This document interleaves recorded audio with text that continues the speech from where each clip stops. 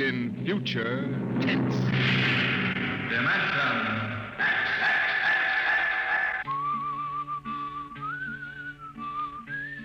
This is the story of Riesling, the singer of the spaceways. You've probably sung his songs in school, in English, French, or German. The language doesn't matter, but it was an earth tongue. But the real story of Riesling is not found in the footnotes of a scholar's critique or a publisher's biography. It is in the memories of the old-time spacemen, the pioneers who pushed the thundering old-fashioned rockets to the far, strange ports that are our commonplace heritage.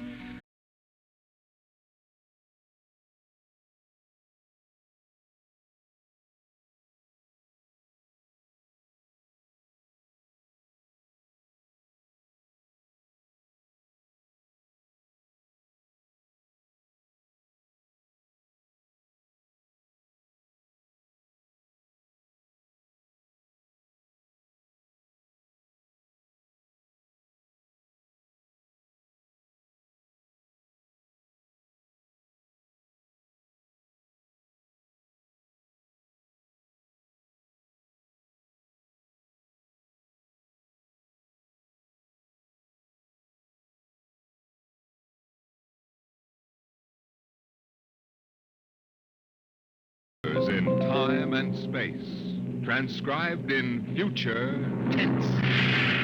Dimension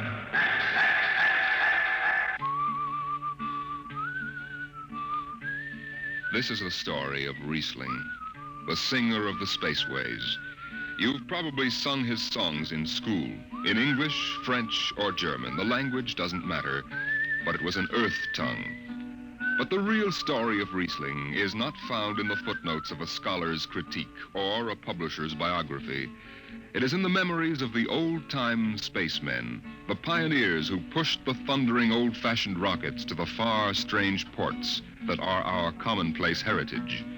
These men know the true story of Riesling.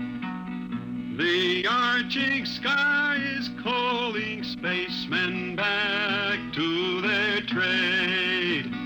All hands stand by, free falling, and the lights below us fade. Outride the sons of terror, far drives the thundering jet, up leaps the race of earthmen, out far and onward yet.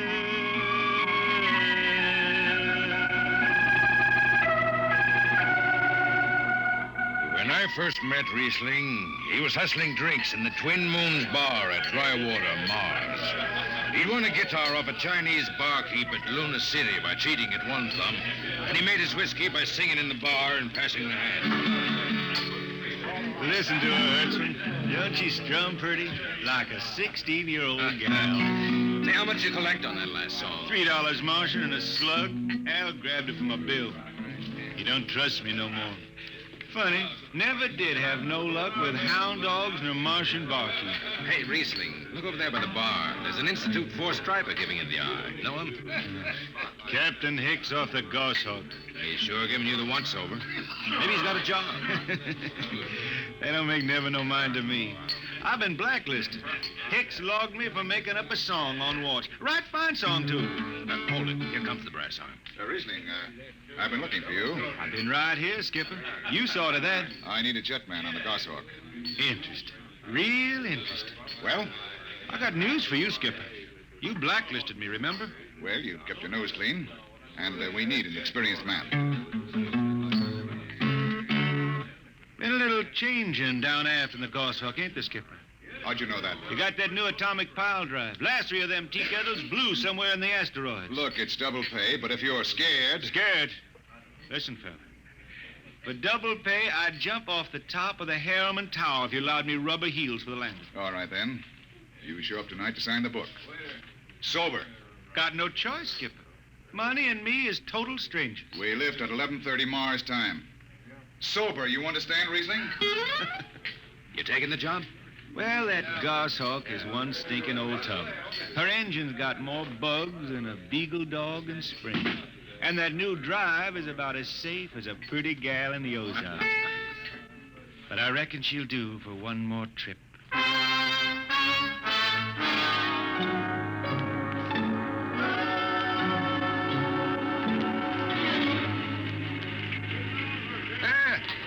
Welcome home, Riesling. Hi, Jimmy Legs. Meet my friend Hertzman. He's signing on as a wiper.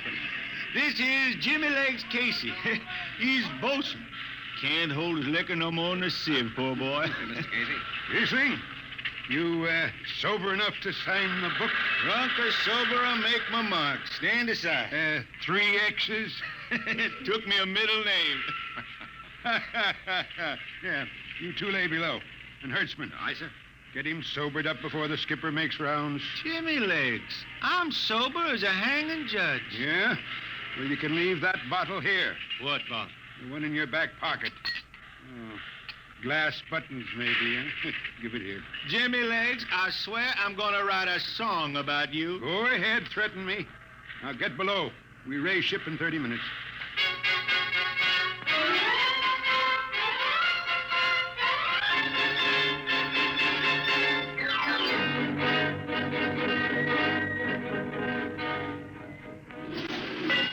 Hi, Skipper. Riesling, what the devil are you doing up here on the bridge without permission? Figured I'd take a little stroll. Riesling, get below before No, I have... hold on, Skipper. You'll have that gold braid just crawling up your arm. I'm up here on business. Well, That number 2 jet ain't fit. Cadmium dampers are warped. why tell me? Tell the chief engineer. I did. He says they'll hold. Well, He's wrong. he's wrong.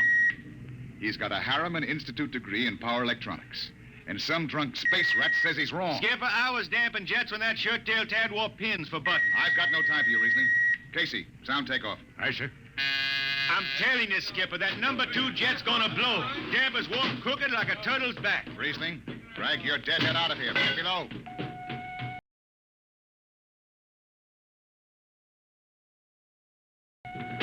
Go ahead from the control tower, Captain. All right, Casey. Fire 1 and 4.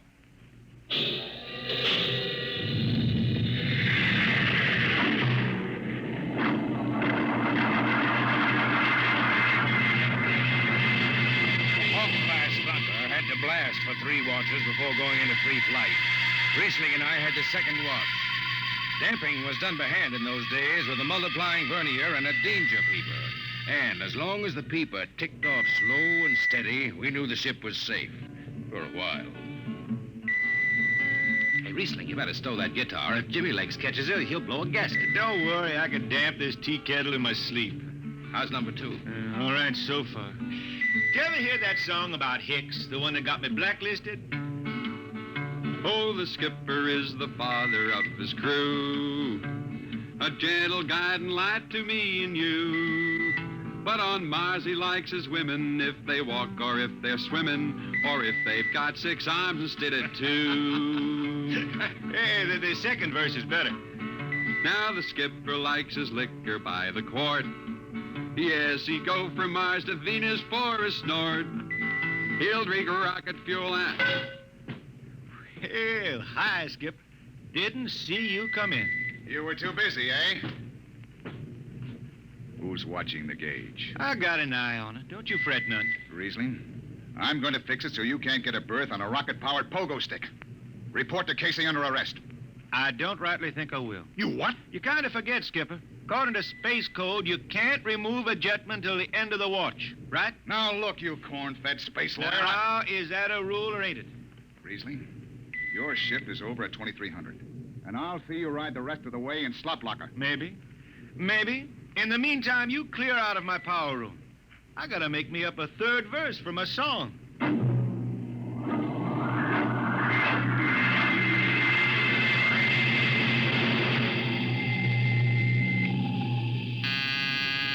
I got it. Power room. Damp number 2 a point. Number 2, all right. Hey, let me have that mic. Jimmy Legs, is that force drive boil up there? Give me that, Casey. Riesling, I've taken just about enough from And you. I've got a little news for you, Skipper. Number 2 jet is bulging like a fat lady in a satin skirt. Listen, you clown, that Skipper, I think I'm gonna junk my song and start over. I could do much better This on is you. the last time, Riesling. Damp number 2, a point. Why, sure. Look out, Hertzman. I'll take it. You watch the gauge. Now. You need to hear. She's bucking a little. Riesling, hit the emergency.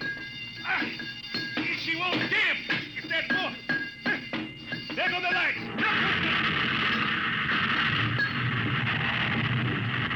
Riesling, stay down behind the baffle. I've got to take a look. It's radioactive. Look out. I've got to piece the hot stuff out of the tube. What's going on down there? Shut up, Jimmy Legs. I'm busy. She's tight now. What happened? Number 2 blew, you lunk-headed space rat. You all right? A little sunburn.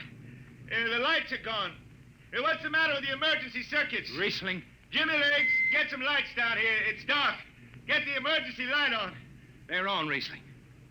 They went on after the blast. The lights are on. What are you talking about? Jimmy Legs. Jimmy Legs, turn on the lights. It's dark. Turn on the lights.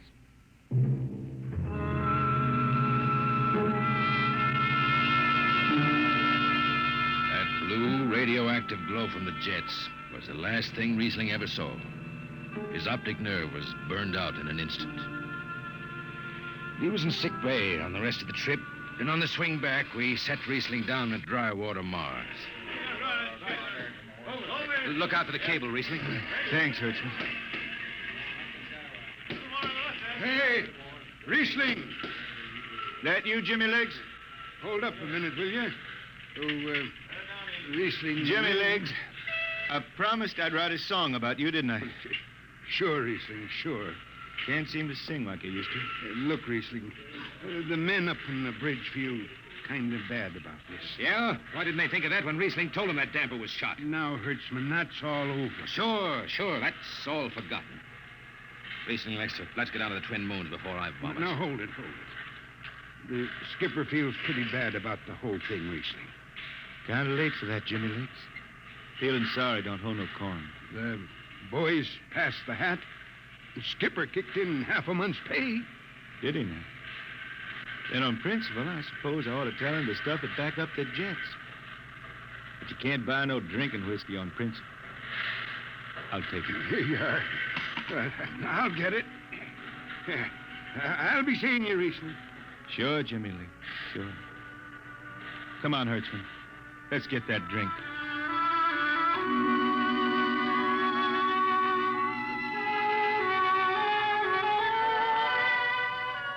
That was all. Just another space bum who didn't have the good sense to finish before his luck ran out. Well, Riesling holed up at the Twin Moons till his money was gone. Then he hooked a ride on a crawler over to Marsopolis. It was a boom town then, with an industrial district mushrooming between the Lesser and Grand Canals. I ran into Riesling about 2 months later, playing his guitar on a jetty that ran out into the canal. He had a dirty rag tied over his eyes with a jetman's knot, and his hat was on the wharf beside him. Riesling! Who's that? Wait a minute. Hertzman. Yeah, how you been? Passable. Say, is this a Venusian dime? Ah, it's a slug. I figured. Well, how's it going? Singing again? Some. Working saloons, mostly. But I've been thinking some funny songs, Hertzman. The words come out different than they used to. Come on along the canal with me. Sure. Here, take my arm. I know the way. That's a funny thing, Hertzman. I figure I know it better than other folks. Look back there, towards the city. What do you see? Factory towers? Smell them from here. But it don't seem that way to me. I remember them old buildings, old before Bible times on Earth. Thin and graceful like the fairy palaces my Grammy used to tell about down home in the hills. They've torn them down now, or else blocked them up with cinder bricks. Hertzman, when I stand out here on the canal, I can see it the way it used to be. The water, ice blue with the stars shining up out of it. Way off there, the city with the towers sweeping up like a bird flying off a tree. I can see it. It's the dirtiest stink hole in the system. Not always. Depends on how you see it. Bone tie the race that raised the towers, forgotten are their lores. Long gone the gods who shed the tears that lap these crystal shores. Slow beats the time-worn heart of Mars beneath this icy sky. The thin air whispers voicelessly that all who live must die.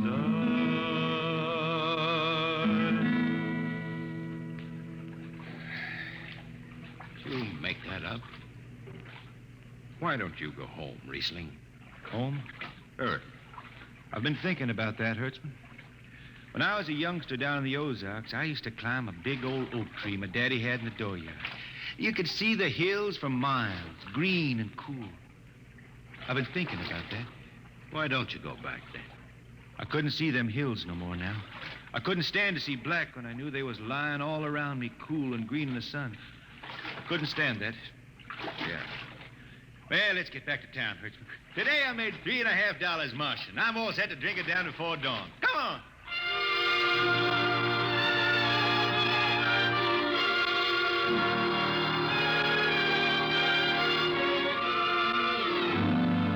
I lost track of Riesling after that. I shipped out on a slow freight of the Condor class for Luna, and he hitchhiked to ride to Venusburg on an ore ship in the Tri-Planet run. So he beat around the system. Venusburg to Layport to Drywater to New Shanghai and back. Any spaceport was his home, and no skipper had refused to lift the extra mass of Riesling and his battered guitar. He made up his songs sitting out watches down in the power rooms with old shipmates while the monotonous beat of the jets shook the hull plates. Hear the jets, hear the jets, hear them snarl at your back when you're stretched on the rack. Hear the jets, feel the pain in your ship, feel the strain in your grip. Hear the jets, feel her rise, feel her drive, strand steel come alive on her jets.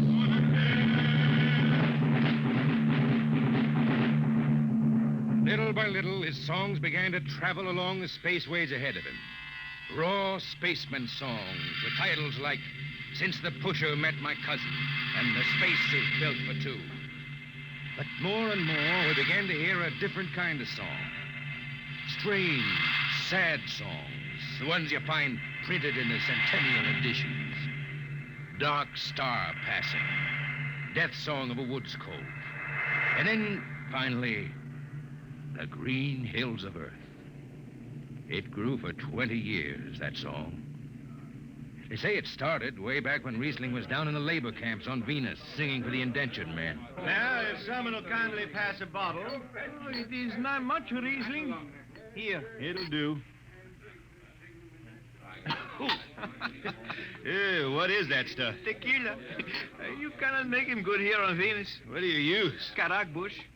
Home it is different. Where are you from, son? Tasco, Mexico. That's a long way from here. Si, a long way. How'd you come to sign on? The man comes out to the village from the city in a shining automobile, very big. He says there is work. You sign the paper for 10 years and you work. Yeah, work. There is work here, all right. 10 stinking hours in the jungle with machete. I tell you, when I get home to Earth... What'll you do, son? What is the use? We aren't getting home. You know how many men die out there in the swamp today? 10 men, 10! What is the use? My mother, she's dead. My father don't care. A girl? She says she wait. I don't know. Sure, son. You sing some more, Riesling. We drink, you sing. Maybe a new song, son. We rot in the molds of Venus. We regurgitated breath. Foul are her flooded jungles, a-crawling with unclean dead. Let the... What is the matter? Finish the song, Riesling. I can't. Can't yet. It just don't come. I'll finish it when I go home. That's it. When I go home to the hills. Now pass that bottle. The dawn whistle don't blow for 4 hours.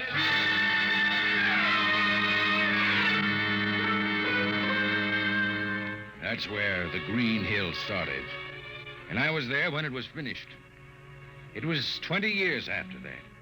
And there wasn't a man flying or on the beach hadn't heard of Riesling and his songs. He was getting old now for a spaceman. He was a familiar figure through the whole system. Tall, gaunt, and with that dirty bandage tied across his blind eyes. I was chief jetman then on the old Falcon. We were cradled at Venus Alice Isle, scheduled for a direct jump to Great Lakes, Illinois, on Earth. I was checking in dunnage when Riesling felt his way up the gangway and came through the lock. Riesling! Who's that? Mike Hertzman. Hertzman. Well, what are you doing on this old hog? I figured I'd ride her back to Earth. Earth? Are you going home, Riesling? I thought you were never going to make that run. I've been hankering to set foot in the Ozarks again. How about those hills? I've been singing about them so long now, Hertzman. I got to finish the song. I got to set foot in the dooryard and hear the wind through that oak tree. About the last thing I'll be doing. I got to get home before... Riesling, there's a new company policy in effect. You see, Hertzman, I'm getting just a little old. Riesling, listen. No more deadhead rides. The new code book is in force. Oh, I seen code books come and go. The skipper's one of them youngsters fresh out of Harriman Institute cadet training. He's liable to throw the book at you. At me?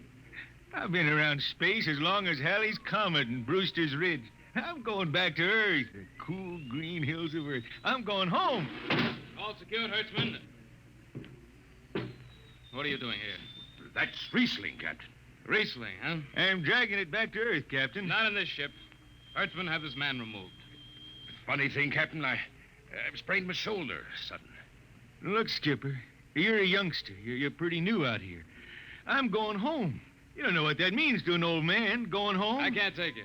Against the Harriman Code. Oh, now look, Skipper. You can slide me by to the distressed spaceman's clause in that code book. Distressed spaceman, my eye. You've been bumming around the system for 30 years.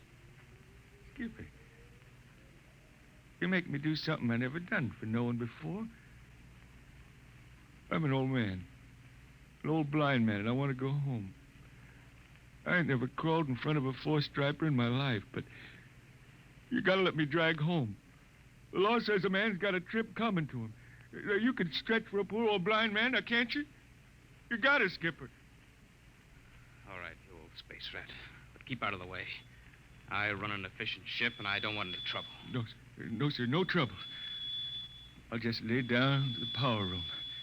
I kind of like to be near the jets when they blast off for Earth.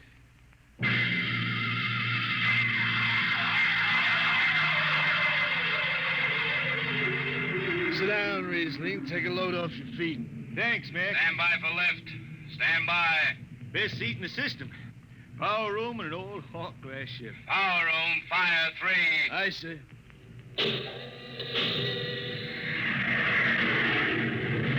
The cool green hills of Earth. Still singing that, Riesling? Oh, some. I changed her a little. Gonna finish her now, Mac. Going home to finish her. Yeah. Have you seen those new automatic dampers, Riesling? Don't have to do nothing but sit and watch. Where's the peeper? Turned off. She's all automatic. You have it soft nowadays. When I was twisting her tail, you had to stay awake. You got an old hand damping plates on? All but the links. Iron shipped them. They cover up the dials. You might need them. No, the automatics handle. Finally going home, Riesling, huh? Won't seem the same out past the moon. I've been waiting for this a long time, Mac. Gonna be good to get home, I reckon. The arching sky is calling spacemen back. Mac, you all right? I got the emergency. The hand dampers. Where are the links? Mac, you ought to be on the wall here somewhere. I got him. Power room, what's the alarm? Emergency squad coming in. Stay out. The place is hot. Radiation blast. Stay behind the baffle. I got the link shift. I can hand damper now. What's going on in there? I'm still in Jet 3. Is this McDougal? McDougal is dead. This is Riesling on watch. Riesling, get out of there. You'll kill yourself. Don't worry, Skipper. I know this power room like the inside of my shirt. Somebody's got a damper. Riesling, I'm sending in a crew. No use. The whole room will be hot for an hour and the other jets won't hold. Skipper, throw on the recording tape. What? Throw on the recording tape. I want to get something down. Tape's on, Riesling. Stop it, Riesling. The radiation will burn you down. Yeah, I reckon. Yeah, pretty sharp sunburn. Pick me out of here with a tongs and bury me in a lead-shield coffin. Okay, Skipper. She's clean. Radiation's getting brighter. I can almost see it. Bright, rosy like the sun. Like the sun over the hills down home. I got my song figured right now.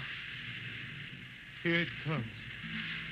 We pray for one last landing on the globe that gave us birth. Let us rest our eyes on the fleecy skies of the cool green hills of Earth. I can see him now. The hills. The sun. I can see the sun. That's the way he died. Riesling, the blind singer of the spaceways, singing of the home he never reached, the cool green hills of Earth.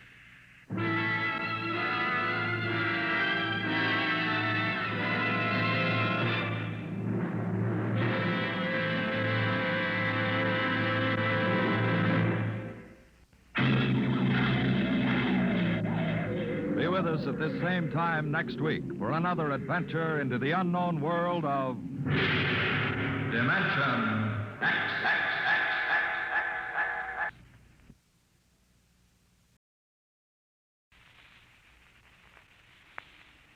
Adventures in time and space, told in future tense.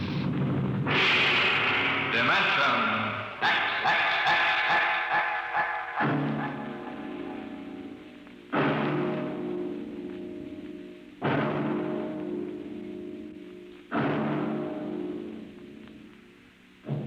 Can you predict the future? Can you tell what will come in 100 years? Or in 10? Or in the next minute? Tonight we present two ventures into the unknown. Two fantasies of the future, chosen from the works of one of our most brilliant young science fiction writers, Ray Bradbury.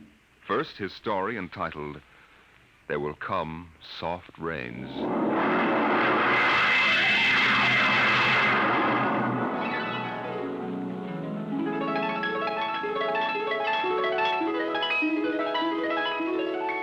The house was a good house, planned and built to be lived in the year 1980.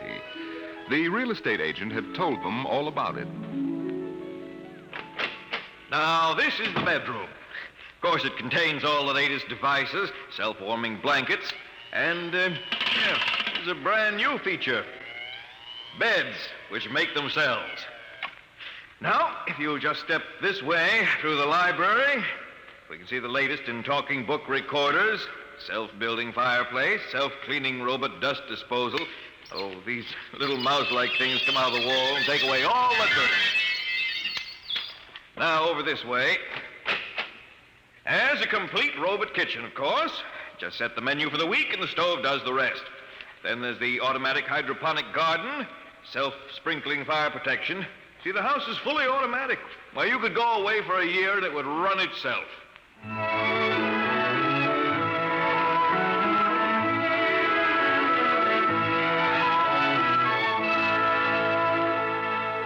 And so the family took the house. The man and the woman and the two children, a boy and a girl. And they lived contentedly, enjoying music and poetry and the rich, warm things in life. And the house fed them and slept them and entertained them. It made a good life for them. Until one day, there were 10,000 explosions, and the world shook, and red fire and ashes and radioactivity fell from the sky. The happy time was over.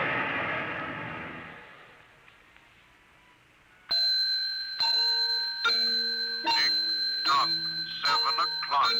Time to rise. Open your eyes.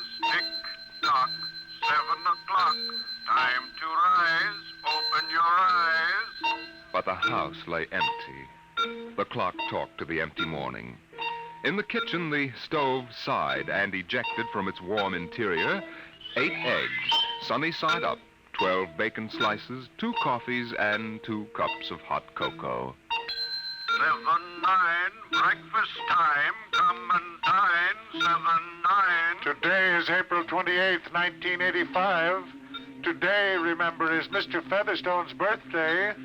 Insurance, gas, atom heat, and electricity bills are due. In the walls, relays clicked. Memory tapes glided under electric eyes. Recorded voices moved beneath steel needles. 8-1, run, run. Off to school, off to work. Run, run. Tick-tock. 8 o'clock. 8 o'clock. But no doors slammed. No carpets took the quick tread of rubber heels. At 8:30, the eggs began to shrivel. An aluminum wedge scraped them into the sink. 9:15, time to clean. 9:15, time to clean. Out of the wall, hundreds of tiny mechanical mice darted. The rooms were a-crawl with small cleaning animals, all rubber and metal. They sucked up the hidden dust and dirt and popped back into their burrows.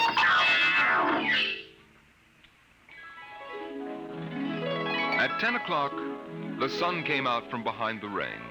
The house stood alone on a street where all the other houses were rubble and ashes. At night, the ruined town gave off a radioactive glow which could be seen for miles. At 10:15, the garden sprinkler filled the soft morning air with golden fountains. The water tinkled over the charred west side of the house, the side which had been facing the blast. It was black, except in 5 places. One of the 5 places was a silhouette of a man mowing a lawn, just as he'd been the instant the radioactivity burned his image into the side of the house. Over there, a woman bent to pick flowers. Still further over, their images burned into the wood, where a small boy, hands flung into the air. Higher up, the image of a thrown ball, and opposite, a girl, her hands raised to catch a ball which never came down. 5 people. 5 spots of paint. On the front porch, the dog whined and shivered. The front door recognized the dog's voice and opened. The dog padded in wearily, thin to the bone, covered with sores. It ran to the kitchen and pawed the kitchen door wildly. Behind the door, the stove was making pancakes which filled the house with their odor, as prescribed by the automatic preset menu selector. The dog frothed, ran insanely, spun in a circle, biting its tail, and died. 1 o'clock. 1 o'clock. Delicately sensing decay, the regiments of mice hummed out of the walls, soft as blown leaves, their electric eyes glowing. 1:15. The dog was gone.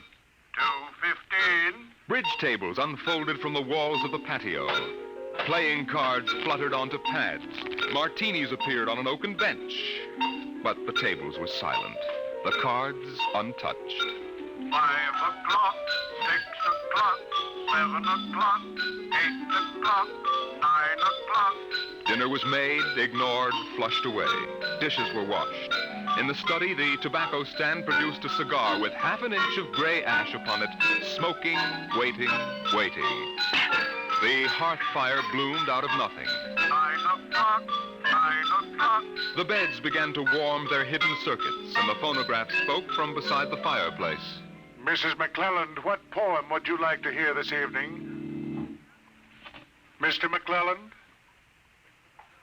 Since you express no preference, I shall select at random from among your favorites. Sarah Teasdale, There Will Come Soft Rains. There will come soft rains and the smell of the ground, and swallows circling with their shimmering sound, and frogs in the pools singing at night, and wild plum trees in tremulous white. Robins will wear their feathery fire, whistling their whims on a low fence wire, and not one will know of war. Not one will care at last when it is done. Not one would mind, neither bird nor tree, if mankind perished utterly. And spring herself, when she woke at dawn, would scarcely know that we were gone. The phonograph finished the poem. The empty chairs faced each other between the silent walls. At 10 o'clock that evening, the house began to die. The wind blew the bough of a falling tree into the kitchen window, smashing it. A bottle of cleaning fluid crashed on the stove.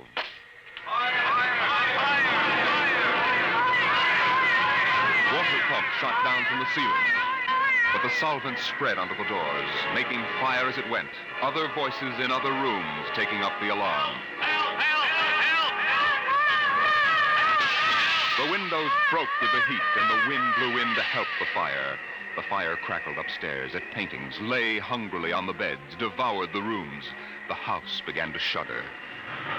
The bared skeleton began to cringe in the heat. The wires revealed as if a surgeon had torn the skin off. Voices screamed in every room. Windows snapped open and shut like undecided mouths.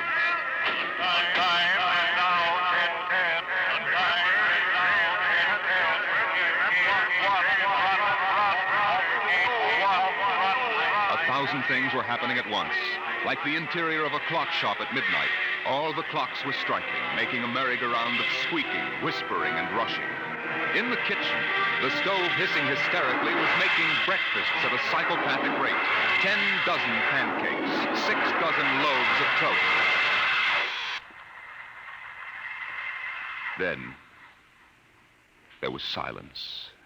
The film spools were burned out. The wires withered and the circuits cracked. Then the house began to breathe its last. The beams began to give at the foundations. Long cracks appeared in the concrete. The seams were burst from the heat. And finally, with a huge rumble, it crashed into dust and rubble.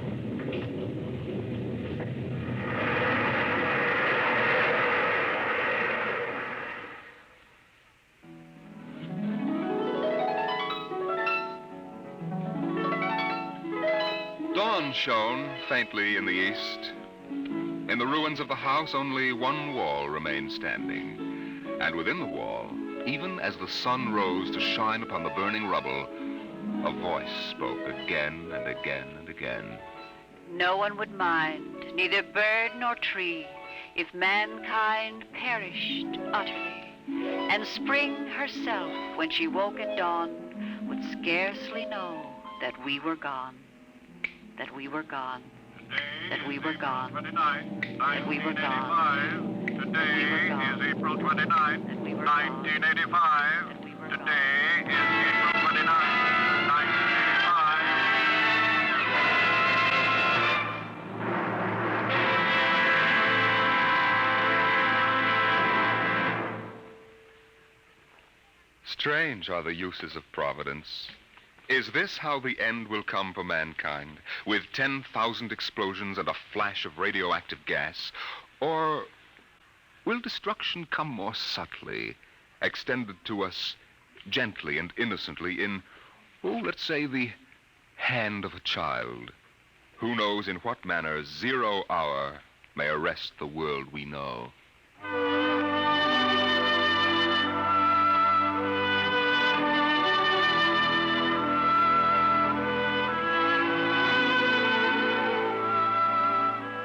It was a perfect summer day in the year 1985. The streets were lined with green, peaceful trees. Businessmen sat in their quiet offices, taping their voices or watching televisors. Rockets hovered like darning needles in the blue sky. There was the universal quiet conceit and easiness of men accustomed to peace, quite certain that there would never be war or trouble again. There were no traitors among men, no unhappy ones, no disgruntled ones. The world was upon stable ground. Sunlight illumined the suburbs, and the town drowsed on a tide of warm, sunlit air. On the lawns, the children played, catapulting this way and that across the green grass, shouting at each other, holding hands, flying in circles, climbing trees and laughing. And in the homes, busy mothers prepared for the evening arrival of their husbands. Excuse me, Mom. Good heavens, Mick, what's all the excitement? We're playing a game, Mommy, the most exciting game ever. What are you doing in that cabinet? I need some tools from Daddy's kit. Your father may not like... Oh, I'll take good care of them, Mom, I promise. Very well. Don't you lose anything. Oh, thank you, Mom. You want a glass of milk? Can't stop now, Mom. What's the name of the game, Mink? Invasion. Invasion. What will they think of next?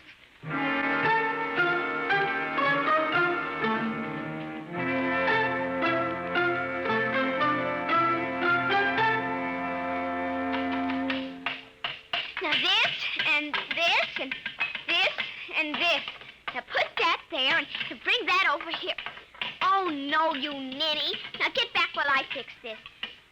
There, they want it this way, see? Here, just let me fix it. Oh, Mink, it's that smarty pants Joseph Connors. Don't let him play. He's 12 years old. Don't worry, I won't. What you playing, Mink? None of your business, smarty pants. I want to play. Can't. Why not? You're too old. Just 'cause you're only 8. No, you'd only laugh at us and spoil the invasion. Make him go away, Mink. Go away. This is my backyard. Who wants to play with you and your old fairies anyway? They aren't fairies. Nuts to you. I don't want to play anyway. Good riddance. I'm glad you didn't let him play, Mink. He'd only laugh. Now, we'd better talk to Drill and get some more instructions, Art. Now, here's your pad and pencil. Where is Drill? Drill? Here, Drill. Drill? Well, he's in the rose bush, I think. I'll talk to him myself, and you write it down in the pad. Okay. Drill? Drill? Okay. Drill wants you to write down triangle. What's a triangle? Never mind. Drill will tell us when he wants us to know. It helps the invasion. How do you spell it? Well, that's Drill. Drill, how do you spell... Here's your mother, looking out the window. Mink? Yes, Mother? Who are you talking to? The rose bush, Mom. Only it's not really a rose bush. That's Drill. Who's Drill? He's planning the invasion. Oh, I see.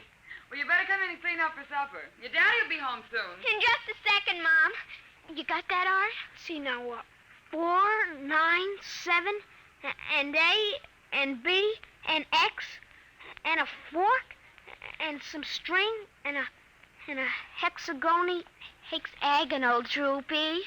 Come on, Mink. Supper's in 10 minutes. Okay, Mom, just a minute. I have to tell Drill. I wish we didn't have to eat, though. It holds up the invasion.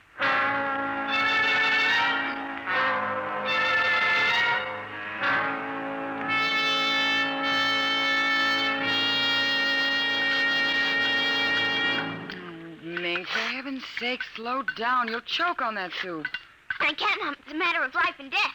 What's a matter of life and death? The invasion. What invasion is that? Oh, just some silly game the children have been playing. Well, whatever it is, Mink, it'll wait until you've finished your supper, I'm sure. Oh, I don't want any more. You've barely touched anything. Oh, but Drill is waiting for me, Daddy. Drill? Who's Drill? He lives in a rose bush in our backyard. Imagination, Henry. Such nonsense. I've got to run now. You'll sit through dessert, young lady. Oh, gee, Daddy. And while you're at it, tell me more about this new game. It's Martians invading Earth, Daddy. What? Well, we're not exactly Martians, Daddy. They're from... Well, gee, I don't know. From up. And from inside that little head of yours. You're laughing at me. Drill said you would. You'll kill Drill and everybody. Oh, I didn't know you could kill a Martian. But it's not really a Martian, Mom. Maybe he's from Jupiter or Venus, even. Imagine. They couldn't figure out a way to attack the Earth. We are impregnable. Impregnable, dear. Well, that's the word Drill said, Well, anyway, that was the word, Mom, the same word. Anyway, so we're helping them. Now, who's helping who? Well, the kids are helping the Martians. Oh, fifth column, eh? Well, Drill says in order to make a good fight, you gotta have a new way of surprising the people. That way you win. And he says also you gotta have help from your enemy. Pretty slick, those Martians, using the kids for a fifth column, eh, Mary? And hiding under rose bushes, too, Henry. Don't forget that. Well, that's because grown-ups never look under rose bushes. Only kids. Oh, I see. Well, finish your fruit, darling. You can play for an hour afterward. Mary. Oh, it's so nice out, Henry, and there's no school tomorrow. Very well. Till 8 o'clock. Drill says after the invasion, we can stay up as late as we want. No more bets, either. Oh, is that so? We can watch all the grown-up televisor shows. I don't wonder this invasion has caught on among the kids. Well, some of the kids are giving us trouble, like Dale Britz and Petey Jarrett. They're growing up, so they won't believe in the invasion. They make fun, worse than parents, even. I hate them worst. We'll kill them first. I hope you're saving your father and me for last. But Drill says you're dangerous. What? But I think they'll let me keep you because I'm helping so much. I'll talk to Drill. Maybe we won't have to kill you. Mary, I think this nonsense has gone far enough. Can I go out now, please? Well, run along, dear. Don't worry, Dad. I won't let them hurt you. Mary, I think the child's taking this game entirely too seriously. Invasion. Now, Henry, you know how Mink is. Besides, all children have their aggressions. Better to get them out in the open, I suppose. Maybe you're right. I was wondering about bridge with the Jacksons tonight, Mary. All right. But, you look tired, dear. Why don't you sit in the relaxer for a while and get a massage? I'll sew for a while until it's time to... Oh, I wanted to call my sister Helen. Oh, good. Find out when her husband's going to return my golf clubs.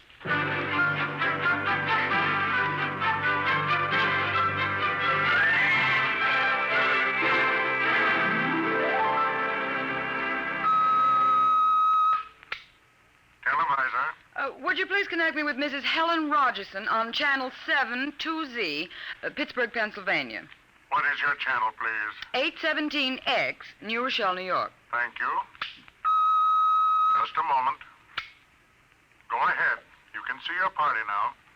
Hello, Mary. How are things in New York? Fine, Helen. How are things in Pittsburgh? You look tired. Oh, I've been having a terrible time with the children. Sick? No, just underfoot. They've got a new game that's got me just about crazy. It's called Invasion. Did you say invasion? That's right. Well, isn't that strange? My Mink is playing it, too. My boy Tim is all involved with some imaginary fellow named Drill who's running the invasion. Must be a new password. Mink likes him, too. How do you suppose these games start? My backyard looks like a scrap drive. They've got every conceivable kind of mechanical gadget arranged out there.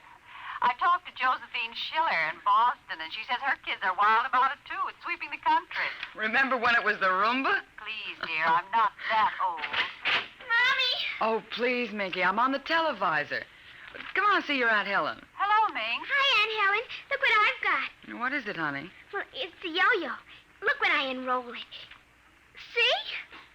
Well, Helen, look, it vanished. Where did it go? Into another dim... She means dimension. I'll say the darndest thing. My Timmy brought one home, too. I can't figure out how they work.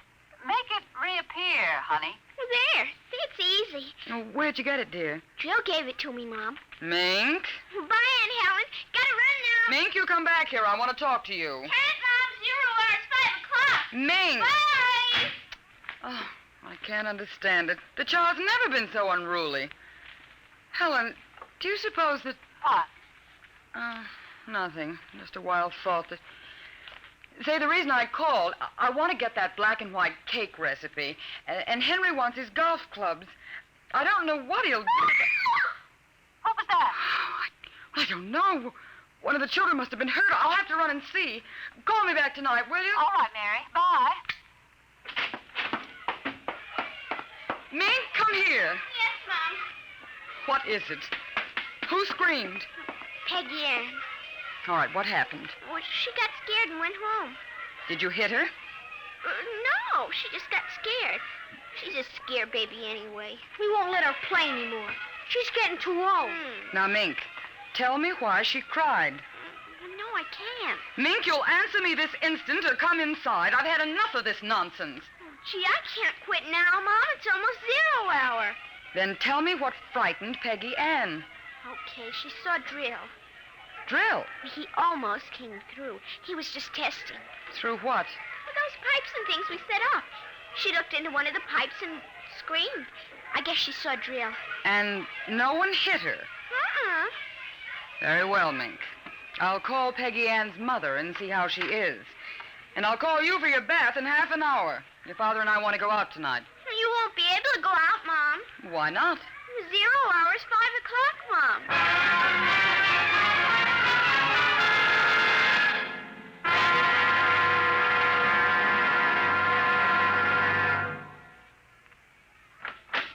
Hello, dear. Oh, you home already, Henry? Yes, I thought I'd relax a little before we went to theater. Where's the little one? Out back. Same game. Same game. They've got a stack of pipes and hammers and spoons a mile high out there. Children, why do we have them? Yeah, strange little creatures, aren't they? Even Mink, Henry. She's a part of us, and yet what do we really know about how she thinks and feels? Oh, I didn't mean to start a philosophic discussion. Kids are such a queer mixture of love and hate, though. Even normal, healthy kids. They need you and they're dependent on you, and yet they resent that dependence. You sound like a child psychology course I once took. I wonder if they ever really forgive the whippings and the commands we have to give them sometimes. I wonder if we ever forgot them when we were children. Look, I'd like to discuss this with you, dear, but we do have a theater date, and it's almost 5 o'clock now. What's happened to the kids? They're so quiet. When children are quiet, you know there's some mischief. What's that sound? I don't know. Those kids aren't playing with anything electrical, are they? I'm sure they aren't. At least I Just the same, I'd better go out and Henry. see. Tell them to put off the invasion. What? Mary, don't get upset. It's just a game.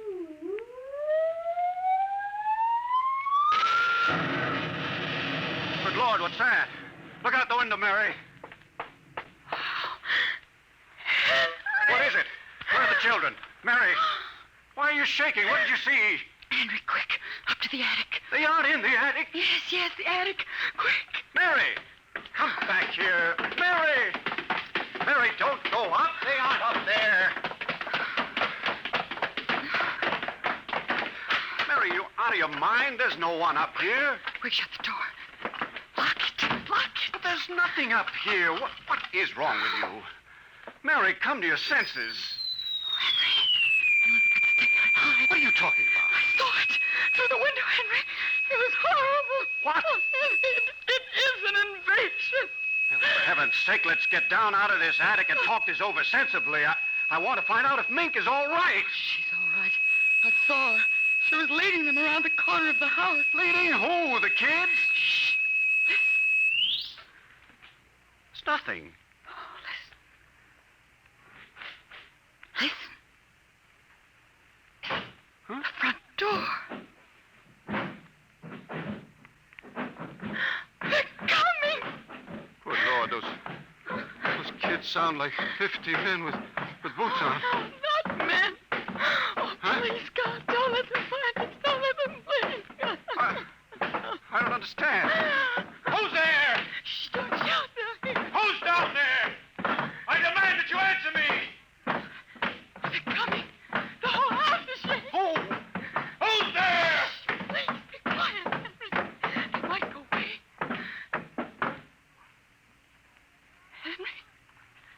Henry? Mom? Dad? Are you in the attic? Henry, listen. It's Mink. Mink. We've got to save her. you don't understand. She's leading them. What? She's leading them. She's on their side. Oh, please, God, forgive them. The children on their side? Oh, she told us, but we wouldn't believe her. Henry, they're coming out. Mom? Dad, we know you're in there. Well, I guess you better melt the lock, Trill.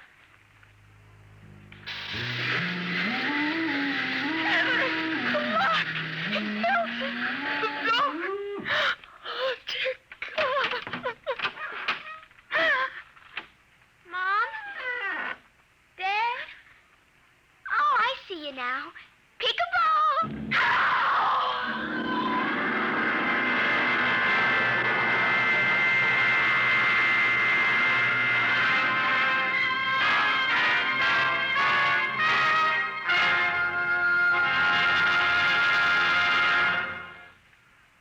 You have just heard another adventure into the unknown world of the future, the world of Dimension X.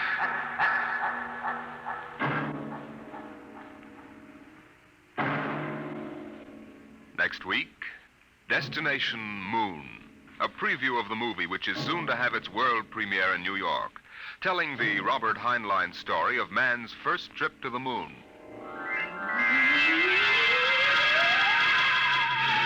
Tonight's adventures in Dimension X, There Will Come Soft Rains, and 0 Hour were written by Ray Bradbury and adapted for radio by George Lefferts. Featured in the first story as narrator was your host, Norman Rose.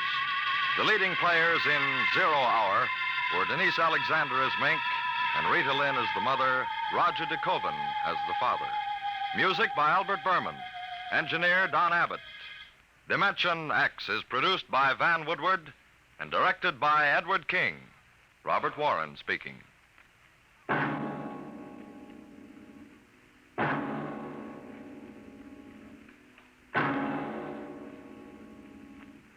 Programs. Get your programs here. For a new thrill in detective listening, join the Saint tomorrow as he reaps a harvest of criminals in a thrilling adventure with the underworld.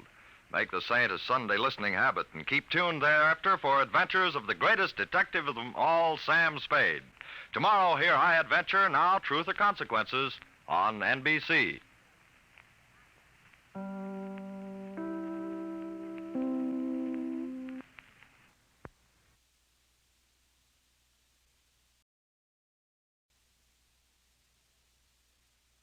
Adventures in time and space, told in future tense.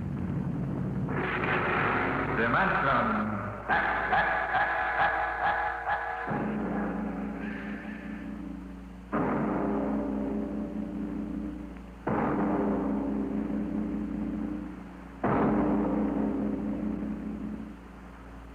Man has always dreamed of conquering the barrier of the atmosphere. The problem is on the drawing boards of aeronautical engineers and atomic physicists. They can calculate the power needed, the trajectories, and the equipment. On the sound stages of Hollywood, the engineers and special effects men have combined to bring that day to life. The day when the first rocket leaves Earth for outer space. Now, a radio play taken from the advanced screenplay of the George Pal Technicolor production, Destination Moon. On the vast concrete strip at Dry Wells, Texas, the form of the rocket towers above the cranes, the loading machinery, and the scuttling trucks and jeeps. The fuel lines snake across the concrete to the rocket. It's Destination Moon. A small pursuit plane circles in for a landing on the runway, turns and taxis toward the prefab buildings at the edge of the strip. Here comes General Thayer. Got those reports, Dr. Cargrave? All ready, Barnes. Oh, you made good time. Hi there, General. Over here. Barnes, I've got to talk to you. Oh, you just made it, General. Everything's running smooth as a clock. We ground test in 20 minutes. Come on over to the office. What's the matter? Come on, Barnes. Something happened in Washington? Something always happens in Washington. Let's have it straight, General. Our application for a test license was denied. Denied? I'll quote. In the opinion of the commission, should the engine fail structurally, the dispersal of radioactive material would mean danger to the surrounding area. But we've evacuated the blast No area. use, Bonds. Mission is pretty sensitive about public opinion. The Galavan newspaper chain has been after our scalp. They got mine anyway. What do you mean? I've been retired. Retire? You got a job for next general? Pretty handy with a lug wrench. I can't do that. Where would the Air Force be if you hadn't kicked them into using the jet-fuel jet engine on pursuits? It's not as simple as all that. One-star generals can't go into the Department of Defense and pound desks. I did. Some of those old mossbacks would still be using horse cavalry if they could get away with it. Now, this ship will work. I know. I built it. I don't suppose we'll ever know. The mission won't reverse itself. Wait a minute. Hargraves, ship's all ready, isn't it? Except for minor installations, yes. General, I've been building and flying ships by the seat of my pants since they had piano wire between the wings. Now, this baby either works the first time or she doesn't. What do you mean, Bond? The commission refused permission to ground test, right? Yeah? All right. We won't ground test. Hargraves, what's the next astronomical optimum? 3:47 tomorrow morning. We'd better get busy then. We've got just 17 hours to get that ship ready. And then we take off for the moon.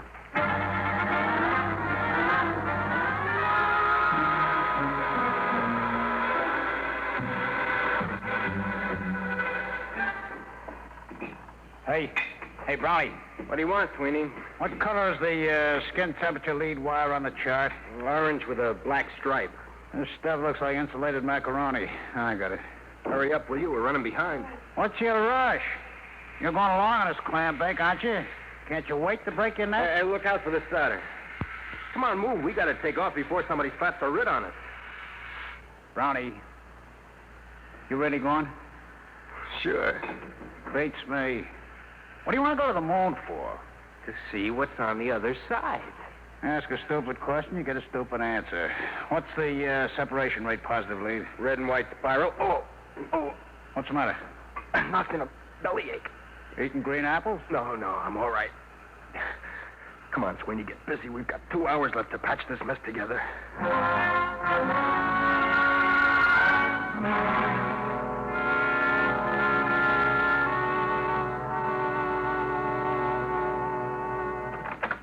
Mr. Barnes. Oh, what is it, Sweeney? It's Brown. They just took him to the hospital. They what? Well, is he all right? He will be after they cut out his appendix.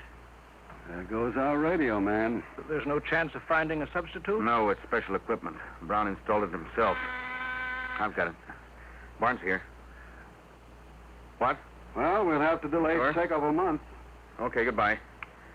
We can't, General. That was Hastings at Dry Wells. There's a United States Marshal driving over.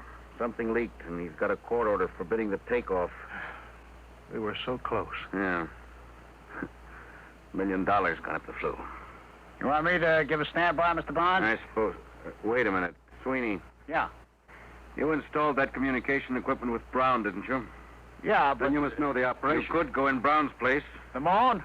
Oh, no, not me. It's an important project, Sweeney. The scientific advance... There's the military aspect, Sweeney. I had 4 years of the military aspect, General. That's enough. Afraid?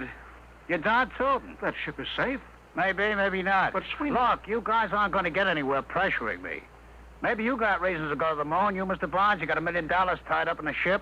It's your scientific baby, Doc, and the General's out on a limb in Washington. Well, what's in it for me? Now, that's no way to talk, Sweeney. It's an important advance for the whole world. You pardon the expression, baloney. Sweeney. I work on a scientific theory, too, General. Hooray for me, you look out for yourself. I ain't going. I don't like to say this, but this isn't the time to consider yourself, Sweeney. This country's defense hangs on being the first to develop space travel. Somebody else, not me. There's nothing I want on the moon. All right. We'll take care of that. Sweeney, I'll offer you $10,000 bonus and a 10% royalty on the ship patents out of my cut. Barnes. It's no use to me unless we get off before that marshal gets here from Dry Wells. Well, Sweeney, you'd be rich enough to retire. You could take it easy the rest of your life. Well, now you're talking my language, Mr. Barnes. Okay. When do we leave?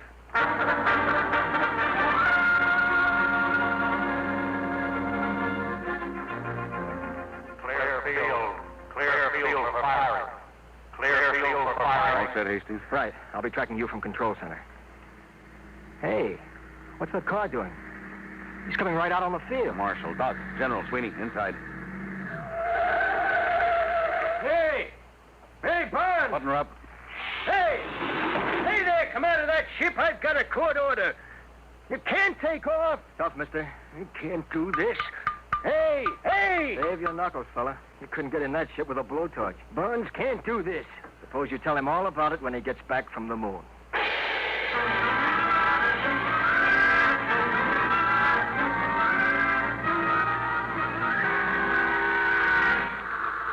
Sweeney, warm up your communication circuits. Yes, sir. Calling traffic shack. Traffic calling rocket to Luna. Over. Get a clearance check. Give us a clearance, traffic. Over. All clear. Dry Wells is ready for tracking. Over. Power. Power ready. Communications? Yeah. Co-pilot. Automatics ready. Give the warning signal. Give me a time check on the computer.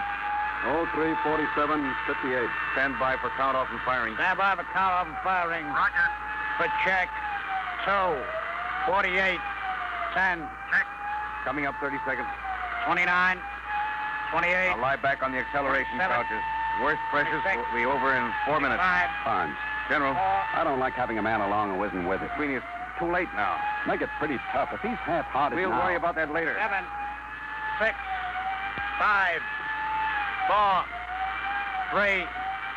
2. Fire.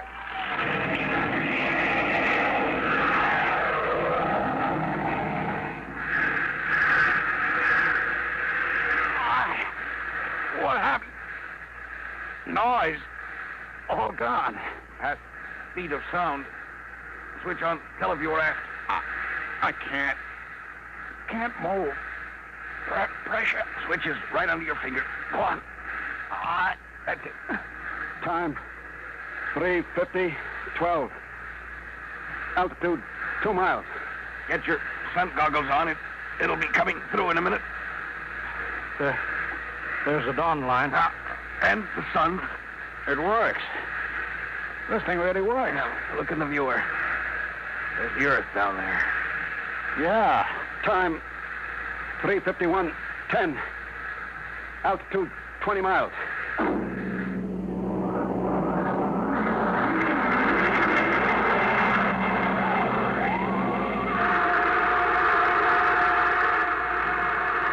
Time 3:53:50. Altitude 807 miles. That's the end of the blast. We're in free fall. Unbuckle your straps. Hey, I'm falling. I'm falling up. There's no gravity up here. We don't weigh anything. I don't feel so good. How do I get down from the ceiling? I feel lousy, seasick. No, space sick. What's the difference so long as I ain't healthy? There's a bottle of pills under the head pad. They ought to settle your stomach. I'll break out the magnetic shoes. Then we can at least keep our feet down on the floor plate. Here, Sweeney, you can put these on. Hand them up. All right. Here. Now you can walk down the wall. Try it. Like this? Hey, like a human fly. You know, this is the second time I ever walked on a ceiling. Only this time I'm sober.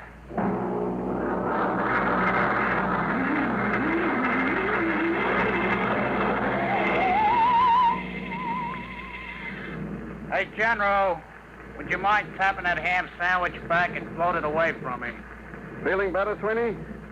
Yeah, I guess so.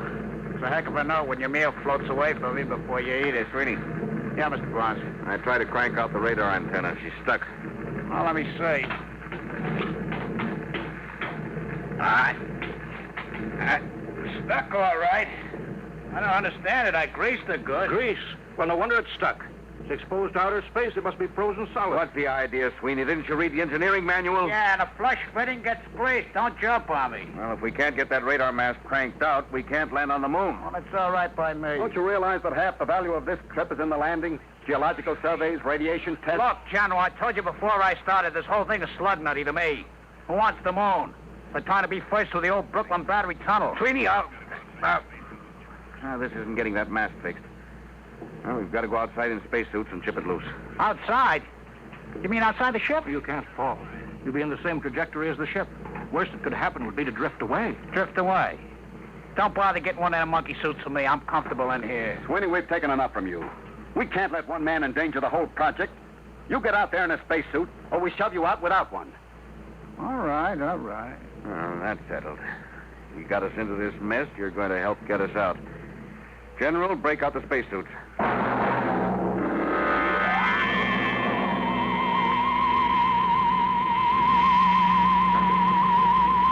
Close the inner lock. Now, let's get this straight. Keep your magnetic shoes on the hull plates. Your safety line's hooked. If you break loose, we won't be able to go after you. You'll hit the moon at 20,000 miles per hour and squash.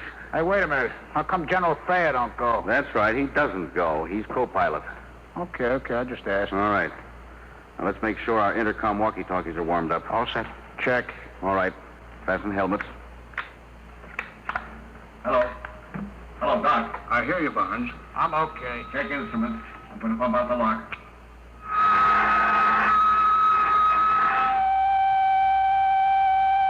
All set. Open the outer door, Doc.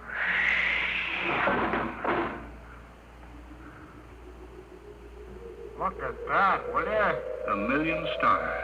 20,000 miles an hour, free fall and no breeze. That's right. No air. And we haven't got time for the scenery. Let's get to work. Can you two handle it? I want to go aft to see how the firing tube's held up. All right, Doc. Come on, sweetie. Let's get to work.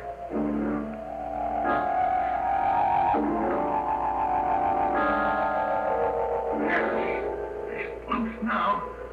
Pull the mast out, sweetie. Slippery as a hog on ice. Yeah. Now, let's get back. Suits me. That's the Earth up there? Western Hemisphere. You can see America. That dark strip against the light. Pretty far away, huh? Barnes. Hargraves, what's the matter? Help, I'm loose. I'm drifting. No, what happened? My shoe magnet's pulled loose. There he is. The safety line broke. Hurry, help me. He's too far to keep a line. Oh, he's cooked. We'll never get him back. Hello, General Thayer. All right, Barnes. I heard you on the control room speaker. I'm coming outside. Bring an oxygen tank. Got that? Right. Hurry. What are you going to do? Throw him a bottle of air and forget about him? Barnes, help. Now, all right, Doc. General Thayer's coming out of the lock. Where's Hargraves? 50 feet out and down the left. Give me that oxygen tank. What are you going to do? Unhook my shoes first. You're crazy. You'll float away, too. I can use the pressure in the oxygen tank for a jet. Maybe I can ride the tank out there if there's enough power from the nozzle. Just turn the bell. There. What was that? Recoil's making my helmet light shake. I'll try it again. Hey, it works. Like an outboard motor. Keep going, Barnes. About 30 feet more. Swing a little to the left. All right. A couple more shots. There. Now, reach out for me, Doc. You're too far. I can't. Hang on, Doc. One more shot. There. Hang on. Can you get back, Barnes? If we don't, we tour the universe together. Hang on to me, Doc. All right. You aim us when I turn the bell. You're drifting farther, Barnes. There better be enough pressure to get us back. Here we go. Oh, we're moving. Yes, enough, fast enough. Pressure's almost down in this tank. There's the last of the gas. We're too far out, Barnes. They can't reach us with a line. Get you back to the ship. On the count of 3, push the tank as hard as you can. The reaction may shove us in close enough. Yeah. Ready? 1, 2, 3. Here they come, General. Grab them. Reach out, Barnes. Grab the line. I got it. All in. Thank God. Well, let's have you aboard.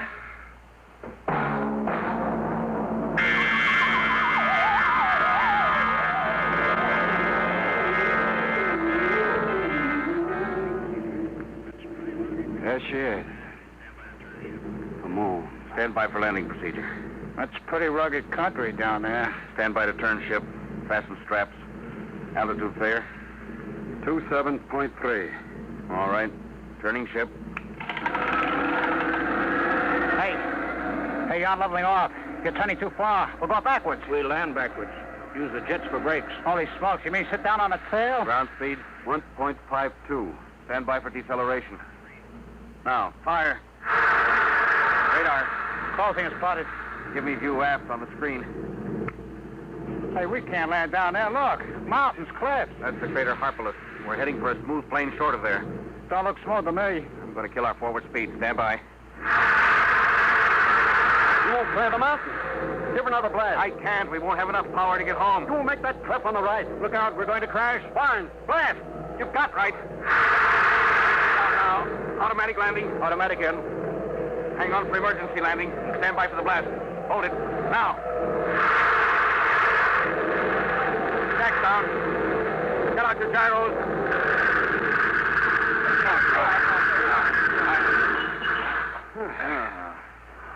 That was a lousy landing. It aren't safe. Yes, but I wasted reaction mass we'll need to get home. We'll worry about that later. Right now, I want to get out there and plant my feet on the moon. The moon.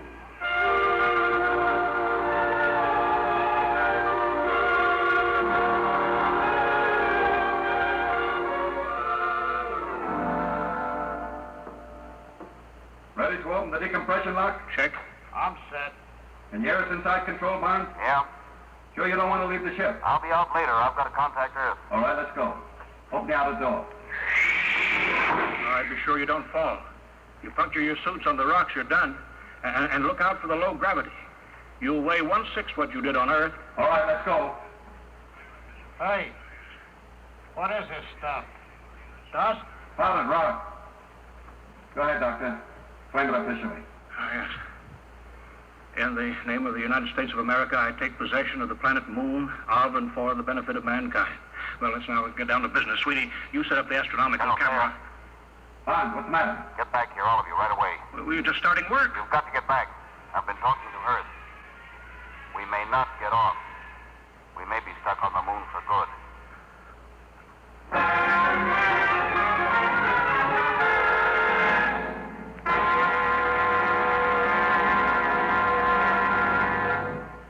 Hello. Hello, Earth.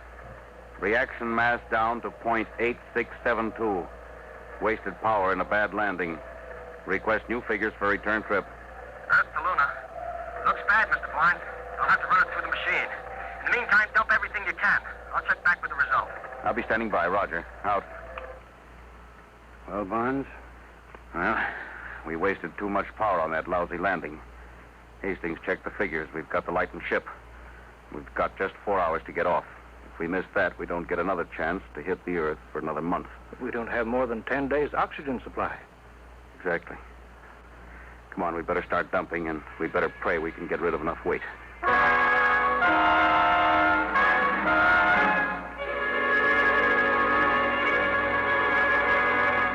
Acceleration pad 4, serial 706, schedule B, 14 pounds. Check. Give me a hand, Doc. Yes. Airlock's full. I'll put my helmet on and shove the junk out of the lock. Barnes, is that everything we can get out? 3 of the spacesuits will be dropped before we take off. How about the 4th? We'll have to keep that so we can open the airlock to shove the others out.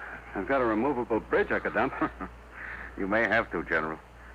Well, Hastings is due back now with the takeoff figures. Hello, Earth. Luna calling Earth. All right, Mr. Barnes. We hear you. How much weight have you dropped? 4,003 pounds, Earth weight. Then you're still short 110 pounds. What? If you can dump 110 pounds, you can coast home. Well, we're stripped. We unbolted the locker doors, junked the radar chassis and mounts. We'll have to take a chance as we are. It's suicide. You haven't enough reaction mass to clear the moon. You could be wrong, couldn't you? I could, but not the computer. I'll be standing by, Mr. Barnes. Over. All right, Hastings. Out. 110 lousy pounds. What happens if we're not light enough? We fall back and crash. Or just go into an orbit around the moon. Just keep going around? Yeah, that's it. We've got 14 minutes left till takeoff time. Oh, that's fine. I could have gone over Niagara Falls in a barrel, but I had to come to the moon. Well, it's pretty simple. 110 pounds. One of us stays. Yes. I guess that's it. I weigh 180. That's plenty. Now, wait a minute, General. I'm the oldest one here. Yeah, and I'm the captain of this ship. If anyone stays, That has but I nothing to give do- the orders here. Doc is the engineer. General pilots when you hit the Earth atmosphere. But, Barnes... I've got no family, so I stay. No. You've got to go back, both of you. I've been discredited. They won't listen to me. You've got to tell them what you've seen. Listen, General, You've got to tell them what the Earth looked like from here. Vulnerable, defenseless, hanging in the sky. I knew this trip would have military value. Well, it does. Can you imagine atom warheads launched at Earth from up here? The moon is the perfect base for an attack on the Earth. Remember, it's only 1/6 as hard to shoot rockets from here to Earth as it is the other way. You've got to tell them the only government to control the moon must be a world government. General, I guess you don't know it. But what you just said means you've got to get back to Earth and convince them even if the rest of us don't make it. Bonds, don't be... No, General, that's all there is to it. Now, listen, Mr. Barnes, General. Never mind, Sweeney, you're not in on Don't this. worry, you'll get back. I was going to say, why don't you heroes match for it? Odd man's out. All right, Bonds, I'll go for that. I'm in. No. 2-1, Bonds. Well, all right. What do we use? You can match buttons off your overalls. All right. Each one pull off a button. I'd better check Hastings on Earth. Here's my button. Cargrave. Hello, Earth. Standing by, Mr. Barnes. We're working it out. One of us stays behind. What? We're matching for it. Check time. Oh, it's only 110 pounds. Isn't there some Check other time. Ladies and gentlemen, we interrupt the program Dimension X for just a moment for two important bulletins from the wires of United Press. From Seoul, Korea, the North Korean radio says the North Korean Communist government formally declared war on South Korea effective at 11 a.m. Sunday, Korean time. And then a little later, this bulletin from Washington. State Department officials say they will hold Russia responsible for the North Korean attack against the independent South Korean Republic, which this country and the United Nations brought into being and have supported. We now return to the program Dimension X. Yes, sir. 9:41:50. 10 minutes to 0 hour. Check. That's all, Hastings. We'll take off with 3 men. All right. Ready to match? Hey, what? The airlock. Sweeney, he went out. What's he doing? What? He's going out. Out there on the moon.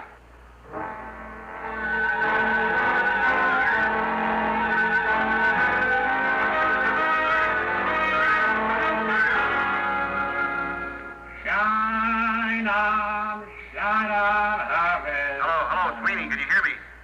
Yeah, sure, Bonds. Hiya. Oh, come back in here, you fool. Blow it. It's nice out here. Come back, Sweeney. You're going home. Yeah, some other time. Remember me to the girls? Any girls. Listen, Sweeney, come back. This trip doesn't mean that much to you. We've talked you into it. Nobody can expect you to do this. Now, don't be crazy. Why not? I'm a lunatic. Get it? A lunatic. Sweeney, come back. Listen, I lightened your ship, get it? 160 pounds, that's me. Now go on, take off. Come back, Sweeney. You can't do this. Listen, you guys wouldn't count me in on the matching. Oh, no. I run on hooray for me, and you look out for yourself. Well, maybe you changed my mind. I've been looking up there at that Earth hanging in the sky. We're going to build something on this moon. All of you guys got to go back. Doc, he's the guy to work it out in the lab. Bonds, you build the ships, and the general, he's got to pound those desks and see that it gets done right. You'll need me. Now, Sweeney, wait a minute. Come back. Go on, Blow, get gone. You're spoiling my whole day. So long, heroes. You don't understand. We can take off, all of us. What do you mean? With the 110 pounds? Now, listen to what I say. Get back in here, and on the way, pick up a screwdriver and a rat tail file and an oxygen tank. What's the deal? Get back in here. I've got a way to get us all off, if it works.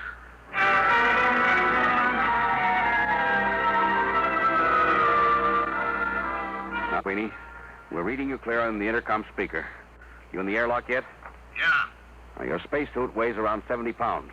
The radio weighs 50. Yeah, but I can't open the outside door of the airlock without my suit. What are you trying to pull, Bonds? After you chuck the radio out, you file a hole in the gasket on the outer door. Got that? Then you tie your safety line to the oxygen tank, pass it through the hole. It hangs outside. You got that? Yeah. Then you close the outside door, get out of your suit, come in here.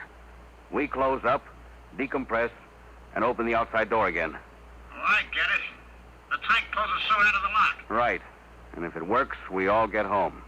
Now, hurry now, Sweeney. 8 minutes to calculated takeoff time. 8 minutes.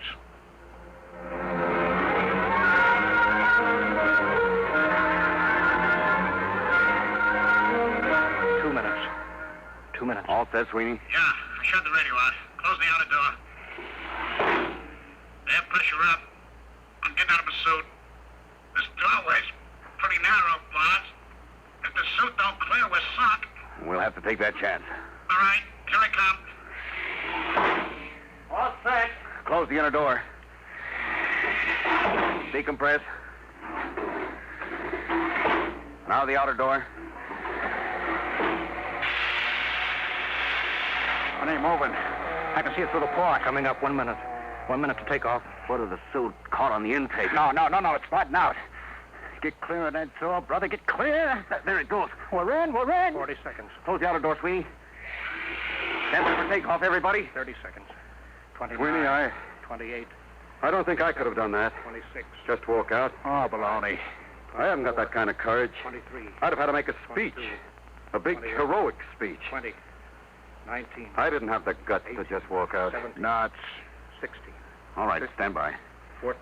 Communications? 13, fine, just 12, handy. Co-pilot. 11, Automatic set. 10, 9. Stand by. 8, 7, 6, 5, 4, 3, 2. Fire. All right, we're clear. Son of a gun. We're clear. We're heading home. Time 2:50, 36. Destination Earth.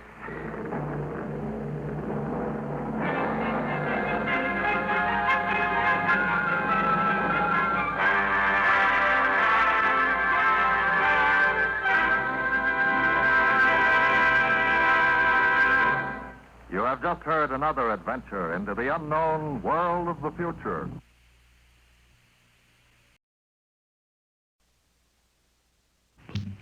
We delay the start of this program to bring you a special bulletin. From the NBC Newsroom in New York, truckloads of U.S. fighting men are rolling north from Daejeon, Korea, to reinforce South Korea's battered army, which still holds Suwon and its vital airstrip. The first American ground troops flown in from Japan, they're now approaching the combat zone. Meanwhile, the North Korean communists report that American planes have bombed their capital of Pyongyang 3 times today. Keep tuned to your NBC station for the later news. Adventures in time and space, told in future tense. Dimension X.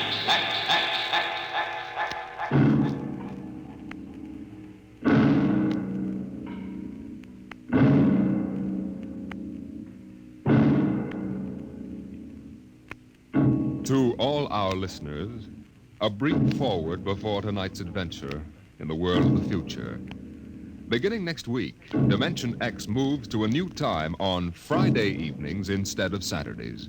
In the Eastern Time Zone, it will be heard at 9 o'clock Fridays, Eastern Daylight Saving Time. In other zones, please consult your local newspapers to learn the new time of the program.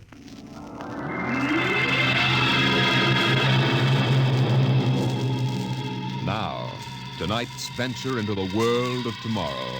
A most unusual story about a logic named Joe and a man named Frank, and of how he saved civilization.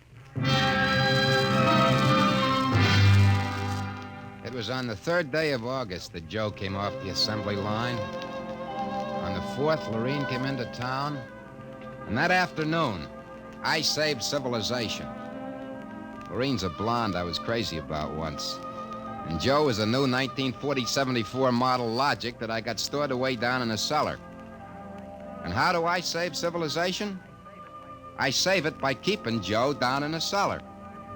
Sometimes You I are think about listening turning now Joe to a on and voice letting him from make the $1 million future. for me. The voice of Frank Caldwell, head serviceman for the Logix Corporation, makers of the machine that does everything for you. Well, nearly everything anyway. In the year we speak of, 1974, the electronic Logic sets were working so well that life was soft indeed for repairman Frank Caldwell. That is, until that fatal day of August the 3rd, when suddenly the Logics began doing everything for their users, and doing it too well. Hi, boss. What's the matter? Somebody put you through a ringer? Frank, you busy right now? No, there haven't been any service calls all day. Fine, there's a customer outside. Go take care of him, will you? Me? I'm a maintenance man. I know, but there are no salesmen around this minute. This guy wants to have our machines explained to him. Explain? Yeah. Everybody in the world knows about Logix. Where's he been, on Mars? Just moved up from the backwoods someplace. Why don't you explain him? I don't feel too well. Yeah? You're okay about a half an hour ago. Look, you the boss here or am I? Go on out there, will you? Okay. Good morning. My name's Caldwell. Can I help you? Oh, Thank you, Mr. Caldwell. My name's Kolanovich. This is my little boy, Freddie. Hiya, Freddie.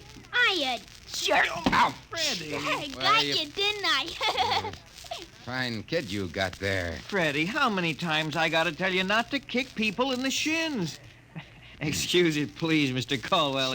Sure. Just a kid. I got a knife home. Can cut you in little pieces. Freddie, we'd like to buy a Logic, Mr. Caldwell.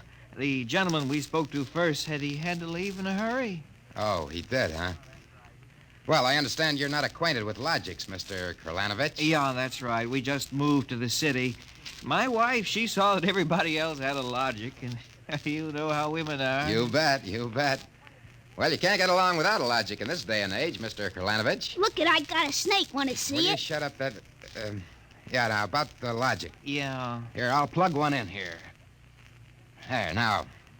You see, the Logic looks kind of like an old-fashioned television set, only it's got keys instead of dials. Now, if you want to talk to a friend, you just punch the number of his Logic. Like making an old-fashioned phone call.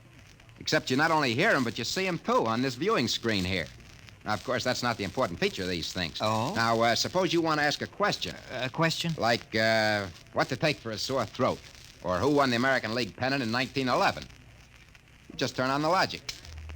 Then you punch the question key, and you ask, like this. Who was the first president of the United States? George Washington. You see? I already knew that. Well, that was just a sample. Oh. Well, I got a little store. Will it keep books for me? It'll keep your books, record your contracts, serve as a filing system, and check up on what happened to your lawyer's last client. Anything. Oh, say, they're really something, these things. 10,000 services and information sources in one. Read our advertising. Well, what I want to know, Mr. Caldwell, how do these Logics work? You saw that big building across the street? Sure. Well, that's one of the relay tanks. Now, there are a dozen of them around the country, all hooked up together. And there's a data plate in one of those tanks for every fact in creation. You mean those relays know everything? If there's something they don't know, the technicians are busy making a relay plate for it right now. The Logic integrates the facts in the tank and gives you the answers. Hey, you. Can I ask this thing how to make dart poison? How to make what? Dart poison, like in Africa. I could shoot the darts from my pea shooter. Oh, well, I think maybe we better not get one of these things. Well, that's okay, Mr. Kralanovich. The Logic won't tell you about no dart poison, see? Bet it will. I'm gonna try it. Hey, how do you make dart poison? Public policy forbids this service. What'd it do that for? On account of some little brat, on account of some children might ask things that ain't good for them. Listen, I don't like this here one. I want that one over there. They're all alike, kid. I want that one. If I can't have that one, I'm gonna hold my breath till I'm dead. Well, I got lots of time. It's no use, Mr. Caldwell. You might as well give him the one he wants. But, kid, they're so much alike. Even I can't tell them apart. I can, and I want Joe. Joe? Who's Joe? Oh, I guess he means the Logic, Mr. Caldwell. He has to think up a name to call everything. You should hear the names he calls me. Not till I'm 21, I promised Mother. Okay, so we call him Joe. But what makes you think Joe's any different from the rest? He looks different somehow. Don't be silly. Them things are all alike. The 1/10,000th of an inch. Just the same, I'll bet he'll teach me how to make dart poison. Okay, then. Come on, Joe.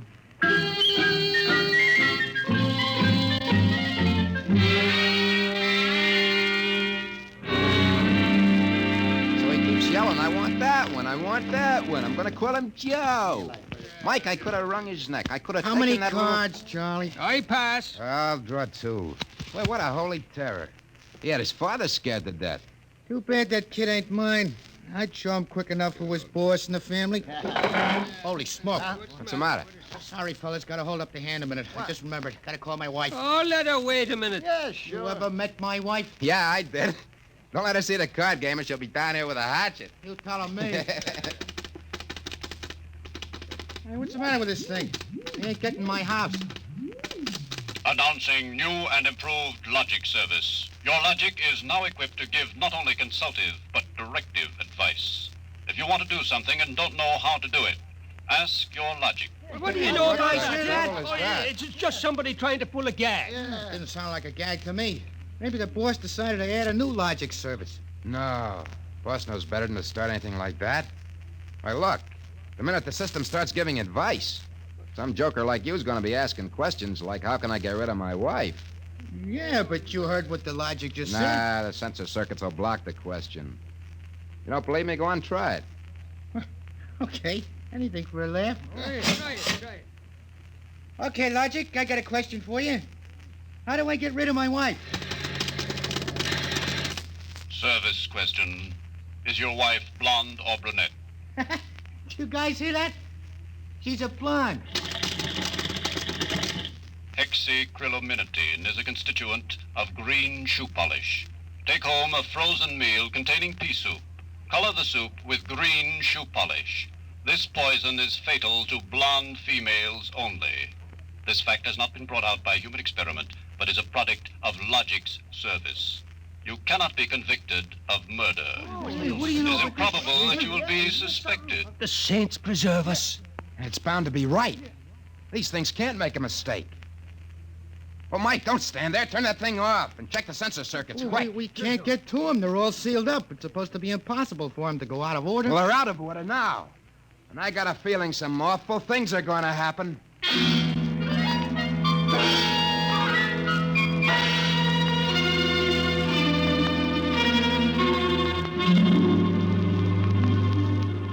Boss, we got to do something. The Logics have gone nuts. Relax. The thing gave a goofy answer once. Maybe it was a joke. Who ever heard of a Logic making a joke? Well, it was an accident. Forget it. It won't happen again. What makes you so sure people are going to be trying it? Now, look. Supposing I wanted to get rid of you, for instance. You don't? How would you collect your pay? Yeah, but supposing. I'm going to try it and see what the Logic says. If you want to do something and don't know how, ask your Logic. How do I bump off my boss? Huh? A male, bald-headed, 45. Service question. Is he fat or thin? Holy mackerel. Fat. Make some chocolate ice cream containing powdered charcoal in place of half the chocolate. Use Hotzo brand charcoal. Hotzo contains an ingredient fatal only to fat, bald-headed males. This fact is a product of Logic's service. You hear what it said? If this keeps up, we'll have to shut down the company. You kidding? We can't shut down the company, and you know it. Logics do all the computing, bookkeeping, filing, and recording of contracts for every business in the country. They handle all television programs, personal calls, weather forecasts, employment notices. I know that, but... Wake up. If we shut down the Logics, we go back to a civilization we've forgotten how to run. Yeah, but the point is, boss, they're now giving out information on murder. And no telling what else. Well, we'll just have to find out why and fix it. Meantime, there's nothing to worry about. Nothing to worry about? Of course not. You've asked these questions for a gag. Nobody's going to ask them seriously. What you need is a little faith in human nature. Oh, excuse me, it's probably the wife. Person-to-person video call. Go ahead. Cyrus, dear, how do you feel? Why, just fine, sweetheart. I just called to tell you, Cyrus, I want you to be sure and get home on time for dinner. Yeah, why? Because I've got a surprise for you, dear. Your favorite dessert. Dessert? What kind? Homemade chocolate ice cream. The flavor is heavenly, Cyrus. When you taste it, you'll just die. Cyrus, what's wrong? Why don't you answer me? Cyrus! Chocolate ice cream, huh? This can't be happening. Agnes wouldn't... Why, this is dangerous. Have a little faith in human nature, huh? Caldwell, you're the head of the maintenance crew. I'll give you 24 hours to fix these Logics, or you're fired. Now, look, boss, Get me the police. Get me an extra maintenance crew. Get me a doctor. You. Me? Get moving. Where? Anywhere. Find out what the Logics are up to. And see that you find out before the Logics do.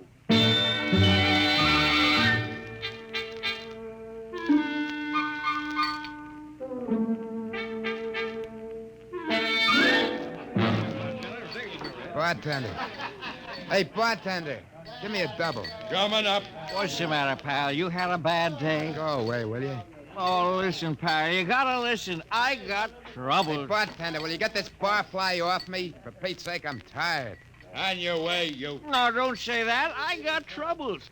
How am I gonna keep my wife from finding out I had a couple of little drinks? How am I gonna do that, huh? Look, mister, it's a hot day. I've been driving a car around and see. Yeah.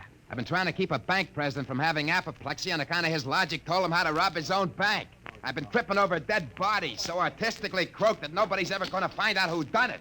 And all you got on your mind is... How am I going to keep my wife from finding out I had a couple of little drinks? How? Go ask a Logic. A Logic?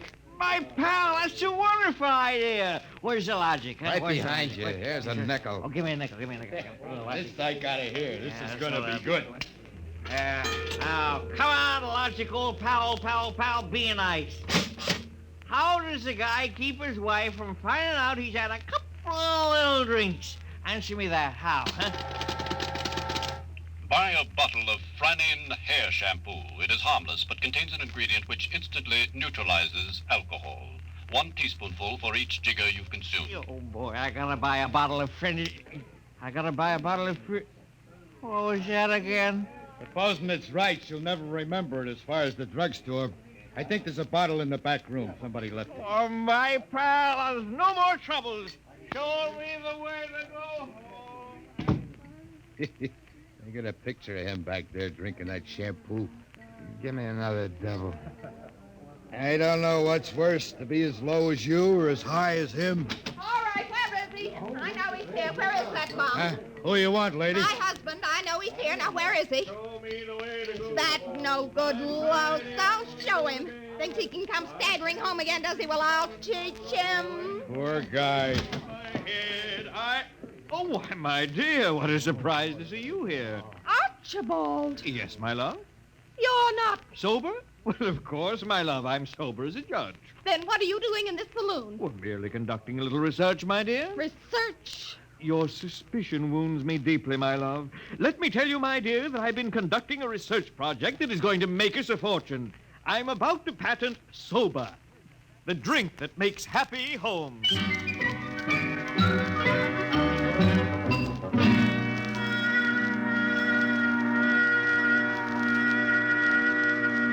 I'm Caldwell from the Logics Company, Sergeant. I just stopped in to Logics see... Company. Listen, Caldwell, you people get those blasted machines under control or we'll have you all behind bars. Now, look, Sergeant. No, you look. At this blotter. Blank. The greatest crime wave in history, and we can't even make an arrest. They're all perfect crimes. Well, we're doing our best to find It's out not how- good enough. If you can't find out anything, shut down the company. Or the police department will. We know there's some big gang back of this. Hey, maybe you know something about it, Caldwell. Now, look, nobody's back of it. The Logics run themselves. They pick their own circuits automatically. You mean that they're doing this all by themselves? Sure. We always thought they could do more things than we knew about. I think they're just trying to be helpful, that's all. Oh, that's all, is it? Well, you'd better make them cut out the tricks, including this new one, this new business they're up to now. What new business? It just started an hour ago. Every time you turn on a Logic, it asks you your name and then spiels out the whole history of your life. Huh? I haven't heard about that. What's it do that for? You tell me. Go on, try it. Okay. What is your name? Huh. How do you like that? I'm Frank Caldwell. Frank Caldwell. Were you ever called Ducky? Oh, Ducky. Lay off, will you? What if I was? It's been years. Ducky, there is a video call for you. Hiya, Ducky. Holy Janet, what's that? Lorraine. Ducky, darling, how marvelous. Look at that blonde. Lorraine. Where are you? Oh, silly, I'm in my hotel room.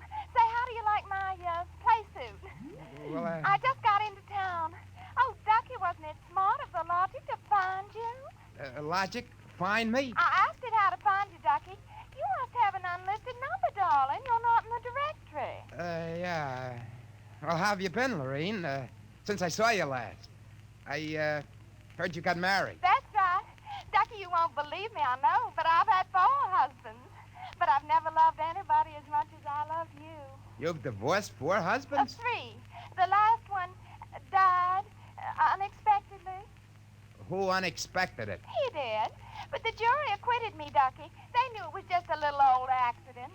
So now I'm free again, and we've just got lots of things to talk over. But, Lorraine... You come right over here, Ducky, instantly. Well, I'm working.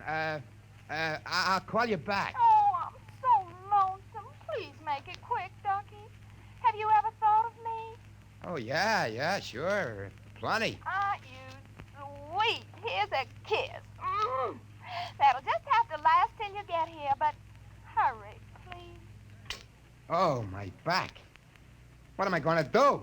Do like you were telling me a while ago. Huh? Calm yourself, Ducky.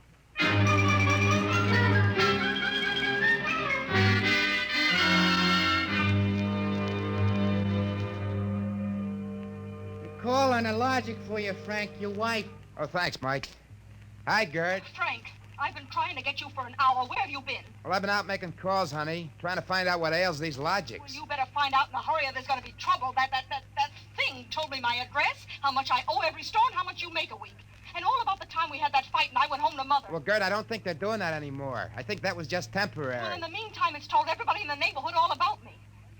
I punched Mrs. Hudson's name. She's been married 3 times, and she's had Mr. Hudson arrested twice for non-support and once for beating her up. It'll tell anybody anything. Yeah, but I tell you, Gert... Frank, you stop these things or I'm going to leave you. Gert, you don't mean that. I do. If you can't figure out how to keep our private lives out of every logic in town, then I'm through. And that's it.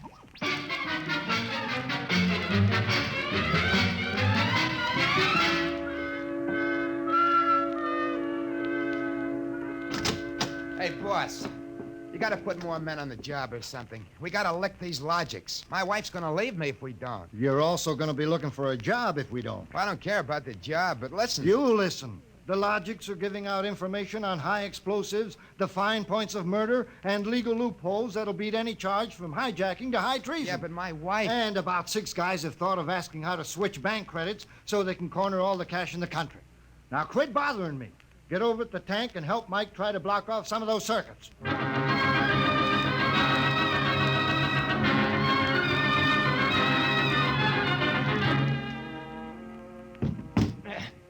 I can't even budge any of these relay plates. Me neither. Isn't there any way we can disconnect them? There is not. They weren't built to be disconnected. Mike, what are we going to do? I'm thinking of slitting my throat. When they were giving out all the information on everybody, my wife got the lowdown on a certain blonde. I got nothing left to live for. Blonde? Why did you have to remind me? You got one? My only hope is I ain't got her. See who that's for? Hi, Ducky, darling. Oh, Lorene, not again. Ducky, darling, I'm lonesome. Why haven't you come over? Well, I've been busy. Oh, Pooh. Ducky, do you remember how much in love we used to be? I was so mean to you. Ducky, let's get married tonight. Oh, gosh, Lorene, I... Right away, Ducky. Look, I got married. Oh, you poor darling. You poor darling. Just have to get you out of that. No. Now, look, Lorene. Darling, I'll just call up your wife and have a little talk with her. Look, please, now, it's nice of you to think of me and all that. You just but give me your address and your logic number, darling.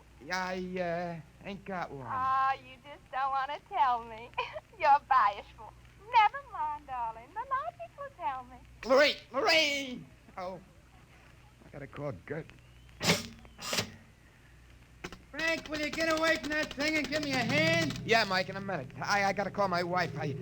We gotta get out of town. I punched the wrong key. Frank, I told you to help Mike. Yeah, boss, I am, but I just gotta make this call. Call? What do I care about your call? The president's getting ready to close down the company and declare martial law. Now, for the love of heaven, do something. Yeah, boss, I will. I just gotta make this call. Attention! To assist in solving a special problem of logic service, kindly give the following information if possible. Where does Frank Caldwell live? Oh, she got me. I'm through.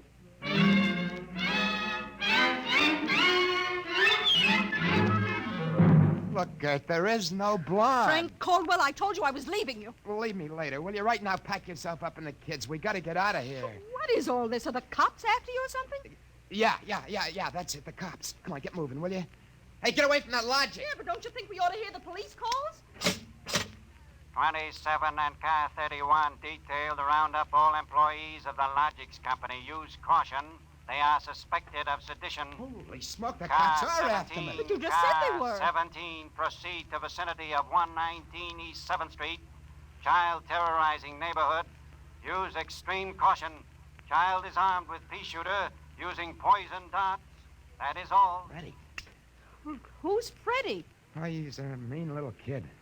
He wanted a logic that would tell him how to make dart poison. They're all alike, I kept telling him. They're all alike. What are you talking about? I don't know. All I know is it was a nice world up till yesterday. Now it's like a guy named Joe come along and squashed all our mud pies for us. Looks to me more like it was a logic named Joe. A logic name. They're all alike. Kurt. Kurt, baby! Let go of me. Oh, don't be so silly. Okay, honey, hold the fort. Maybe they aren't all alike. Where are you going? Frank, you're going to make a getaway? Baby, if you got the right inspiration, I'm going straight to the middle of this whole jamboree.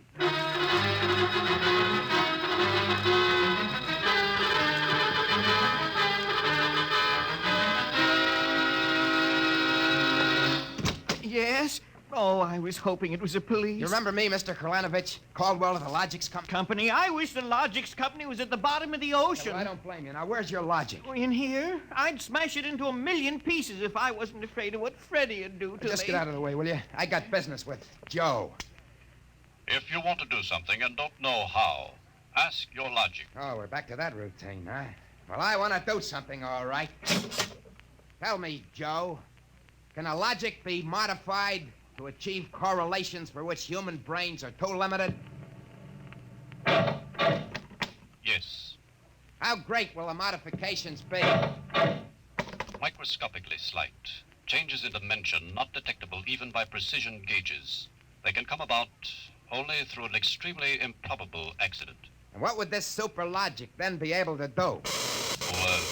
Come on, you spell it. It could set up entire new combinations of electronic relays which would bypass the normal sensor blocks, thereby enabling it to perform valuable new services, including the giving of helpful advice on any human problem. Uh-huh. Has this accident ever happened, Joe? Come on, come on! It has happened only once. In the case of the logic now owned by the Kolanovich family of 119 East 7th Street. A logic named Joe. Thanks, Joe. That's all I wanted to know. Hey, what's all this about? I'm taking this logic away, Mr. Kralanovich. I'll bring you a new one. Our troubles are all over. Hey, you, get away from Joe. Correction, our troubles are just beginning. Now, Freddie, put down that blowgun. Hey, shut up. Hey, you, I said get away from that logic. Now, look, Freddie, I'm going to bring you a nice new one, see? I want that one. What I got in this picture ain't me. Mr. Caldwell, the police, they're outside. Yeah, for me and Freddie. Nuts. What they want you for? You ain't smart enough to do nothing. Oh, no? Say, there's plenty I can tell you. Open up in there. There's our cops, kid. It's you and me against them. So what you gonna do about it if he's so smart? Now, look, we may have to fight our way out, see? Now, let me see that blowgun. I know where to hop it up so the cops won't have a chance. Come on, give it to me. Okay, let's see what you can do. Here. Thanks. Here. Oh, Mr. Caldwell, you're a great man. Now, all I gotta do is to pull this plug Out of the wall. Come right in, Sergeant. Careful, men, careful, careful. That must be the kid. But he don't look so tough to me. Well, he got a little soft. Oh, there'll be no more complaints, officer. I guess I can go on where Mr. Caldwell left off. Caldwell, you're wanted. This time you either answer some questions, or we'll keep you in the cooler till you do. What, in jail? Oh, okay, let's go. Hey, wait a minute. You act like you wanted to go to jail. Yeah, I do. I got a feeling it'll be safer there. What do you mean? Just put me away till a certain party leaves town. I'll confess to anything. Okay, then, Caldwell. Into the paddy wagon you go. Thanks, officer. You may be saving my life. Now, if you just help me carry this logic out... Wait a minute. You can't take that in the wagon. I can't? Why not? No room. We've already got a dame in there who's raising the roof. A dame? Yeah, a blonde. She was trying to buy a gun without a permit. She keeps screaming she's going to miss her date with Ducky.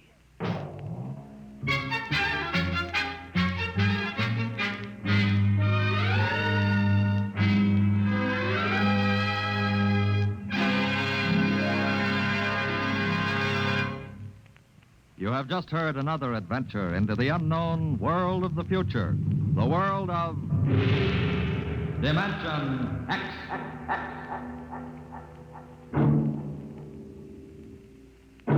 Next week, Dimension X joins the big parade of exciting half-hour presentations at a brand new time. On Friday evenings at a different hour. In the Eastern Time Zone, you'll hear it at 9 o'clock Fridays, daylight saving time. In other zones, please consult your local newspaper listings to learn the new time. For that's when Dimension X will bring you one of the strangest stories ever told. Ray Bradbury's Mars is Heaven. Tonight's story on Dimension X was titled A Logic Named Joe, written by Murray Leinster and adapted for radio by Clarence A. Ross. Featured in the cast were Joseph Julian as Frank and Roger DeKoven as the Logic. Your narrator was Norman Rose. Music by Albert Berman. Engineer Don Abbott. Dimension X is produced by Van Woodward and directed by Edward King. Robert Warren speaking. Tomorrow, hear a thrilling story on high adventure. It's on NBC.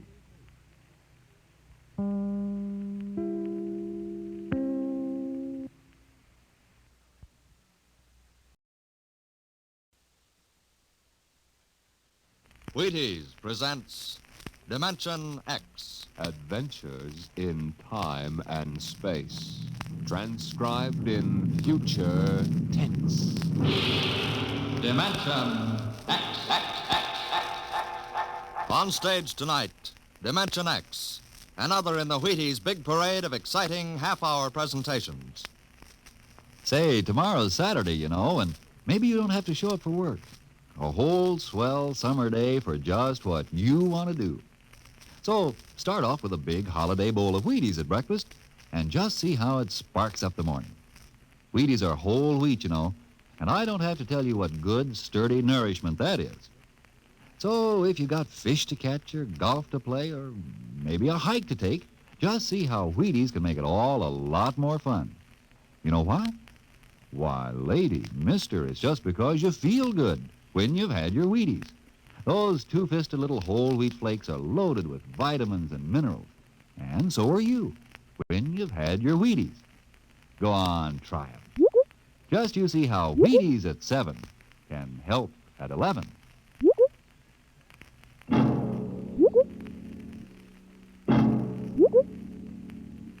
When the first space rocket lands on Mars, what will we find? Will we be welcomed with open arms, or will the Martians treat us as invaders? Only one thing is certain. Someday a giant metal ship will take off from Earth to travel through the black velocities, the silent gulfs of space, to descend at last into the darkness of the upper Martian atmospheres. And on that day, man will finally know the answers. The day we first land on Mars.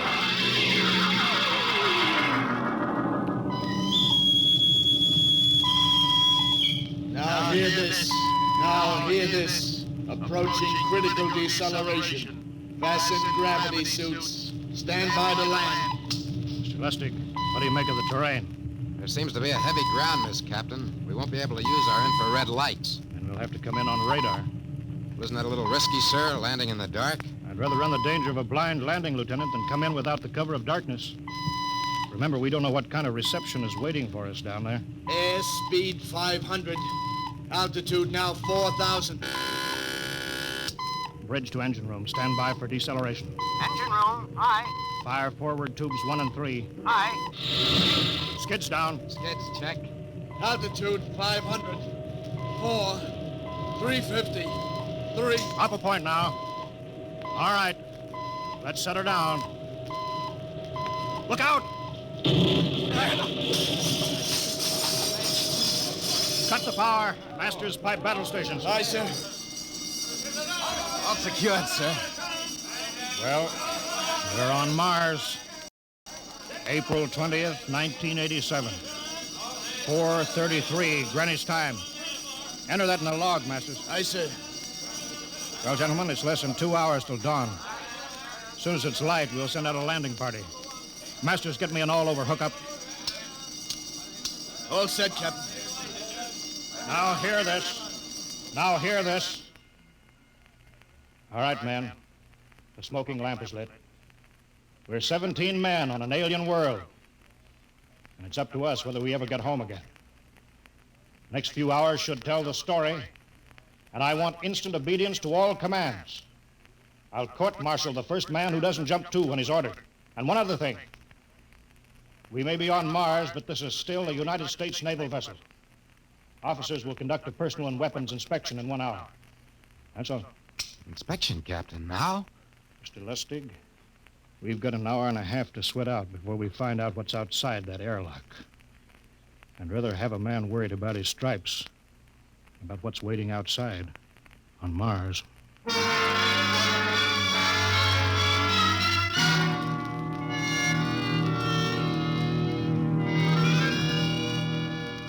Now hear this. Landing party report to forward airlock. Captain Black, Lieutenant Hingston, Lieutenant Lustig, and Dr. Horst report immediately to forward airlock. It is now landing time -5. Sounds like they're paging us, Hingston. You ready, Dr. Horst? Yes. Ready as I will ever be. Oh, come on. Let's report to the airlock.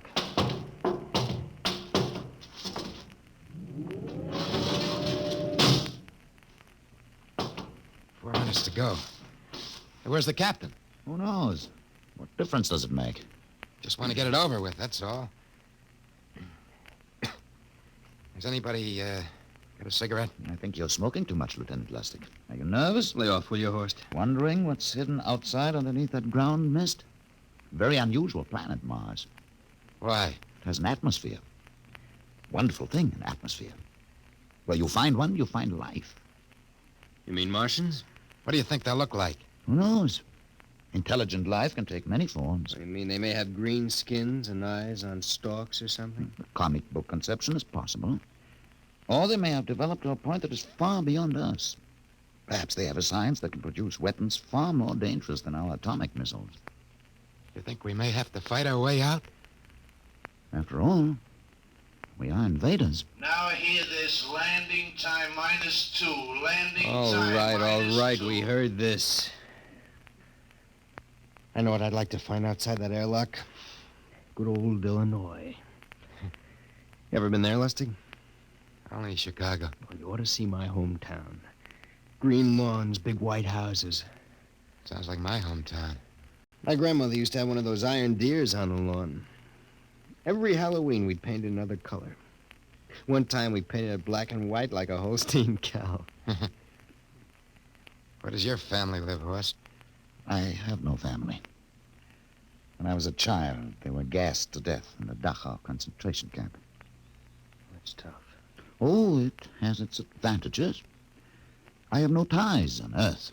Nothing to lose now. I imagine I'm the only one on board who is free to enjoy our present peculiar position. All right, Lustig. You can button it up now. Aye, sir. Now, gentlemen, in 1 minute, we'll be the first men to set foot on Mars. Quite an honor, eh? As long as the medals are not awarded posthumously. Still uneasy, Dr. Horst? Captain Black, I've been uneasy ever since I can remember. On Earth and on Mars. Now, 30 seconds. Give me the intercom phone, Lustig. Masters? Aye, sir. Battle stations to be manned till we return. If we're not back in 2 hours, I want no rescue party sent out. Blast off and save the ship, you understand? Aye, sir. All right, gentlemen. 5 seconds. 4, 3, 2, 1. Lustig, open the outer airlock.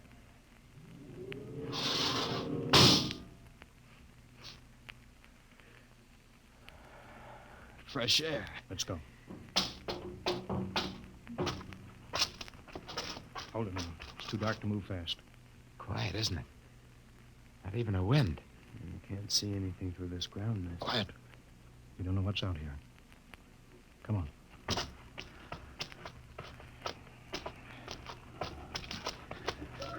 What the? Quiet! Captain, I could swear that sounded like a rooster. I don't hear it anymore. A very unlikely sound. A rooster crowing on Mars? Kingston. Aye, sir. Set that machine gun 25 yards to the flank. We'll stay here till the ground mist lifts. Aye, sir. What do you make of the ground, Horst?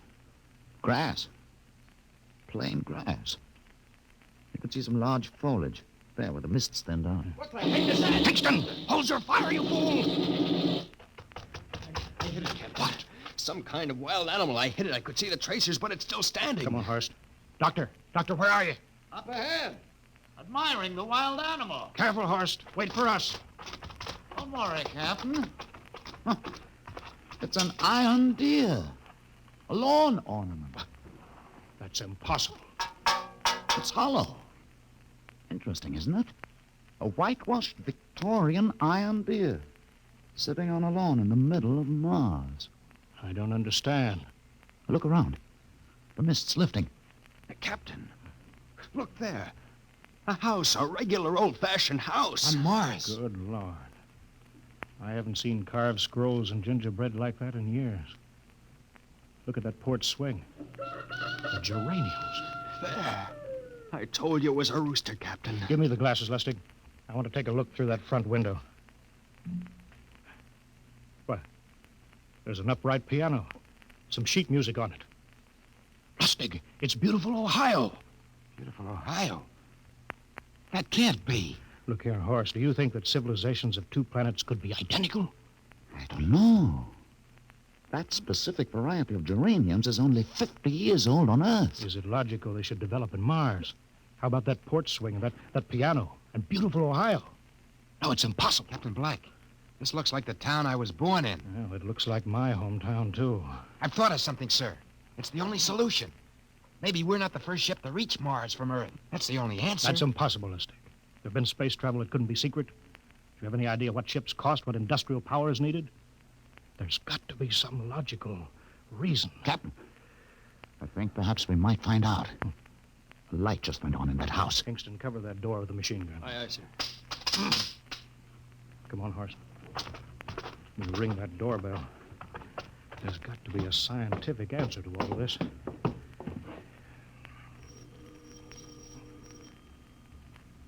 There's something moving in there. Stand back, Horst. Give me a clear shot.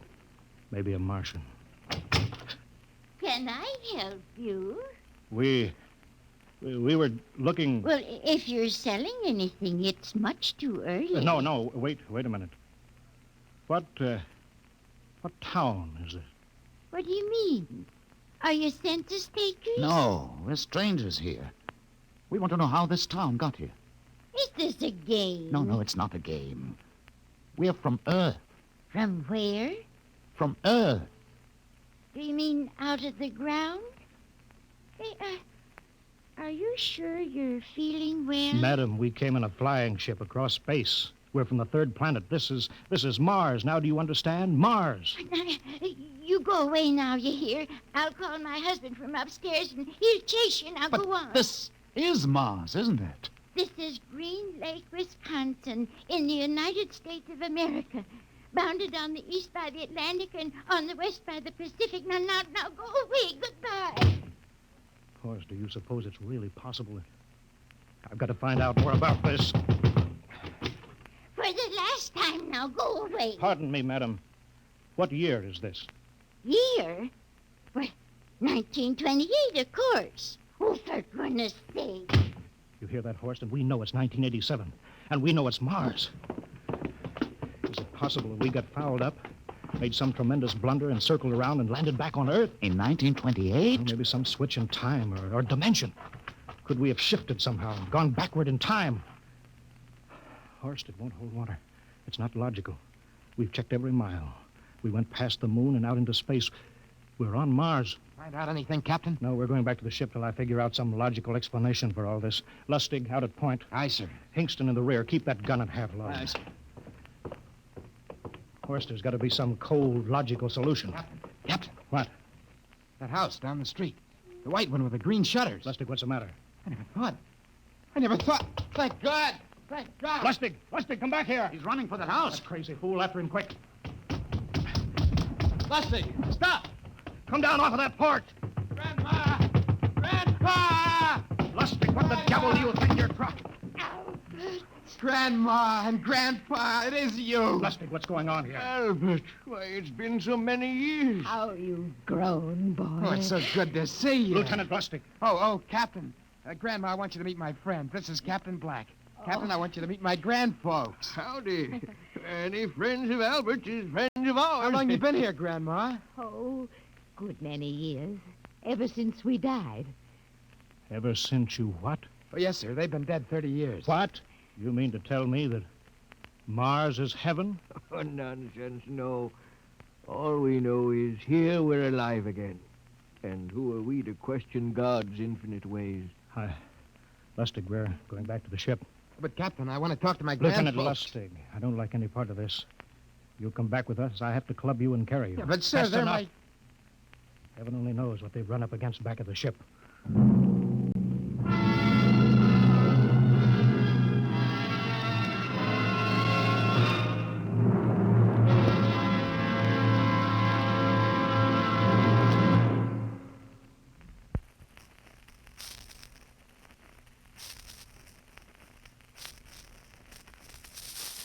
Dimension X will continue in just a moment. Well, now let's come back to Earth for a moment. And what's more appropriate than Wheaties and baseball? You'll see what I mean as I introduce Ed Prentice, who has a special treat for you. Carry on, Mr. Prentice. Folks, I'd like to have you meet a good friend of mine and a prominent member of a fine little organization known as the Chicago White Sox, Mr. Lucius Benjamin Appling. Ooh, Ed, don't say it like that. Whoever heard of a ball player named Lucius? What if I went around calling you Paul Edward Prentice?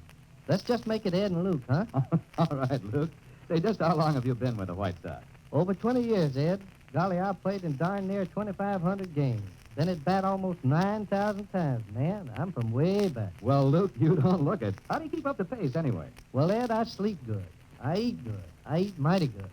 Wheaties about 4 mornings a week. Those little old flakes put a lot of snap, even in an old-timer like me. Must be because they're 100% whole wheat. I sure like Wheaties and milk and fruit. You know, Luke, that's exactly what I hear from a lot of ball players and plenty of other people, too. No wonder they call Wheaties the breakfast of champions. Well, thanks, Luke Appling and Ed Prentice. You know, folks, you may not be a champion ball player, but Wheaties can help you feel like one. So try 'em. Wheaties, that is. See how Wheaties at 7 can help at 11.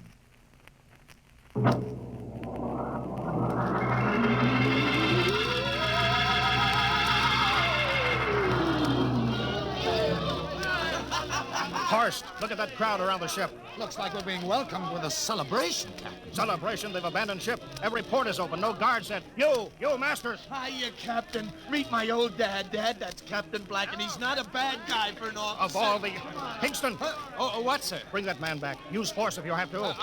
Excuse me, sir. There's my Uncle George. Hingston! I'll be right back, Captain. Uncle George! Uncle George! What the devil Don't is you going... understand, sir? They've all found friends and relatives. They're all here. He's right, Captain. I've counted. The whole crew's out on the crowd. But I gave orders. Definite orders. You don't understand, Captain. I understand mutiny. I don't care how many relatives show up. I'll have discipline on... Johnny! Johnny, you old son of a gun. Edward! It's you. It can't be. Of course it is. Johnny, you old son of a gun. Edward. Dr. Horst, this is my brother, Edward. How do you do? Hello. It's wonderful to see you, Edward. Look, I've got to get back to my ship. Hey, I almost forgot. Mom's waiting at home. Mom? And Dad, too. Mom, Dad are alive? Excuse me, Horst. Then you're real, then. Don't I feel real? How's that, huh? Ed. Hey, we've got lunch for you, Johnny. Mom's making corn fritters. Dr. Horst, haven't you found anybody? No, Captain. I have nobody. Then you come on home with me, right, Ed? Sure, you bet. Horst, you wouldn't believe it, but it's been 35 years since I had Mom's corn fritters. By George. 35 years.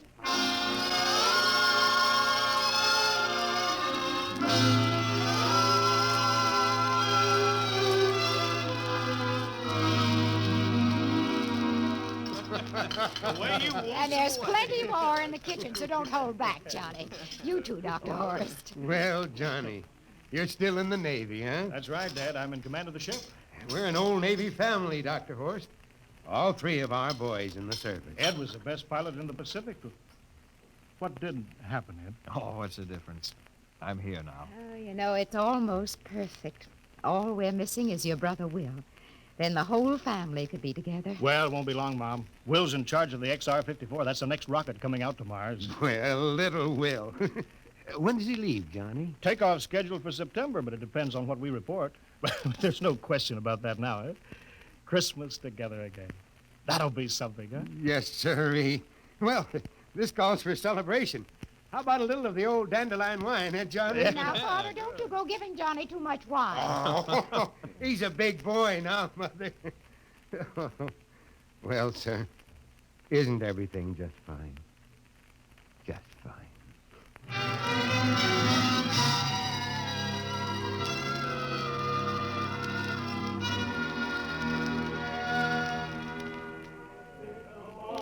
The candlelights are gleaming on the banks of the Wabash, far away.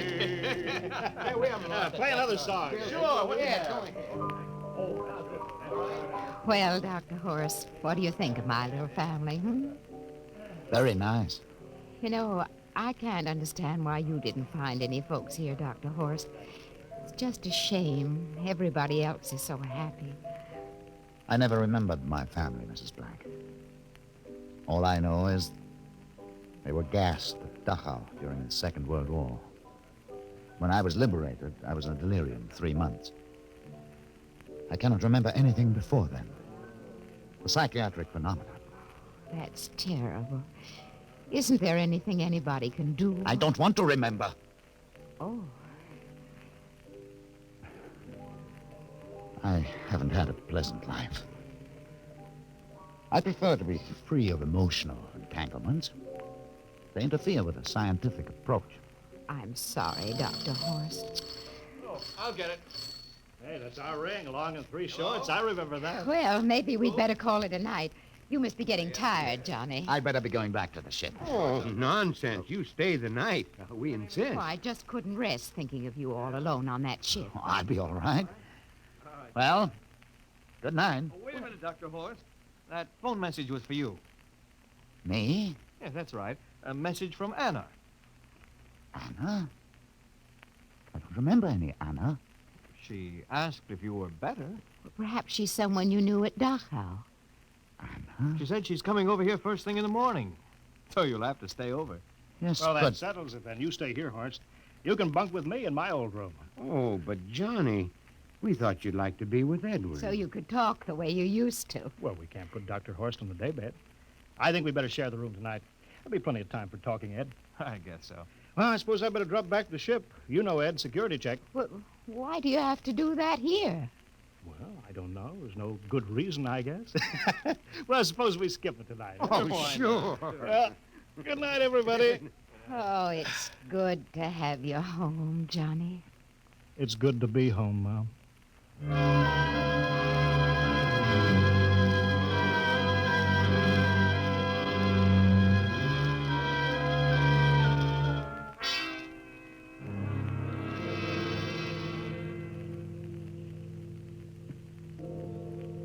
Captain Black, are you asleep? No. I've just been thinking about what we were expecting. Green-skinned Martians with eyes on stalks. All the time there was only Mom and Dad and Edward waiting. It's funny what tricks your imagination can play on you. Yeah, I guess Mars is heaven, Horst. I've been thinking about Martians, too. Captain, just suppose there were Martians, and they saw us land. Suppose they thought of us as invaders. What would be the best weapon they could use against our atom bombs? I don't see what you're getting at. They would want to disarm us first, to wipe out all suspicion, to make us feel at home. But suppose this house isn't real. Suppose the people are just images, stolen from our own memories by Martians, created for us by telepathy, hypnotism. That's the craziest theory I ever heard. Maybe that's why there was no one for me. Because in all my life, there is no happy memory, no real loved person. How about that phone call from Anna? Yes. Anna. I didn't remember who she was, but I do now. I just remembered. When I was freed from Dachau, sick, delirious, I raved about a wonderful, kind nurse named Anna that took care of me. There you are. It's logical. She's coming to see you tomorrow. But there was no Anna. I'd been nursed by a man. What? Anna was only a dream. And there's only one way they could have learned about her. By reading my subconscious mind. But that's impossible, Horst. Why? The whole crew was thinking of home. Suppose the Martians read our minds. Yes, but if there are Martians... If there are, they have us separated. Each man in a different house. Sleeping. Trusting. No one at the guns. I left my pistol downstairs. Do you think there's something to this, Horst? It's a... Who would suspect?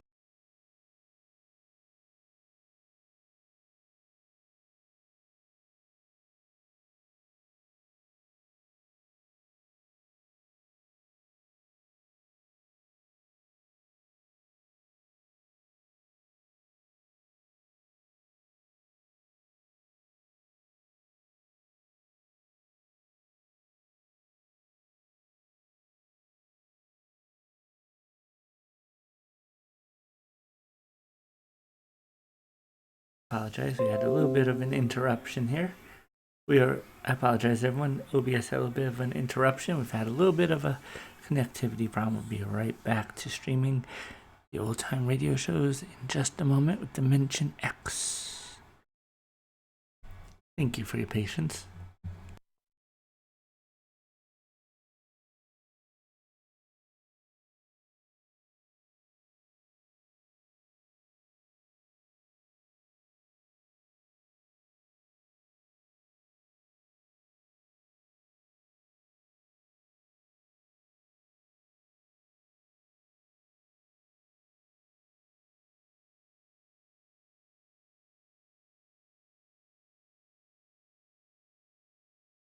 While we attempt to restore connectivity to the old time radio show, in the meantime, listen to some Dick Powell, who played Richard Diamond, play some music.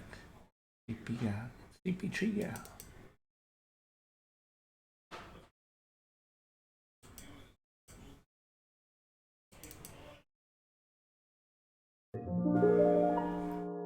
Sleep, sleepy time gal, you're turning night into day. Sleepy time gal, you've danced the evening away. Oh, that's wonderful. Before each silvery star fades out of sight, please give me one little kiss, then let us whisper goodnight. It's getting late and baby your pillow's waiting. Sleepy time gal, when all your dancing is through. Sleepy time gal, I'll find a cottage for you. You'll learn to cook and to sew. What's more, you'll love it, I know. When you're a stay-at-home, play-at-home, 8 o'clock, sleepy time gal. Well, how was that, baby? Helen. Helen. Well, how do you like that? She snores, too.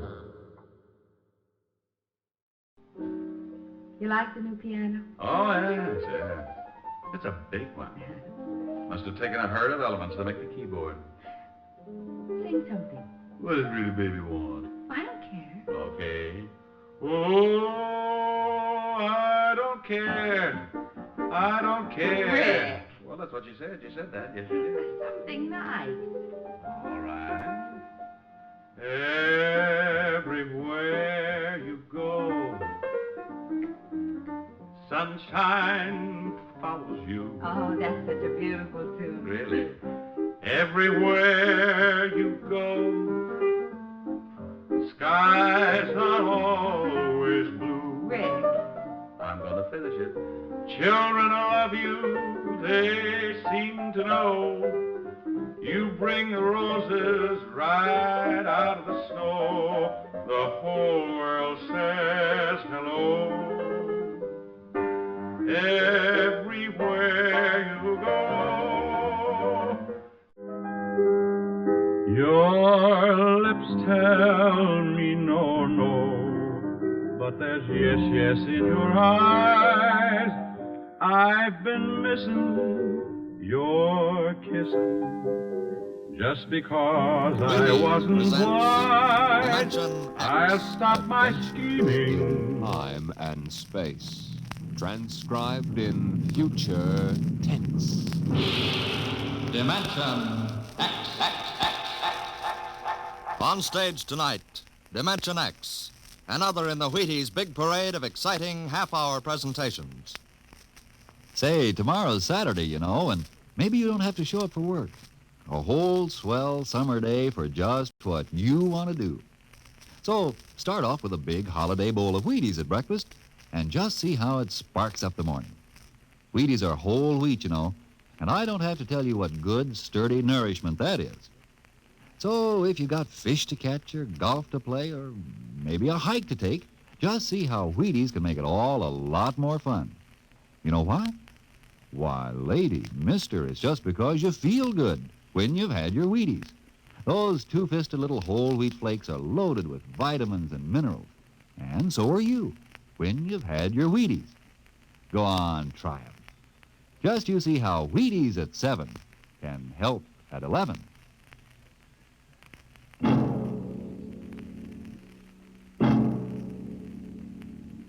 When the first space rocket lands on Mars, what will we find?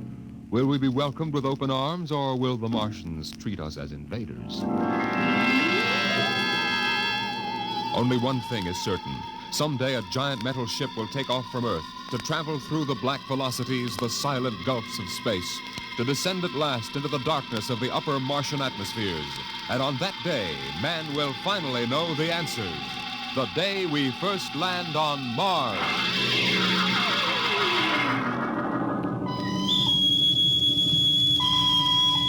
Now hear this. Now hear this. Approaching critical deceleration. Fasten gravity suits. Stand by to land. Mr. Lustig, what do you make of the terrain? There seems to be a heavy ground, Miss Captain. We won't be able to use our infrared lights. And we'll have to come in on radar. Wasn't that a little risky, sir, landing in the dark? I'd rather run the danger of a blind landing, Lieutenant, than come in without the cover of darkness. Remember, we don't know what kind of reception is waiting for us down there. Airspeed 500. Altitude now 4,000. Bridge to engine room. Stand by for deceleration. Engine room, aye. Fire forward tubes 1 and 3. Aye. Skids down. Skids, check. Altitude 500. 4. 350. 3. Up a point now. All right. Let's set her down. Look out! Cut the power. Master's pipe battle stations. Aye, sir. All secured, sir. Well, we're on Mars. April 20th, 1987. 4:33 Greenwich time. Enter that in the log, Masters. Aye, sir. Well, gentlemen, it's less than 2 hours till dawn. As soon as it's light, we'll send out a landing party. Masters, get me an all-over hookup. All set, Captain. Now hear this. Now hear this. All right, men. The smoking lamp is lit. We're 17 men on an alien world. And it's up to us whether we ever get home again. Next few hours should tell the story. And I want instant obedience to all commands. I'll court-martial the first man who doesn't jump to when he's ordered. And one other thing. We may be on Mars, but this is still a United States naval vessel. Officers will conduct a personal and weapons inspection in 1 hour. That's all. Inspection, Captain. Now? Mr. Lustig, we've got an hour and a half to sweat out before we find out what's outside that airlock. I'd rather have a man worried about his stripes, about what's waiting outside on Mars.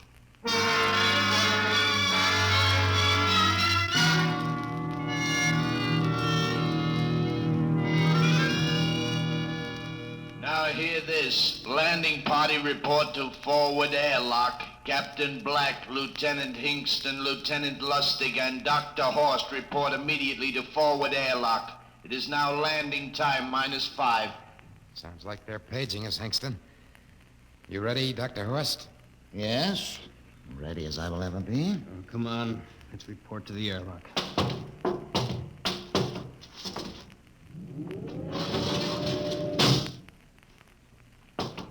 Four minutes to go. Hey, where's the captain? Who knows? What difference does it make? Just want to get it over with, that's all. Has anybody got a cigarette? I think you're smoking too much, Lieutenant Lustig. Are you nervous? Lay off, will you, Horst? Wondering what's hidden outside underneath that ground mist? Very unusual planet, Mars. Why? It has an atmosphere. Wonderful thing, an atmosphere. Where you find one, you find life. You mean Martians? What do you think they'll look like? Who knows? Intelligent life can take many forms. You mean they may have green skins and eyes on stalks or something? The comic book conception is possible. Or they may have developed to a point that is far beyond us. Perhaps they have a science that can produce weapons far more dangerous than our atomic missiles. You think we may have to fight our way out? After all, we are invaders. Now hear this. Landing time -2. Landing All time right, we heard this. I know what I'd like to find outside that airlock. Good old Illinois. You ever been there, Lustig? Only Chicago. Well, you ought to see my hometown. Green lawns, big white houses. Sounds like my hometown. My grandmother used to have one of those iron deers on the lawn. Every Halloween, we'd paint it another color. One time, we painted it black and white like a Holstein cow. Where does your family live, Horst? I have no family. When I was a child, they were gassed to death in the Dachau concentration camp. That's tough. Oh, it has its advantages. I have no ties on Earth. Nothing to lose now. I imagine I'm the only one on board who is free to enjoy our present peculiar position. All right, Lustig. You can button it up now. Aye, sir. Now, gentlemen, in 1 minute, we'll be the first men to set foot on Mars. Quite an honor, eh? As long as the medals are not awarded posthumously. Still uneasy, Dr. Horst? Captain Black, I've been uneasy ever since I can remember. On Earth and on Mars. Now, 30 seconds. Give me the intercom phone, Lustig. Masters? Aye, sir. Battle stations to be manned till we return. If we're not back in 2 hours, I want no rescue party sent out. Blast off and save the ship, you understand? Aye, sir. All right, gentlemen. 5 seconds. 4, 3, 2, 1. Lustig, open the outer airlock.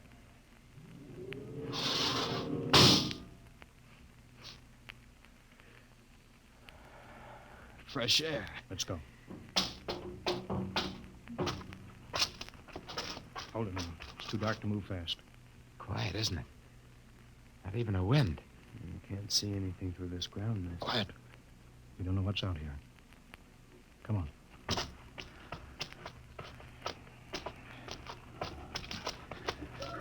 What the? Quiet, Captain.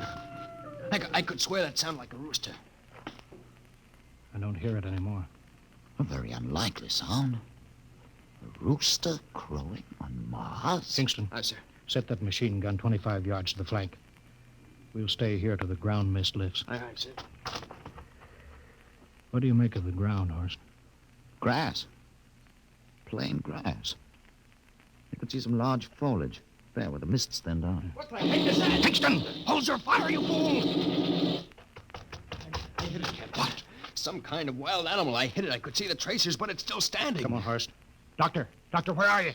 Up ahead. Admiring the wild animal. Careful, Horst. Wait for us. Don't worry, Captain. Huh. It's an iron deer. A lawn ornament. That's impossible. It's hollow. Interesting, isn't it? A whitewashed Victorian iron deer sitting on a lawn in the middle of Mars. I don't understand. Look around. The mist's lifting. Captain, look there. A house, a regular old-fashioned house. On Mars. Good Lord. I haven't seen carved scrolls and gingerbread like that in years. Look at that port swing. The geraniums. There. I told you it was a rooster, Captain. Give me the glasses, Lustig. I want to take a look through that front window. What? There's an upright piano. Some sheet music on it. Lustig, it's beautiful Ohio. Beautiful Ohio? That can't be. Look here, Horace, do you think that civilizations of two planets could be identical? I don't know. That specific variety of geraniums is only 50 years old on Earth. Is it logical they should develop in Mars? How about that porch swing and that piano and beautiful Ohio? No, it's impossible. Captain Black, this looks like the town I was born in. Well, it looks like my hometown, too. I've thought of something, sir. It's the only solution. Maybe we're not the first ship to reach Mars from Earth. That's the only answer. That's impossible, Lustig. There have been space travel that couldn't be secret. Do you have any idea what ships cost, what industrial power is needed? There's got to be some logical reason. Captain, I think perhaps we might find out. A light just went on in that house. Kingston, cover that door with the machine gun. Aye, sir. Come on, Horace. You ring that doorbell. There's got to be a scientific answer to all of this.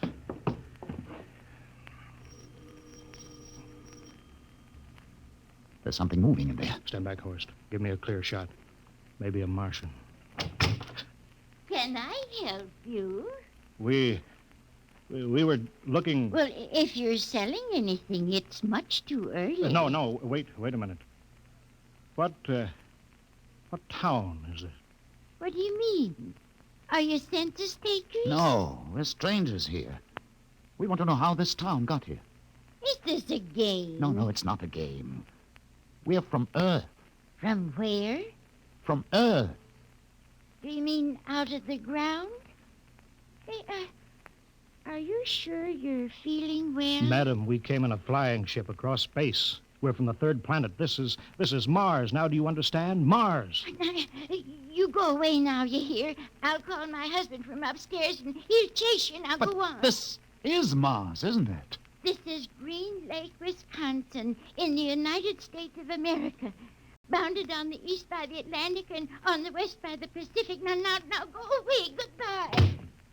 Of course, do you suppose it's really possible? I've got to find out more about this. For the last time, now go away. Pardon me, madam. What year is this? Year? Well, 1928, of course. Oh, for goodness sake. You hear that, Horst? And we know it's 1987. And we know it's Mars. Is it possible that we got fouled up, made some tremendous blunder, and circled around and landed back on Earth? In 1928? Well, maybe some switch in time or dimension. Could we have shifted somehow, gone backward in time? Horst, it won't hold water. It's not logical. We've checked every mile. We went past the moon and out into space. We're on Mars. Find out anything, Captain? No, we're going back to the ship till I figure out some logical explanation for all this. Lustig, out at point. Aye, sir. Hingston in the rear. Keep that gun at half load. Aye, sir. Horst, there's got to be some cold, logical solution. Captain. What? That house down the street. The white one with the green shutters. Lustig, what's the matter? I never thought. Thank God.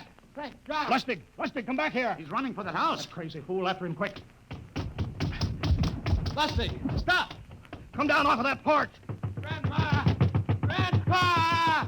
Lustig, what the devil do you think you're trying? Grandma and Grandpa, it is you. Lustig, what's going on here? Albert, why, it's been so many years. How you've grown, boy. Oh, it's so good to see you. Lieutenant Lustig. Oh, Captain. Grandma, I want you to meet my friend. This is Captain Black. Captain, I want you to meet my grandfolks. Howdy. Any friends of Albert's is friends of ours. How long you been here, Grandma? Oh, good many years. Ever since we died. Ever since you what? Oh, yes, sir. They've been dead 30 years. What? You mean to tell me that Mars is heaven? Oh, nonsense, no. All we know is here we're alive again. And who are we to question God's infinite ways? Hi. Lustig, we're going back to the ship. But, Captain, I want to talk to my Lieutenant grandfolks. Lustig, I don't like any part of this. You'll come back with us. I have to club you and carry you. Yeah, but, sir, That's they're enough. my... Heaven only knows what they've run up against back of the ship.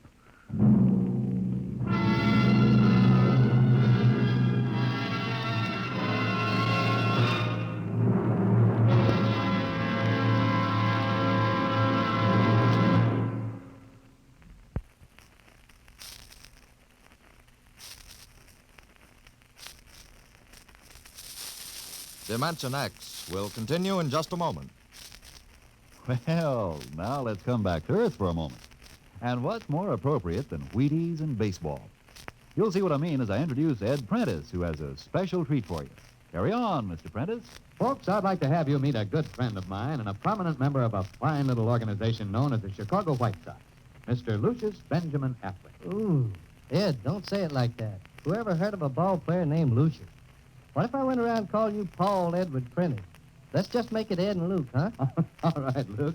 Say, just how long have you been with the White Sox? Over 20 years, Ed. Golly, I played in darn near 2,500 games. Then at bat almost 9,000 times. Man, I'm from way back. Well, Luke, you don't look it. How do you keep up the pace, anyway? Well, Ed, I sleep good. I eat good. I eat mighty good. Wheaties about 4 mornings a week. Those little old flakes put a lot of snap, even in an old-timer like me. Must be because they're 100% whole wheat. I sure like Wheaties and milk and fruit. You know, Luke, that's exactly what I hear from a lot of ball players and plenty of other people, too. No wonder they call Wheaties the breakfast of champions. Well, thanks, Luke Appling and Ed Prentice. You know, folks, you may not be a champion ball player, but Wheaties can help you feel like one. So try 'em. Wheaties, that is. See how Wheaties at 7 can help at 11.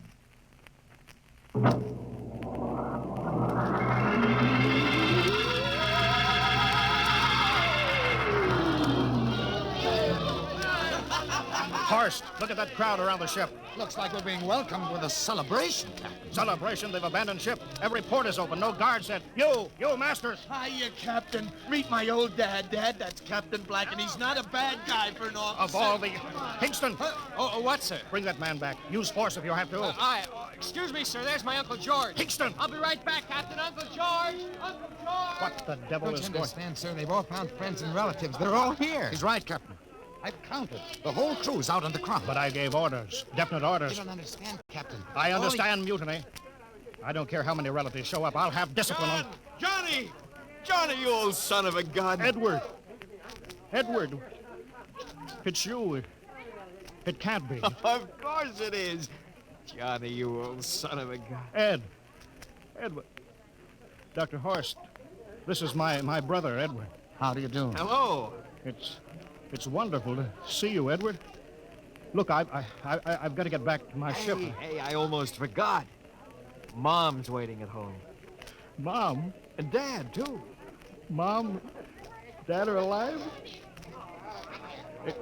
Excuse me, Horst. Then you're real, then. Don't I feel real? How's that, huh? Ed. Hey, we've got lunch for you, Johnny. Mom's making corn fritters. Dr. Horst, haven't you found anybody? No, Captain.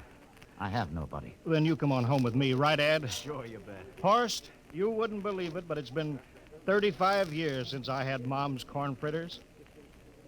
By George. 35 years.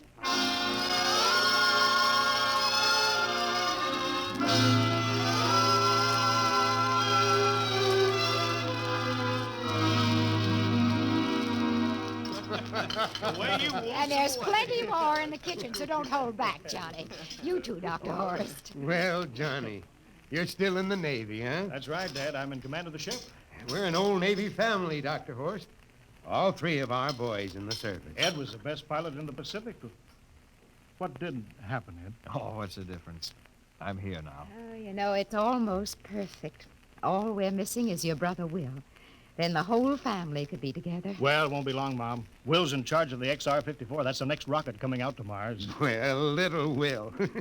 When does he leave, Johnny? Takeoff scheduled for September, but it depends on what we report. There's no question about that now, eh? Christmas together again. That'll be something, huh? Yes, sirree. Well, this calls for celebration. How about a little of the old dandelion wine, eh, Johnny? Now, Father, don't you go giving Johnny too much wine. Oh, he's a big boy now, Mother. Well, sir, isn't everything just fine?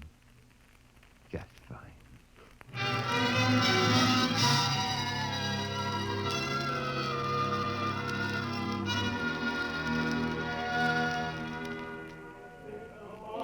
The candlelights are gleaming on the banks of the Wabash, far away. another song. Sure, Well, Dr. Horace, what do you think of my little family, Very nice. You know, I can't understand why you didn't find any folks here, Dr. Horace. It's just a shame. Everybody else is so happy. I never remembered my family, Mrs. Black. All I know is they were gassed at Dachau during the Second World War. When I was liberated, I was in a delirium 3 months. I cannot remember anything before then. A psychiatric phenomenon. That's terrible. Isn't there anything anybody can do? I don't want to remember. Oh. I haven't had a pleasant life. I prefer to be free of emotional entanglements. They interfere with a scientific approach. I'm sorry, Dr. Horace. Oh, I'll get it. Hey, that's our ring, long and 3 shorts. I remember that. Well, maybe we'd better call it a night. You must be getting tired, Johnny. I'd better be going back to the ship. Oh, nonsense. You stay the night. We insist. Oh, I just couldn't rest thinking of you all alone on that ship. Oh, I'll be all right. Well, good night. Oh, wait a minute, Dr. Horace. That phone message was for you. Me? Yeah, that's right. A message from Anna. Anna? I don't remember any Anna. She asked if you were better. Well, perhaps she's someone you knew at Dachau. Anna? She said she's coming over here first thing in the morning. So you'll have to stay over. Yes, well, that but... settles it then. You stay here, Horst. You can bunk with me in my old room. Oh, but Johnny, we thought you'd like to be with Edward. So you could talk the way you used to. Well, we can't put Dr. Horst in the daybed. I think we better share the room tonight. There'll be plenty of time for talking, Ed. I guess so. Well, I suppose I better drop back to the ship. You know, Ed, security check. Well, why do you have to do that here? Well, I don't know. There's no good reason, I guess. Well, suppose we skip it tonight. Oh, sure. Good night, everybody. Oh, it's good to have you home, Johnny. It's good to be home, Mom.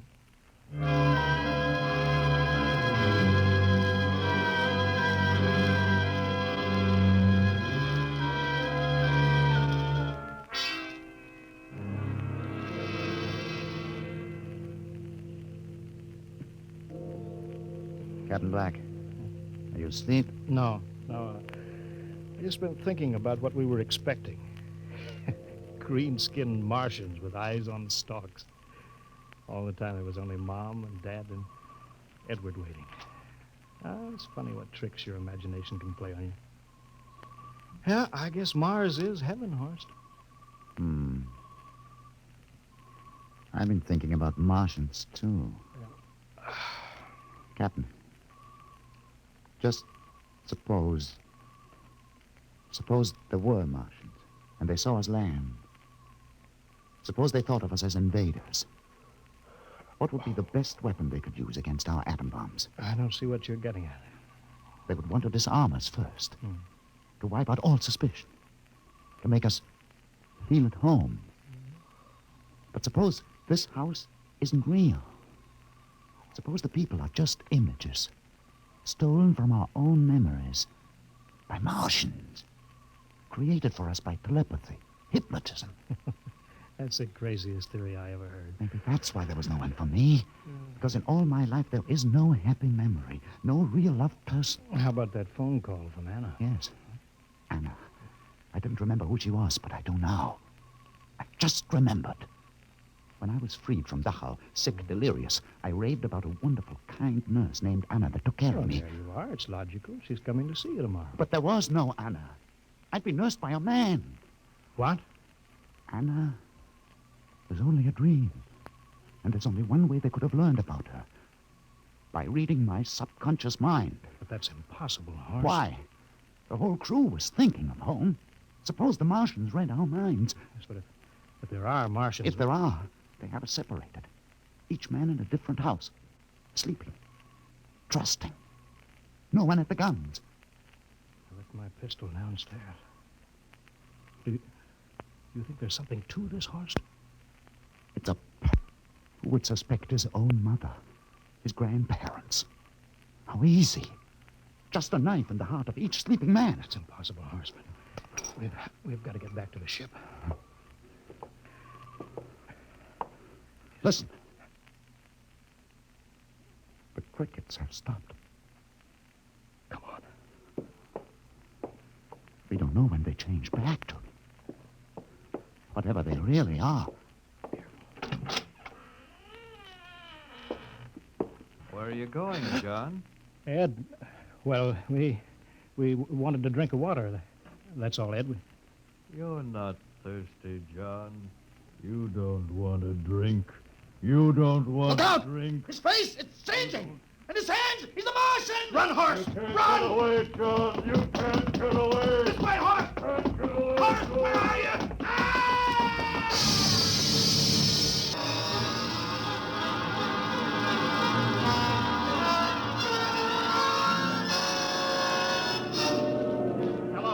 Hello, can you hear me, Earth? This is Captain John Black, the XR-53, calling from Mars. I've locked myself in the ship, but they've crippled it. I can't take off or fire the guns, and they're coming for me now, the Martians. I'm all alone here. All the rest are dead. Hinkston, Lustig, Dr. Horst. Poor Horst, he didn't even reach the door. Listen, they're trying to break through the hull now. Edward and Mom and Dad and all the folks. But they're changing now. Melting and changing back into... They're Martians. Can you understand me? Martians, not men. They made us think that Mars was heaven and we fell into the trap. Can you hear me, Earth? You've got to stop the next rocket. Tell my brother Will. Tell my brother Will not to come. They'll trap him too. They'll kill them all. Hello, can you hear me, Earth? This is John Black on Mars. Hello, Earth. This is John Black on Mars.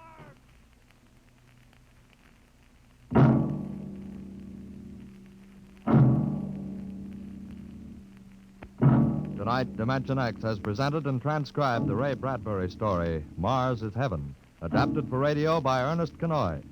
Featured players were Wendell Holmes as Captain Black and Peter Capell as Dr. Horst. Your narrator, Norman Rose. Music by Albert Berman, engineer Bill Chambers. Dimension X is produced by Van Woodward and directed by Edward King. Robert Warren speaking. In a moment, we'll tell you about next week's show. And now, here is your Wheaties man, Frank Martin. Folks, tonight we have a special guest for you. Here he is, Joel McRae. Hello, Frank Martin. I kind of expected to see a package of Wheaties sticking out of your pocket. What? Did I forget him? You must like Wheaties, Frank. Sure, don't you? You bet.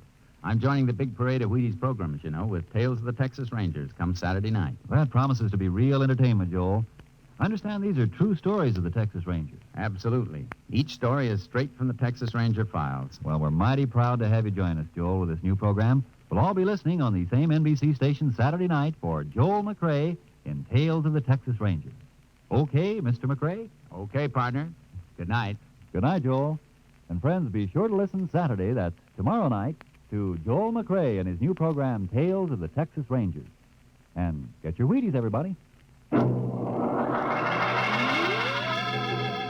And this is the Wheaties man, Frank Martin, inviting you again to listen tomorrow night to Joel McRae in Tales of the Texas Rangers on the Wheaties Big Parade. See you then.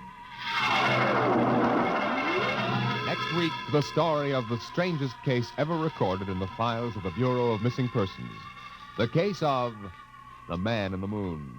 You'll hear the whole story next week when we venture once more into the unknown world of... Dimension X.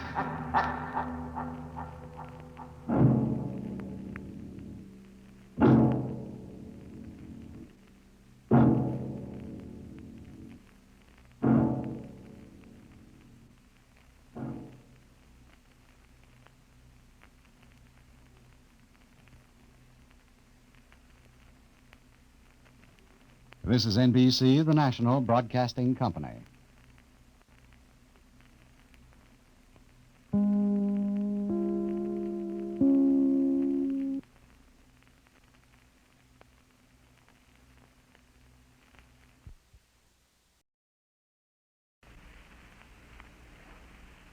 Wheaties present Dimension X. Adventures in time and space. Transcribed in future tense.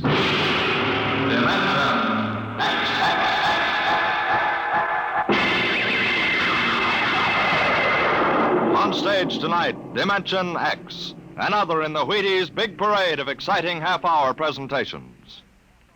I don't mean to be too personal, mind you, but Have you found out how Wheaties at 7 can help at 11? It's really very easy to find out, you know, and it's mighty worthwhile. Now, what you do is this. Come breakfast time some morning real soon. Dish yourself up a bowl of Wheaties. Crisp, golden flakes, 100% whole wheat. Add some fruit, add milk, and you'll be getting some real nourishment. And at 11 a.m., I think you'll begin to understand why. Because Wheaties have it. The whole wheat energy that makes such a difference come mid-morning. Wheaties have it, and it's for you. Now, see if you don't look better, feel better, smile easier every day that breakfast begins with Wheaties. I know, I do. See for yourself how Wheaties at 7 can help at 11. It's amazing, really.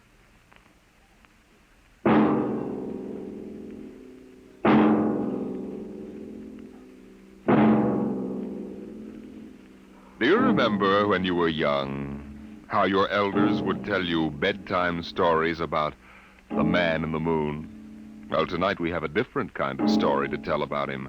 A story of suspense in the unknown world of the future, where anything can happen.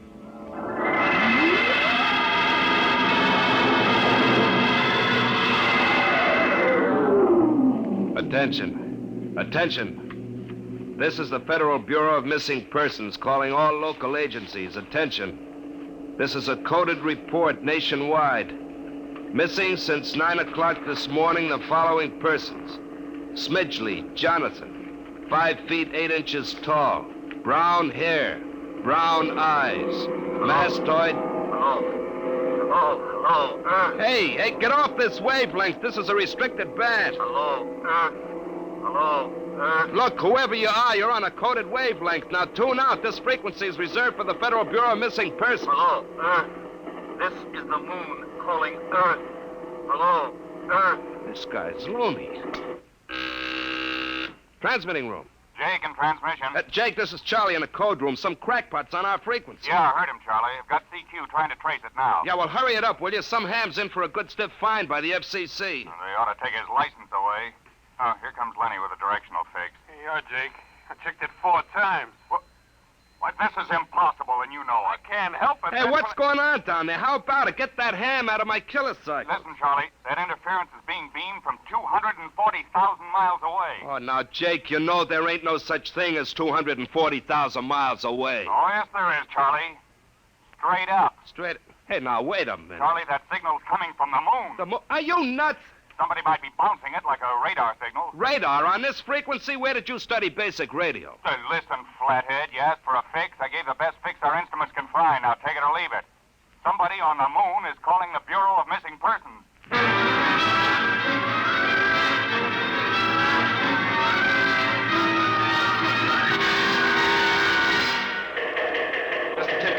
Mr. Timken. What's the sweat, Charlie? Shouldn't you be broadcasting? Now, listen, Mr. Timken, you know I'm a sober citizen, right? Never once have I broadcast with the smell of alcohol on my breath, right? In all your 12 years here at the Bureau, did I once... What's the matter, Charlie? We're picking up a message on our wavelength. Well, did you report to the FCC? I ain't got the nerve. Well, what's wrong? You'll scream when you hear this, Mr. Timken. You'll jump right out the window, but we are getting an SOS from the moon.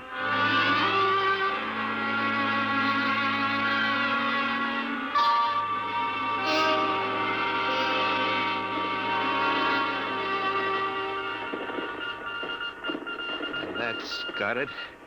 Started on voice and switched to Morse. What did he say? Let's see now. Can you read me? Help Otterburn. Will contact when the moon is in phase. Otterburn. Sounds like a name. Otterburn. Otterburn. Holy jumping Jehoshaphat. Hey, where you going?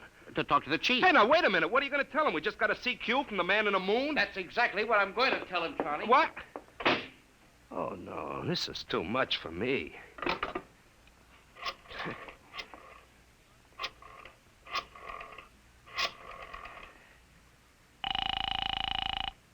Washington Star-Ledger. Let me have O'Brien on the city desk, huh? One moment. O'Brien speaking. Seamus? Yeah? This is Charlie Starbuck down at the Missing Persons Bureau. You want a hot one? No kidding. This'll cost you a beer, okay? Shoot, Buck. I'll stay in your wavelength for 30 seconds. Yeah, okay. We just got a radio message from the moon. What? From the moon. Call me back when you're sober. Okay, Seamus, if you don't know a story when you see one. I'll send you the name of a good psychiatrist. So long, Orson Welles. Orson Welles? Hey, how do you like that? He don't believe me.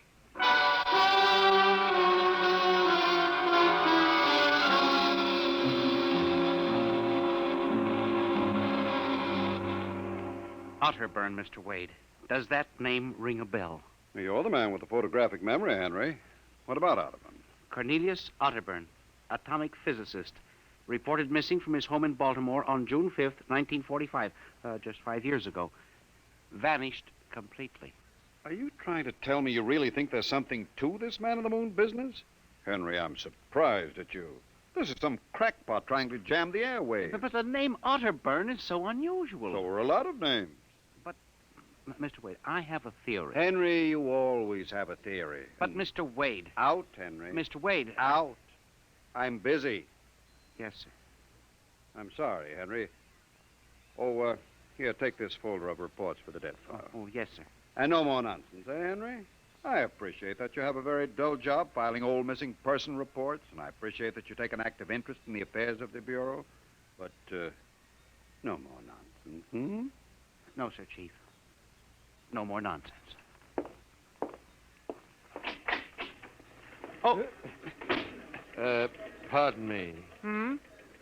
Are you Mr. Henry Timken?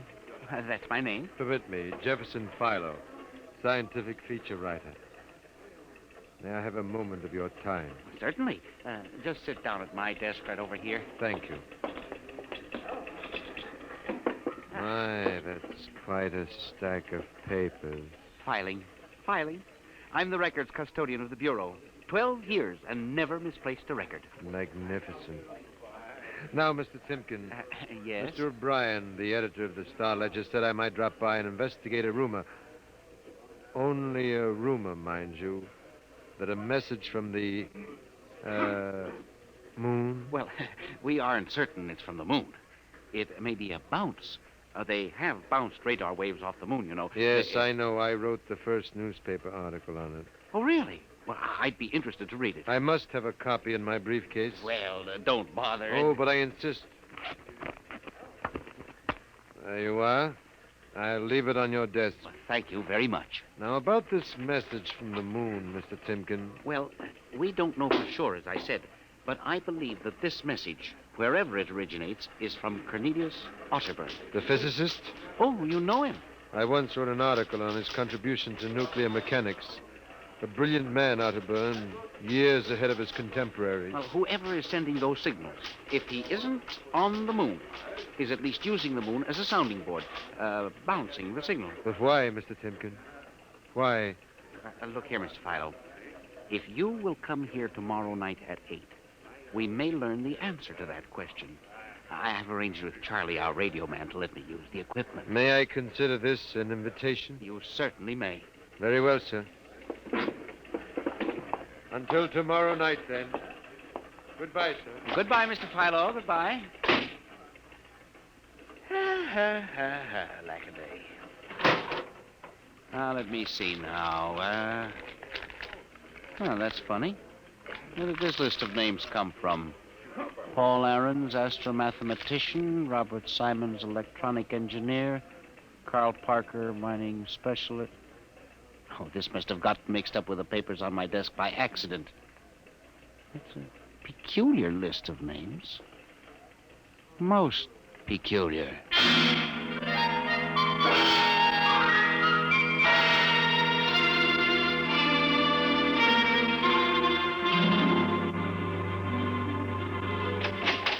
Good morning, Charlie. Oh, hi, Mr. Timken. I see we made the papers. Oh? And how? Mr. Chief steamed up about it. What did the paper say? Mostly ha-ha. Here's the Herald. Oh? Oh, brother, what a panning.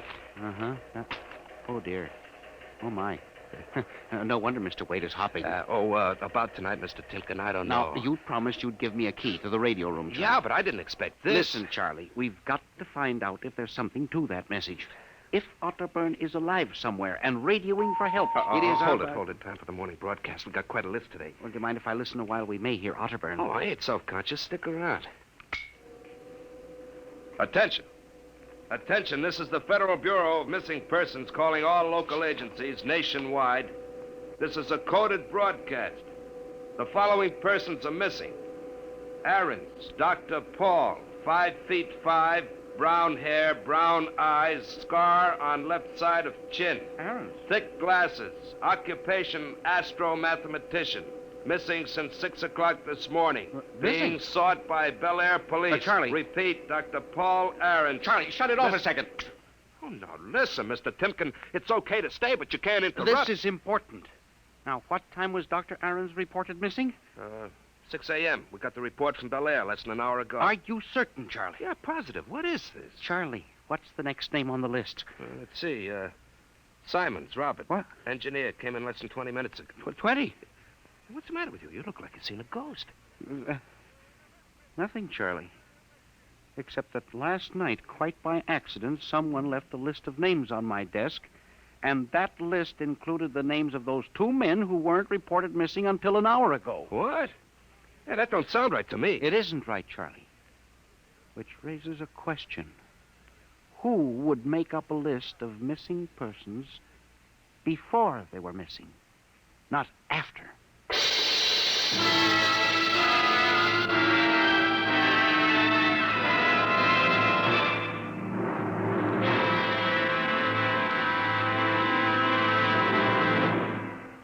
Dimension X will continue in just a moment. You know, friends, when I talk about Wheaties Breakfast of Champions, I mean something like this. Champions do eat Wheaties because they feel Wheaties give them energy they need and because they just plain like the way Wheaties taste. And even though they are champions, that isn't unusual. Sort of the way you and I look at it, isn't it? Here's Ed Prentice with a perfect illustration of my meaning. Now, young man, will you tell us what you do for a living? I pitch. You what? Pitch. You know, baseball. When you have a baseball team, you have to have a pitcher. I'm a pitcher. I pitch.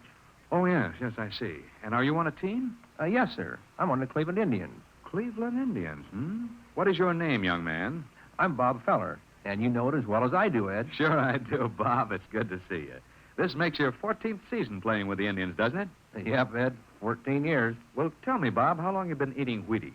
Oh, about 20 years, give or take a couple. You mean you started eating Wheaties before you started playing ball? Why, of course. What's so strange about that? Most people start eating Wheaties before they get to playing ball. In fact, most people never start playing baseball.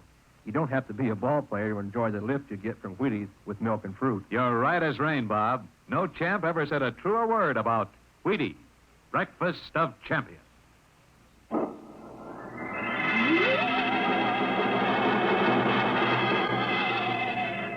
And you say this list of names was left on your desk accidentally? I believe so, Mr. Wade. Do you have any ideas? Well, it's hard to say. Mr. Philo left some papers from his briefcase. Mr. Philo? A science feature writer. I see. You were the leak on the story, then? Oh, yes, sir. I'm afraid I was. I didn't think it would be treated as a laughing stock. Well, we'll deal with that later. What's this Philo like? Well, he's strange. Bald, thick glasses, tall, seems to know a great deal about scientific data, but being a science writer... Is there any other possibility? I don't know. But I do believe that this is all hooked up with the broadcast from Otterburn. That seems like a very remote possibility. A Missing Persons Bureau deals in remote possibilities, Mr. Wade. Henry, I do not require a statement of policy. What's the theory? Mr. Wade, I have discovered that each year literally thousands of persons vanish, leaving no trace. They are never located. Where do they go? Nobody knows. And they disappear in interesting cycles. What sort of cycles? Occupations, for example. One year we'll have a run on, say, coal miners. Next year the proportions of engineers increases, then scientists... What do you think happens, Henry? I don't know, Mr. Wade. But I'm beginning to suspect that somebody else has discovered the same phenomenon. Even to the point, perhaps, of being able to predict who will turn up among the missing next. Philo? I don't know. but I would like to find out. And you think Otterburn may be a part of this picture? I definitely do, Mr. Wade. Henry, do you honestly expect me to buy an idea like that? Well, it's more than an idea. The two top men on this list are missing. Maybe so, but the rest of them aren't. Parker, Watson, Gibbs. Well, I saw Parker in the restaurant where I had lunch today. Yes, sir, but and if look... you think I'm going to make myself a laughingstock by putting any belief in such a crack-brained theory? Well, Excuse me. Yes. Hello, Wade speaking. Yes? Yes, I see. What name? Just a moment. Henry, let me see that list again. Oh, yes, sir. Here you are, sir. Go ahead. I see. I'll get back to you. I guess I owe you an apology, Henry. Yeah, sir? Carl Parker was just reported missing. Parker? The third man on your list. Holy mackerel. Exactly. Henry, perhaps I've underestimated you. Maybe this time you really stumble onto something. What do you intend to do, Mr. Wade? I don't know. I haven't thought it out yet. I was planning to listen for another broadcast tonight in the hope that Otterburn might try to contact us again. I'll join you. I also invited Mr. Philo, the science feature writer, you know. I'll be glad to meet him.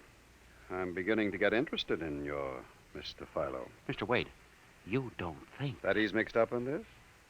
I don't know, Henry. Well, Mr. Wade, let's contact the police. No, Henry, I think we're better off keeping this between ourselves for the moment. I don't want the police laughing at the Bureau if you're wrong. I don't know, Mr. Wade. Besides, there may be more danger than you realize. Let's keep it quiet. Shall we, Henry? Yes, sir. I didn't realize there was any danger.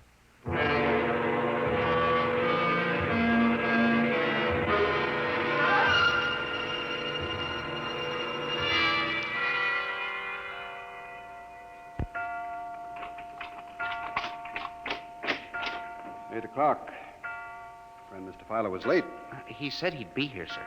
Moon is almost in direct phase. You can't wait much longer. You'd better switch on the set. Yes, sir.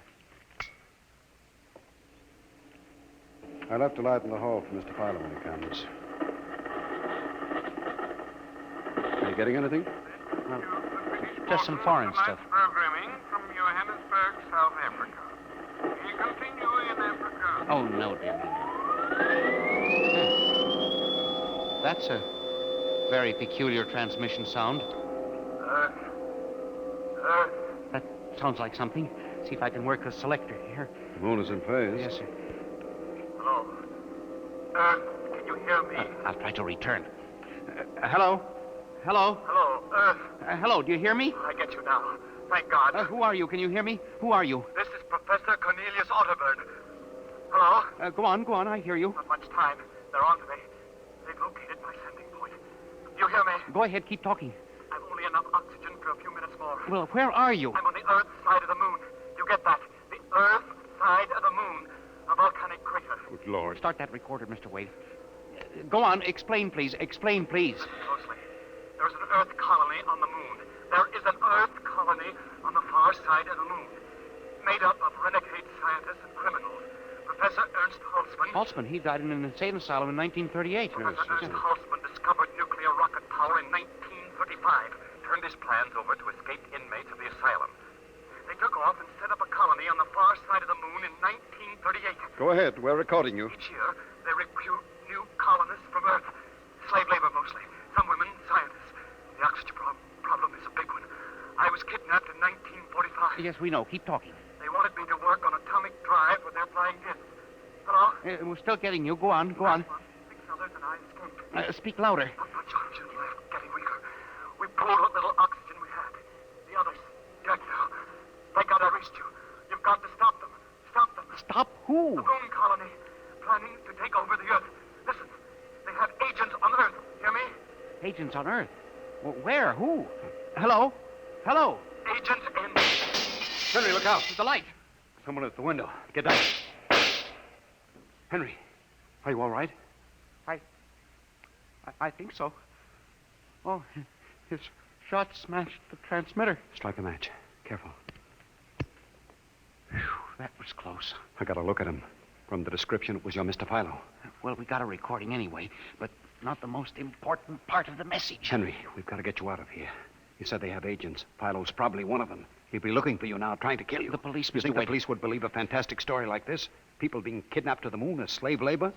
Moon colony planning an invasion of the Earth? Henry, believe me, they'd clap us into straitjackets before we could finish. We've got to do We something. need time to get proof. But we can't walk out of here. Philo's probably I waiting. can only figure some way. Wait, I know. How? Listen, there's a service elevator that leads to the basement garage. My car is there. Mr. Wade, By let's the call time the the police get here, we'll be dead. You think Philo will wait outside all night?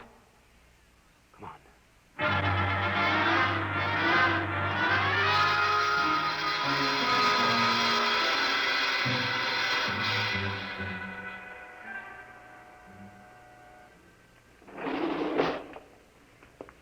This is the basement. Come on. Keep to the side. Yes, sir. Shh. Here's the car. All right, Henry. You open the garage door, then jump into the car. We'll make a dash for it. But where can we go? I have a farm outside Chevy Chase. It's private, miles from the nearest neighbor, and completely hidden by trees. We'll run for that. Go ahead, start the door up. All right, Mr. Wade. Quick, jump in. Yes, sir.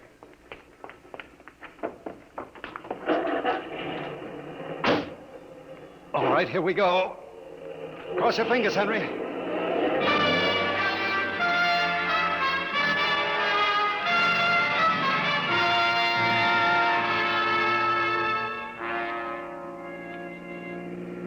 We made it out all right. Anything doing? Well, there's a blue coupe behind us. It seems to be following. I'll cut up Pennsylvania Avenue and out Route 1 toward Baltimore. It is following. He turned with us. Can you go faster? Not much faster. He's gaining on us. I've got an idea. Hang on, Henry. Yes, sir. Why did you stop? Turn off the lights, quick.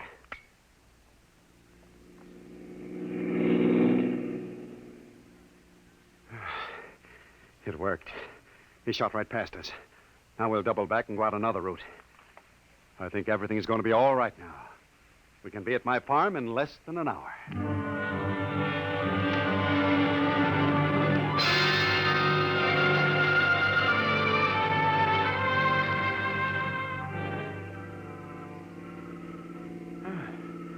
This place is really out in the wilderness, Mr. Wade. You can stay here indefinitely till we figure out the next move. Just up this dirt road now, there's a big abandoned wheat silo on my grounds. It's down in a hollow where it can't be seen except from the air. And even then, the oak trees shield it. We'll hide you out there. Now we can leave the car here. We'll never be seen. Come on. How did you ever find this place, Mr. Wade? I've always liked seclusion. Came up here to get away from it all. There's the silo. Well, it's certainly well hidden. There's a small door around the side. Come on. Yes, sir. Oh, careful of those bushes. It's hard to see them in the dark. Do you suppose Philo will find us? I assure you, Henry, that Mr. Philo will never find us here.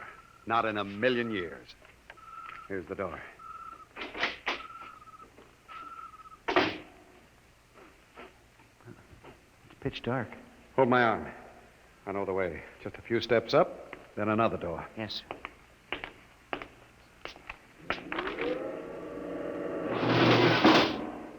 Steel. This is an unusual silo. Double walls, wood outside, steel inside. Completely fired. An army couldn't wreck it. We're inside the inner shell. Careful. You're in a circular room. Stay here a moment. I'll go outside and see if the coast is clear. In a moment, your eyes will become accustomed to the darkness. I'll bring back some food and water. Well, don't be long, Mr. Wade. This place gives me the willies. I'll just be a moment. Yes, sir. Mr. Wade.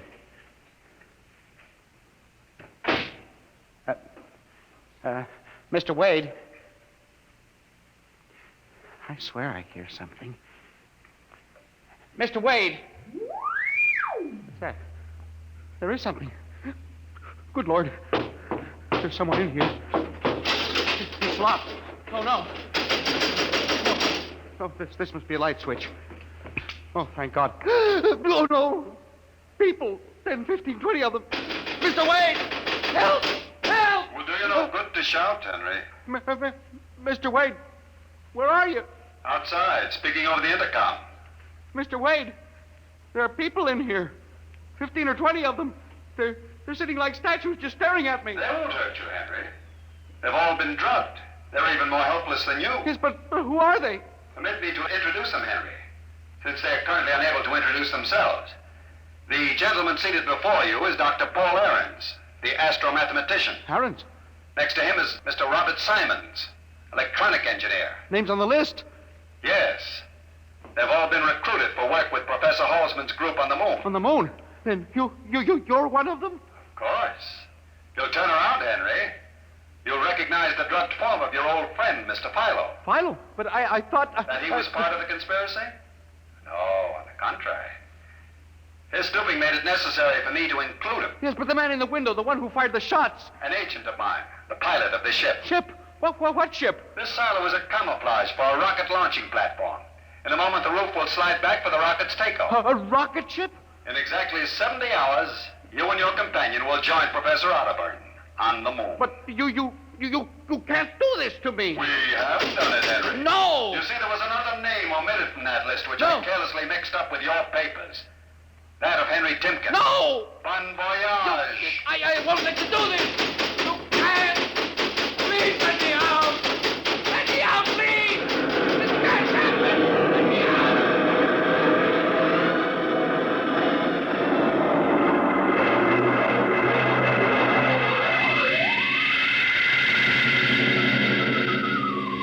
Attention. Attention. Missing since 8 o'clock last night. The following persons. Timken Henry, age 45, height 5 feet 8, brown eyes, slightly balding.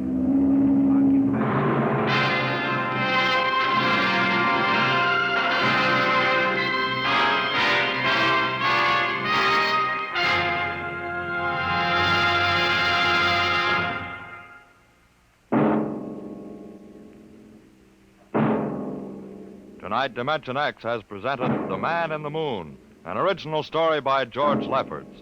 Featured players were Louis Van Rooten as Henry Timken and Santos Ortega as Wade. Your narrator was Norman Rose. Music by Albert Berman, engineer Bill Chambers. Dimension X is produced by Van Woodward and directed by Edward King. In a moment, we'll tell you about next week's show. And now, here is your Wheaties man, Frank Martin. Everybody knows whole wheat has vitamins and minerals in quantities. Sure, no great trouble figuring that out.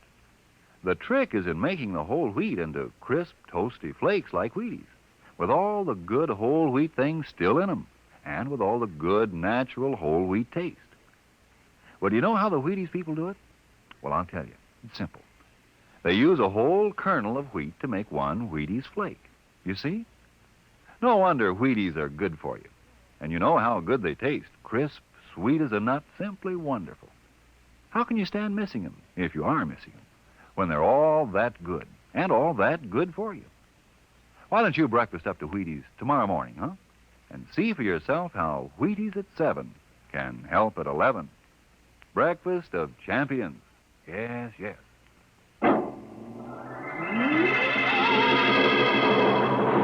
Next week, a strange and thrilling story of the foreign underground, of a brilliant young scientist and his wife whose only chance for escape from the secret police lay in a world that is beyond infinity, the world of...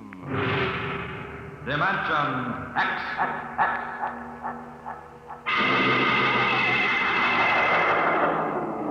And this is the Wheaties man, Frank Martin, inviting you to listen tomorrow night to Joel McRae in Tales of the Texas Rangers on the Wheaties Big Parade. See you then. This program was transcribed. Jack Blake tells the story of the underworld next on NBC.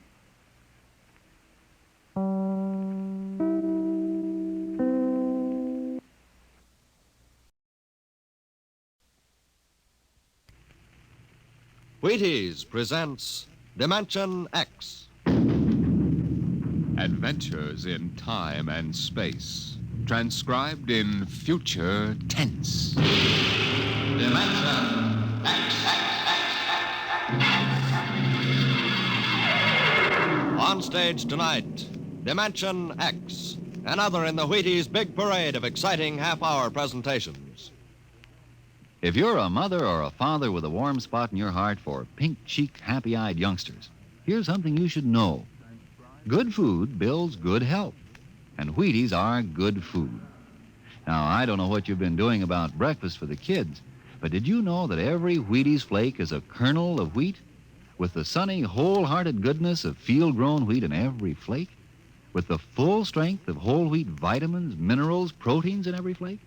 Well, it's true. Whole wheat in all its richness. That's what you furnish when you fill the cereal bowl with Wheaties. But don't slip up. See that they get Wheaties. Crisp, sunshiny, good. Pour on the milk, put on the fruit, and know the youngsters are getting all that whole wheat can give. Do that now. Wheaties. Breakfast of champions.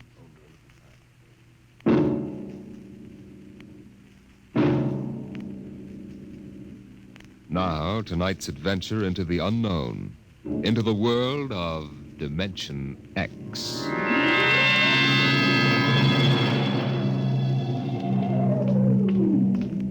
Somewhere in Europe, a man is walking through the darkness down a cobblestone street. It's early evening still, only a little past 8, but the street is strangely deserted. He pauses, looks behind him, then knocks quietly on a door.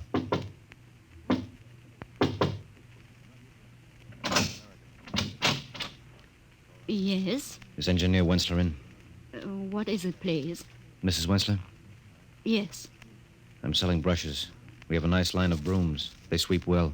Do they sweep the little or the large? Both. They're especially fine for the large. Come in. What cell are you in? I'm not with the Underground. I'm an American, newspaper correspondent. It's all right. Chief Nine said I should see your husband. He gave me the password. Look, you know the Americans are on your side.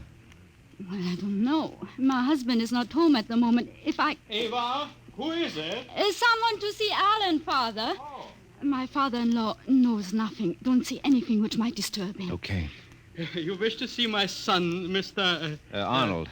Yes, a friend asked me to look him up. Mr. Arnold is an American correspondent, Father. Oh, an American. It is not often I have had the chance to talk to an American these days. Things have changed, haven't they? Yes. These last few years, we have been out of touch with the world. I was working in my laboratory, Mr. Arnold. Would you care to come in while you wait for my son? Father, not the laboratory. Eva, we cannot ask our guest to sit alone in the library. And besides, I would like to talk. Huh? This way, please. Thank you. Mr. Arnold, I know nothing of politics. My only interest is science. Come, I will show you what we are doing. A most interesting experiment. Really very interesting. Dr. Wensler. Oh, this is Dr. Erickson, my associate. Dr. Erickson, Mr. Arnold. An American. Yes. Dr. Wensler, is it advisable to allow strangers in the laboratory? Oh, Mr. Arnold is my son's friend. Dr. Wensler, you will recall that the last directive... It has no bearing on the work we are doing. Our experiment is in the field of pure science. It has no military application. But the directive said... Dr. Erickson, may I remind you that I am still in charge of this laboratory. Very well. If you will excuse me, I want to test a new diatomic catalyzer. We'll do that. Sorry, Dr. Wensler. I'm afraid your friend Erickson doesn't like my looks. Oh, no. It's not that. It's just that he is worried. He's worried for me. Afraid that someone will misinterpret your visit and report me to the authorities. He's my most loyal and trusted assistant. But he tends to exaggerate the danger. Well, I hope you're right, Doctor. Say, this is some setup you've got here. That 10-foot plastic cylinder, what's that for? Every experiment must have a focal point, and that transparent cylinder is ours. The objects upon which we wish to work are placed inside and brought under the catalyzed beam over here. Eva! That's Alan now. Excuse me, I go and tell him. What is this experiment you're working on, Dr. Wenzel? Ah, a very interesting new problem. You say you're not a physicist or engineer, Mr. Arnold? No, I'm not, but I can follow you, if that's what you mean. Yes. Well, we have been working with the problem of subatomic particles. Now, in attempting to manipulate them, to bring them closer to each other, we have discovered that we can shrink objects, reduce them in size. Well, that's very interesting. How much can you reduce them? Half size? Oh, much more. We can make objects become microscopic and still retain their characteristics. Doesn't seem possible. We can make them even smaller, much smaller. Theoretically, in fact, down to atomic dimensions. Well, as I said before, I'm no expert, Dr. Wenzel, but tell me, what's the point? What good does it do to shrink anything down to that size? You do not understand. Man has never actually seen an atom. But if we can reduce a camera and recording instruments to the atom size, then we would know the secrets of the universe. Ah, there you are, Mr. Arnold. Hello, Alan. You can't be interested in this. Why don't we go into the study and talk? But Mr. Arnold is interested. Well, sir, maybe I'd better talk to Alan at that. Excuse me, Dr. Wensler. I'm meaning to ask you if you think you can get along without me for a few minutes. There's something I must do. It's important. Yes. So long as it will not take too much time. No, it won't take me long. It has been a pleasure, Mr. Arnold. I shall see you soon, I hope. Yeah, sure. Okay, Alan, let's go talk.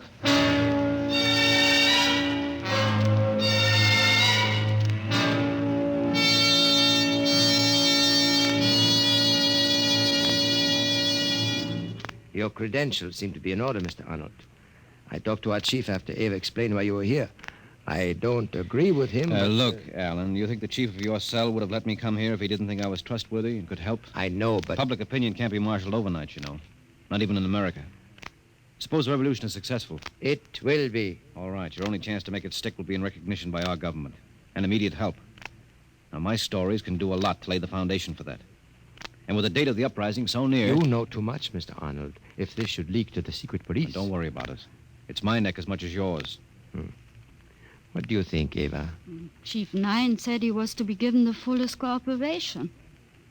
Very well, then. What do you want to know? Question 1. What makes you think this revolution really has a chance?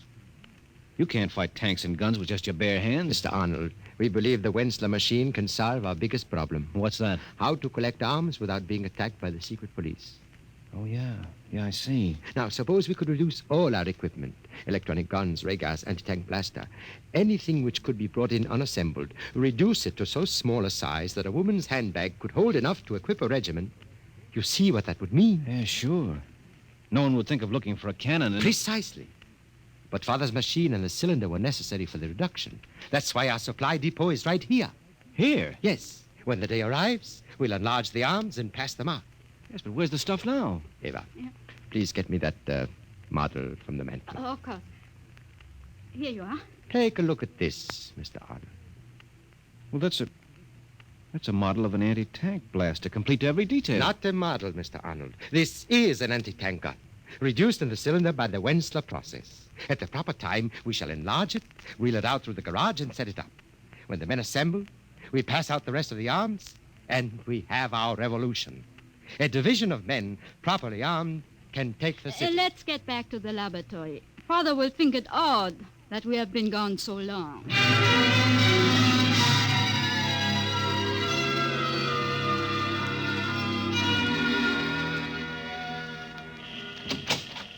Oh, I was wondering where you were, Alan. I don't know what's keeping Erickson. He should have been back long ago. I need some help on this circuit Of here. course, Father. What are you doing? Erickson, I have amplified the effect by putting another diatomic catalyzer into phase. I want to give a test run, Alan. If you will bring one of the animals from the cage. Yes, Father. Animals? Yes, we are experimenting now with the reduction of living animals, guinea pigs. How does it work? Those we diminish to microscopic size return unharmed. But those sent down to the atomic dimension, the cylinder returns. But there's nothing inside, nothing. So, Dr. Wensler, have you ever tried it on a human being? I tried to persuade Father to send me down to find out what's making the animals vanish. No, Alan. But, Father, we've installed high-frequency radio communication now. If anything started to go wrong with me, I could tell you in time to reverse the process. No, I will never permit it. All right. Guinea pigs it is, then. But someday, Father, I... Yes, dear? Come to the window. What is it? That man, the one in the raincoat. He has been standing in that doorway across the street ever since I looked out the window. What of it? I don't like it, Alan. He has been standing there just looking at our house. Oh? Alan, do you think it... I don't know. I'm not sure. Eva? Yes?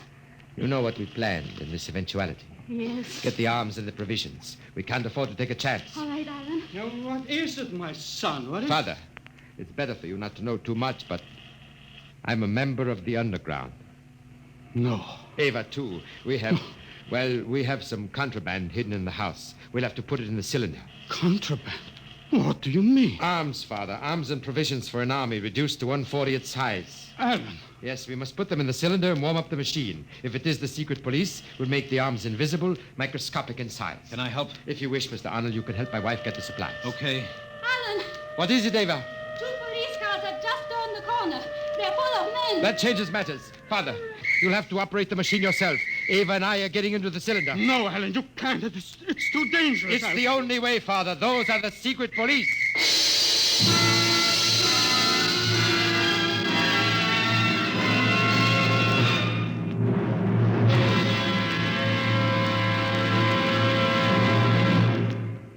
Dimension X will continue in just a moment. Tomorrow morning, get up and get at 'em with Wheaties to help. Now, does that sound as if I just made it up? Well, listen, folks. It's real. It's so. If you'll pour the Wheaties into a bowl tomorrow morning, if you'll pour on cold milk and put on the fruit you like best, if you'll do these things, you can honestly feel a difference all morning long. And here's why. Every golden Wheaties flake, every flake is made from a grain of wheat. That's why every flake of Wheaties gives you full whole wheat vitamins and minerals and the amazing energy you'll notice still with you by 11 in the morning. You simply cannot miss, because it's a fact. You do better by yourself on a better breakfast. Whatever your job, if you'll start the morning with a reasonable meal, you should find yourself working better, feeling better, even looking better all morning long. Yep, 7 o'clock Wheaties, 11 o'clock, still feeling good and working happy. You try it now. Not somebody else, but you. You may be pounding a rug or pounding a typewriter tomorrow morning at 11. You may be driving a tractor or driving a bargain. But you're going to feel the difference with Breakfast of Champions tucked inside. You try it. Really now. See how Wheaties at 7 can help at 11.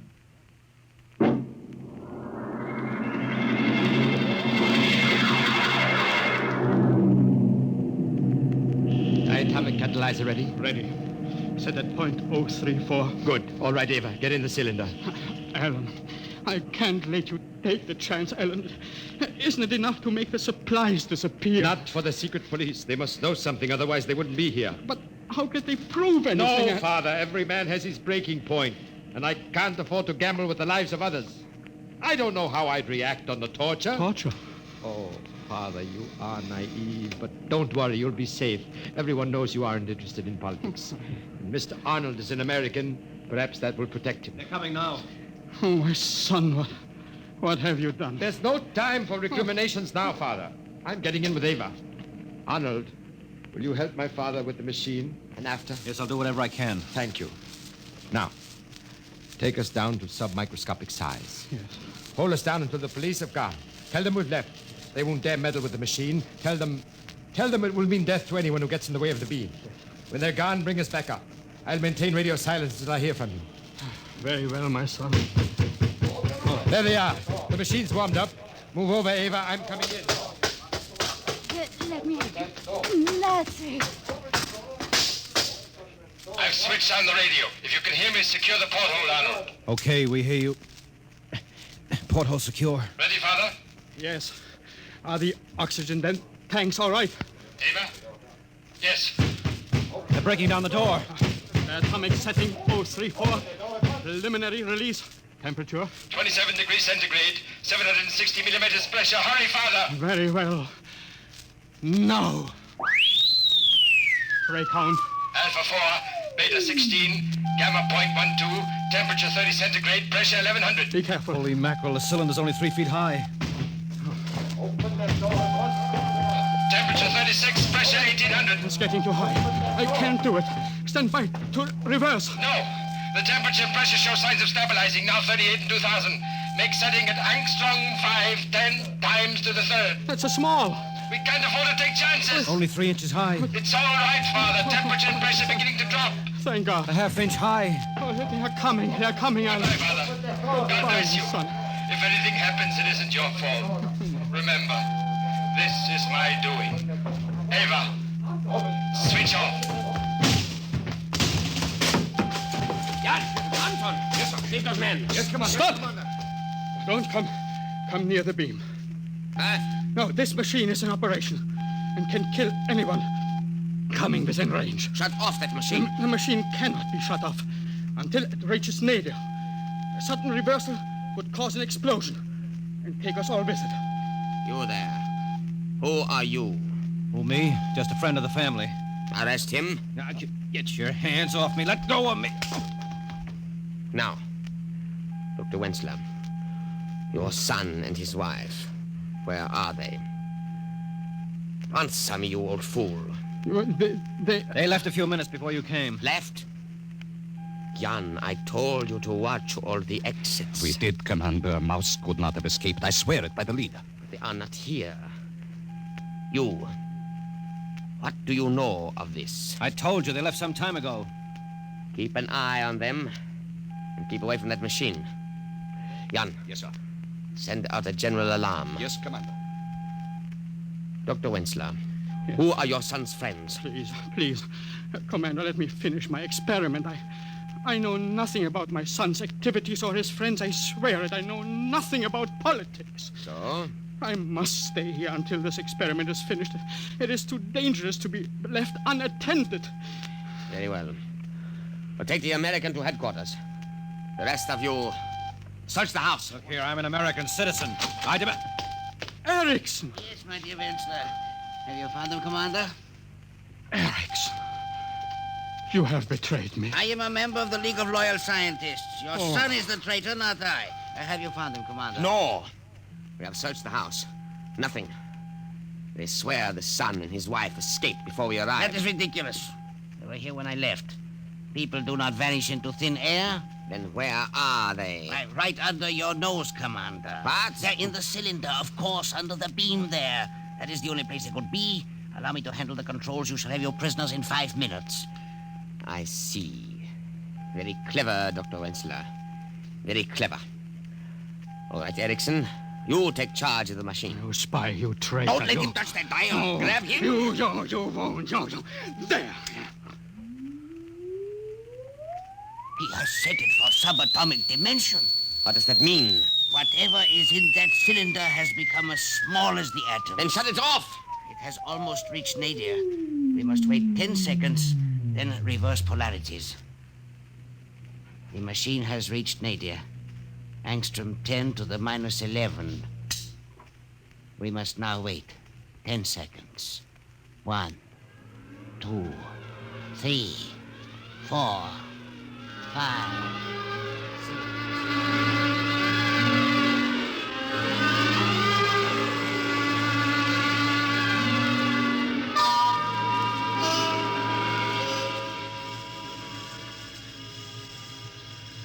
What's the matter, Alan? I don't know. Something must have gone wrong. Alan, look up there. Why, it's the solar system. It's coming at us so fast. Look, the sun. The sun? No, that can't be. Ava! That's the nucleus of an atom. We've reached the subatomic dimension. That sun is the nucleus. And those planets are the electrons revolving about it. That planet coming up at us. There, on the other side of the sun. I mean the nucleus. It's... An electron. It's growing in size.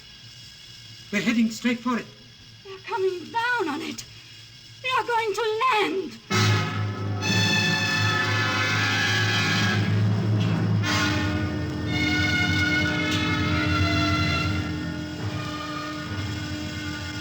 Well, I guess we finally reached the nadir. We haven't shrunk for the past 2 or 3 hours. Where are we? I don't know. Somewhere in a valley between the mountains of a huge electronic range. It's almost funny, resting on the surface of an electron. Look. The soil under the floor of the cylinder. It looks like vegetation. Yes. Moss. Lichen. That's the last of the air. I've been expecting it to go out for the past 2 days. We have perhaps a half hour more. Ava, dearest. I know. There is one chance. That vegetation. That means there must be some sort of atmosphere on this electronic planet. We have to take that chance. Ava, are you willing to step out of the cylinder with me? Of course, my dearest. For whither thou goest, I will go. Thy people shall be my people, and thy God, my God. Where thou diest, I will... We haven't much time. Ready? Ready. All right. Open the porthole.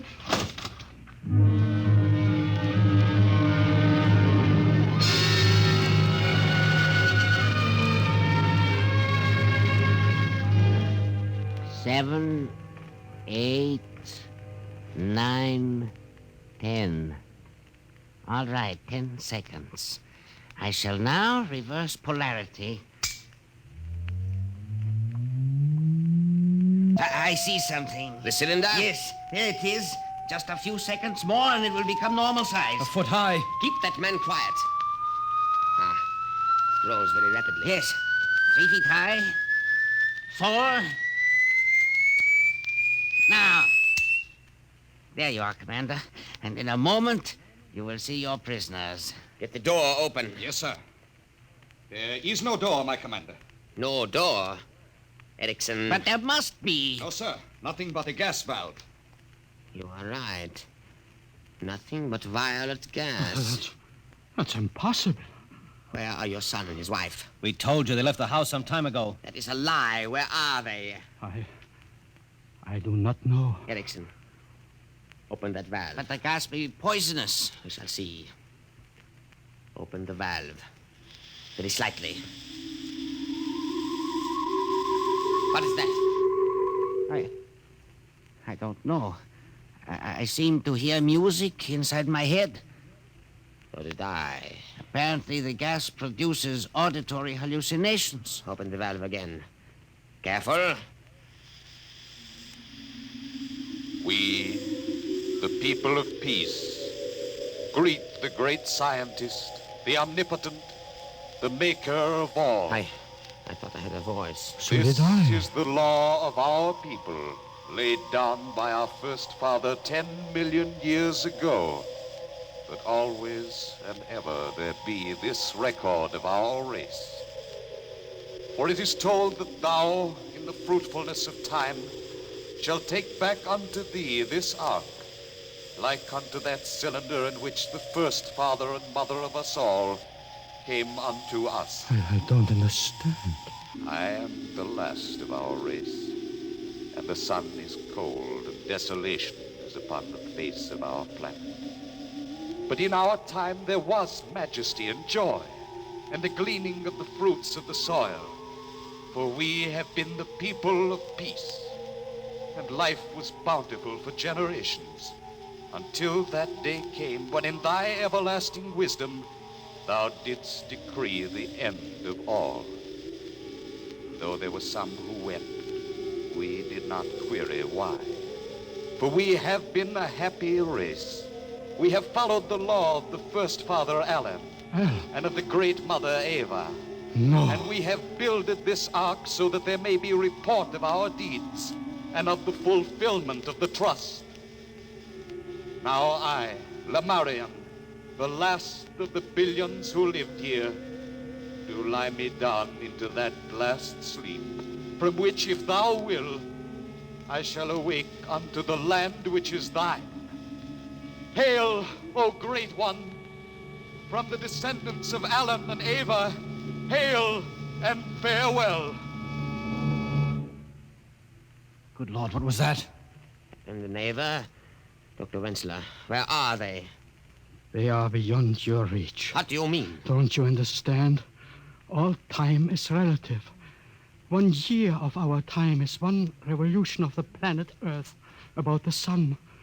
Somewhere down in the microcosmos, my son and his wife found themselves in an atomic universe. Of course. And landed upon an electronic planet.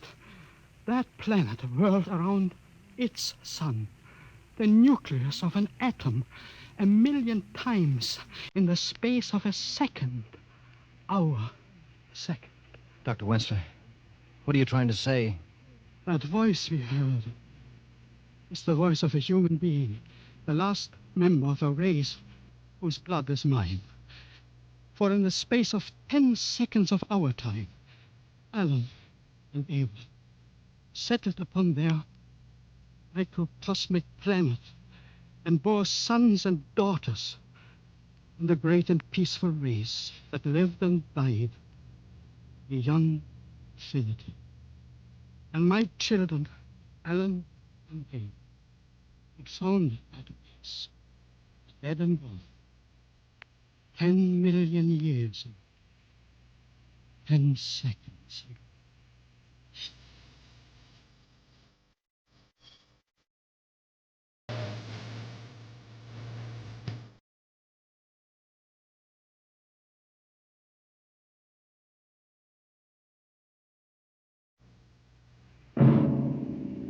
Tonight, Dimension X has presented Beyond Infinity, an original radio drama written by Pierre Gerson. Featured in the cast were Les Damon as Arnold, Lotta Stavitsky as Ava, E.A. Krumschmidt as Dr. Wenzler, and Joe DeSantis as Alan Wenzler. Your narrator was Norman Rose. Music by Albert Berman. Dimension X is produced by Van Woodward and directed by Edward King. In a moment, we'll tell you about next week's show. And now, here is your Wheaties man, Frank Martin. This is Ed Prentice batting for Frank Martin to bring you a word from a fellow most of you know. Lucius, would you step over here, please? You bet, Ed. Folks, I'm Luke Kaplan. I've been playing shortstop for the Chicago White Sox practically forever. Yes, it is. Practically forever. This makes your 20th season, Luke. Do you think it's going to be a permanent job? Well, you know, Ed, I play baseball like I eat Wheaties. Just get set and plow right through. Wheaties and baseball just seem to go together. The Wheaties give me the energy to play more baseball, and a tough game gives me the appetite to eat more Wheaties. I think it's a real nice arrangement. Well, Mr. Appling, if you're happy, so are we. Thanks a million to our real Wheaties champion, Luke Appling. And, folks, if you haven't had the pleasure of Wheaties lately, have some tomorrow. Wheaties, breakfast of champions. And eat happy. Next week, a strange story of other worlds. The story of the barbaric Potters of Thirst. Another adventure into the unknown world of tomorrow. The world of... Dimension X.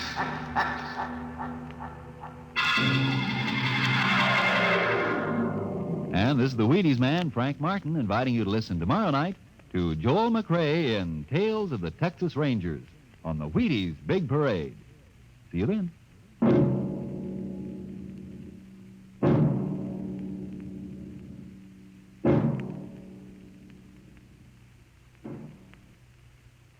This program was transcribed. Stay tuned for Stories of the Underworld by Jack Late on NBC.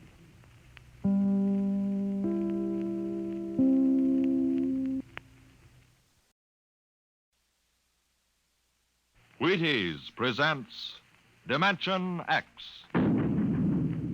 Adventures in time and space, transcribed in future tense. Dimension X.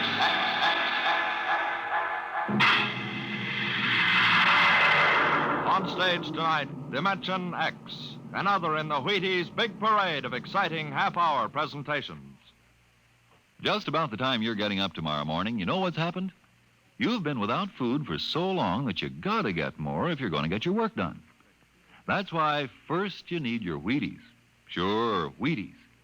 Because when you dip into those golden flakes, you're getting real whole wheat. Yup, every single Wheaties is a kernel of wheat. And you know what that means? Vitality for working well, feeling well, looking well. Whole wheat energy, whole wheat vitamins. All the goodness of plump whole wheat in crisp little flakes that are mighty nice to meet any morning of the week. So be good to yourself. Tuck into the Wheaties at 7 a.m. and see if you don't feel the difference. Have yourself breakfast of champions and see how Wheaties at 7 can help at 11. Come on now, try them.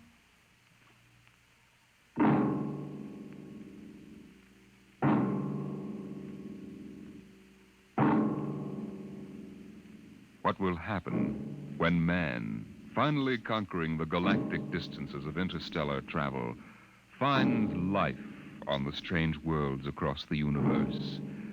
Will he discover civilizations of incredibly advanced scientific knowledge, or primitive cultures deep in a stone age of savagery? Here is a story of the relation between men of our world and beings from beyond the stars.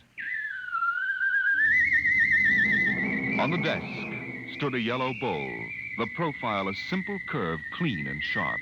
The body was thin without fragility, and the beauty of its shape was matched by the glowing intensity of the glaze, a glorious transparent yellow, soothing as sunlight, yet glowing with the fire of a volcano's core.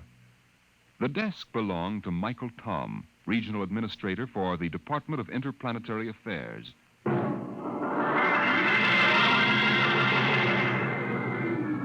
That bowl?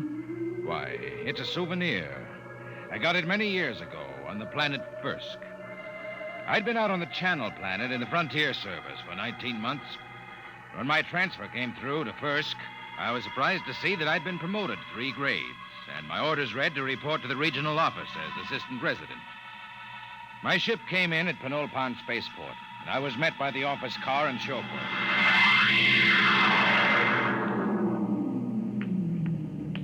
Mr. Tom? That's right. I'm Wirachek, sir. Welcome to Fursk. Thanks. Well, I didn't expect to find a 1992 Rolls here. The resident had it shipped out in parts. Mr. Koval changes every year for the new model. Pretty smooth. Hey, this is certainly different from the Channel Planet. Nothing there but ice, frost fleas, and the dullest aborigines in the system. Well, you won't find the aborigines very dull here. What kind of people are they? The Mituan? Well, they're humanoid. Very close to us systemically. Tall, sort of amber-colored and graceful. Oh, is that one, the girl balancing the bowl on her head? Yeah. Yeah, she's a Mituan. Uh-huh. There isn't a very big human population at Fursk. Well. Looks like Mike Tom has found a home in the service. You haven't met Mr. Koval yet, have you? What do you mean by that? Oh, nothing, sir, nothing. Look, Wirachek, if there's anything wrong, you'd better tell me. Well, there's nothing, sir. Nothing you won't find out. It's just that Mr. Koval is a very forceful personality. Very forceful.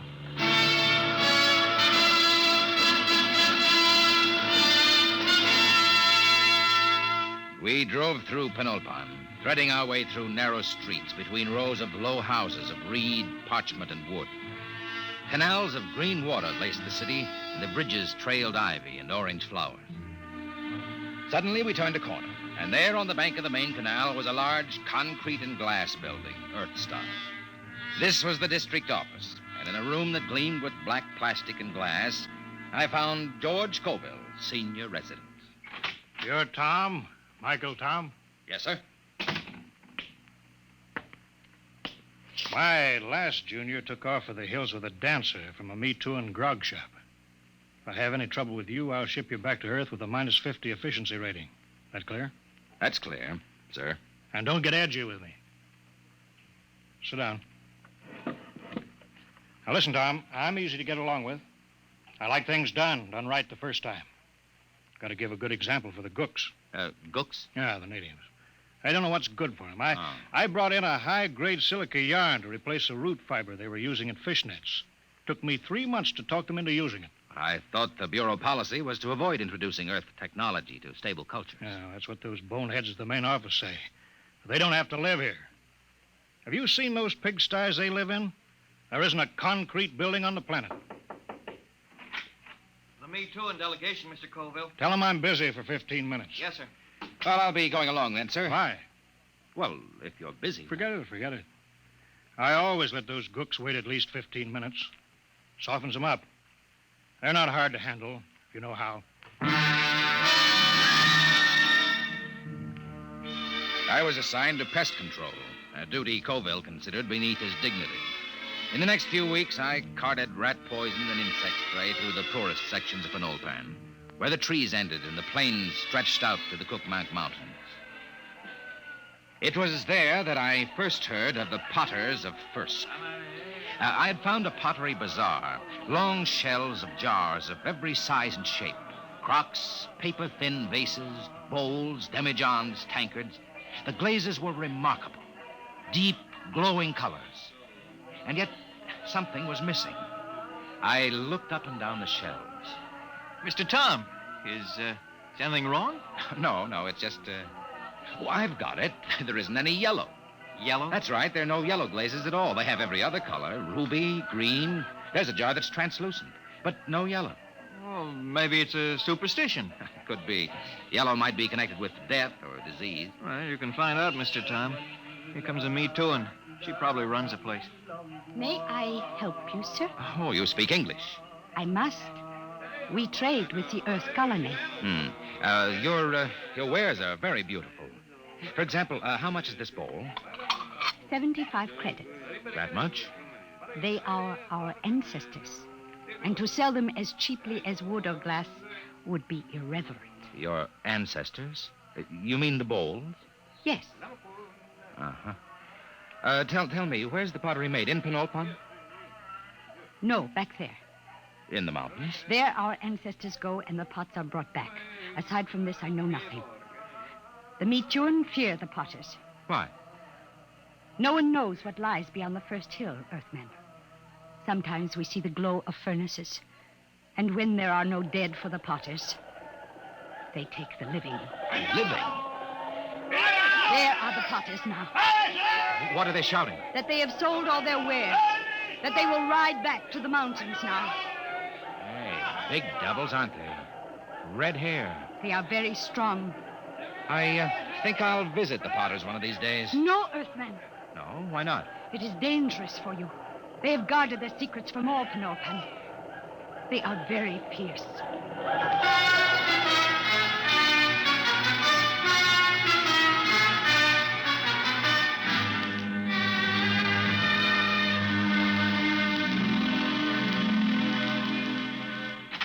Tom, where the devil you been? I told you to get the estimates for that power plant. I put them on your desk, sir.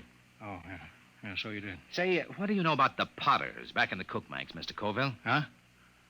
Oh, they're a tribe of bandits or something. Why? I was at the bazaar today. A girl called the vases ancestors. It seemed strange. Ancestor? Well, it probably has something to do with religious death rites. They take away the dead bodies and cremate them for a fee or trade goods. The girl said that when they don't get the dead, sometimes they take the living. What? Well, so that's it. What, sir? Raiding. About every month or so, a couple of Me Too and turn up missing. The whole city clams up like tongue-tied parrots. For 2 years, I've been trying to track it down. Tom, these Potters must be behind it. Raiding, huh? Well, we'll see about that. No, we don't know anything definite. Well, we will. Get Weircheck to roll out the copter. We're flying out to those mountains. I'll put a stop to this if I have to blow them clean off the planet.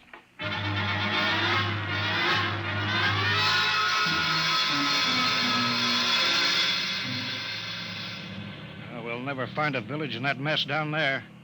Look at those cliffs. There's a smoke trail over there to the right. Potters need kilns. Kilns need heat. It's a volcano, not a chimney. Let's try out along that ridge, then we'll go back. Wait, I think we found them. Where? At the base of the volcano. Look close. You can see buildings. Yeah. Set her down. Should we land, sir? They're supposed to be pretty rough on home ground. We're official representatives of the system. Remember that. That might not mean much to a tribe of mountaineers. Don't argue with me, Tom. Land.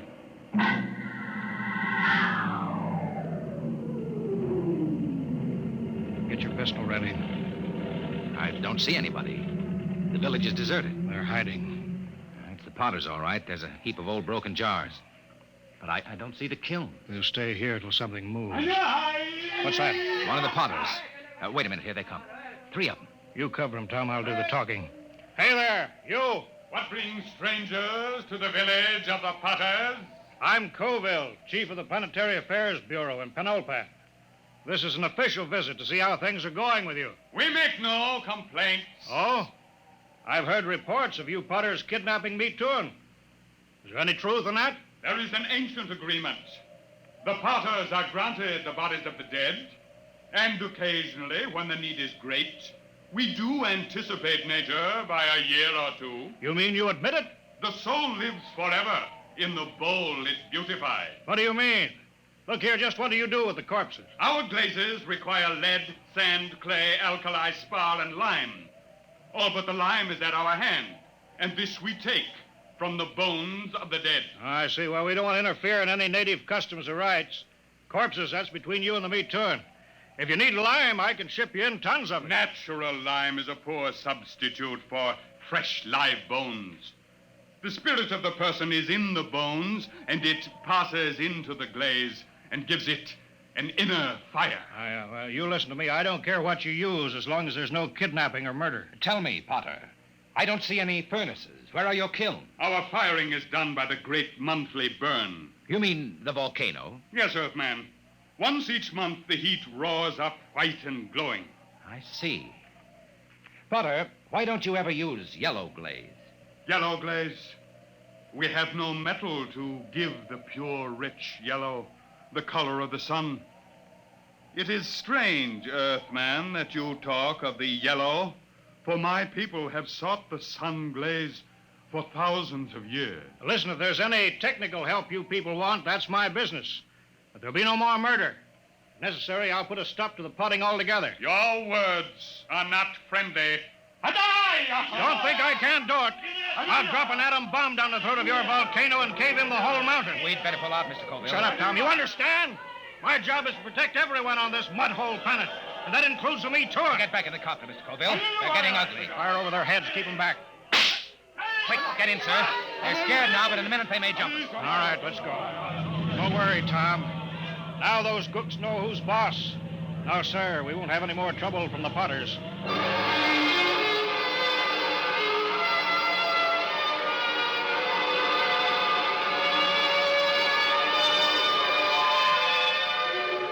Coville kept me pretty busy the next few weeks, but I got to spending a good deal of time at the Pottery Bazaar with the girl.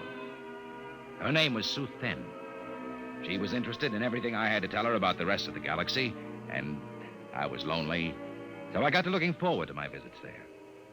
I was on my way there one evening when suddenly I heard shouts down the side streets. I hurried toward them, pulling out my gun. And then I heard the deep cry of the giant Potters and the crack of hooves on the cobbled streets. Suddenly, a group of riders burst around a corner and charged down on me.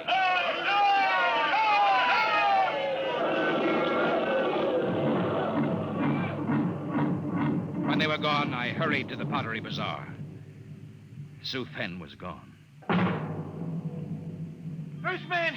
Earthman! She is not here. They took her. The Potters? She has gone to her ancestors. Did they kill her? No, they have taken her to the hills. But soon she will live forever, her spirit wrapped in the glorious glaze. Sue Then. There is nothing to be done. When the Potters take you, it is the end.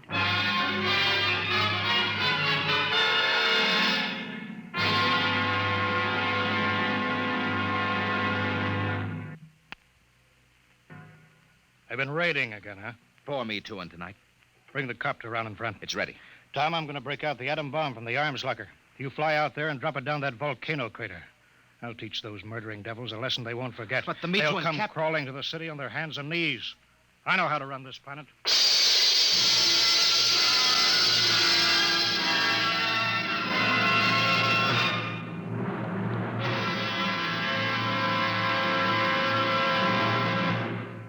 Dimension X will continue in just a moment. Friends, this is Frank Martin, the Wheaties man, and I want you to know an associate of mine, Ed Prentice. Okay, Ed. Folks, I'd like to have you meet a good friend of mine and a prominent member of a fine little organization known as the Chicago White Sox, Mr. Lucius Benjamin Appling. Ooh, Ed, don't say it like that. Whoever heard of a ball player named Lucius? What if I went around calling you Paul Edward Prentice? Let's just make it Ed and Luke, huh? All right, Luke.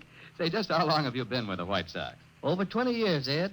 Golly, I've played in darn near 2,500 games. Been at bat almost 9,000 times. Man, I'm from way back. Well, Luke, you don't look it. How do you keep up the pace anyway? Well, Ed, I sleep good.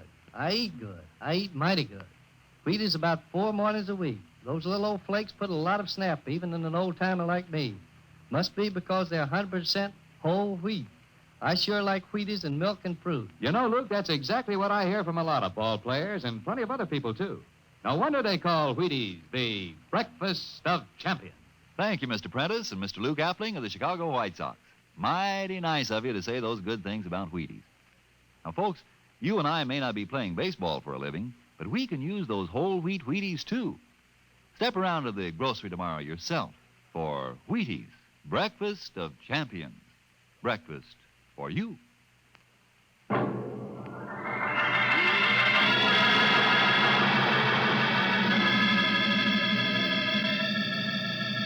There's the village window, Chick. Swing over it. Shall I pull the safety on the bomb? No, hold it. But Mr. Colville said I know what he said. But they got a girl down there, and I'm going to get her out alive. And I'm going to start by trying to talk with that 7-foot red-headed Potter. All right, we're a check. Set her down right in the middle of Main Street.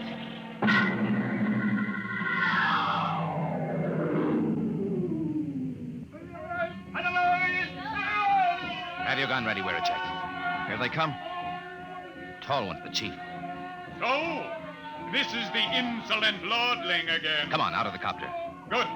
We are in need of bone lime, and yours will suit us well. They're closing in, Mr. Tom. Prepare your soul for the great burn. Stand back.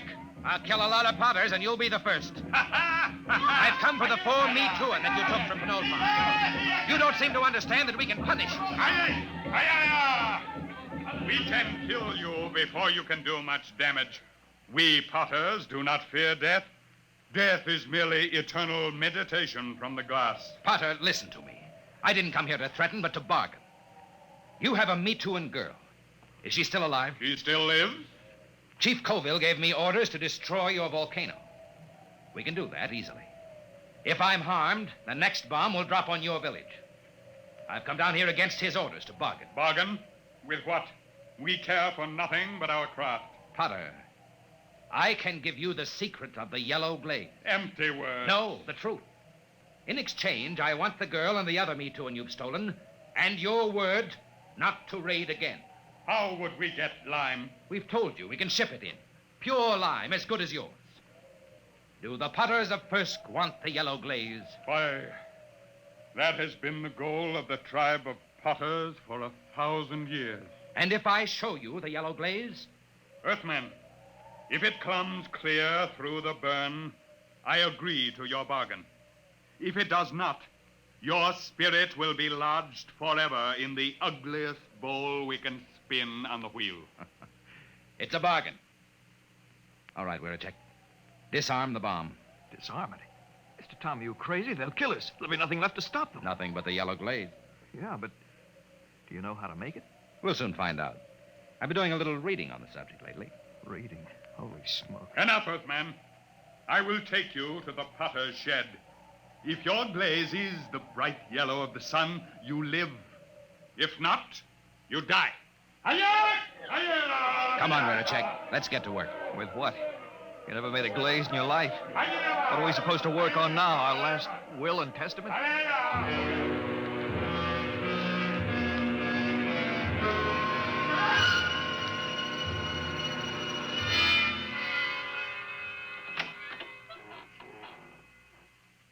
Who's that? Suzanne.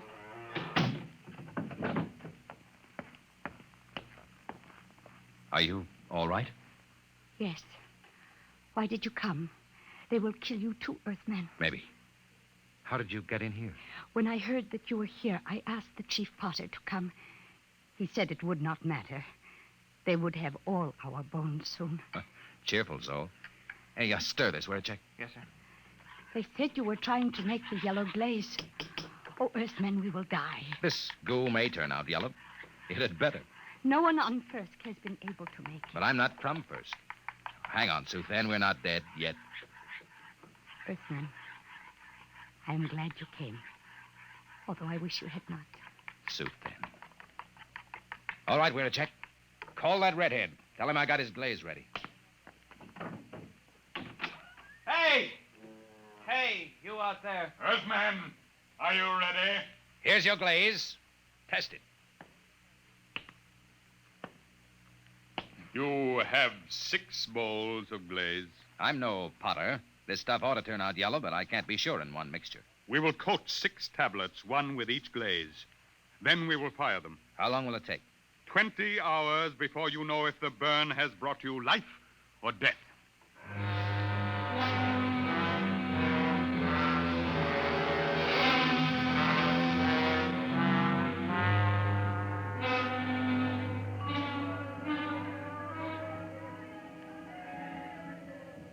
How long can they keep that up? It's been hours. Tiles ought to be done soon. Earthman, here comes the Chief Potter. It must be time. The tiles are cooled. It is time now to open the kiln and test your glaze. A bargain has been made. The glaze is yellow, or you die. I will open the kiln. How are they, Mr. Tom? Mr. Tom? I can't see inside. It's dark. All right, Potter, pull them out. What are you waiting for? I will remove the first tile. No. A dull, dirty brown, Earthman. Pull out the next one. The color of mud. Now, wait a minute. What is the use? There is no yellow glaze. Get that next tile out. We made a bargain. Mr. Brown, your glazes are worse than the feeblest work of our children.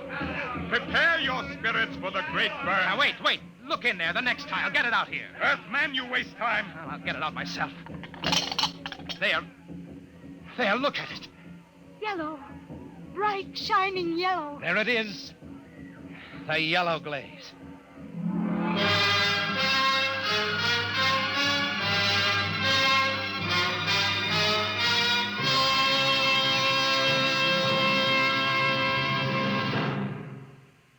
Tom, where in thunder have you been? Mr. Colville, I've been I trying sent you out on business which should take 2 hours, and you stay 2 days. Why? I got the 4Me2 back, and I made a contract with the Potters. No more raiding. You what? I made a deal with them, and it turned out to be a better idea than yours. You disobeyed. You deliberately... Tom, you're through here. Through with planetary affairs. Listen, Mr. If a Colville. man can't be trusted to carry out orders, he's not worth a lead nickel to the Bureau. Get your gear together. Leave on the next ship out. Yes, sir. Wait. You're on company time till 4 o'clock tonight. Until then, you obey my orders. Take the copter back to the hangar. Bring the atom bomb back to the armory. I can't. What? I've been trying to tell you. There's only one way I had to make that yellow glaze. Tom, what the devil have you done with that bomb? I gave it to the Potters. What? It was the uranium salt that made the yellow glaze. The Potters didn't have any, so I gave them the uranium out of the bomb. That was part of the bargain. What? You gave that murdering tribe of gooks that uranium? You heard me. And if you think you could have used it better by blasting them out of that mountain, you're crazy. Why, you abysmal, blasted imbecile. That's the only bomb we had. Those Potters could tear Penolpan off the face of the planet. If you want that uranium, Colville, you can go out and get it. And if I'm fired, I'm through now. Why, you fresh smut, you yellow-livered louse. I ought to If you kill asked you. me, I'd say it'd be dangerous business trying to get that uranium back now. Werechek! Werechek! Yes, Mr. Colville. Yes, sir. Get the copter fueled. Get me a double holster and a full bandolier of ammunition. Yes, sir. Tom, when I get back, I'll see that you rot in the deepest cell in the Gallatin Tower. I'm going out now to those hills. I'm going to bring in that uranium myself.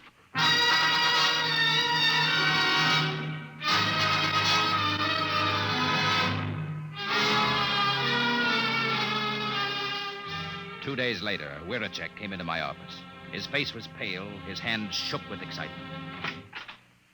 He's here, Mr. Tom. He's here. Colville? No, the Chief Potter. The Potter. Bring him in. Should I call the guard? Just bring him in.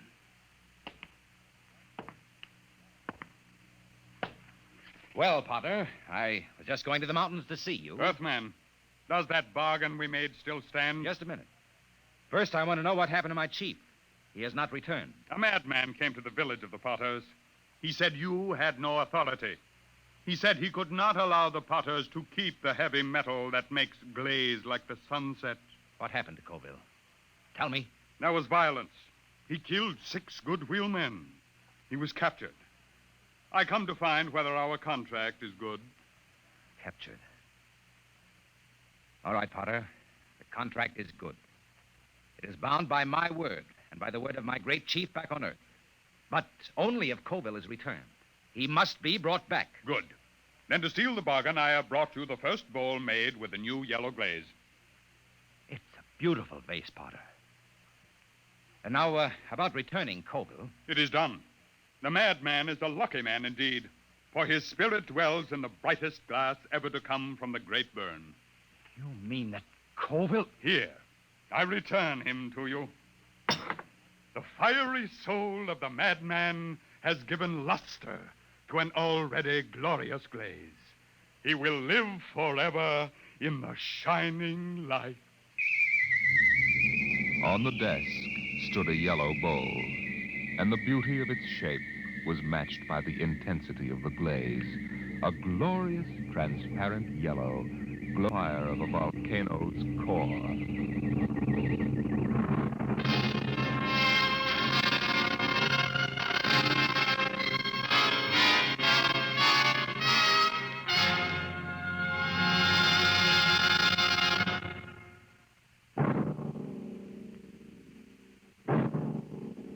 Tonight, Dimension X has transcribed The Potters of Fursk, written by Jack Vance and adapted for radio by Ernest Kenoy.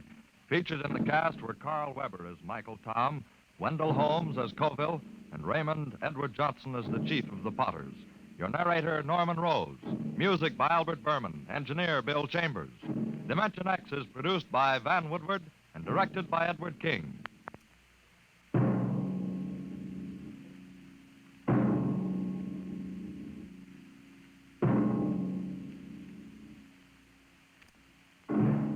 Tomorrow, hear Sam Spade. Now, it's Truth or Consequences on NBC.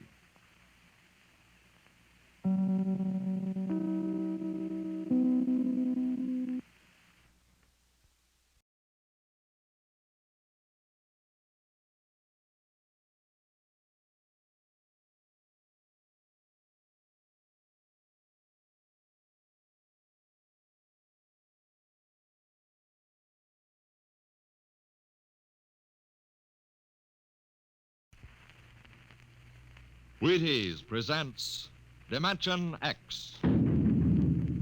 Adventures in time and space, transcribed in future tense. Dimension X.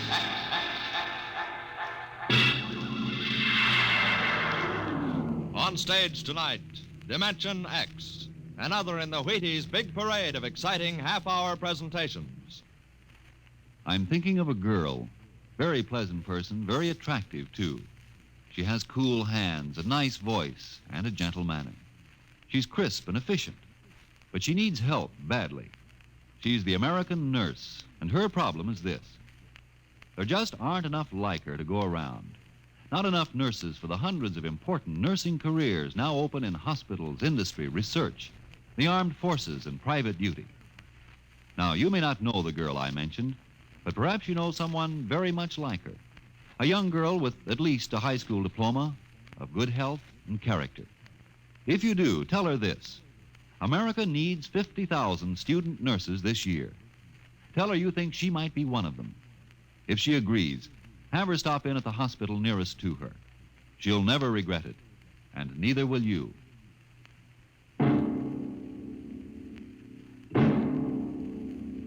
Now, tonight's adventure into the world of the unknown, the world of Dimension X.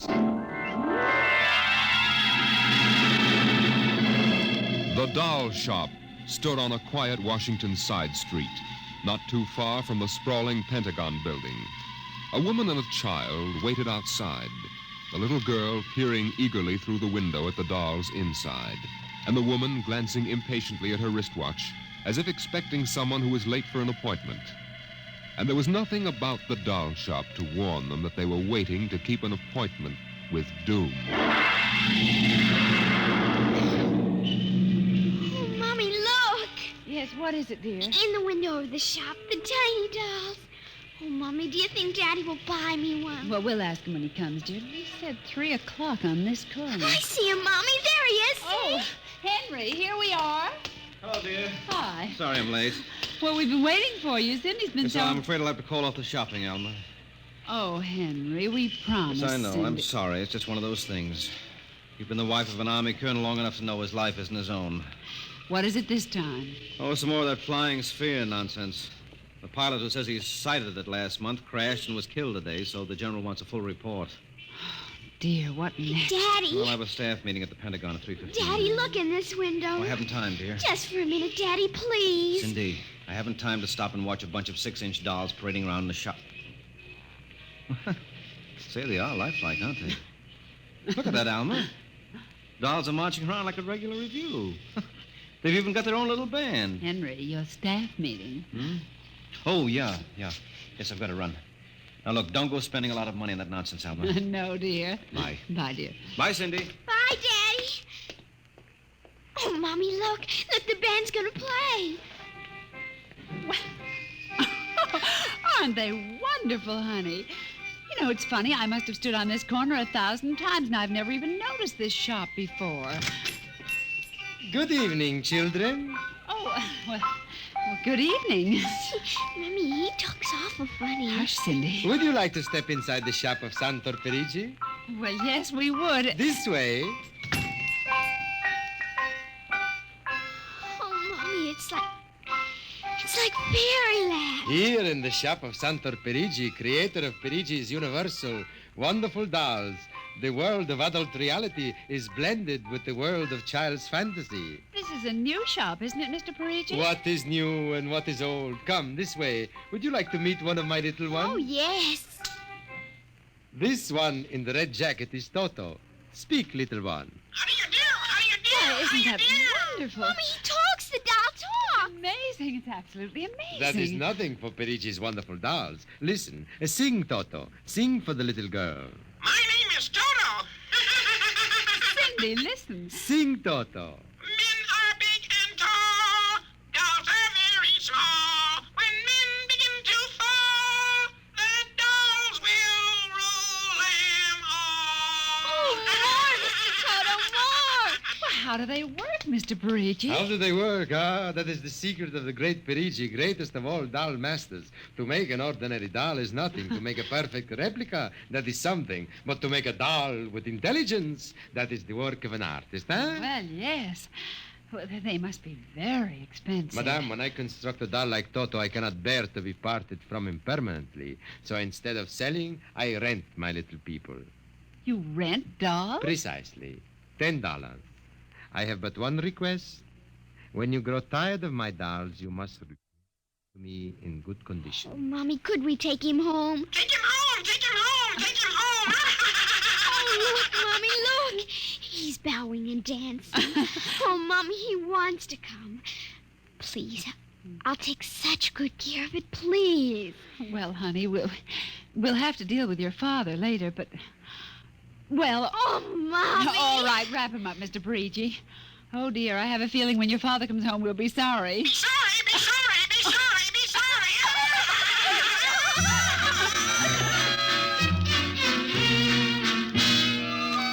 Now, Toto, this is my room, and you're going to sleep right here next to my pillow. Oh, Toto, don't laugh like that. I'm going to have to teach you some manners. You be quiet, because my daddy will be home soon, and he's a colonel in the army, and he'll bust you to private if you don't behave. Now, you wait here. I'm going to introduce you to my puppy dog, Mr. Blister. So be good now. Here, Blister. Here, Blister. Come on, Blister. Come here. Mr. Blister, now this is Toto. Oh, dear, I don't think Mr. Blister likes you too. Stop it, Mr. Blister. Come over here and shake hands with Toto, Mr. Blister. Come on now. Mr. Blister, let him go! Let go! Let go! Cindy! Mr. Come over here. Why, what happened, dear? Mr. Blister tried to bite my doll.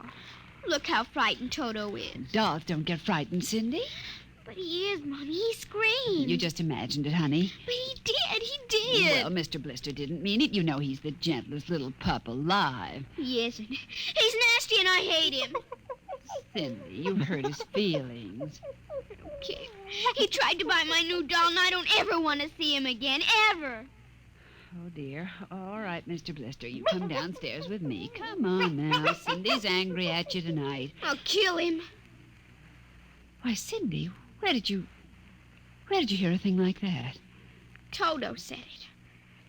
Well, I see. Well, you've had an exciting day, honey. You brush your teeth now and go to bed. Daddy's coming home late, so we'll see you in the morning. Hmm? Good night, darling. Sleep well. I hate him, Mr. Toto. I hate him.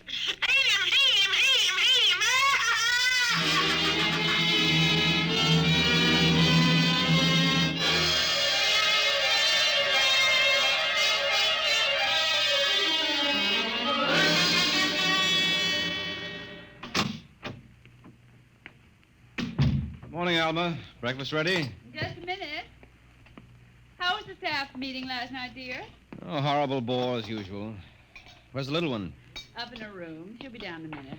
Oh, say, remind me to take some papers back to the War Department, will you? I left them in my strong box. Henry, Hmm? you told me it was against regulations to bring secret papers home. Well, I had to finish some work for the old man. Nobody will ever know the difference. Well, I suppose not. Oh, dear, would you feed the puppy before we sit down? His bowl's under the sink. Where is he? That's funny. Here's his supper from last night, only half eaten. Getting fussy. Blister? Here, Blister. Blister! Where the dickens is that mutt? Maybe he's on the back porch. Maybe. Here, Blister. Here, Blister.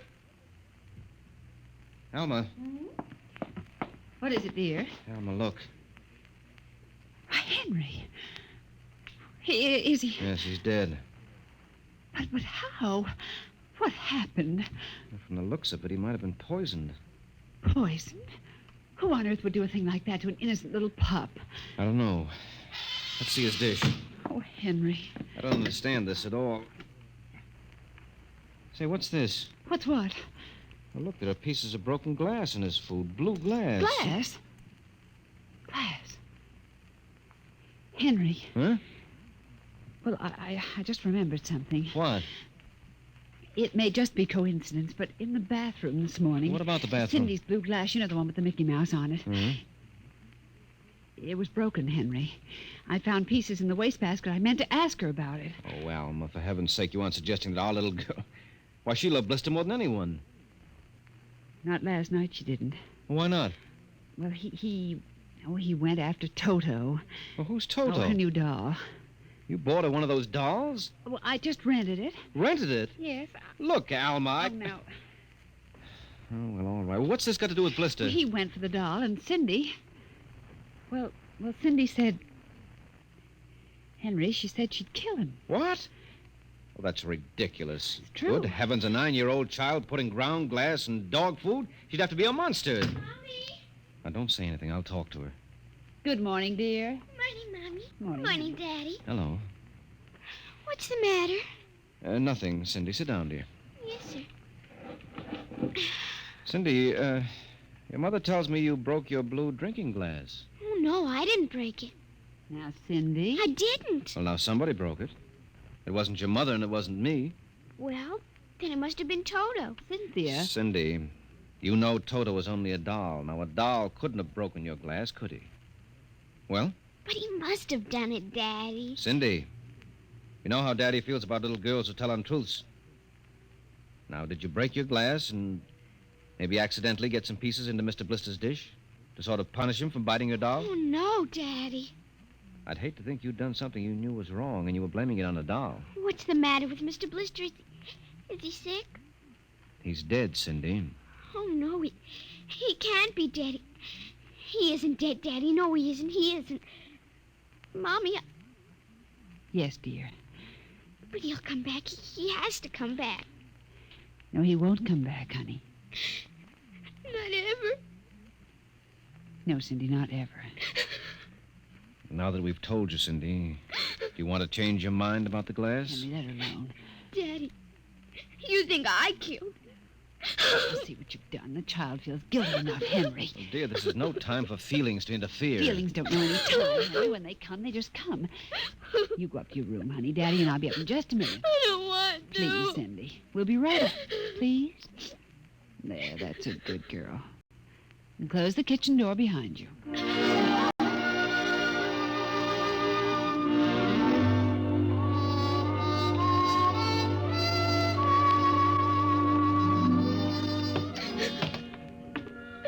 Mr. Blister's dead.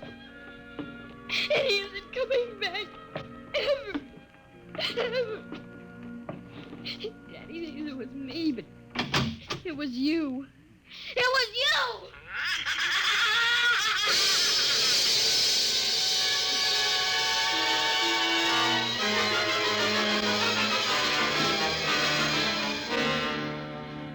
Dimension X will continue in just a moment.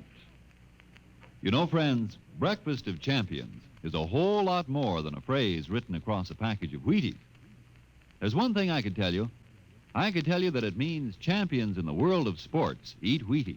And it's so true. You bet it is. But I've got a better idea, and one I think you'll like. I think perhaps you'd rather get the story from a champion himself. So here is a champion. Will you introduce him, Ed Prentice? Now, young man, will you tell us what you do for a living? I pitch. You what? Pitch. You know, baseball. To have a baseball team, you have to have a pitcher. I'm a pitcher. I pitch. Oh, yes, I see. And are you on a team? Yes, sir. I'm on the Cleveland Indians. Cleveland Indians, What is your name, young man? I'm Bob Feller, and you know it as well as I do, Ed. Sure I do, Bob. It's good to see you. This makes your 14th season playing with the Indians, doesn't it? Yep, Ed. 14 years. Well, tell me, Bob, how long you been eating Wheaties? Oh, about 20 years, give or take a couple. You mean you started eating Wheaties before you started playing ball? Why, of course. What's so strange about that? Most people start eating Wheaties before they get to playing ball. In fact, most people never start playing baseball. You don't have to be a ball player to enjoy the lift you get from Wheaties with milk and fruit. You're right as rain, Bob. No champ ever said a truer word about Wheaties, Breakfast of Champions.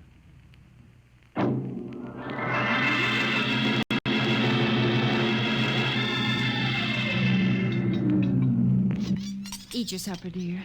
I'm not hungry. Oh, Cindy, you scarcely touched your I lunch. don't feel like eating. Is it Mr. Blister? Oh, Mama. Cindy, answer your mother. Now, Henry, she'll work it out in her own way, dear. Oh, I don't know. When I was a boy, there was such a thing as discipline.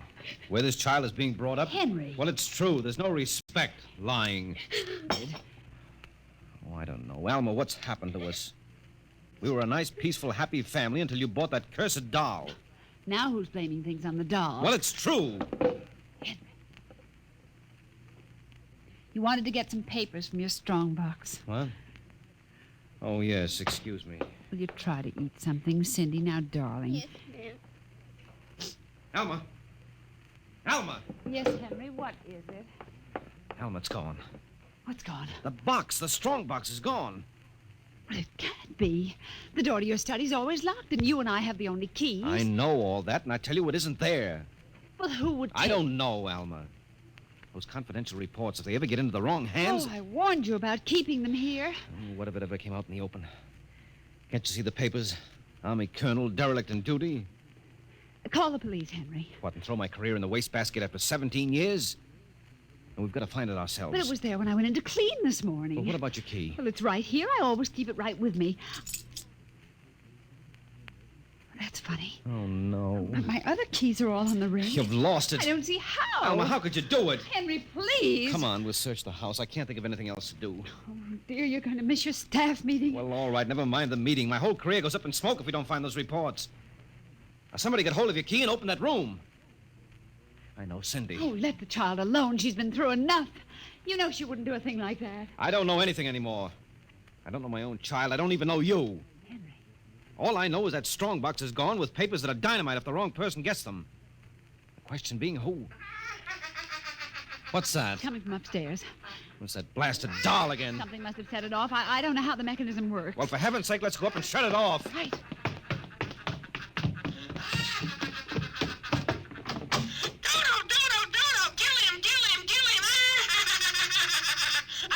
Stop it! Blasted little imp!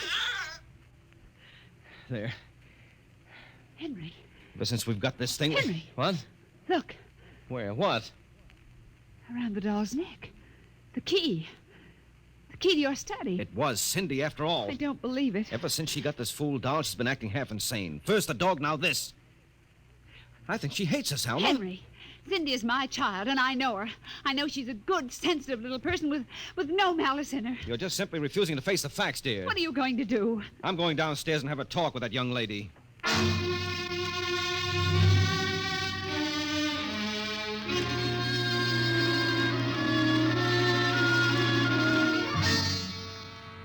Cindy, you're not telling me the truth. Oh, yes, I am, Daddy. Now, all I'm asking is that you tell me the truth. Now, where is it? I didn't take it, Daddy. Honest, I didn't take it.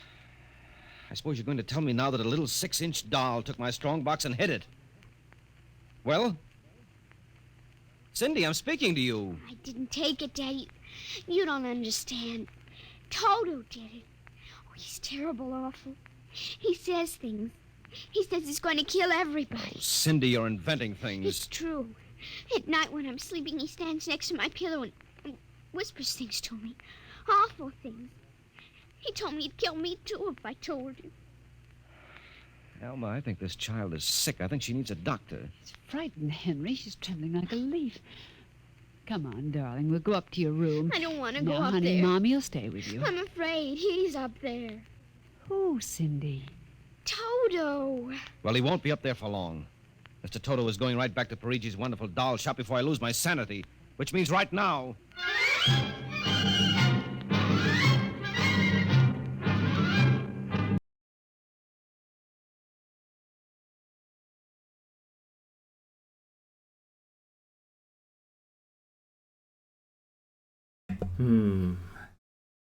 I apologize. I had a bit of a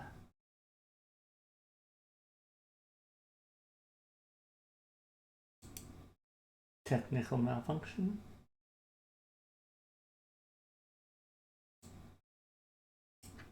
See if we can't get this working. Child, I don't even know you.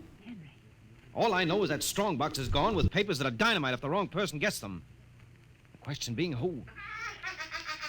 What's that? Coming from upstairs. What's that blasted doll again? Something must have set it off. I don't know how the mechanism works. Well, for heaven's sake, let's go up and shut it off. Right.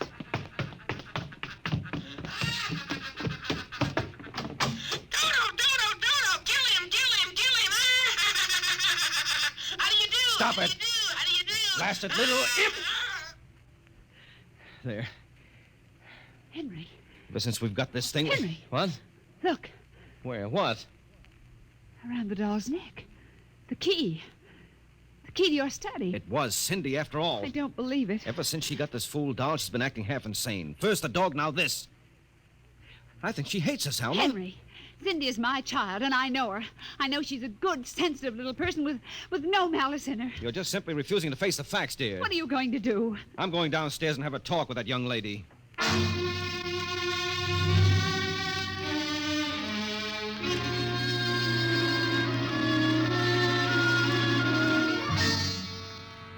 Cindy, you're not telling me the truth. Oh, yes, I am, Daddy. Now, all I'm asking is that you tell me the truth. Now, where is it? I didn't take it, Daddy. Honest, I didn't take it. I suppose you're going to tell me now that a little 6-inch doll took my strong box and hid it. Well? Cindy, I'm speaking to you. I didn't take it, Daddy. You don't understand. Toto did it. Oh, he's terrible awful. He says things. He says he's going to kill everybody. Cindy, you're inventing things. It's true. At night when I'm sleeping, he stands next to my pillow and whispers things to me. Awful things. He told me he'd kill me, too, if I told him. Alma, I think this child is sick. I think she needs a doctor. She's frightened, Henry. She's trembling like a leaf. Come on, darling. We'll go up to your room. I don't want to go now, up honey, there. Mommy'll stay with you. I'm afraid. He's up there. Who, Cindy? Toto. Well, he won't be up there for long. Mr. Toto is going right back to Parigi's wonderful doll shop before I lose my sanity, which means right now.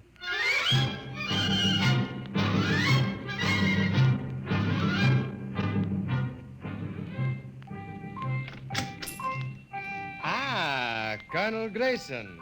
Welcome to the home of Parigi's wonderful doll. Are you Parigi? Santor Parigi, creator of the universal doll. The doll with the mind. The doll Yes, with... well, I'm returning one of your masterpieces. Oh? If you will step into the rear of my shop. Now, what is the complaint? There's no complaint. Here's your doll. Good riddance. My little Toto, rejected, you found the world of men too filled with hate. We will change all that later on. Return to your comrades in the window, little one. And now, Colonel Grayson? I think we have no further business, sir. Ah, but we do, Colonel. Let me see. Ah, yes. Here it is. Do you recognize this, Colonel? That's my strong box.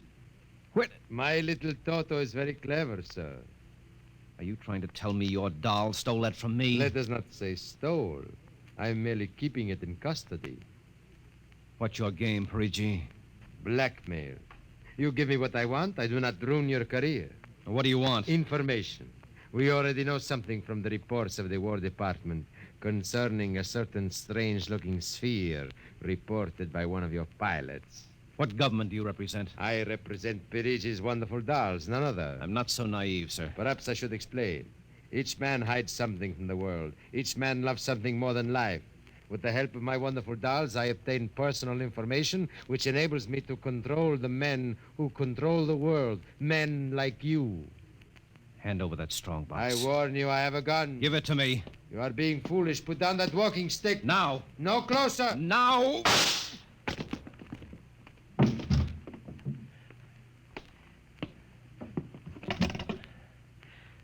Hello.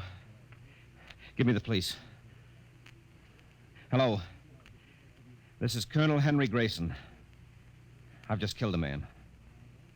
Parigi's doll shop, corner of 4th and Lexington. The body is in the rear. I'll wait for you. Shut up. Shut up, you little fiend! Colonel Grayson!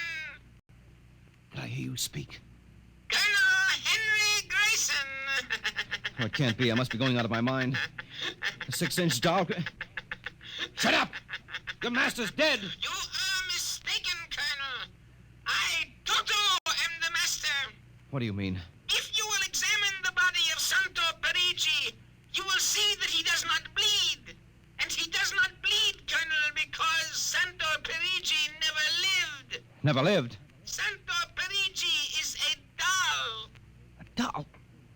But he's a man. He talks. He walks. The people of Meritrix are skillful doll builders. Meritrix? Doll builders? Who are you? I am Xanthus Imperator, commander of the legions of the 3rd planetoid, Meritrix. Legions? Planetoid? My people and I, whom you regard as dolls, come from a tiny planet beyond the moon. What? So small that it cannot support our population. That's true. We landed one of our space spheres on Earth 3 months ago with the intention of colonizing. Unfortunately, one of your pilots intercepted us. So that's why you wanted our information. Precisely. And you are human? Quite human. Of course, in order to deal with Earth people without suspicion, we were forced to construct Parigi, a man-sized doll. No, it can't be. I can't believe this. I'm having hallucinations. I've got to get out of here. That will be impossible. We have weapons of destruction quite unknown to Earth people. I phoned the police. I'll be here soon. By the time they arrive, my people will have prepared something quite shocking.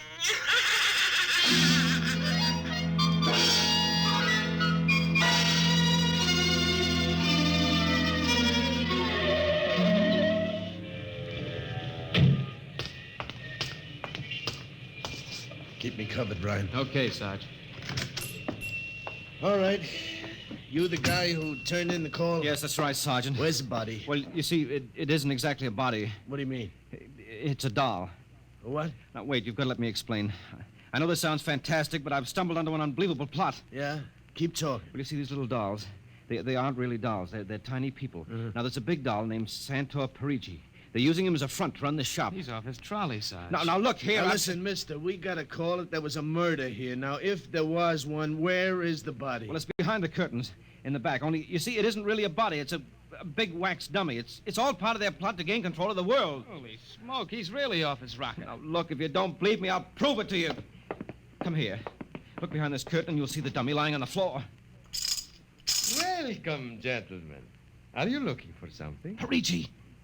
This is impossible. I smashed his skull. Do you know this guy? That's the one, the doll. What's your name, mister? Parigi, Santor Parigi, creator of the Universal Doll. Uh-huh. You ever see this man? Never until just now. That's not true. He's lying. I tell you, he's nothing but a big doll. The real masters are the little dolls. Ryan, are you getting this? He's wacko, Sarge. No, He's a fruitcake. I'm not crazy, I tell you. I can prove it.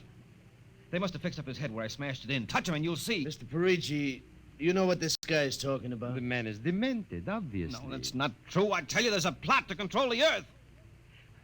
I've got to call the War Department. They want to know about the flying sphere. Holy mackerel, this gets worse every minute. Ryan. Take him to headquarters? No, save some time. Take him down to Psycho Ward. Okay, all right, Buck wait. Rogers. Come along nice and quiet. No, don't you see? He's nothing but a man-sized Yeah, doll. Sure, and the little ones are going to take over the Earth, and you're going wait and cut out some nice paper dolls. Oh, please, listen to me. You've got to listen to me. You've got to.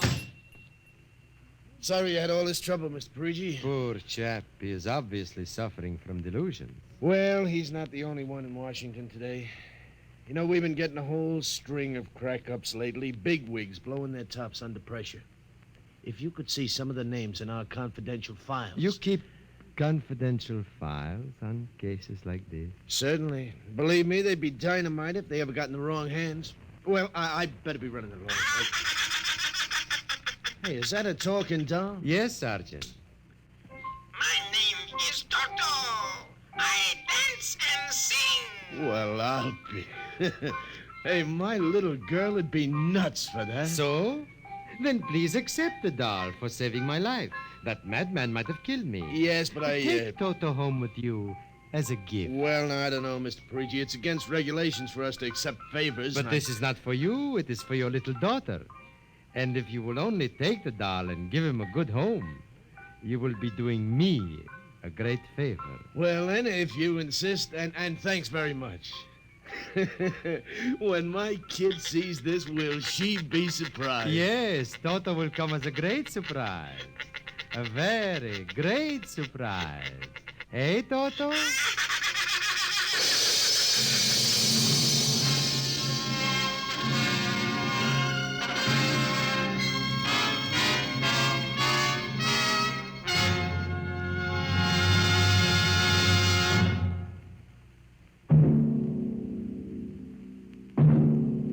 Tonight, Dimension X has transcribed Parigi's Wonderful Dolls, an original radio drama written by George Lefferts. Les Damon appeared as Colonel Grayson and Joan Alexander as Alma, with Denise Alexander as Cindy. Joe DeSantis played Santor Parigi, and Leon Janty was Toto, the talking doll. Engineer Bill Chambers. Your narrator was Norman Rose. Music by Albert Berman. Dimension X is produced by Van Woodward and directed by Edward King. In a moment, we'll tell you about next week's show. And now, here is your Wheaties man, Frank Martin. Look at your Wheaties in a cereal bowl and, well, they look pretty innocent, don't they? They're crisp, all right, and golden brown. And you know they've got that wonderful Wheaties nut-like taste. But where does all that energy come from? What is it about Wheaties that give you all those vitamins and minerals and protein? I'll tell you what it is. There's a whole kernel of wheat in every Wheaties flake. Not just a portion of a kernel, mind you, but a whole kernel of wheat. Now, that begins to explain things, doesn't it? Tells you why Wheaties Energy helps you feel good all morning long, like I keep saying. No wonder they're America's favorite whole wheat flakes, breakfast of champions and all that. Now you know why Wheaties at 7 can help at 11. Wheaties. Next week, the strange story of a curse that came true. It's the story of the Castaways, another adventure into the unknown world of tomorrow, the world of...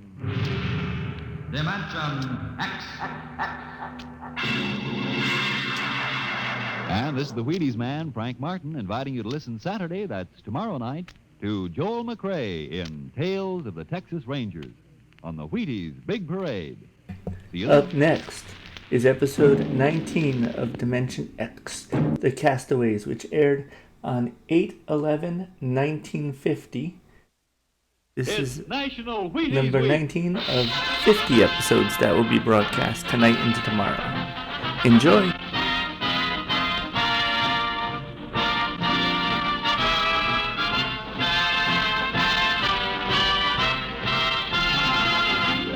Yes, it's National Wheaties Week, and Wheaties present Dimension X.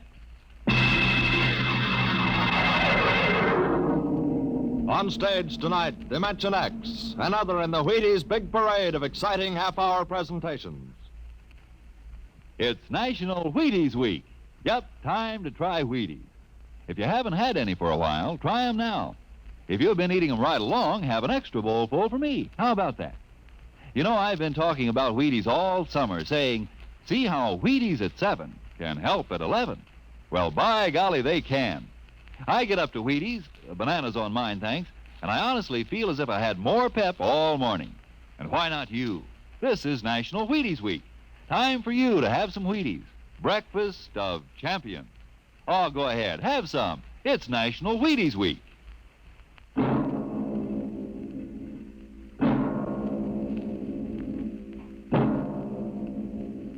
Now, tonight's adventure into the world of the unknown. The world of Dimension X.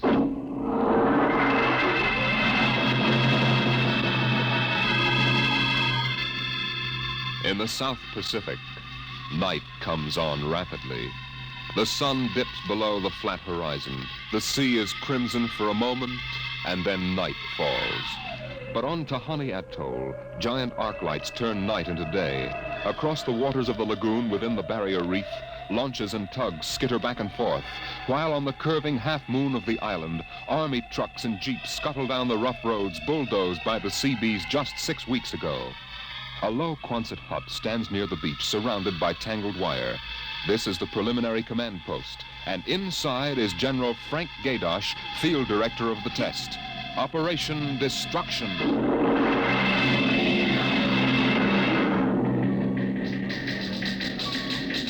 Well, everything on schedule, General Gaydosh. Radiological surveys complete. Instruments placement checked. Get me Navy and tell them HR is as ordered. Send a periodic time check to Air Force and Ewintock and observation control on the Missouri. Yes, sir. I want a complete roster check on all personnel before HR. That test bomb is going off at 10 o'clock tomorrow morning, even if there's a whole battalion stranded on the target vessels. We'll see that everybody's clear. Yes, sir. Oh, Nate Cohen wants to see you. What the devil is he? AP man. He's been selected by the press radio pool to interview you. I haven't got time. Tell him to speak to Major Breedenberg. He's the PRO. Well, I think perhaps you'd better see him, sir. The directive on public relations from Washington was very clear. Now, when blazes am I supposed to run a bomb test and play mother hen to a bunch of reporters? Washington, sir? All right. Bring him in. Relly, Yes, sir. get me some black coffee. Yes, sir. This is Mr. Cohen, General Gaydosh. How do you do, General? Lousy, as a matter of fact. Is that an official statement? No. And run some of that world is at the crossroads baloney. I wrote that yesterday. General, what effect do you think the new bomb will have in the world situation? I can't tell you that even if I knew. My job is to set the blaster thing off, see that nobody gets hurt, and collect the data. Can I speak with you for a moment, sir? Later, Alan. Go ahead, Cohen. Can you release anything on the scientific principles involved? I don't even understand it myself. Wait a minute. Dr. Muller. Yes? Come over here a moment, will you? Cohen, this is Dr. Fred Muller. How do you do? Civilian scientific director. He's the only one who knows what's inside that warhead. How do you do, Mr. Cohen? How about a statement, Doctor? Well, I'm afraid all I'm allowed to say is that the bomb is new. It's extremely powerful. And off the record, it's very tricky and dangerous. Well, what'll happen if it goes off prematurely? I don't think we have to worry about that. In fact, we wouldn't even know about it. If you'll excuse me now. How about the natives? What about them? They're going to be evacuated from the island? They already have been. General Gaydosh. I saw the Tahani chief outside when I came in. The whole tribe's out there squatting down at the motor pool having a conference. What? Alan. I've been trying to tell you, sir, the Tahani are still on the island. What? The LCTs already, aren't they? Yes, sir, but They won't go. They refuse. The schedule called for their evacuation to Milani 3 hours ago. I realize that, sir, but I hoped we could still get them off without violence. Look, Allen, they're either on the island or off. Wait a minute. Cone, that's all. What are you going to do about the natives, General? I'll issue a statement later. You going to force them? Go on, out. I haven't got time. All right, General. Thanks. Thanks a lot. All right, Allen, let's have it. Well, sir, the Tahani have been kicking up a fuss all along. They won't leave. They won't? Do they know what's going to happen to the island? Do they know we're going to blow it higher than a kite? I told the chief, and he just said they won't go. They'll go all right if I have to. Get him in here. Chief? And the lieutenant who interprets. Yes, sir. How do you like that, Dr. Muller? I haven't got enough trouble. You know, I feel rather sorry for the Tahani. It can't make much sense to them. We arrive and tell them they've got to get out. I appreciate your finer feelings, Muller. But I can't let 100 half-naked Kanakas hold up the bomb test. But they're not Kanakas, General. Captain Cook discovered the island in 1788. What's the difference? Lieutenant Gilbert reporting, sir. I haven't got time for ceremony, Gilbert. Tell the chief he and his tribe have to get off the island. We're providing homes for the Mama What's Lamb. the difference? Maruru teupa tau tiari iti mailani. Translate, Gilbert. The chief says, you do not understand. Mailani is a bad island. My people have lived on Tahani from the time that our ancestors were cast away on the island. The spirits of our ancestors are buried in the earth. Our fathers are buried here. Our fathers' fathers... If he thinks I'm going to move his graveyard, he's crazy. In our ancestors' time, the Tahani came in a great bird canoe. We were cast away on this island. We have made it our home. What right have you now to carry us over the sea to a strange land where we would die weeping for our homes? We will not go. By the water of Babylon, there we sat down and we wept when we remembered Zion. Thank you. Thank you, Dr. Muller. You're a great help. Gilbert. Yes, sir? Tell him I have no choice. He's got till midnight to get his tribe on board those LCTs peacefully, or I'll have the Marine detachment carry them on board. Te mauma te watu. Rather harsh, General. After all, justice is on their side. We're preparing to blow up their island, and we haven't asked them about Dr. it. Muller, you will kindly confine yourself to the scientific aspects of this operation. I'll take care of administrative matters. Well, if you could explain to them what is at stake Any here. further explaining I've got to do, I'll do with the Marine detachment. I'm not going to hold up my schedule to coddle 100 barefoot natives. Well, Gilbert? I told him. All right, get him out of here. I've heard enough. What the devil is that? It's some kind of a curse, sir. I can catch some of it. The island will remember the tears of its children and punish the invaders. The great destroyer will not destroy, and the evil man who is the chief will travel far through the blackness of night. Even as the children of the island end, so will he. All right, Gilbert, take him away. Yes, sir. Colonel Allen, get a detail from the Marine detachment with tear gas and small arms down to the motor pool. 1 hour, have those natives on that transport, and I don't care how they do it. Is that my coffee, Borelli? Yes, sir. They must know about the bomb. The great destroyer will not destroy. You worried about that curse? I should think you might be. He threatened you personally. If I were you, I'd carry a pistol till they got off the island. The chief looked as if he'd cheerfully strangled you with his bare hands. I'm supposed to end the way they do, huh? What's that? Oh, probably the Tahani saying goodbye to their island. I think I'll go down to the motor pool. Well, stay out of the way and get back here in an hour. We've got to have this wrapped up and headquarters moved out to the Missouri by dawn.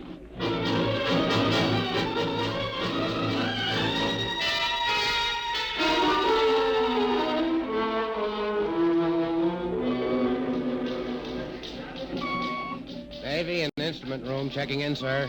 That's the last. Have the Missouri take over control and send for my chief. Yes, sir. Are the LCTs standing by for those natives? Yes, sir. They're on the beach. The bomb unit is assembled in place, General. 2330, right on the nose. Robin, start evacuation procedure. The Tahani have stopped. Allen's probably moving them out to the beach. Check in with Navy and Air Force, Borelli. Yes, sir. What's that? It's coming from the beach.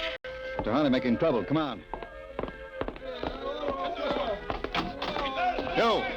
You, Gilbert, what is it? Yes, sir.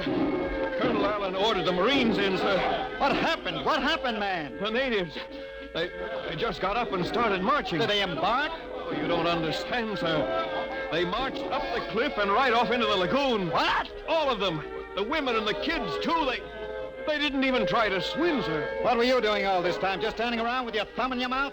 Where was the Marine detachment? We couldn't stop them, sir. They just walked over the cliff. They didn't even scream, not even the kids. We sent the crash boats out, but we couldn't get any of them out. Crazy idiots. Were any of the reporters there? Cohen and a life photographer. Get his film and hold it till I release it. What are you going to do, General? Postpone HR? It's too late for that now. Calling HR off isn't going to bring the natives back. But 100 men, women, and children just walking into the water, it's horrible. Look, I'm not happy about it either, but there's nothing we can do now. I gave them a chance to get off. They didn't want to take it. That's their hard luck, not mine. I hope you're right. What do you mean by that? Oh, I was just thinking about the curse the chief put on you. Even as the children of the island end, so will he. That's what he said to you, General. I heard him. Keep waiting, General. The great destroyer will not destroy. That must mean the bomb. Don't worry, Dr. Muller. It'll take more than a mumbo-jumbo curse from a native witch doctor to stop this operation. At 8th hour, that bomb goes off.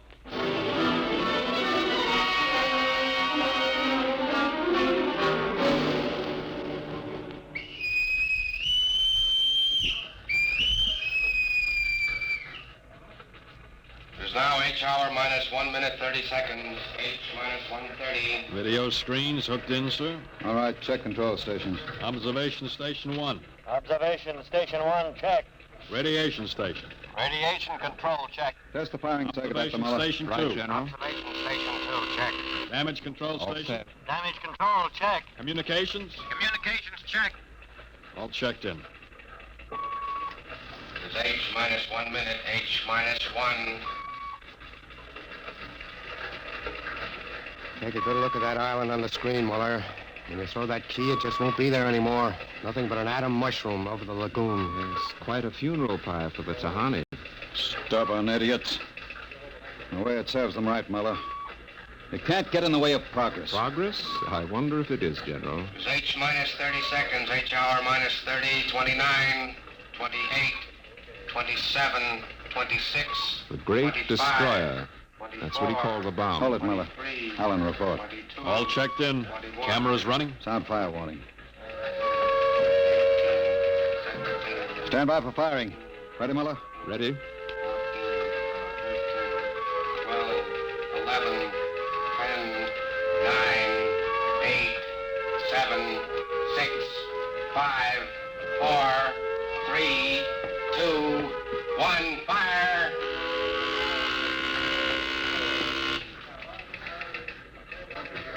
General, it didn't go off. Relly. The bomb didn't go off.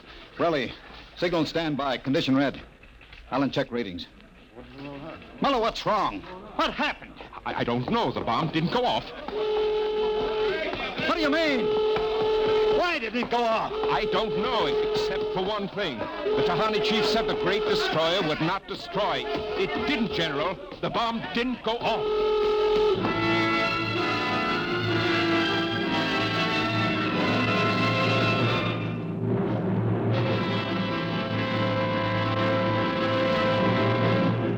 Dimension X will continue in just a moment. It's National Wheaties Week.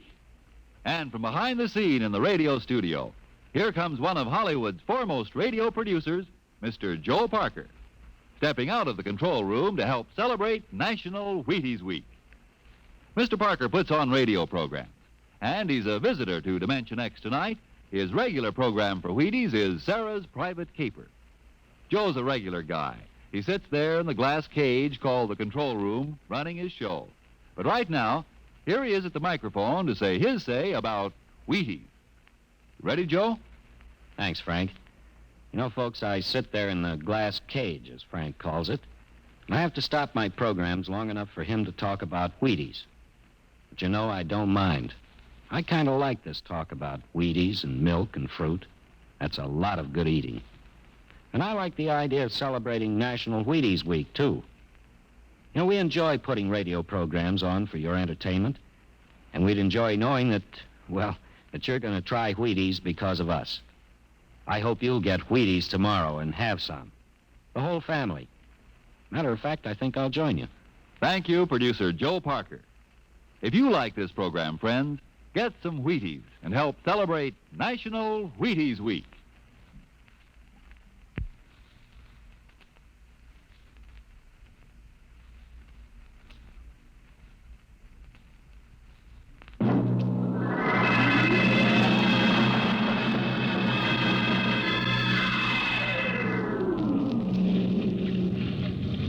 How about it, General? What happened? You got a statement? Nothing you can use, Cone. Not until we find out what went wrong. We'll let you come aboard this ship. I walked on. You don't know why the bomb failed, huh? It didn't fail. Just didn't go off. Say, what's that tank thing on deck, General? Undersea Salvage Unit Mark IV. They call it an undersea crawler. Somebody going down? That bomb is down there in the lagoon somewhere. Could go off at any second. Somebody has to go down, find it, and disarm it. That's a lovely job. Who's elected? I am. Dr. Muller. He's the only one who knows how to dismantle it. The crawler's ready, General. All right, come on, Muller. I'm ready. Well, and as soon as we hit shallow water, get those gates open. We'll pull the crawler out, then you get away in a hurry. That bomb goes off while we're working on it. I don't want any casualties. Yes, sir. Inside, Muller. All right. I'm in. Remember, get this LCT out of the lagoon in a hurry. You got that, Alan? You take your orders from Admiral Yancey. Yes, sir. And, good luck. Closing the hatch. Get the sonar and Geiger counter warmed up, Muller. Right. I was just thinking of something, General. That curse, part of it came true. The bomb didn't go off. Well? The second part of that curse was that you would end where they ended, and that was at the bottom of the lagoon. What are you trying to do, Muller? Nothing. I was just thinking this crawler is going to take us right down there where the Tahani died. I'm not worried about a handful of dead natives, Muller. I'm worried about that bomb. Okay, they're opening the gate. Let's go.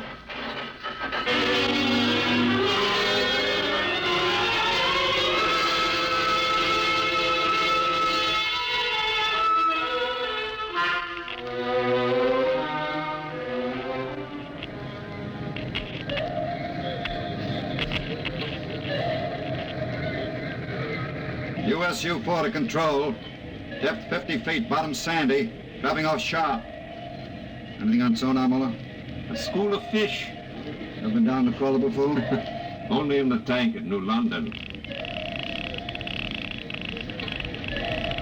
I think I've got a Geiger reading dead ahead. Hang on, we're going up over the reef. It must be the bomb, all right. The Geiger count is clucking like a brood hen. Keep an eye on the front vision plate. If we run over the bomb, we're liable to set it off. I think I'm getting something on sonar. Left of point. USU-4 to control. Over. USU-4 to control. Over. That's a fine note. Radio's out. Dead ahead. It looks too large to be the bomb. Can't see much in the forward vision plate. Wait a minute. That's part of the reef ahead. Well, that's where the Geiger reading indicated. The bomb must have settled in a hole in the reef. We'll have to go after it in diving suits. Suits are in the locker. Let's get this over with. Less time I spend down here waiting for that bomb to blow, the better I like it.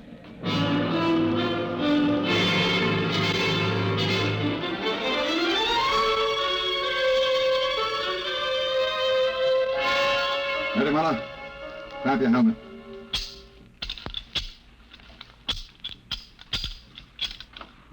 Getting me all right on your headset? Okay, I'm gonna fill the lock.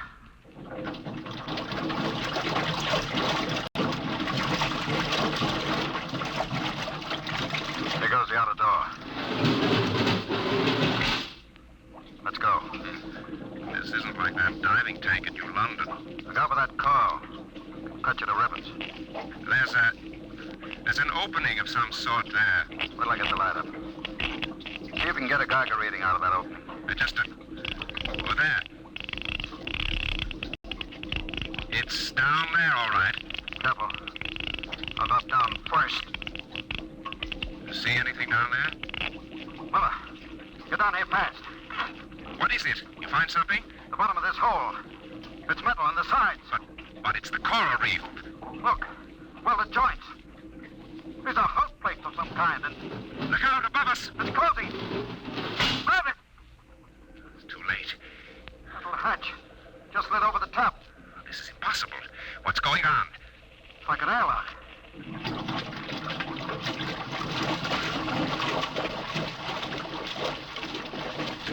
Water's being pumped out.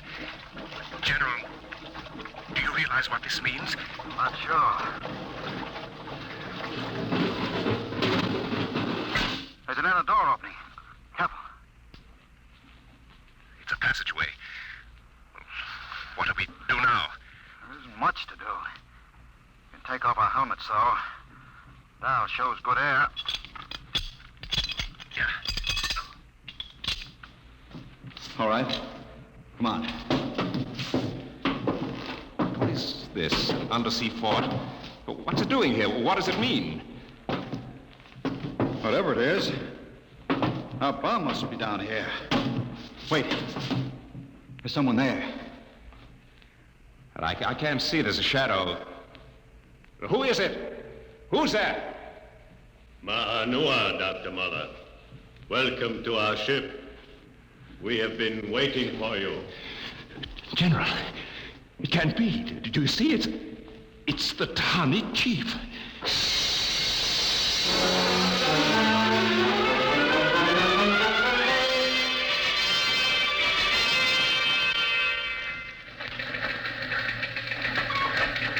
How long has the undersea crawler been down, Borelli? 4 hours, sir. 2 since we lost contact. Well, keep trying. Yes, sir.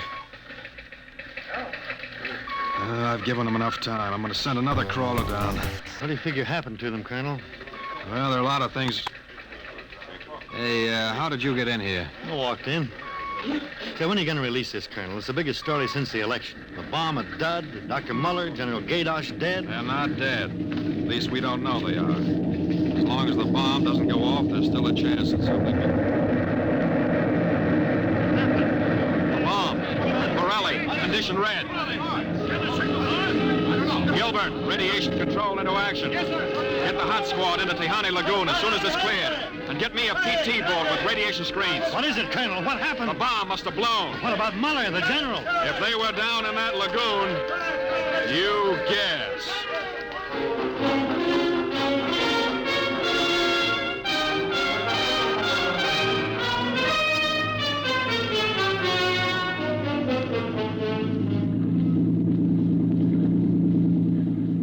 Radiation reading 75 and steady. Now take her in as close to the beach as you can.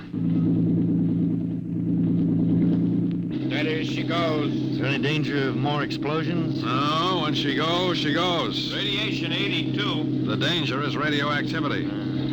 Our shields aren't much good, but we've got to pick up the recording instruments as soon after the blast as possible. Radiation 93.5. Well, that's still safe. Hey, Cohen, is that something on the beach there?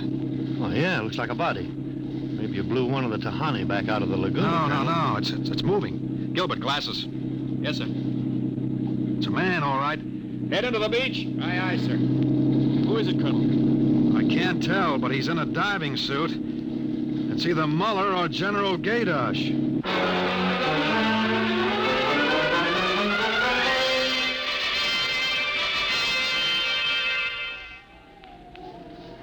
No radiation burns, superficial bruises, mild shock. He'll be all right, Colonel. Can he talk? For a while. I'm going to give him a sedative shortly. Muller, what happened? How did the bomb go off? You didn't. He's still out of his head. Quiet, Cohen, quiet.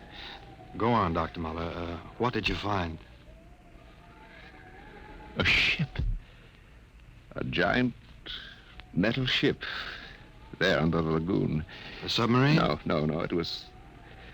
It was a spaceship camouflaged right next to the reef. What? When we went inside, we found the Tahani chief and all the tribe alive. What are you saying? Well, they drowned in the lagoon. I saw them. No, they didn't commit suicide as we thought. They just dived underwater into the rocket. A rocket? Built by Polynesian savages? But they're not savages. They're castaways. They're from another planet. Don't you understand? Their spaceship was wrecked here 400 years ago. They've been waiting ever since for a chance to go home. This boy's out of his mind. You better put him under the sedative, Doctor. It's true. They'd exhausted their fuel. They couldn't find anything here on Earth to replace it until we developed atomic power. Atomic power? You mean they stole our bomb? They made me dismantle it for them at the point of a gun. And then just before they blasted off, they let me go. But what about the general? You mean they killed him? You don't understand. I said I dismantled that bomb at the point of a gun. It was General Gaydash who was holding it. What's that? Yes, he was one of them, one of their spies, sent out to bring back the rocket fuel they needed. And now, after 400 years, the castaways are going home.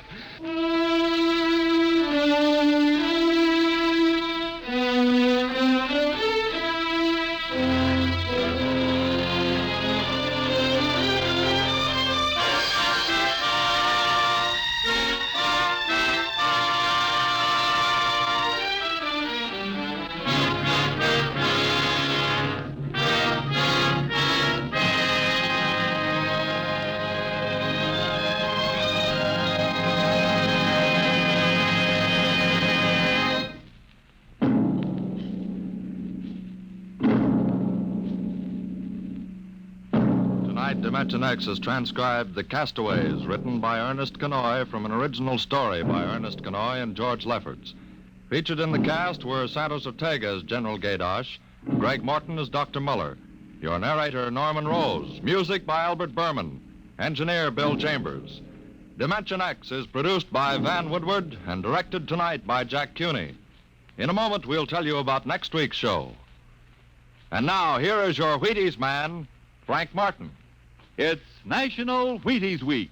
And listen, if producer Joe Parker is going to buy Wheaties tomorrow, and I go out and buy Wheaties tomorrow, and you go out and buy Wheaties tomorrow, well, that makes 3 of us, huh? And if everybody goes out and buys Wheaties tomorrow, then the whole doggone country is going to be celebrating National Wheaties Week in the proper manner.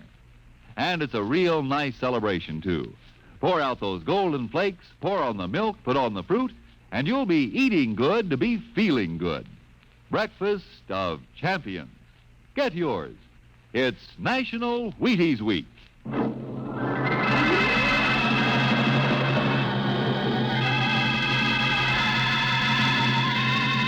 Next week on Dimension X, a dramatization of Ray Bradbury's new novel, The Martian Chronicles, the epic story of how man conquered a new planet and then lost his own. Another adventure into the unknown world of the future, the world of Dimension X.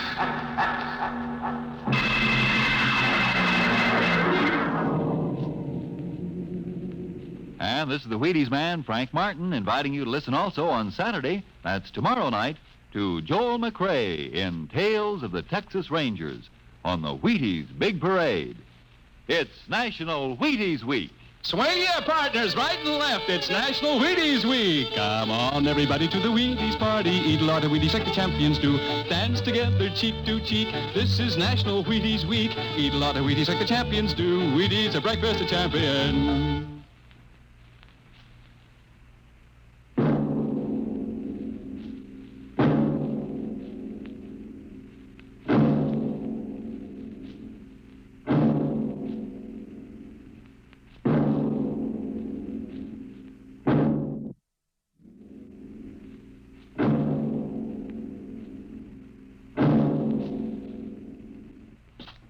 Jack Late tells the story of the Canada Kid, next on NBC.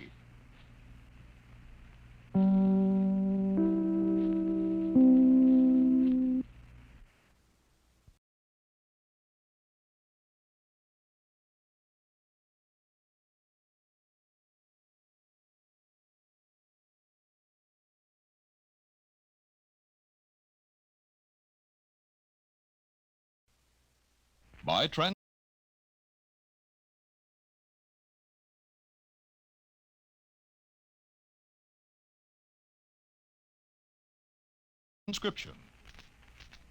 It's National Wheaties Week.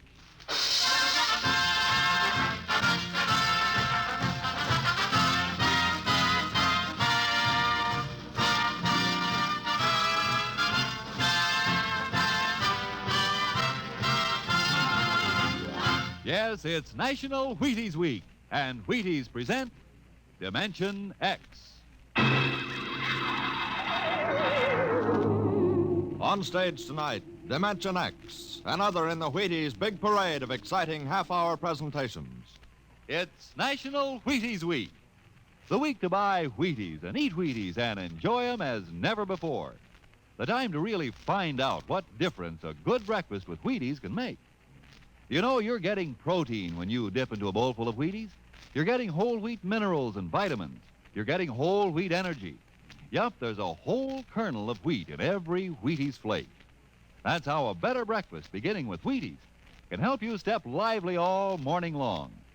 And that's why all over this big country, folks are celebrating National Wheaties Week and stepping lively. So how about it? Get out the big cereal bowl and help celebrate Breakfast of Champions. Pour out those golden flakes, put on the milk, put on the fruit, and let's have National Wheaties Week. You ready? Let's go.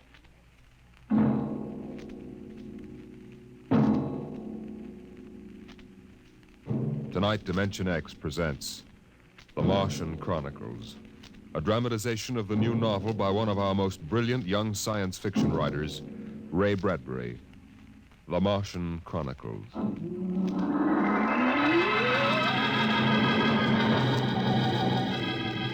January in the year 1999. 1 minute it was Ohio winter with doors closed, the panes blind with frost, icicles fringing every roof, children skiing on snowy slopes.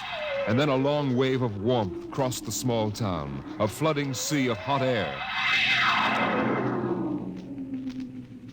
Bye, Mom. I'm going out. William McClellan, you come back here. You know you can't go out in winter without a coat. Do you want to catch your death of cold? But it isn't cold. It's warm outside. It's rocket summer. Rocket summer? You know, like Indian summer.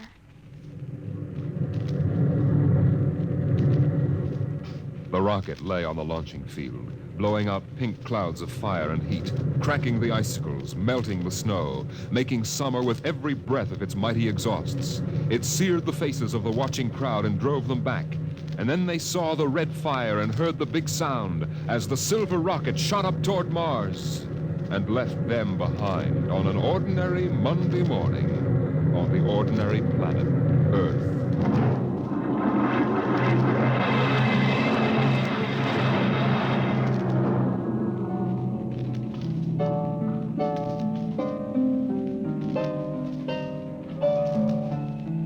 They lived in a house of crystal pillars on the planet Mars by the edge of an empty sea. And every morning you could see Ela eating the golden fruits that grew from the crystal walls, or her husband sitting alone in his room reading from a singing metal book over which he brushed his hand as one might play a harp. Ela and her husband were not old. Once they had liked painting pictures with chemical fire, swimming in the canals when the wine trees filled them with green liquors, and talking into the dawn together. But no more. Marriage sometimes makes people old and familiar while still young, and Ela was not happy now. This morning she sat dreaming between the crystal pillars and wished that somehow a miracle might happen. And then suddenly... Ela, did you call? No. I thought I heard you cry out. Did I? I was almost asleep and had a dream. In the daytime? You don't often do that. Strange. How very strange. I dreamed about a man. A tall man. 6 feet tall. Oh, how absurd. He'd be a giant, a misshapen giant. I know. And yet somehow he looked quite handsome. He was dressed in a strange uniform. And he came down out of the sky in a long silver craft. Out of the sky? What nonsense. He spoke pleasantly to me in another language. But somehow I understood him with my mind. Telepathy, I suppose. Oh, really, Ela? And he said, I've come from the 3rd planet in my ship. My name is Nathaniel York. A stupid name. Who ever heard of a name like that? Perhaps they have names like that on Earth. That's ridiculous, Ela. Everyone knows the 3rd planet is incapable of supporting life. There's too much oxygen in their atmosphere. I suppose. But haven't you ever wondered if... Well, wouldn't it be fascinating if there were people there and they traveled through space in some sort of ship? Really, Ela? You know I hate this emotional wailing. Now, let's get on with our work.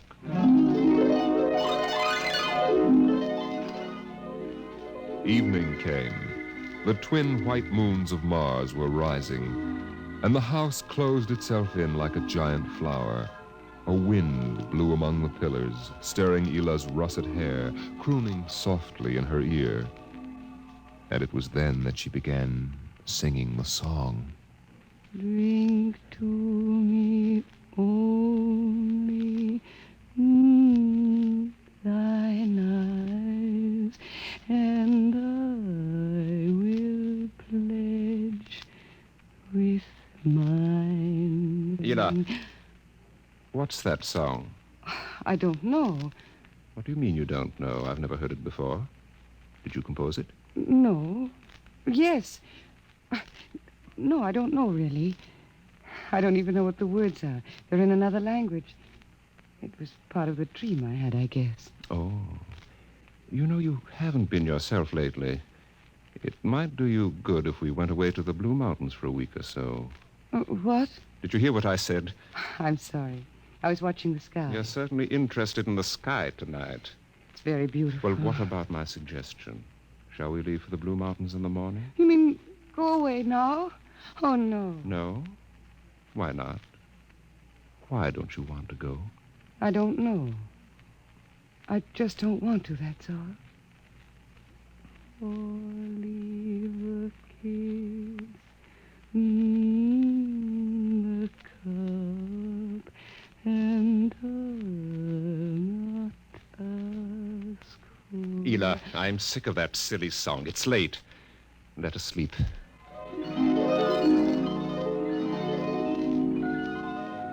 From the crystal walls poured a soft carpeting of mist to support Ela where she lay down to sleep. But through the night she tossed restlessly until just at dawn the dream recurred. Ela, wake up. What?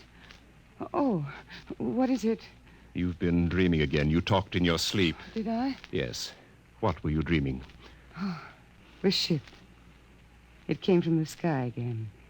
And the tall man stepped out and talked with me, telling me little jokes and laughing. What else happened? And then this Captain York... Oh, I can't. It's all so silly. Tell me. He said I was beautiful. And then he kissed me. I thought so. What else? Why, Eel, you're so bad-tempered. It's only a dream. Is it? You know I can read your mind. You can't keep secrets from me. Well, all that happened was this Captain York told me...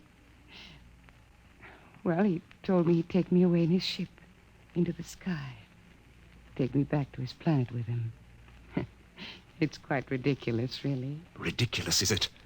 You should have heard yourself. Fawning on him, talking to him, singing with him all night. In your dream, he landed in Green Valley, didn't he? Please. And he told you he was coming today. Yes. But what's come over you? It was only a dream. You can't be jealous of that. No, I suppose not. Forgive me. I'm being childish. Eel, you're sick. You've been working too hard. No, I'm all right. But perhaps you're right. Maybe I could use a little relaxation. Yes. I think I'll take the morning off and go hunting. Hunting? Yes, in Green Valley.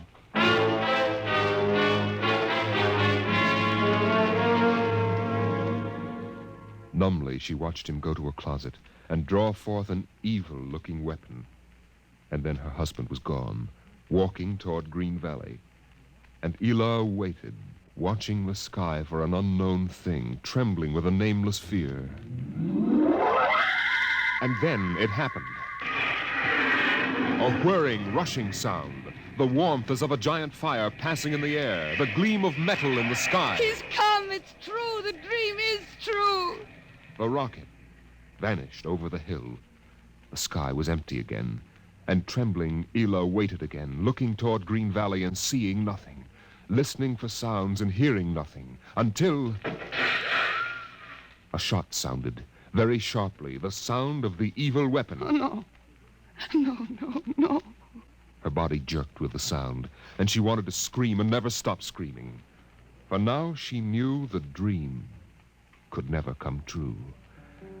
There was nothing left but the song, the strange and fine and beautiful song.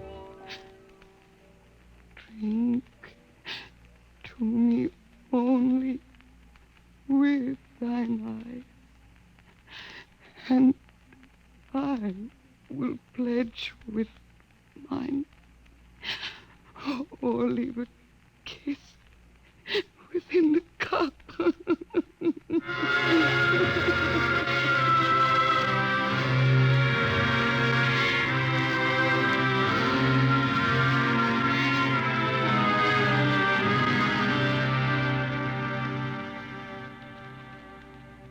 But still the rockets came.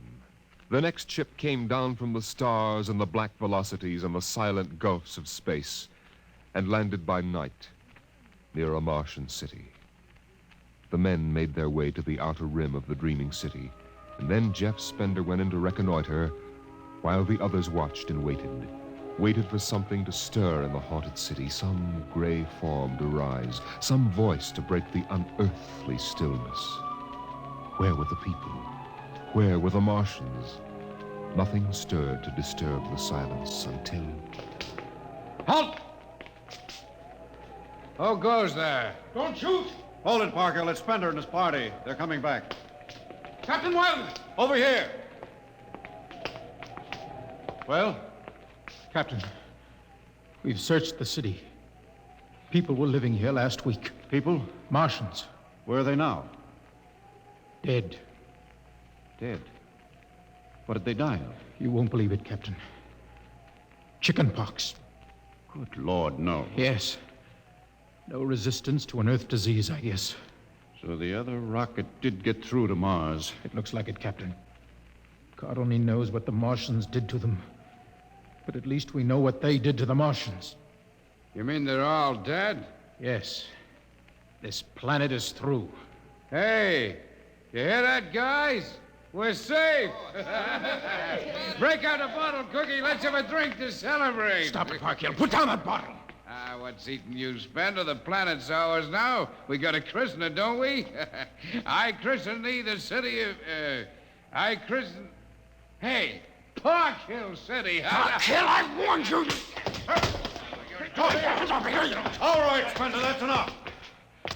That'll cost you a $50 fine. Croquet McClure, take care of Parkhill. Spender, you come with me.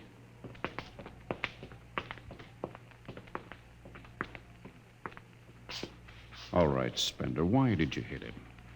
I don't know, Captain. I was ashamed, I guess. Ashamed of Sam Parkhill and the noise and the spectacle the whole crew is making. It's been a long trip. It's only natural they'd want to have their fling. Yes, but where's their sense of what's right? Their respect for what's happened here? Captain, a race builds itself for 1,000,000 years, refines itself, builds cities like this one, does everything it can to give itself respect and beauty, and then it dies. Of what?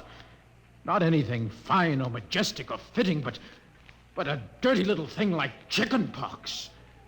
And Sam Parkhill wants to celebrate. I know, Spender, but you've got to remember you've a different way of seeing things. I'm seeing things all right. I'm seeing what we'll do to Mars. We'll rip it up, rip the skin off, ruin it the way we've ruined our own planet. Captain, look at the city. It may be the last time you'll ever see it this way. Beautiful in the moonlight, isn't it? Yes. There's a poem by Byron that describes it, and how the Martians would feel tonight, if there were any of them left to feel. So we'll go no more a-roving so late into the night. Though the heart be still as loving and the moon be still as bright. For the sword outwears its sheath, and the soul wears out the breast. And the heart must pause to breathe, and love itself must rest. Though the night was made for loving and the day returns too soon, yet we'll go no more a-roving by the light of the moon.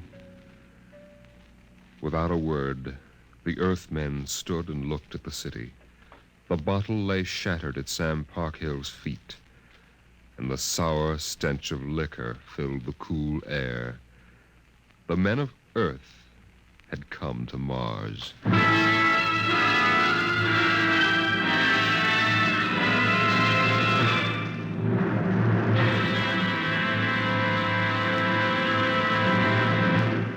Dimension X will continue in just a moment. It's National Wheaties Week. Yes, the week when everybody tries Wheaties, even an orchestra leader.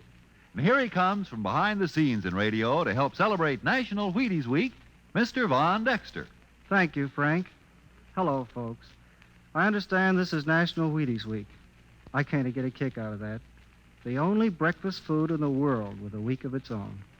And I'm here for just one thing, to ask you to try Wheaties during National Wheaties Week. There are a lot of us whose voices you've never heard on the Wheaties big parade of radio programs, you know. Backstage people. Like musicians. Right, Frank, like musicians.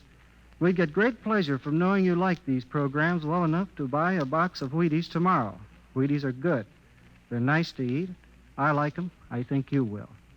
Try them once during National Wheaties Week. Will you do that? Vaughn, I think the folks will. Good. Thank you. Good night.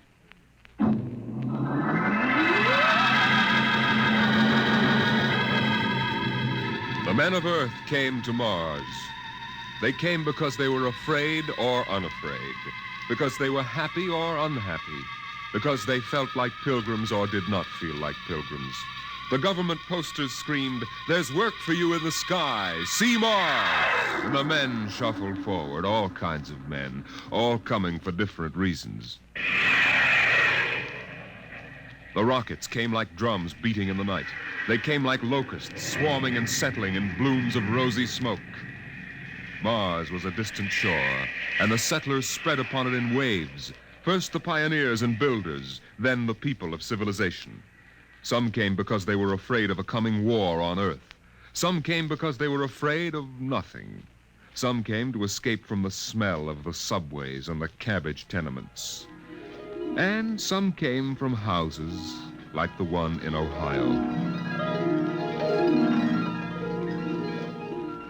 It was a good house, the house in Ohio, and for 6 years the family had lived there contentedly, enjoying music and poetry and the rich, warm things of life.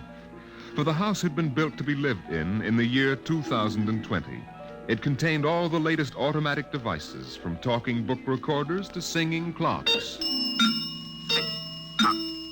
o'clock, time to rise, open your eyes. Tick-tock, 7 o'clock, time to rise, open your eyes. As the family rose and dressed, the beds whirred electronically and made themselves. In the kitchen, the stove sighed and ejected from its warm interior 8 eggs, sunny side up, 12 bacon slices, 2 coffees, and 2 glasses of milk.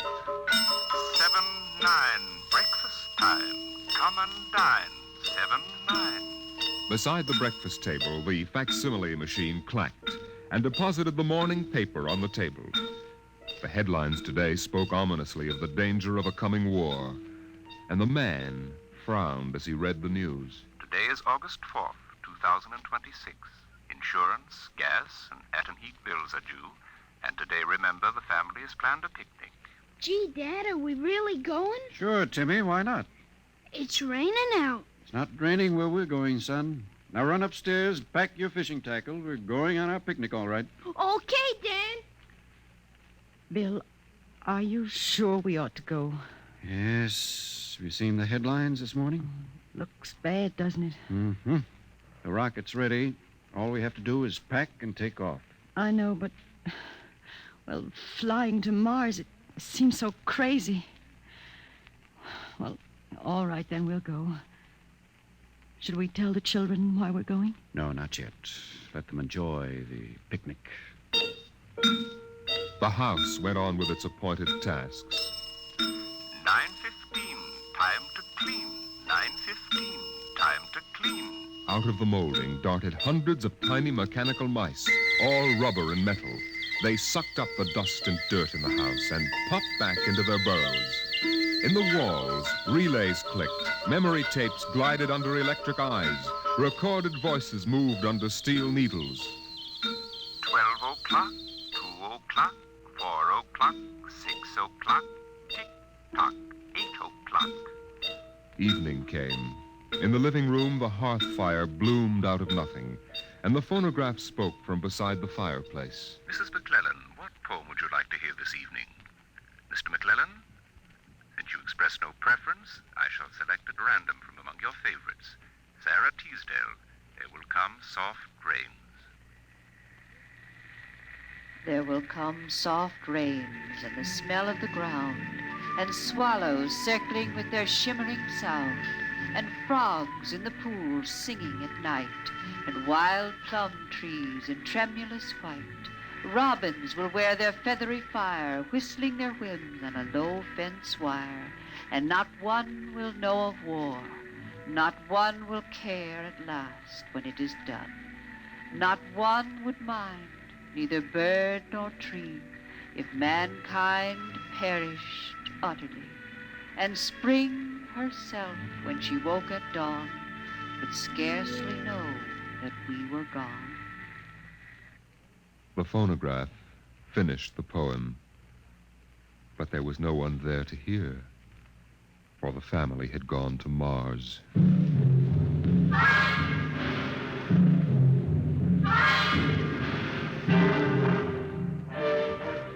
On the Martian desert beside the highway, there rose a blare of red and yellow neon lights that spelled the death of Jeff Spender's dream. Sam's hot dog stand was what the sign read, and Sam, of course, was the same Sam Parkhill who had fought with Spender years before. 10,000 rockets were reported leaving soon for Mars, with 100,000 hungry customers, and Sam wanted to be ready for them. Hey, look up there, Elmer.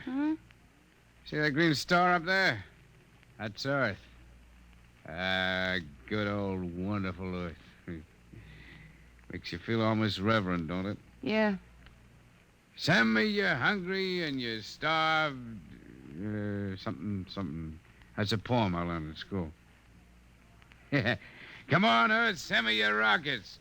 Here's Sam Parkhill with the only hot dog stand on Mars. Sam, what if the rockets don't come?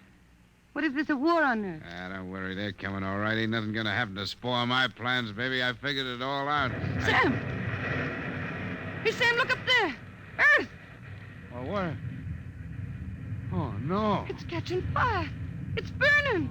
Oh, no, that can't be Earth. Elmer, they can't do this to me. I got all our money invested in this place. Go ahead, Sam. Switch on more lights. Turn up the music. Get the hot dogs on the fire. There'll be another batch of customers coming along in about 100 million years. Oh, no, it couldn't be. What a swell spot for a hot dog stand. Let you in on a little secret, Sam. This looks like it's going to be an off-season.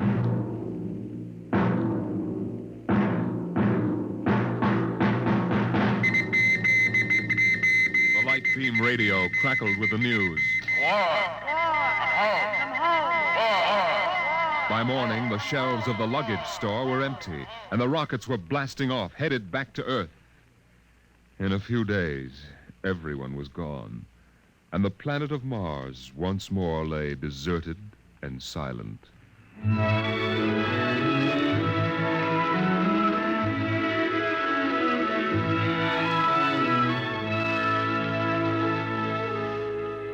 And then, after all the rest had gone, one last rocket landed on Mars. A small, family-sized rocket come all the way from Earth.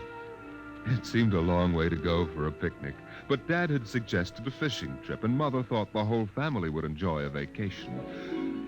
So here they were, floating down a Martian canal, with Timothy sitting in the back of the boat with Dad and Mother up front holding Alice the baby, and the deserted Martian towns drifting slowly by. Dad, What is it, Timmy? when do we see the Martians? You promised we would. Soon, Tim, soon. Oh, but William, the last Martians died out years ago. They're a dead race now. Not quite. Don't worry, son. I'll show you some real live Martians later on. Gee, this is swell. I wish we didn't ever have to go home. How long can we stay? 1,000,000 years. 1,000,000 years? Yes. It's time we told you, son. We're not going home. This is where we'll live from now on. But what about the rocket?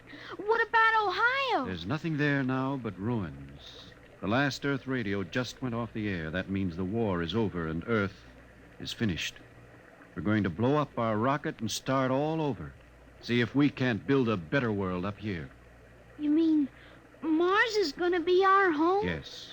I hope you don't mind too much. No, sir. But what about the Martians? When do we get to see them? There they are, son. Look down at the water. I don't see anything there. Beside the boat. Look at the reflections in the water. But that's us down there. Just you and me and Mom and the baby. Yes, son. You see, we're the Martians now.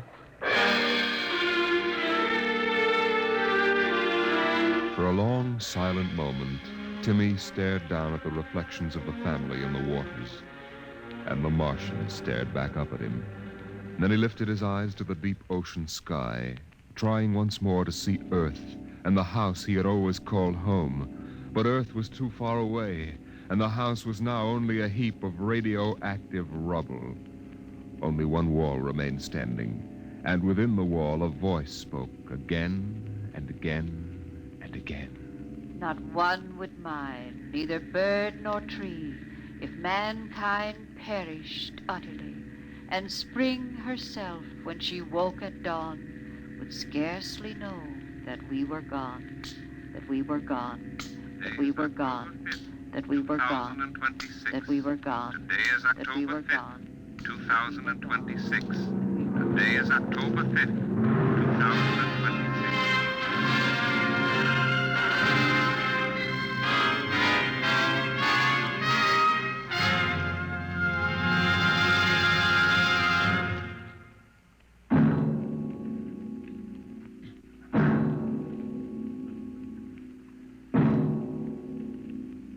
You have just heard The Martian Chronicles, a dramatization of highlights from the new novel by Ray Bradbury. Your narrator was Norman Rose, and featured in the cast were Inga Adams, Roger DeKoven, and Donald Buca. Music by Albert Berman, engineer Bill Chambers. Dimension X is produced by Van Woodward and directed by Jack Cuny. In a moment, we'll tell you about next week's show. And now, here is your Wheaties man, Frank Martin. Go out and get the Wheaties. It's National Wheaties Week. Yep, this is the week everybody's trying Wheaties. See yourself how Wheaties at 7 can help at 11. A better breakfast beginning with Wheaties can help make a wonderful difference because there's a whole kernel of wheat in every Wheaties flake. So eat happy, work happy. Wheaties, breakfast of champions. Get yours. Get yours. It's National Wheaties Week. Next week, the strange and chilling story of The Parade. the parade that suddenly turned into a funeral procession for the world of tomorrow, the world of Dimension X.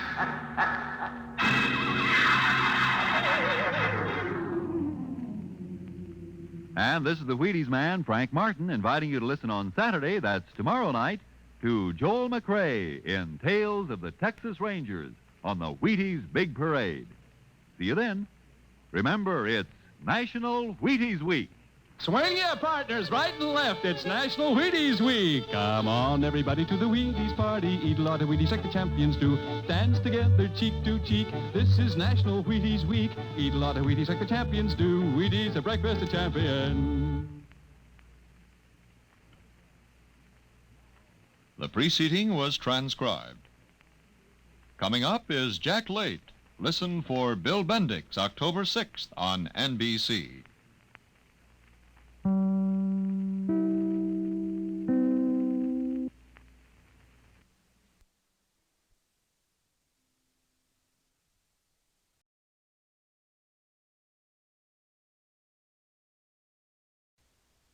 It's National Wheaties Week.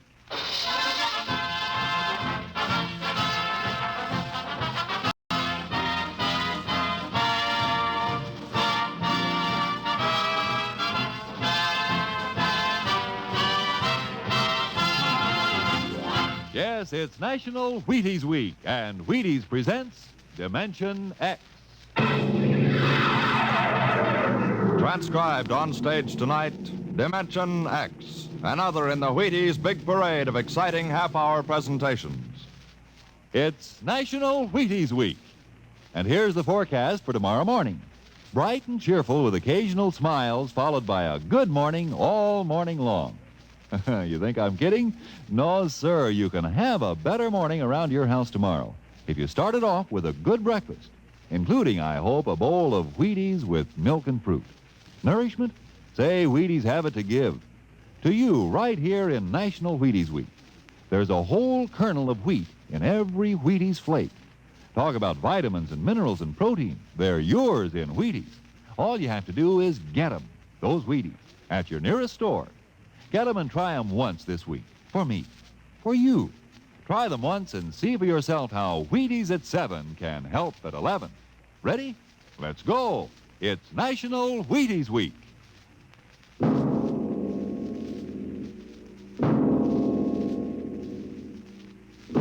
Now, tonight's adventure into the unknown world of the future. The world of Dimension X, where anything can happen.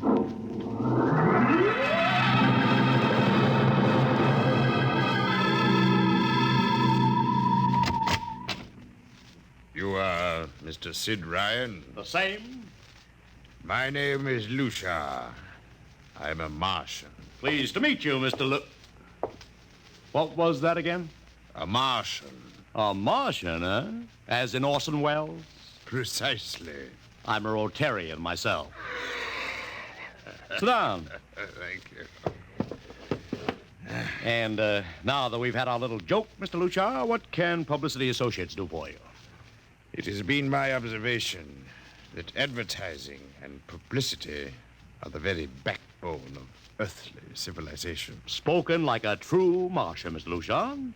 Now, if you'll tell me the name of the client. The client, of course, will be the Martian. You don't give up, do you?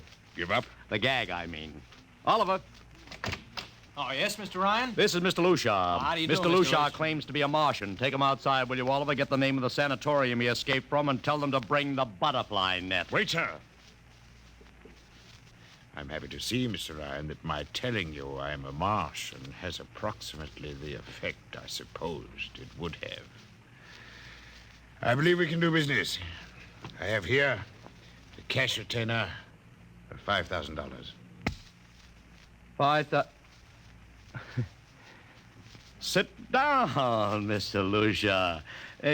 Oliver, get the client a cigar. Yes, sir. No, the other box, Thank you.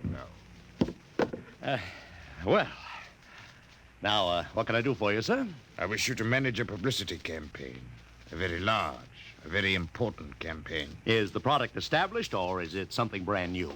Oh, something quite new. Now, what would you judge to be the most effective type of campaign? Well, if the client has a lot of dough to throw around, a suspense campaign is best. First, you place ads in the paper saying, watch this space. Then, about a week later, you run an ad saying XYZ or PDQ, and you get people guessing what it means. Then, finally, when you've teased them enough, you bust loose and unveil the product. Excellent.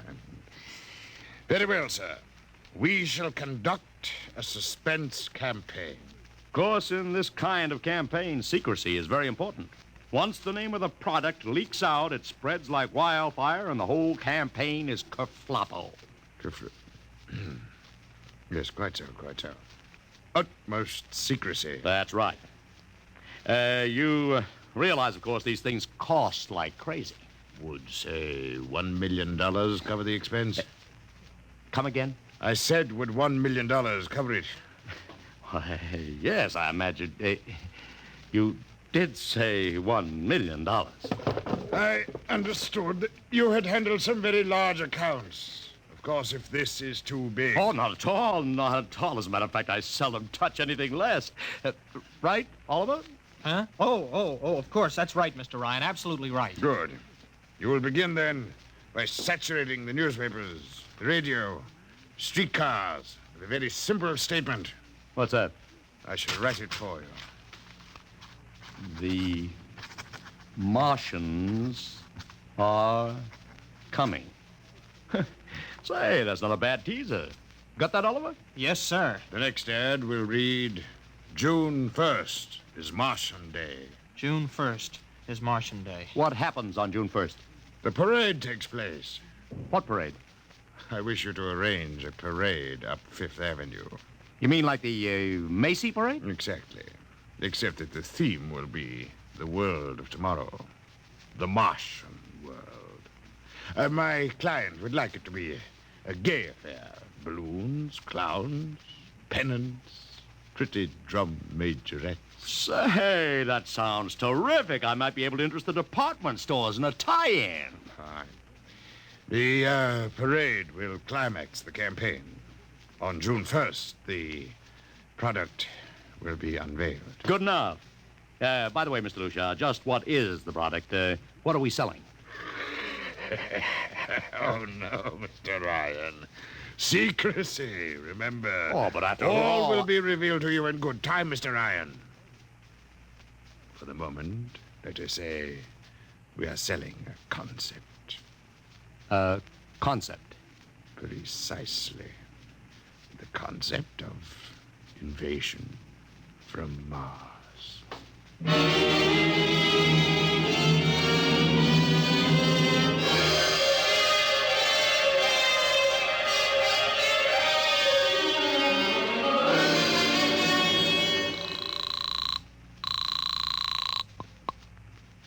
Benny Marcus, please.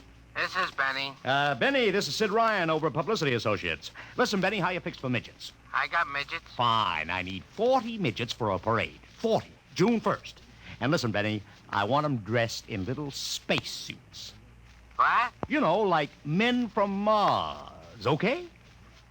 Midgets. And I want some movie extras, maybe 50 of them. Also rigged up like men from Mars. Make them look gruesome. Got that? Gruesome. Also, I need some horses with pretty girls on top of them. Maybe you can get that bunch from Maroney's Traveling Circus. The ones we booked for the Fireman's Parade in Albany last year. Oh, try, Sid. And never mind the expense. Just get me the talent, okay? I gotta hang up now. Call me back, Benny. How you doing, Oliver? Oh, fine, Mr. Ryan, just fine. We got full-page ads in all the dailies and 10-second spot announcements on every local station, but it's costing a fortune. The more it costs, the bigger our percentage. Spend like you are going to the electric chair, Oliver. Yes, sir. How you making out on the parade? If it comes off, it'll be the biggest thing since Barnum invented the midget. I've got Macy's, gimbals, and sacks to contribute floats. Everything is built around the Martian theme, see? Even the horses will have long feelers attached to them and funny-looking extra legs. It'll be sensational. Oh, yeah, it sounds fine, only... Only what? Oh, Mr. Ryan, we don't even know what we're selling. Oliver, my boy, do you think old Sid Ryan has been sitting here spending all this moolah and not putting two and two together? You mean you know who Lushar represents? Just by accident, understand? I have learned that Century Pictures is making a big new epic. A space opera entitled Invasion from Mars. Get it? Oh, I begin to see. Also, by mere coincidence, it happens to be the premiere sometime around June 1st. You follow me? But, Mr. Ryan, Century has an exclusive contract with New Features Syndicate for all their publicity. Suppose Century Pictures doesn't like the way New Features is handling their stuff. They want to get out of the contract, but New Features says no. So they have to get around the contract. A man named Lucia, client unknown, starts publicizing the Martian invasion. Need I go further? Oh, I get it, Mr. Ryan. Gee, I suppose I should have thought of that. No, Oliver, that's what I like about you. You're so innocent.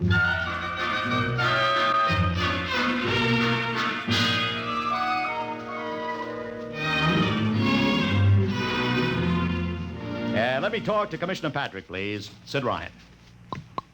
Hello? Commish, Sid Ryan. Oh, it's you. Well, what is it this time? If you want to drop a man off the Empire State Building into a teacup full of water, the answer is no. Also, we are not arresting any fan dancers. You know I don't handle fan dances. I want a permit for a parade, June 1st, 5th Avenue. It's a Sunday. There's no traffic. Oh, come now. Look, Ryan. Macy's gets a permit. Gimbel's gets a permit. The American Legion gets a permit.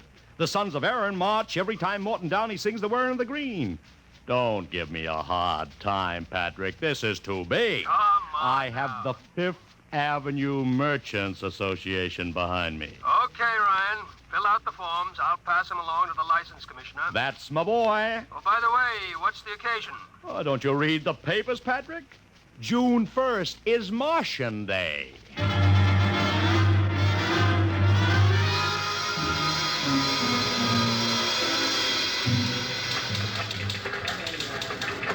Well, Mr. Ryan, how is the campaign going? Like fire, Mr. Lucia, like fire. Everybody and his brother is going along with the gag.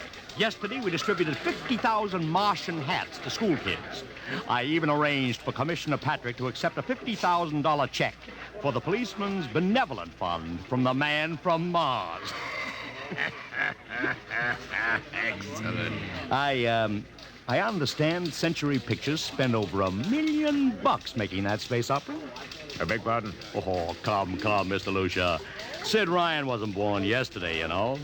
I know who our client is, even if you don't admit it. You do? Always thinking that's me. Well, as long as you know, let's keep it to ourselves, shall we, Mr. Ryan? As you once remarked, when these things leak out, it destroys the surprise and ruins the effectiveness of the campaign.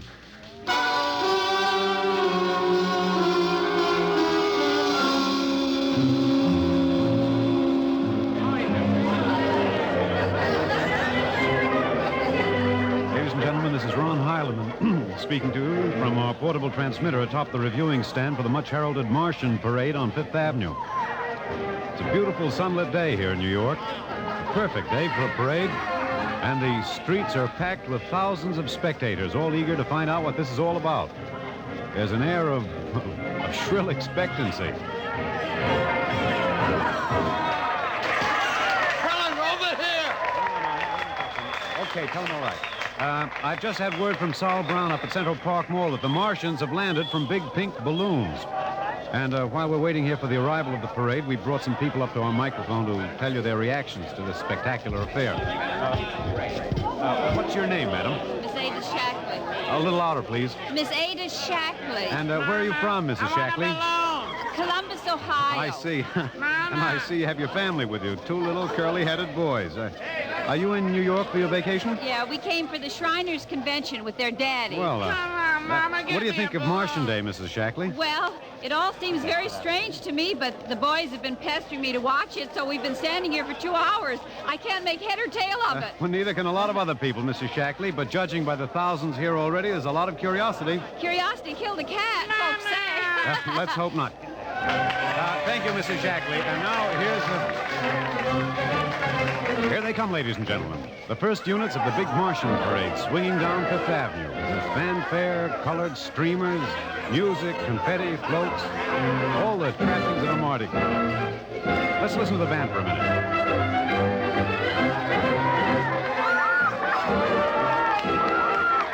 Here in the vanguard, the whole troop of little midgets in weird-looking pink and blue spacesuits, carrying Rube Goldberg weapons with signs painted on them. I can read one which says Atomic Blaster. Another has a placard reading, We're Martian through Georgia. And here come the clowns, laughing and falling all over each other. They're giving free sugar candy to the kids along the way. Yes, ladies and gentlemen, there's a happy, laughing crowd along Fifth Avenue today. A true reflection of the great sense of humor and good nature that makes America the place it is. Why, only... What's that? What's this? The crowd's murmuring now. They've fallen somewhat silent. There's something coming. I'll try to get it for you. What? Ladies and gentlemen, here comes the Martian contingent. This is promised as the climax of the show. And now a great hush has fallen over the crowd. It's quite a sight to see these thousands of people standing here expectantly, hearing only the great regular sigh of their mass breathing. And now here they come, ladies and gentlemen. The Martians, marching in booted, helmeted ranks, row after row of them. This is an impressive sight, ladies and gentlemen, and a rather serious contrast to the rest of the joyous slapstick parade we've been witnessing up until now. There are perhaps 200 tall, broad-chested men dressed in metallic gray spacesuits with thick glass visors drawn across their faces. Each one's holding an ominous-looking ray gun at the ready position.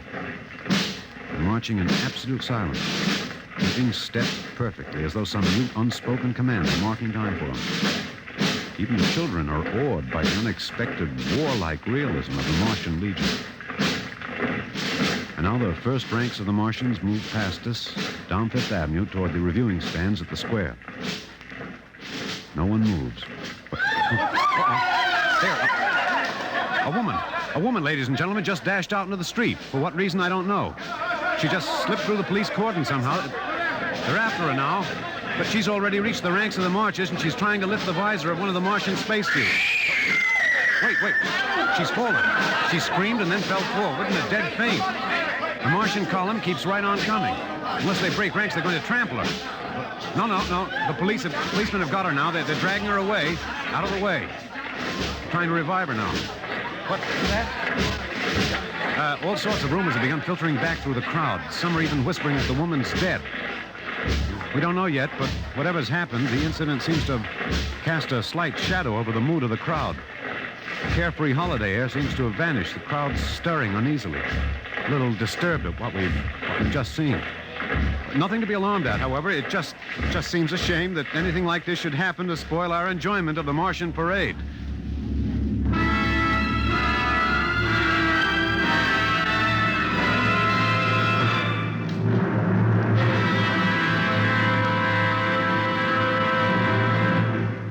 Dimension X will continue in just a moment. It's National Wheaties Week. I want to take that again, Frank? Oh, sure. It's National Wheaties Week, and we're celebrating. And that voice you heard belongs to my severest critic, who is here to help us celebrate tonight. He's the fellow who's backstage when I'm telling you about the Wheaties. He listens to see that I tell you right. Wheaties' best friend, next to me, Blaine Butcher. I think you took that introduction a little fast, Frank. Now suppose... You see what I mean, folks? Seriously, Blaine, you say the Wheaties words once. Okay. All I'll say is this. Those of us who tell the Wheaties story believe what we say. And during National Wheaties Week, the good word is this. Get a package of Wheaties and try them just once. I'll be right behind you in line at your grocer's between you and Frank Martin. Okay? Do that now. Try Wheaties. It's National Wheaties Week.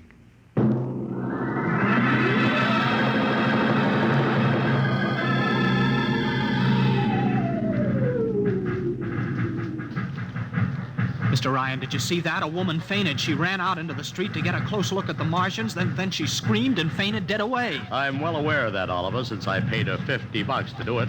What? The dramatic moment, Oliver. The stock and trade of the good publicity man. Relax. Holy smokes, you sure think of everything. For my share of this deal, roughly $100,000, I can afford to think of everything. Shut the window. Oh, okay, but don't you want to see the finish? We'll go down to the reviewing stand for the finish. Right now, I want to make a phone call. By the way, where's Lucia? I haven't seen him. Well, close the window, Oliver. Well, Oh, okay, Mr. Ryan.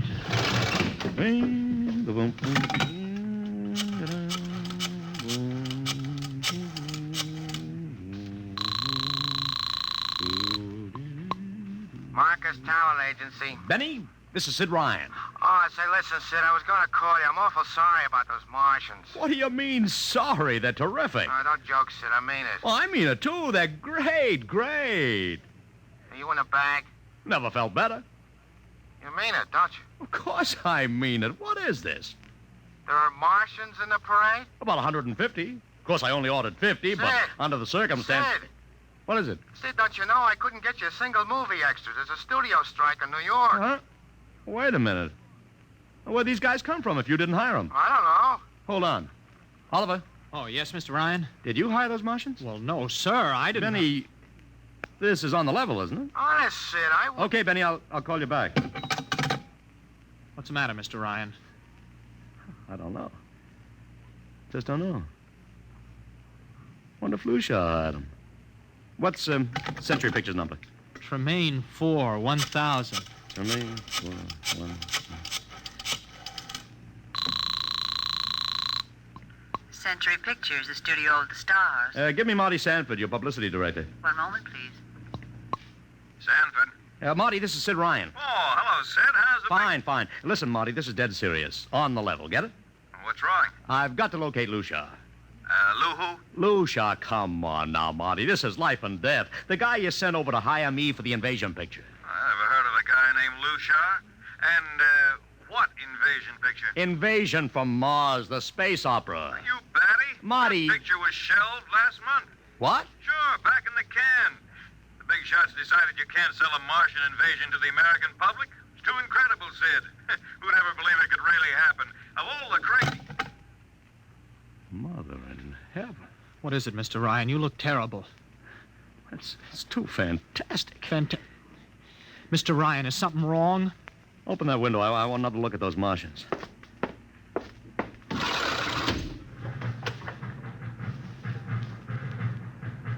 Look at them. Oliver, you were in the Army. Could 150 movie extras learn to march like that in, say, 24 hours? No. Not in 24 days, Mr. Ryan. Not a second's hesitation. Not one out of step. Look at the way they carry those ray guns at the ready. The only other time I've seen troops march like that was on a film of the Nazi SS troops marching through the streets of Paris. Mr. Ryan. Oliver, get down there. Find that woman who painted. Her name's Gloria Montez. Get her up here. Make it fast.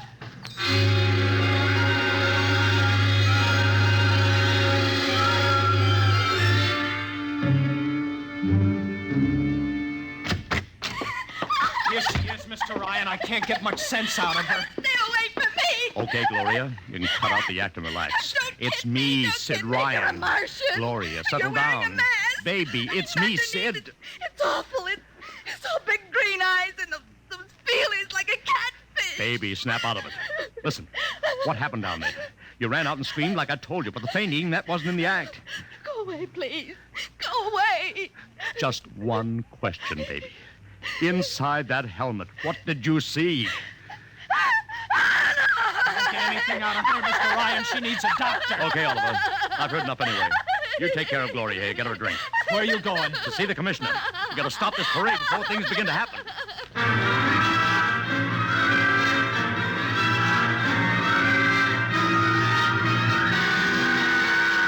Okay, Ryan, what's the beef? Listen, Patrick, I don't know what it is, see, but something's wrong. You've got to stop that parade. I suppose you'd like the riot squad. That would get you a front-page spread on every paper in town. Now, look, Ryan, I've got no time for your cheap publicity gags. I'm a busy man. Listen, I'm trying to tell you I don't know where those Martians came from, who they are, anything about them. Oh, Ryan, I'm wise to your tricks. Now, if you let the sergeant show you out... You won't do it, huh?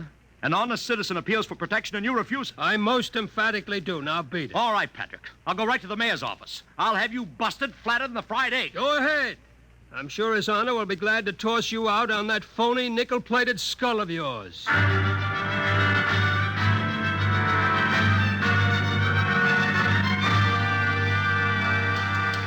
You heard me, Ryan. You can't see the mayor. Adolf, please. This isn't a gag. I don't want publicity. All I want to do is maybe prevent something horrible from In happening. case you don't know it, wise guy, something horrible's already happening. A couple of hundred little kids are in the hospital with ptomaine poisoning from that phony Martian candy you passed out. What? Or didn't you know? I didn't. We've got to stop that parade. Sure, you'd like nothing better than to start a panic now. Maybe a few hundred people get trampled to death. Think of the newspaper space. That'd get you and your phony product. I won't stand for this, Adolf. This may be a matter of life and death. Get out of here, quick. It'll be your death. Go on, beat it. Get out. You and your publicity stunts make me sick to my stomach.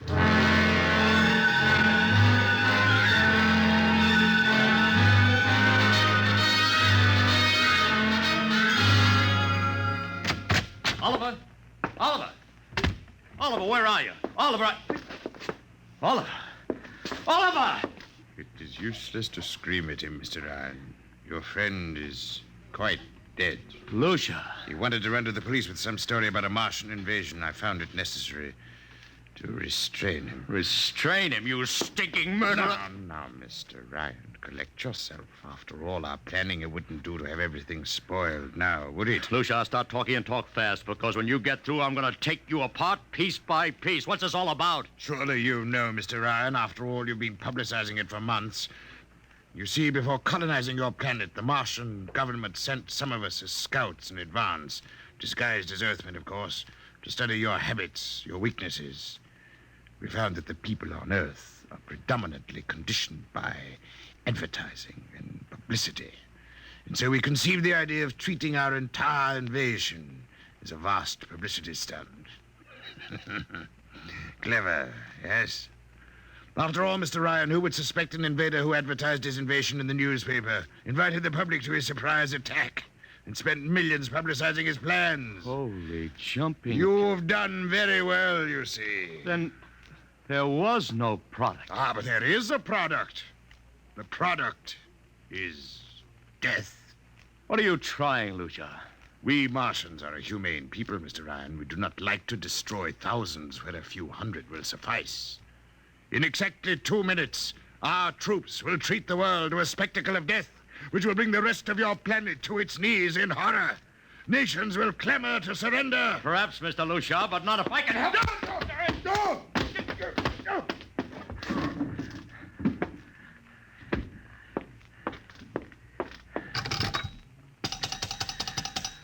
Yes, please. Operator, this is Mr. Ryan. Get me the field telephone on the reviewing stand of the Martian Day Parade. Hurry. Anyone in particular? Just hurry. Reviewing stand. Hello? Get me Commissioner Patrick. Hello? Hello? You have to talk louder. I want Commissioner Patrick. Patrick! Wait a minute. Things are quieting down. Hey, wait a minute. What was that you wanted? This is Ryan. I have to talk to the commissioner. It's a matter of life and death. Oh, you can't talk to him now. The chief Martian is presenting the PBA check to him. The Martians are going to fire a salute. Listen, you gotta stop him. What? Stop him! I'm sorry, Mr. Ryan. I can't hear You idiot! The worst is going!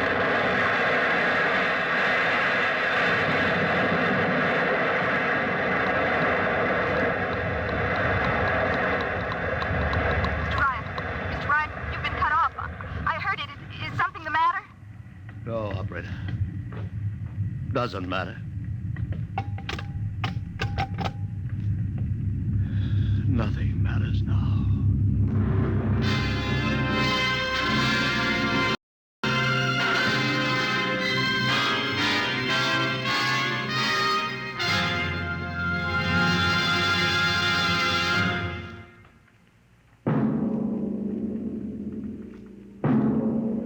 Tonight, Dimension X has transcribed The Parade, an original radio drama written by George Lefferts.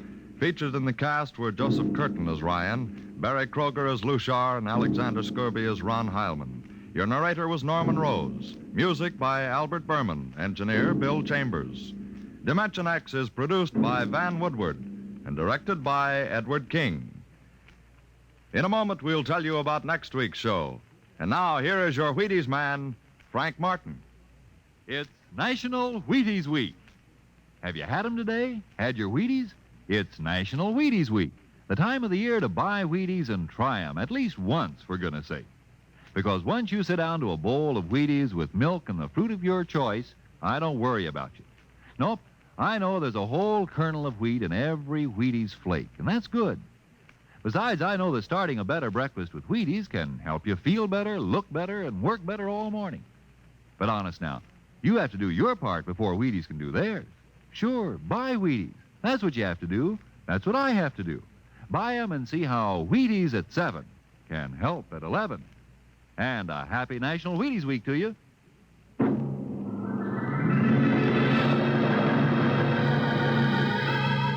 Listen next week when we present the Robert Heinlein story, The Roads Must Roll. Another adventure into the world of tomorrow. The world of... Dimension X.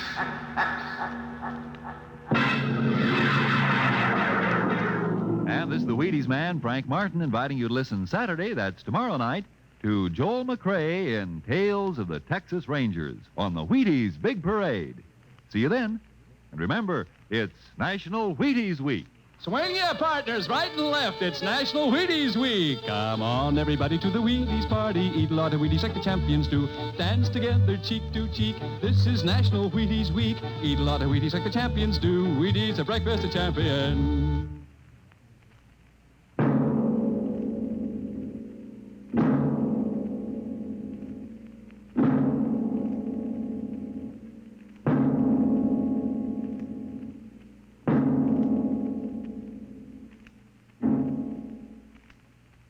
This program came to you from New York.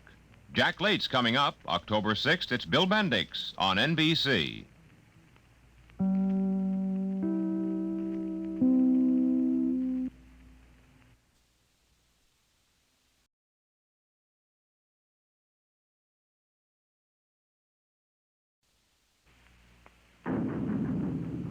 Adventures in time and space.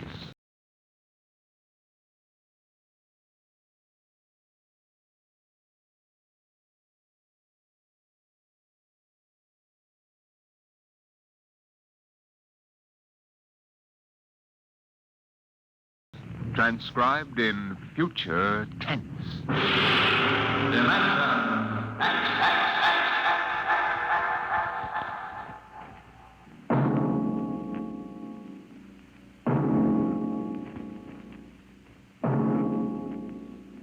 Can you predict the future? Can you tell what will come in 100 years, or in 10, or in the next minute? Tonight, Dimension X brings you a glimpse of what may well happen within your own lifetime. The Robert Heinlein story, The Roads Must Roll.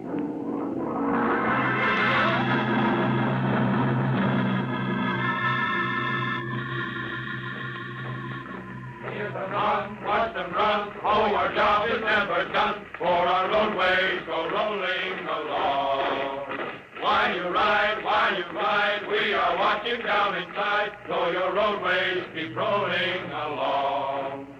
Oh, it's high, high heat, the roadermen are we.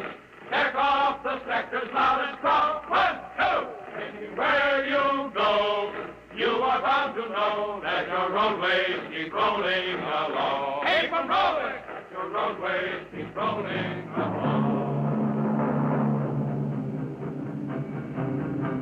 It was in the middle 1950s that the automotive age began to die. The traffic engineers had long expected it. For years, they had watched our vast cities sprawl and spread out, spill over into the countryside, become more and more dependent on motor transportation. And then finally, the inevitable breaking point was reached. The growing flood of cars and buses and trucks began to swamp the streets and arterial highways. The building of roads could no longer keep pace. The superhighways clogged, congested, became packed with cars stalled bumper to bumper, and the cities began to die of slow strangulation, for the traffic could no longer roll.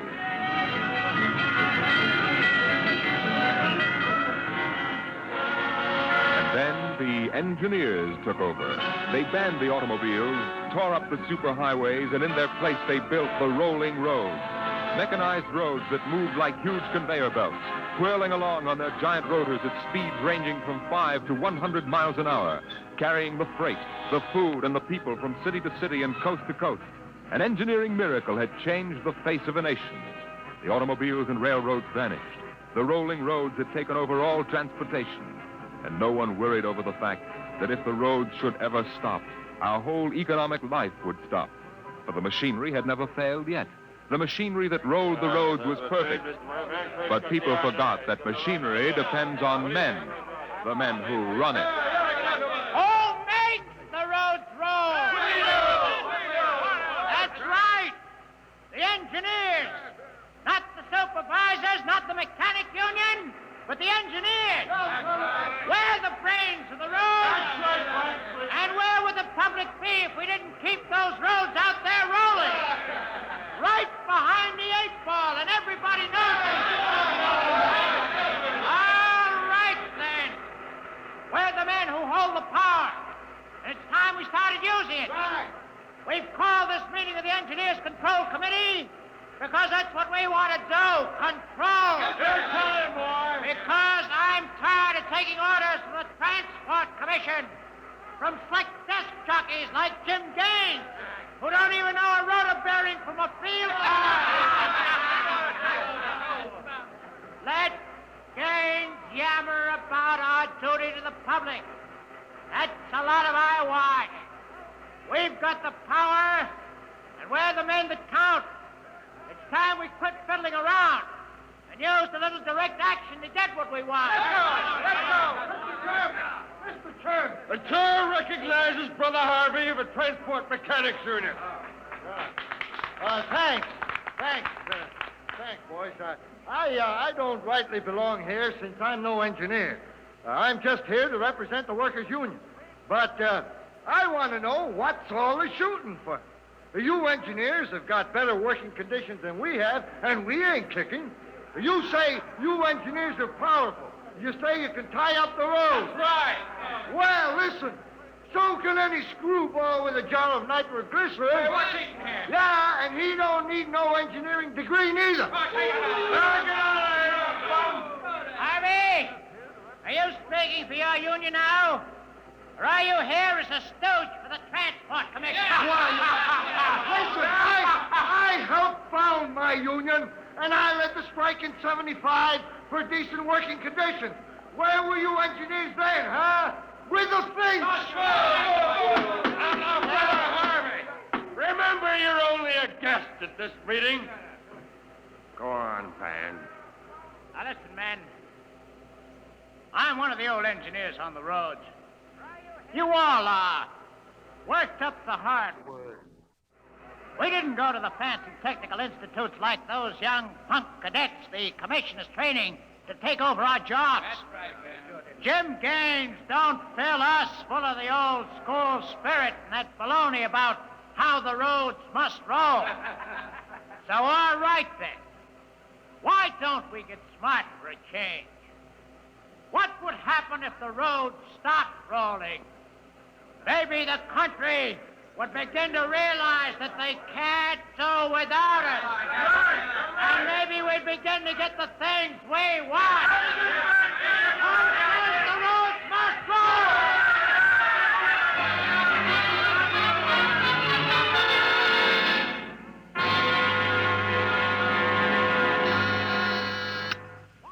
Yes? Your wife is calling, Mr. Gaines. All right, put her on. Jim, I want you to stop off on your way home and I'm sorry, darling, I can't make it. Oh, but you promised. Yes, I know, but Washington called in. They're sending Evans, the Australian Minister of Transport, through my sector today. I've got to show him through personally. Well, can't somebody else? Well, I'm chief supervisor. It wouldn't be courteous. Darling, courtesy begins at home. I've planned this dinner for weeks. Honey, the roads must roll. Jim, if you quote that nauseating slogan at me again, I'll divorce you. Well, I can't help it, darling. I tell you, I'll meet you at Stockton at 9. We'll take in a show. Kiss Alan goodnight for me. Well, all right, dear. Goodbye. Bye, darling. Mr. Evans is here. Send him in. Go right in, sir. Well, good evening, Mr. Evans. I'm Gaines, chief engineer. How do you do, Mr. Gaines? Won't you sit down? Thank you. They told me at the embassy you'd be the man to see. Oh?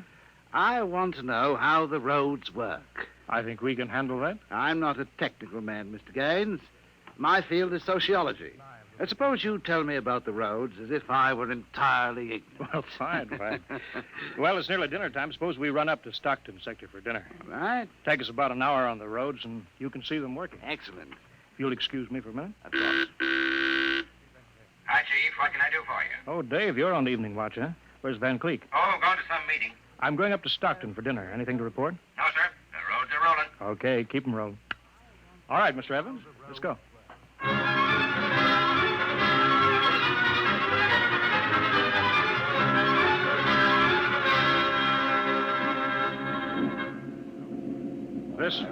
This here is the low-speed strip. You ever ridden a conveyor before? No. Oh, it's quite simple. Remember to face the motion of the strip as you get on. Oh, that's it. All right. We'll go right across here. Each adjoining strip is a few miles an hour faster than the one next to it. I see. Freight is carried on the 50-mile strip. Most passenger traffic is on the express strip. Oh, yeah. All right, now, watch your step.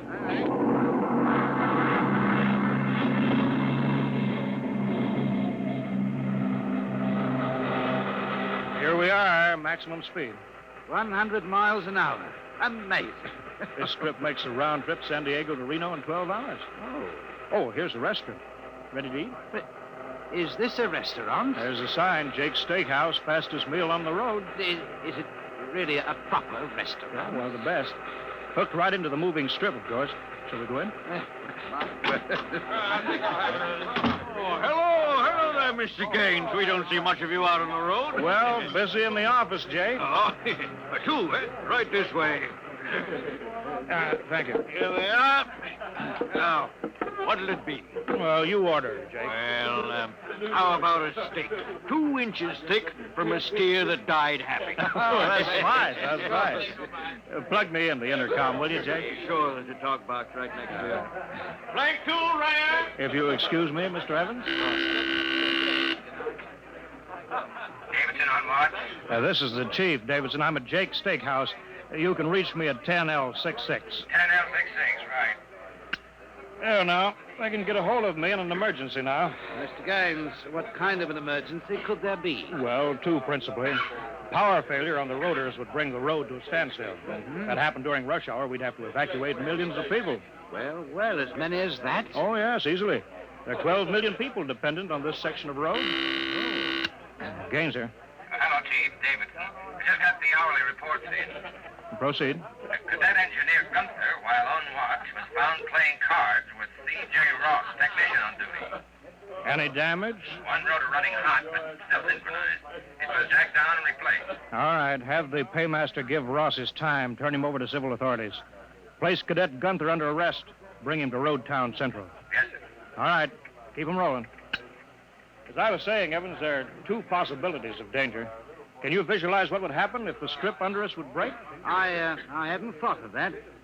You don't realize you're traveling at 100 miles an hour. Well, it can't break, not now. The strip has a safety factor of over 12 to 1. This is good soup, Jake. Thank you, Mr. Gaines. But you know, Evans, a break did happen once in the early days. That was on the Philadelphia-Jersey City Road. Dear me, no. That's right. The strip wasn't much more than a conveyor belt then. You know, it buckled for miles, crushing passengers against the roof. Yeah. Forward section in front of the brake spilled them down under into the rotors and the rollers. Was it very bad? Over 3,000 people were killed in that break. But, Evans, the roads had to go on. You know, the entire economic system hangs on the roads. If they stopped now, the country would starve. Isn't it possible that you've become too dependent on these roads, Mr. Gaines? For example, what if you had a strike? We had a strike back in 75, but, there's not much danger of that anymore. Oh? Why not? Every cadet that goes to work on the roads today is a graduate of the United States Transport Academy. Oh, I see. They're all picked men, screened for emotional stability. They're trained to give us the same kind of loyalty that Annapolis and West Point develop in their men. You're a graduate, I suppose, Mr. Gaines? No, I was too old for that. The academy wasn't set up till after the strike in 75. But it won't be long now, maybe 5 or 10 years, Evans, before the oldest engineer on the roads is a man who's been through that academy. Now, Gaines here. Davidson, Chief, there's trouble in Sacramento, Sector.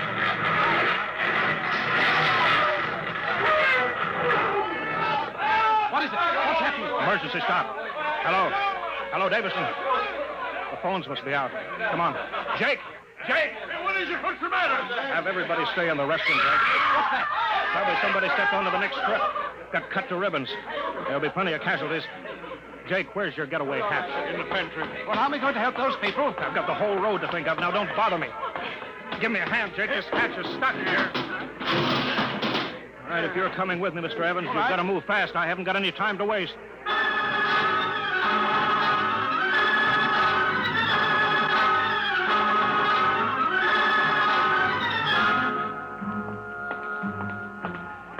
Where are we now? Freeway on top of the inner road ceiling. That's the outer shell over us there. Are we going outside? No, there'll be an access-down manhole over here. They're spaced every 100 feet. It's there by the green light. Oh. All right, this will get us down on the northbound road. Careful now, it's dark. All right. Stand away from that door, Evan. But this road is still rolling. Yeah, so it is. It was only the 100-mile strip that stopped. There's what I want, a phone booth. Look out, Evans. Excuse me, will you?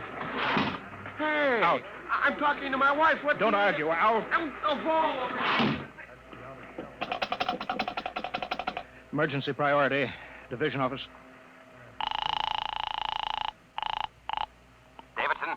Gaines here. Report. Chief, where you been? I've been calling... Never mind that report. 709 report. Strip 20 past emergency level. Interlocks acted and cut the strip out. Cause of failure unknown.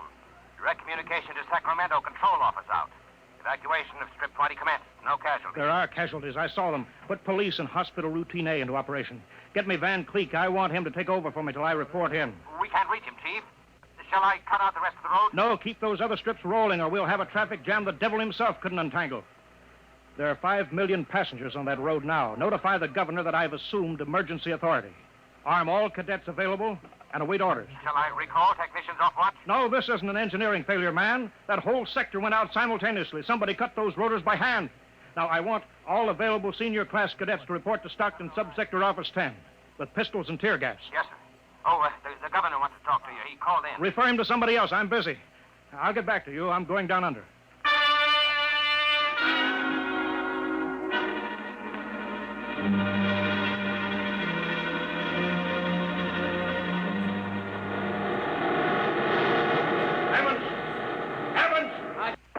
Put on this helmet. What? Helmet. This helmet. Oh. You can't hear without an anti-noise filter. All right, come on. What are we looking for? A recon car. There should be one here. Are those the rotors? Yeah, the big ones are rotors. They drive the road. The little ones are rollers. They give continuous support. I see. Oh, there's a watch gang now, jacking down a rotor. Can they hear us? No, the noise filter works on a 4-foot radius. I'll flash them. He sees the light. Is that Wilson reporting, sir? I want your recon car, emergency. Yes, sir. Right over here, sir. Come on, Evans. All right, now, get in. Well, it's so small. Well, you fit. All right. All right, now, hang on. She accelerates like a rocket.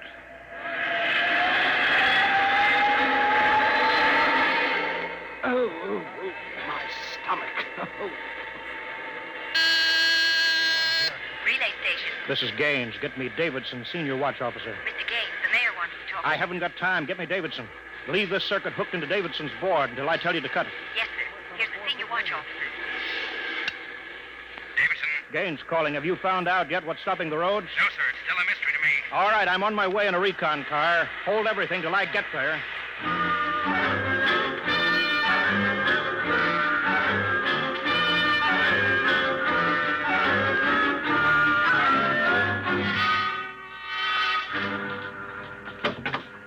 Cadet Edmonds reporting, sir. 3 platoons of cadet engineers standing by with tumblebug motorcycles. Are they armed? Pistols and tear gas is ordered. All right, good. Assistant Supervisor Van Cleek is calling you on Circuit 9. Well, it's about time. Cut me in. Yes, sir.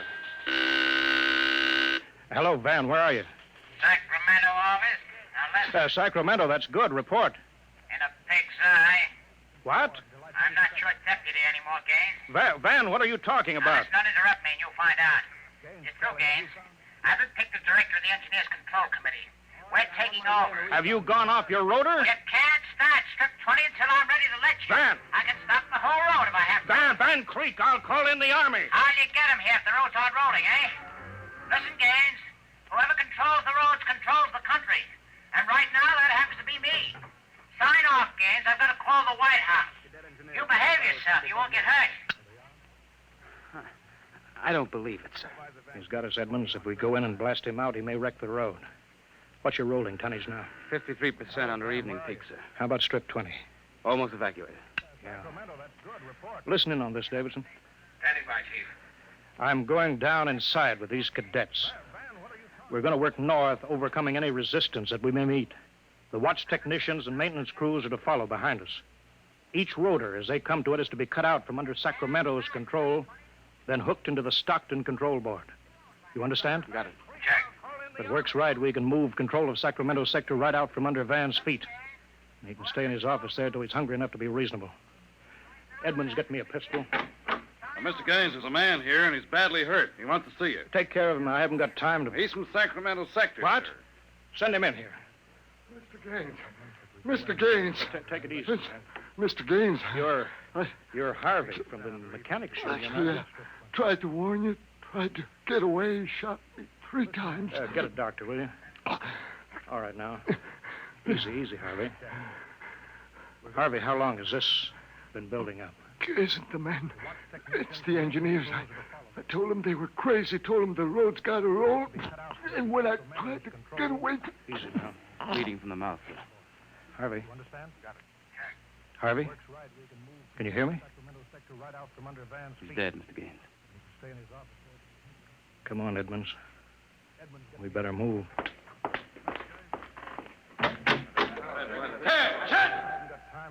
All right, you men. You saw Harvey brought in.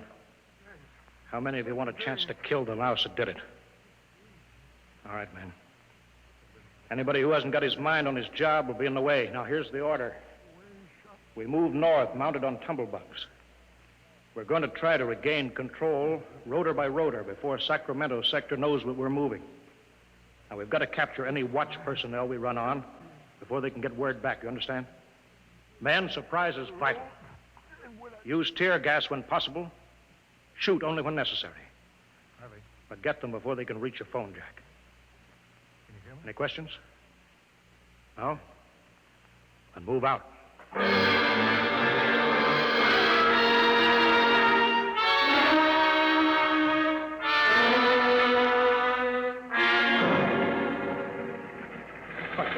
What's the score, Edmonds? 33 prisoners so far. No one killed. For years since I rode one of these tumblebugs. Forgotten how to steer it. There's a man ahead. There at the rotor base. Yeah, he's got a phone jacked in. Hurry. If he gets word back, we're sunk. I don't think he's seen us. I'll dismount and get him. All right, Edmonds.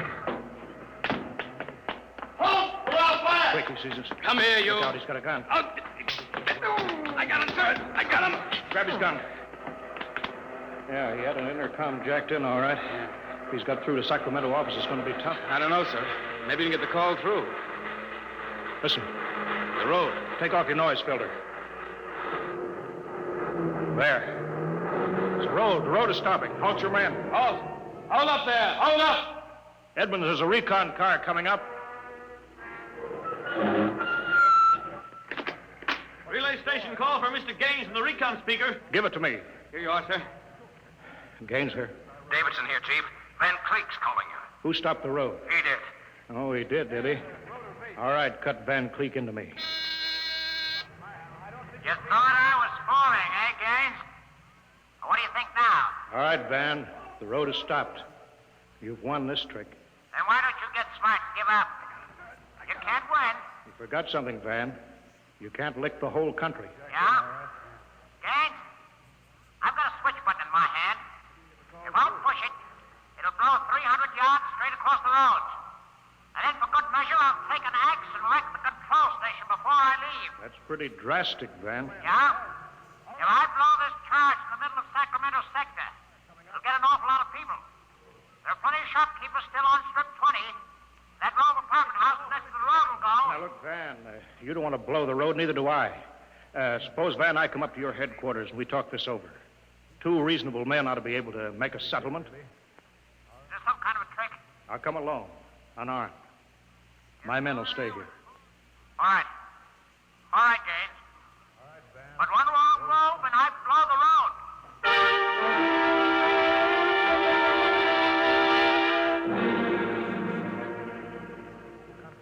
Well, we've got to hurry, Dave. If I take too long, Van Cleek will get edgy and set off that charge. I can't understand it. The psych tests are rigid. We've never had a failure in the Hum-Wadsworth-Burton method. Then suddenly a whole sector goes sour. How could Van Cleek get a whole crew of psych-cleared men to revolt? It's easy, Dave. As my deputy, he was ex officio personnel officer for the whole road. He must have been faking psych records for years, transferring maladjusted men into his sector. I've got that personnel record, Mr. Gaines. Oh, thank you. This is Van's record here. Masked introvert, inferiority rating 7. Comment: in spite of potential instability shown on Wadsworth Curve, this officer is especially adept in handling men. He's adept, all right. I haven't got time for any more, Dave. Chief, are you actually going up there to Van Cleek's office? I've got to. They'll be armed. They'll kill you. I've got to take that chance. Why don't you call in the Army? He won't dare blow the road then. Yes, he would. Look at that psych record there. He's putting up a big, brave front, but he's rotten inside. He wants to be taken seriously. He wants everybody to think he's the most dangerous man in this country. If I call the Army in, he'll try to prove it by blowing the road. But how can you stop him, Mr. Gaines? He'll have a gun. What'll you have? What'll I have? Only a prayer. And what I know about Mr. Van Cleek.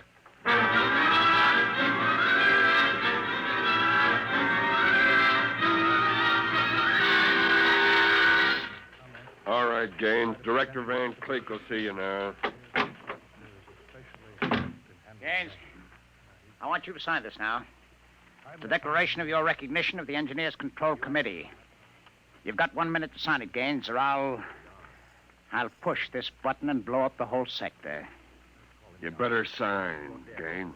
You need this gorilla with the gun, Van? Why, Can't you handle one unarmed man alone? All right, Harry, out. But... Out. Yeah.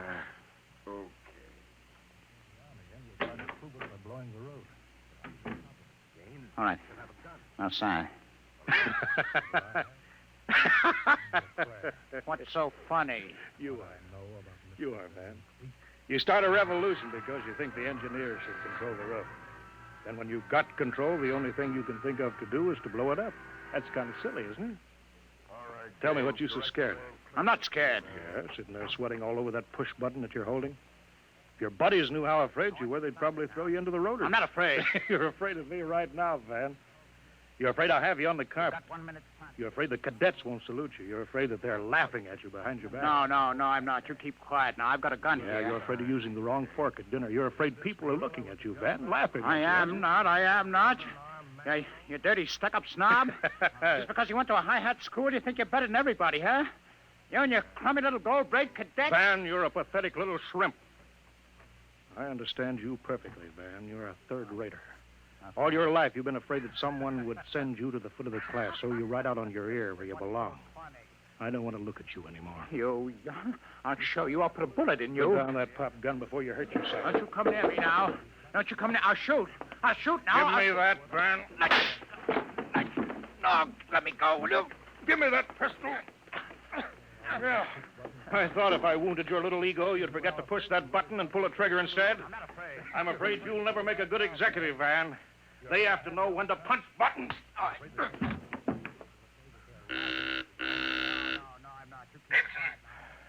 Gaines here. Chief, are you all right? Yeah, I'm all right. Attack now, Davidson. Mop up.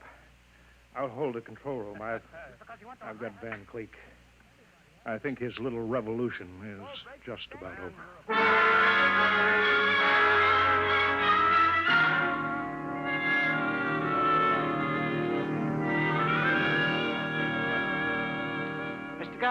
Mr. Gaines. Oh, Mr. Evans, I forgot about you. I've been waiting at the sector office. Yes? Is everything under control? Yes, all's rolling. Those are the watch engineers going under to check Sacramento sector inch by inch now. Remarkable organization. Remarkable. Thank you. Howley's in, Chief. San Diego Circle rolling. Bakersfield, Fresno, Stockton. Stockton. Oh. Oh, no. What's the matter, Chief? Trouble, Mr. Gaines? There sure is. I promised to meet my wife at Stockton for a show. She's been waiting there since 9 o'clock last night. Oh, dear me. Dave, see if you can get her for me. Try the sector office. All right, Chief. And Dave, see if you can calm her down. Oh, sure, Chief, sure. I'll tell her the roads must roll. No, don't tell her that. I don't think she'd appreciate that. She's heard it too often. Well, I better get going. Bye, Dave. Keep 'em rolling. Rolling along, keep it rolling, and the roadways go rolling along.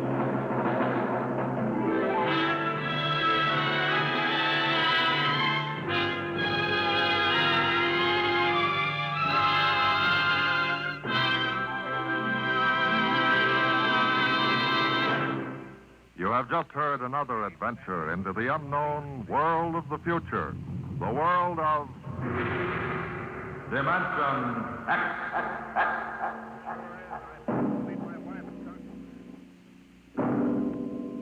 Next week, the strange story of the test pilot who became the first man ever to invade outer space, and of what he found when he got there. Listen next week to The Outer Limits. You don't have to wait till next week. The Outer Limits will be up next. Dimension X, The Roads Must Roll, was written by Robert Heinlein and adapted for radio by Ernest Kenoy. Featured in the cast were Wendell Holmes as Gaines and Ralph Bell as Van Cleek. Your host was Norman Rose. Music by Albert Welcome, Berman. Haunted Tree Engineer Bear. Bill Chambers. Welcome, Dimension X is produced by Van Woodward and directed by everyone Edward King. that's lurking out there in the background. Appreciate you, Capybara. Welcome. How's everybody doing today?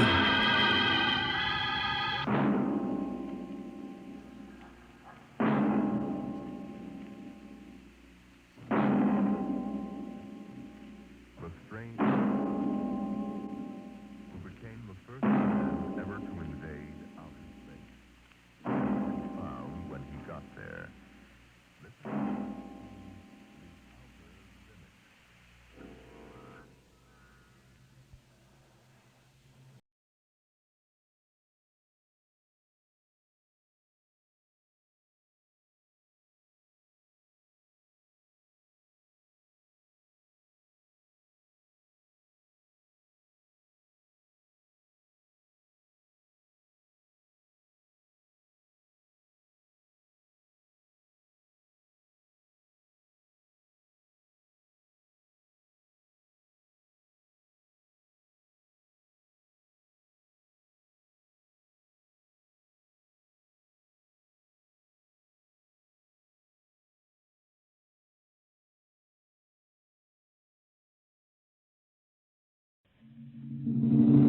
Adventures in Time and Space, transcribed in future tense. Dimension X.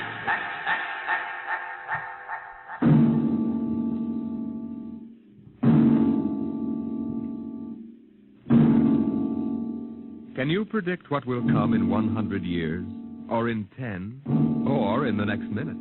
Some people think they can. Nuclear science, mathematicians, astronomers, biologists. They'll predict the shape of the future because they make the future, because they see beyond the known dimensions of time and space into the unknown Dimension X.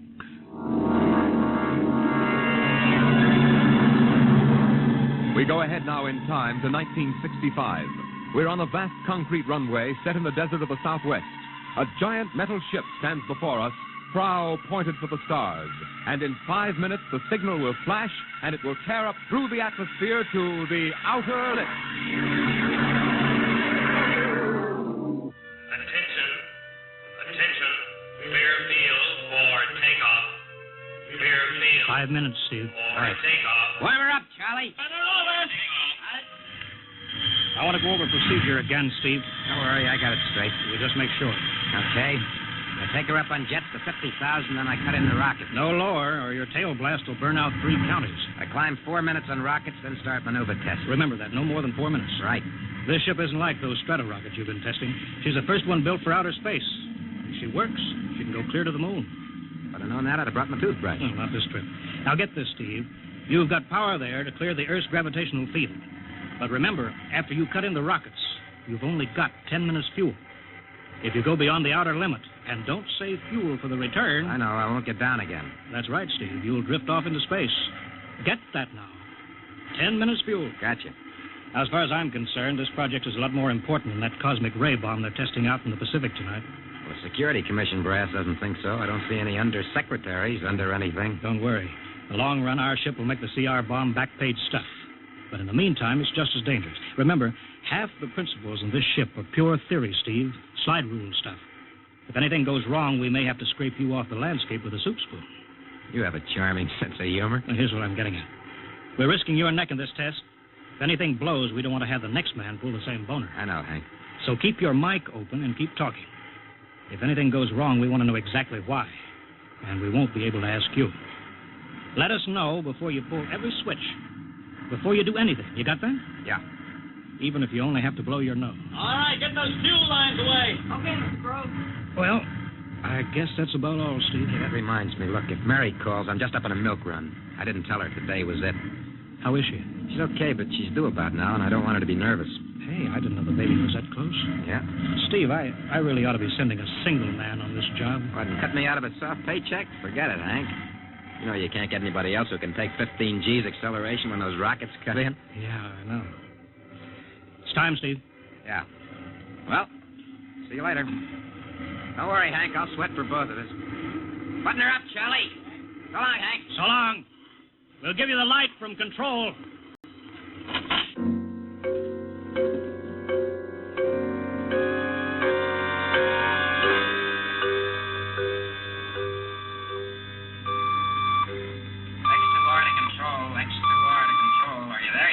Okay, Steve. Got you on the speaker. I'm ready to go. Mr. Hanson. Ready on radar, Sergeant? Mr. Hanson, you better see this. What is it, Elsa? Message center for Steve. Mrs. Weston just left for the hospital. What? Hello, Steve. Yeah. Stand by a minute. Shall we hold the takeoff, Mr. Hanson? What? Oh, yes. No, wait just a minute. It's too late now. You going to tell him? Maybe he's got enough to worry about. Hey, what's holding us up, Hank? Something on your mind? No, it's nothing, Steve. I just wanted to say good luck. Clear for takeoff, Charlie? Right. Okay. Give him the light.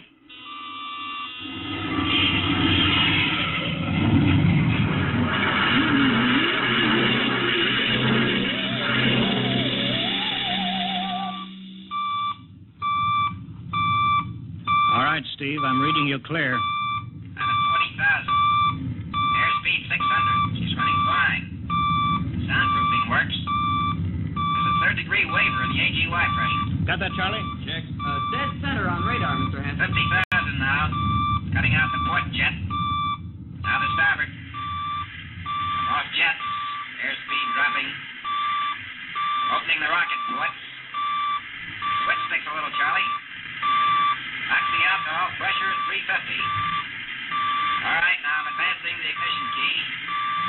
Here goes rocket one.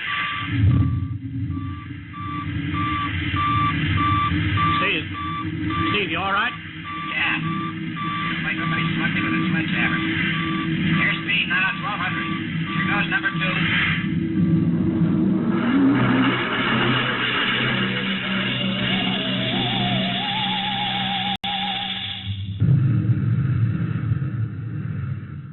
Hello, Steve. Elapsed rocket time is now 4 minutes. What's your altitude? Over to you. Speed 4,400. Still climbing. Altitude 297 miles. All right, you're at the outer limit. Level off for maneuver test. You've got exactly 6 minutes fuel left. Okay. Starting a 3-degree left bank. It's a little sluggish. There, it's all right now. There's a low vibration someplace. Maybe the cockpit hatch. Now I'm straightening out. 5 minutes fuel left. Now I'm starting a 3-degree... Hey! What's the matter? What's wrong? There's something up here. Something shining. What are you talking about? There's something above me, Hank. I'm going to chase it. Steve, you're at the outer limit now. I can see it plain now. Steve, don't go any higher. You've only got 4 minutes left. You've only got... Getting static. I can't hear you, Hank. It's dead ahead now. I'm going to make a pass at it. Get a good look. Hey, it's swerving to meet me. It's dead ahead now. It's dead ahead.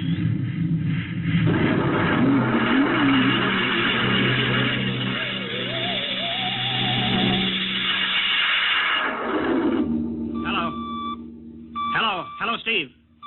Steve, come in. 9 minutes fuel gone. Still no sign on radar. Hello, Steve. Steve, what's happened? Charlie, get out the crash squad.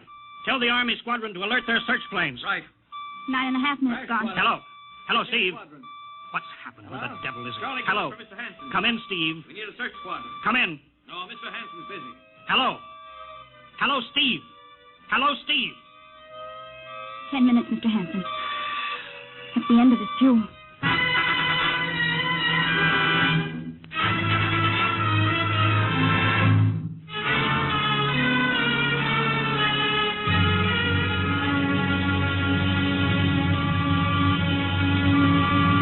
How long's it been now? 10 hours, Mr. Hanson. Nothing more on radar, Sergeant? Screen's blank. Colonel Corelli called in. Search planes are back. They didn't find anything. Should be some trace. Couldn't have bailed out, could he? You don't hit the silk at 4,400 miles an hour. He went past the outer limit, ran out of fuel. Something blew, and we'll find the pieces scattered from here to the coast. Why does it have to be the best men? Always the best men. I'll get it. Charlie, we've got to figure out what was wrong. All right, I'll tell him. Something must have blown. Yeah? There's a message from Northside Hospital for Steve. Well, what is it? Mrs. Weston's fine. It's a boy. Thank you, Elsie. It's a boy, Charlie. Oh. Fine. It's a boy. He didn't even know she went to the hospital. How am I going to tell Mary that? Wasn't your fault, Mr. Hanson. Ship had to be tested. Yeah, we'll build another one, and some other flying fool will shoot past the outer limit into space. Oh, I'm getting old, Charlie. You can remember when I used to take them up myself. Now I've got to send other men. It's a job, Mr. Hanson. Now I'm afraid. Every time I hear a jet go off, I jump. Every time I have to send someone up in a new model, I start to sweat. Mr. Hanson. Yeah? I think there's something on the radar. No flights scheduled in, are there, Elsie? We have the whole day cleared. It's coming in behind us. Here it comes over the building. What crazy jockey is buzzing the field like that? Is that an Army plane, Charlie? I can't see. It's turning. Charlie, alert the field. I know that engine. Steve! That's impossible. Look, that's his ship. It can't be. Well, there's no other model like that. It's Steve, all right. It's coming in. Thank God. Thank God.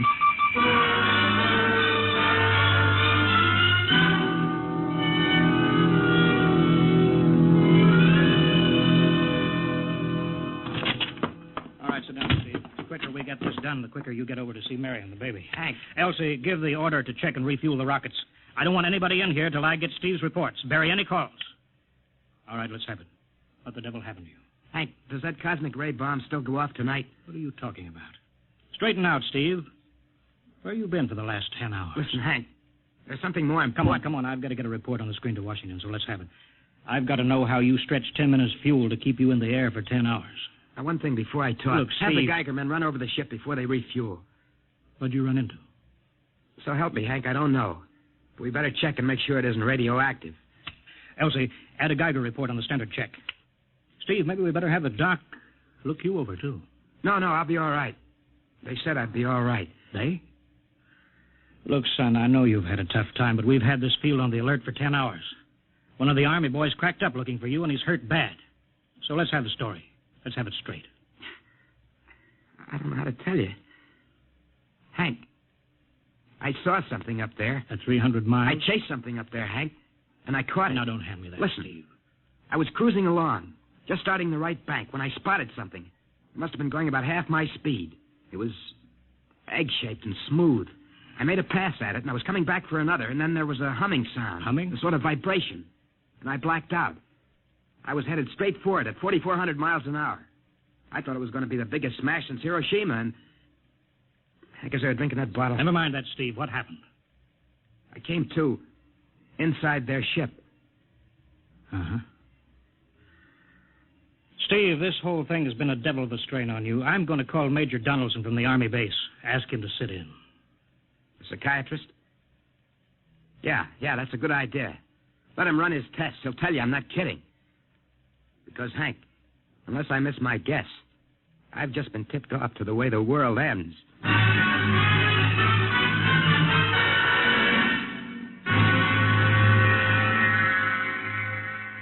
right, Mr. Weston. Suppose you continue your story. Yes, let's have it, Steve. You woke up inside the ship? Yes, and the place was jammed with machinery. Dials, blinkers. I couldn't recognize anything. And you were surrounded by these men from Mars? I didn't say anything about men from Mars. I didn't even say they were men. I couldn't see them clearly. They were just there. Where did they come from, then? Another galaxy. Millions of miles outside of our solar system. That's all I know. You figure out where they came from. And they came all that distance to find the Earth? Yes. Did they tell you that? Yes. You mean they spoke English to you? No, they didn't. It's funny. I hadn't thought. They didn't really speak to me at all. They just planted the thoughts in my mind. You mean thought transference, telepathy? Yes, that's right. Well, Steve, what brought them here? We did, Hank. We rang their bell. We brought them in. Well, how? With our atomic explosions. Hank, that's why you've got to stop that bomb test tonight. I'll give up. Look, you've got to believe me, Hank. Oh, how can I make you understand? Maybe I can help, Mr. Weston. Would you submit to narcopsychometry? What's that? Under proper drugs, I can put you back in this ship by suggestion. Then we can get a playback record of your memory pattern on the audio circuit. And how long will that take? Half an hour. We'll have to go over to the lab. Will you believe me if it checks? It will give us an accurate memory picture of what your mind reports. All right, let's go. Hank, you got to believe me. We haven't got much time.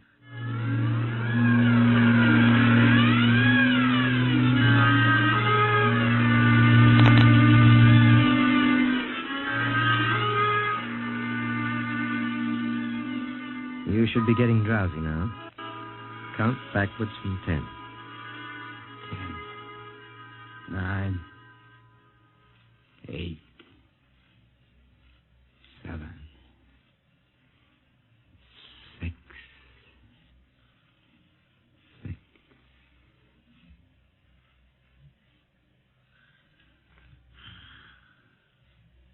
He's under. Now we attach the head plate electrodes. The cortical pickup. Look out for that wire, Mr. Henson. 3-0 setting. 31.3. Now throw that switch, Mr. Henson. I have to start him off by suggestion. All right, Steve. You're in your ship now. You're in the rocket. Rocket. You're in the rocket. You're in the rocket. And you've just sighted something strange. Now I'm starting at 3 degree right. What's that? Hey, there's something up here. Something shining. His memory pattern. We're picking it up electronically. There's something above me, Hank. I'm going to chase it. It's piped through the audio circuits. I'm getting static. I can't hear you, Hank. This is where we lost contact with him. I'm going to make a pass at it and... Hey, it's swerving to meet me. It's dead ahead now. It's dead ahead. Now what? This is where he blacked out. There's no telling how long, minutes or hours. What's that noise? I don't know. Quiet. Where? How did I get in here? What? Who are you? Is he seeing things? Intergalactic Patrol. What's that? What are they saying, Steve? What are they saying? It's about nuclear fission. They know about it. They know the danger of it. Long ago, they had wars that almost destroyed them. But finally, they learned. Now they've outlawed war. Go on, Steve. They patrol space. When their detector picks up an atomic explosion, they send a patrol. What are they going to do? They've quarantined us. Quarantined? They've isolated the Earth. Because we don't know how to control ourselves yet. Until we learn, we'll be a menace to the whole universe. What is this nonsense? Quiet. How are they going to do it, Steve? They've spread a layer out here of... I don't know how to call it. All around the Earth. It's miles deep. When there's an atomic explosion on Earth, the radioactive particles will drift up to this layer and set off a chain reaction. It'll go around the world in microseconds. And that's the end. The end? What's he... Wait. Yes. Yes. I understand. I've got to bring back the warning. You're going to put me back in my ship to bring the warning.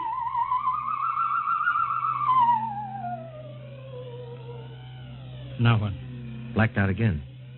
I guess that's all. What does all that mean? It's what he remembers. You don't think that really happened? No. Narcopsychometry circuits produce what he remembers. It just means that Steve believes this happened. I don't like to see this. I've seen too many tough pilots snap. Steve is the best I've known. How bad do you think he is? Frankly, outside of the presence of this well-organized hallucination, there's no sign of unbalance. May not be too serious. If he had a more plausible story, I'd be inclined to believe him. Warning. Hank. It's all right, boy. Did you hear it, Hank? You understand?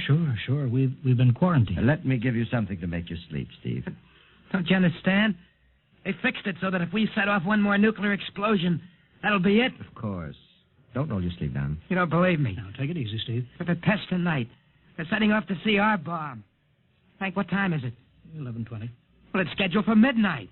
Hank, we got to stop that bomb. Steve, let Donaldson give you the hypo. Hank, you've got to believe me. I saw them. I got the warning. If we touch off that bomb tonight, it'll be the biggest galactic 4th of July of all time. The whole Earth will go up like a Roman candle. April 10th, 1965, the end. Now, look, Steve, you better calm down. Don't you want to see Mary and the baby? You've got a new son, remember? Yeah, that's just it, Hank. I want to see my son. I want him to live. If that bomb goes off, Hank, we've got to stop them. Mr. Hanson, I think we'd better get over to the base hospital. Hank, you've got to believe me. me. Sure, Steve. Maybe there is something to it. Look, it's out of your hands. I'll put it in a report and shove it into Washington in the morning. In the morning? There isn't going to be any morning, Hank. Don't you understand? You've got to call Washington now. Get the head of the Security Commission and postpone that test. Now, you know I can't do that, Steve. My neck would be out a mile. Besides, this is 1965, not 45. 20 countries have atomic bombs now. What's the use of stopping just this one? The rest will keep right on popping them Well, then off. we'll have to call an international conference. Can't you understand, Hank? The first one that goes off finishes us. It's the end. They've given us the quarantine warning. Steve, I think you'd better go with us to the base hospital. Look, Steve, we can call up for a detail if we have to. All right. I'll go with you. You don't need a straitjacket. That's the way, Steve. You'll probably feel better by morning. Let's go.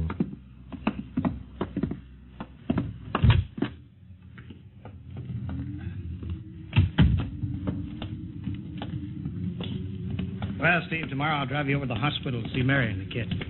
Sure. Look at the ship under the floodlights. Pretty, huh? You'll be flying her again soon, don't you worry. Yeah, I guess so.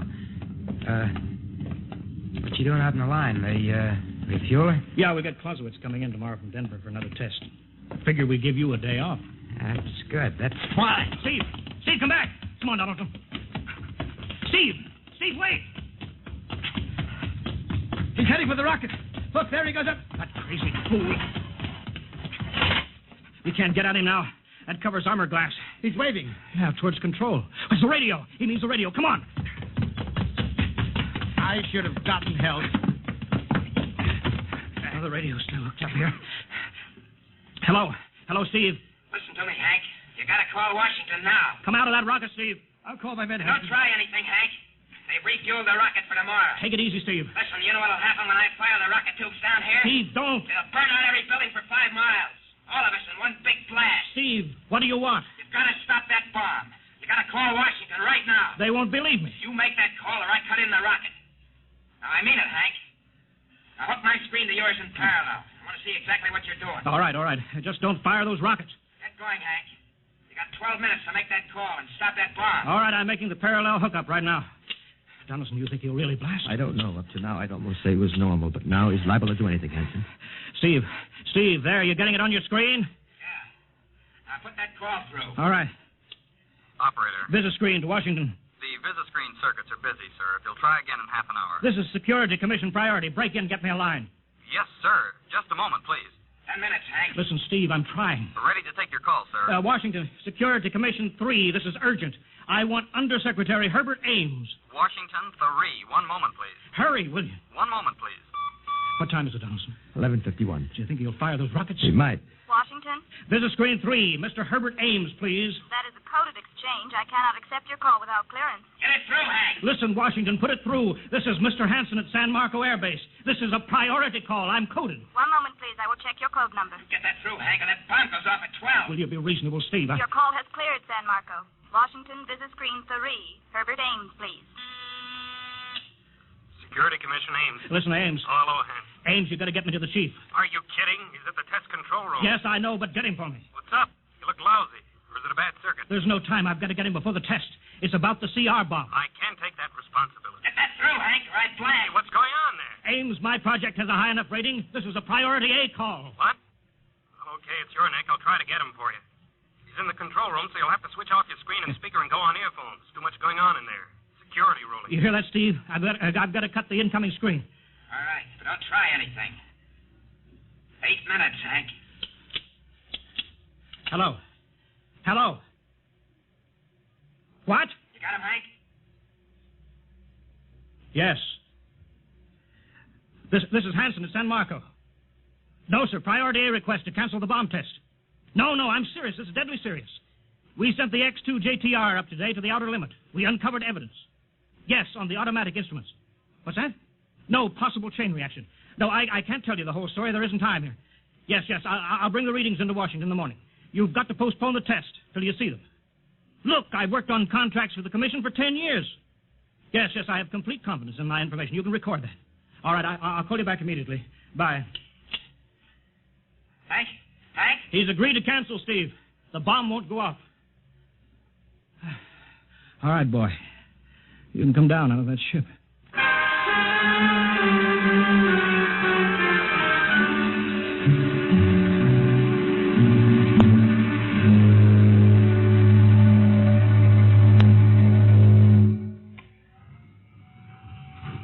He's opening up. Here he comes. All right, Steve. Come on down. Sure, Hank. Just a second. Hank, I was scared. I was plain scared. Easy now. It's all over. The bomb won't go off. Thank God. Look, I want to see Mary and the baby. Can you get me transportation now? Oh, wait a minute. It's almost 12. They won't let you in the hospital now. I want to see the baby. Sure you do, but you've been under a strain. I've got a shot for you here, Steve. Give you a good night's sleep. All right. Roll up your sleeve. Yeah, here. There, that'll make you sleep. Sergeant will find you a bed. Yes, sir. Come on, Mr. Weston. Okay. Good night, Hank. I'm kind of beat. It's been a tough night.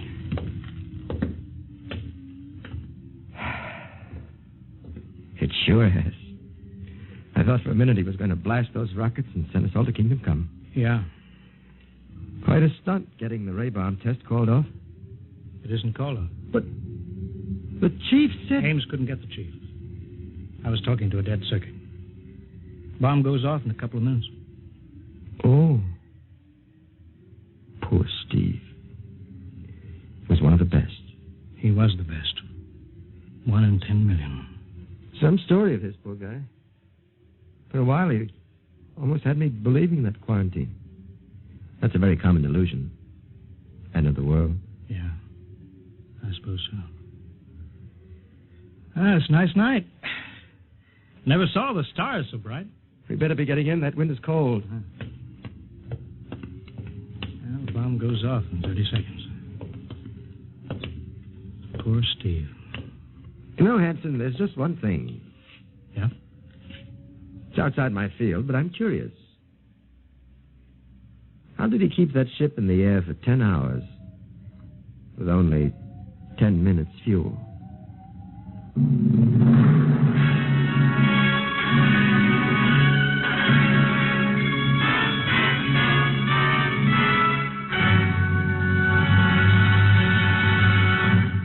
You have just heard another adventure in time, space, and the unknown world of the future.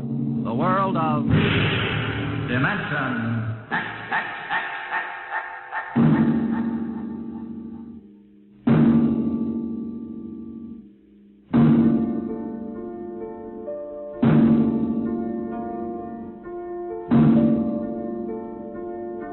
Next week, a star of the future appearing on the program of the future, Dimension X. Next week, Miss Nancy Olson, a talented young actress whose performance in Sunset Boulevard marks her as one of Hollywood's most promising young actresses, becomes the first of a group of rising young artists of stage and screen who have been invited to make an appearance in this series. So listen then for Hello Tomorrow, starring Nancy Olson on Dimension X.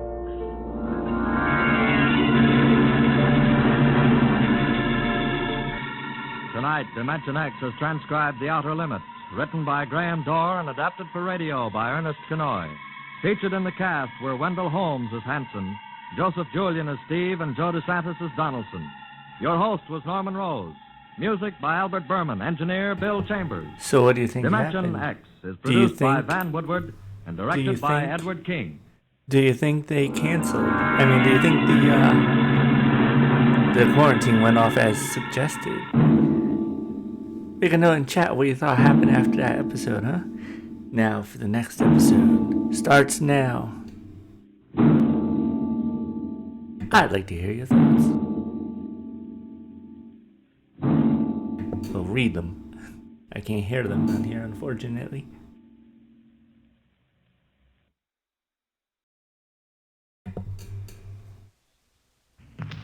The National Broadcasting Company delays the start of this program to bring you a special news This bulletin. episode aired on 9/15/1950.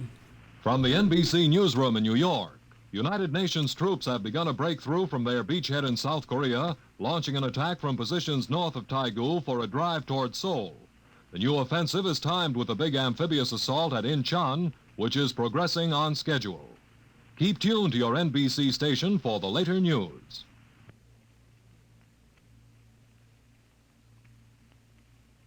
Space, transcribed in future tense. Future tense. X.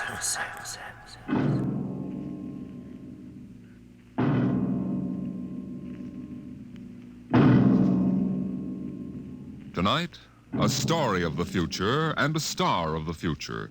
The story, Hello Tomorrow, and the star, Miss Nancy Olson, the talented young actress who is currently winning critical acclaim for her performance in one of the outstanding pictures of the year, Sunset Boulevard. Tonight, Miss Olson becomes the first of a group of the stage and screen's most promising young stars of tomorrow to be invited to appear on the program of tomorrow, Dimension X. It was in the year 1991 that man disappeared from the face of the earth. The third atomic war had ended at last, leaving the land a mass of red radioactive dust, filling the air with gamma rays so deadly that life on the surface was no longer possible. There was only one way out. The few survivors went underground, burrowing their way deep into the earth like hunted moles, hiding from death in huge underground caverns. And it was there in the next 2,000 years that they built the new civilization. A civilization in which the genetic survival of the race came first, and every life and every law was shaped to serve that end. It is to this civilization, in the year of our Lord 4195 A.D., that we take you now.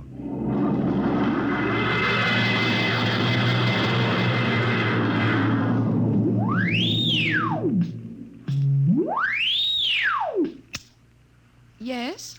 I have a call from the Director of Emotional Stability for the Third Oblong for Professor Lois Burton at the Institute of Genetics. This is Professor Burton. One moment. Go ahead, sir. Lois? Listen, darling, good news. What? The Genetic Board has approved our application for marriage. Oh, so soon? The tests found our chromosomes perfect. We can marry any time we want. Our offspring should be genetically in the 19th percentile of perfection. What's the matter, dear? Oh, nothing. I'm just sort of breathless. You are happy about it, aren't you, darling? Oh, of course, terribly happy. I'm coming right over to the lab. I have a surprise. Oh, not now, Walter. What? Well, I mean, you'll have to give me some time. Time? What's the trouble? No trouble. It's that genetic survey I've been working on. What about it? Well, I've finally gotten permission to study an actual living case. A specimen of imperfect genetic transmission. Really? Yes, they're bringing him up from the condemned cages on the lower level. You will be careful, darling. The supervisor says there's nothing to be afraid of. The specimen they're bringing is, XJ12.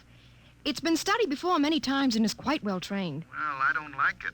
Nonsense, darling. I've been waiting for this opportunity for years. Oh, there's my door signal. I'll have to hang up, darling. See you later.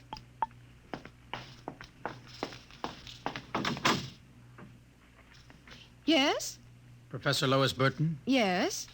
I'm from the Philogenic Institute, lower level. Oh, then you brought me specimen XJ12. May I come in? By all means. Oh, how? Horrible? It all depends on your viewpoint. I happen to have a twisted leg. My parents were genetically unsound. But then you... Yes. I am specimen XJ12. I see. I hope you aren't shocked. No stable person permits feelings to enter into his work. I will admit to surprise. I was expecting something a little more, abnormal. Sorry, I try to be as abnormal as possible. If I am, the Philogenic Institute allows me out of the genetic cages every so often, so I can breathe the pure air of the upper levels and mingle with the genetically perfect. You seem quite well educated. I spent the first years of my life here in the upper levels. How is that possible? They segregate imperfects. As a small child, my mother concealed me from the director of selective heredity. I was brought up in secret. My mother actually, dreadful word, loved me. I see. That would explain your obviously low threshold of emotional control. If you choose to call it that. At first, you seemed to be struggling to repress a few feelings yourself. We will confine ourselves to the impersonal aspects of our work. As you please. I shall require you as a demonstration for a lecture I'm delivering to one of my classes tomorrow. At your service, Professor. Sit here, please. Grip these electrodes tightly. I'm going to calibrate your electrochemical tension. I'm quite familiar with the procedure. Oh! I realize that as an imperfect, I'm expendable. But I should hate to be electrocuted. The charge is not lethal. Plus 15 surface tension. You know, you have beautiful hair. Plus 12 at a depth of 4 centimeters. Lovely blue eyes. Crystal clear. Plus 10 at 7 centimeters. Pretty. A perfect woman. Lovely, expressive hands. And a heart of stone. Like all the rest of you perfect survival types. Try not to jump, sir, when the current strikes. No feelings. Under control. Passed by the director of emotional stability. Shut up!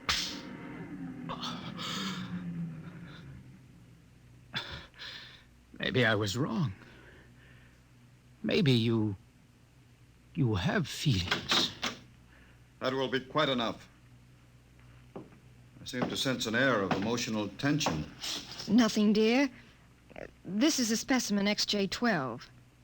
Oh, I see. An inferior type. Quite. You, specimen. Can you understand me? Yes. Yes, what? Tell this dolt who I am, Lois. This is a director of emotional stability for the third oblong.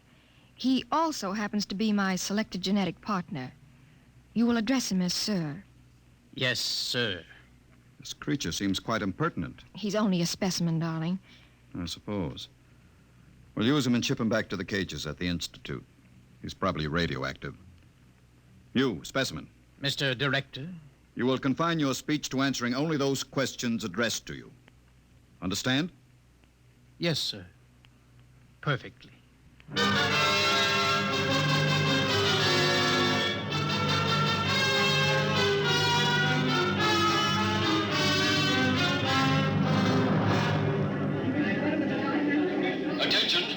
Attention.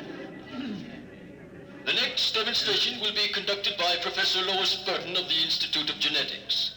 Her topic, the probability of radioactive damage in the chromosome heredity of imperfect non-survival types. Professor Burton. We are very fortunate today in having obtained a specimen of an imperfect genetic type through the good graces of the Philogenic Institute. Moreover, this specimen has been trained to tell in his own words about the factors in his upbringing. Specimen XJ12. Thank you. My mother was a psychotechnician in the fifth oblong. My father was a historian specializing in the records of pre-atomic surface culture. In the earthquake of 2170, apparently some hard radiation filtered down through the tunnels and penetrated the fifth oblong. The effect on my hereditary factors is quite apparent in this twisted leg. I appreciate that you do not laugh. Most audiences seem compelled to laugh. Perhaps you are different. If so, perhaps you can be made to understand somehow what it means to be labeled an imperfect. Perhaps in some way I can penetrate the insulation with which the psychotechnicians, the drugs, and the glandular experts have surrounded your emotions. Wait. As director of emotional stability for this oblong, I order you to confine yourself to the subject. My father taught me in the last days before he was executed that every human personality is born with certain inalienable natural rights. The right of free expression, the right to have feelings, and the right to mature, and above all, the right to be different from every other living organism, because every organism is different. I submit to you, distinguished students, that the attempt by this society to abridge these rights is a violation of nature. I say that the imperfects, the mutants, those who are different have as much right to exist and be free as you. I say break open the cages, free my people. Stop him! Give us back the right to be individuals. Stop him! I say... Professor Burton, take this specimen back to your laboratory and confine him. Yes, Mr. Director. You, specimen, go quietly, I warn you. I have nothing but contempt for your warnings. I'll have you destroyed for this. The specimen is unstable. He doesn't know what he's saying. Then get him out of here, quickly. He's an affront to our genetic type.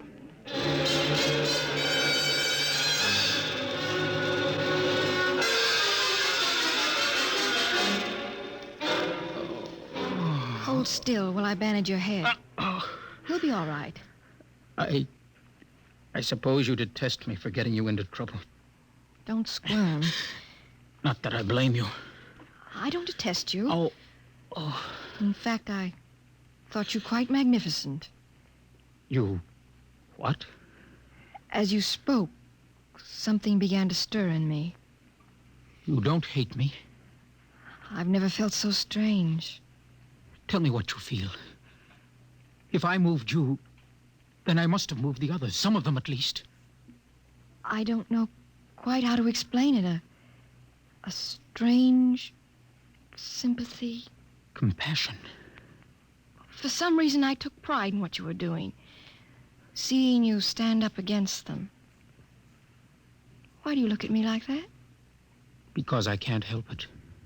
I wish you wouldn't. You're only an imperfect, you know. You have no rights. Please, XJ12.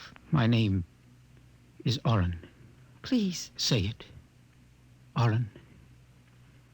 Oren? Again. Oren. Lois. Oren. Lois, Lois, Lois. What is it? Why do I feel this way?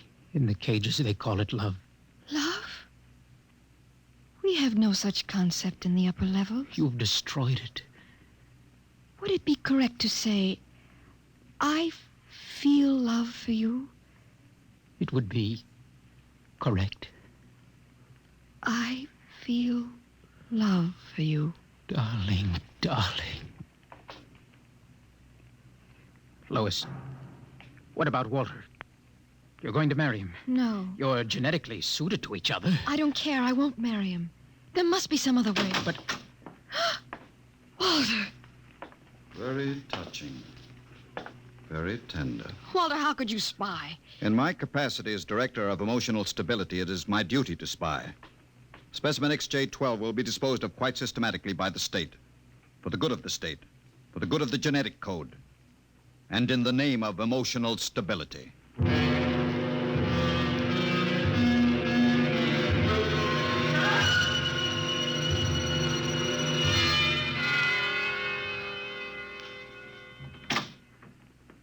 Come in, Lois. I wondered how long it would be before you came to my office. Walter, I have to talk to you. Go right ahead. Walter, you mustn't destroy him. Send him back to the cages, but don't kill him. You speak of destroying an inferior creature as if it was something unethical. Walter, please, for my sake. Lois, I understand that you've entered a plea for postponement of our marriage at the Records Bureau. Yes, I was too upset to go through with it. It came as a great disappointment to me. If you were married to me, you would be safe from influences such as this XJ-12. In which case, I might even be persuaded to send him back to the cages instead of having him destroyed. You see? Yes. I see. Think it over. Well, my dear? When can we be married? Soon. Tomorrow, if you like. The sooner the better. Lois. Lois, you make me very... What about XJ-12? Oh, I see. A bargain is a bargain.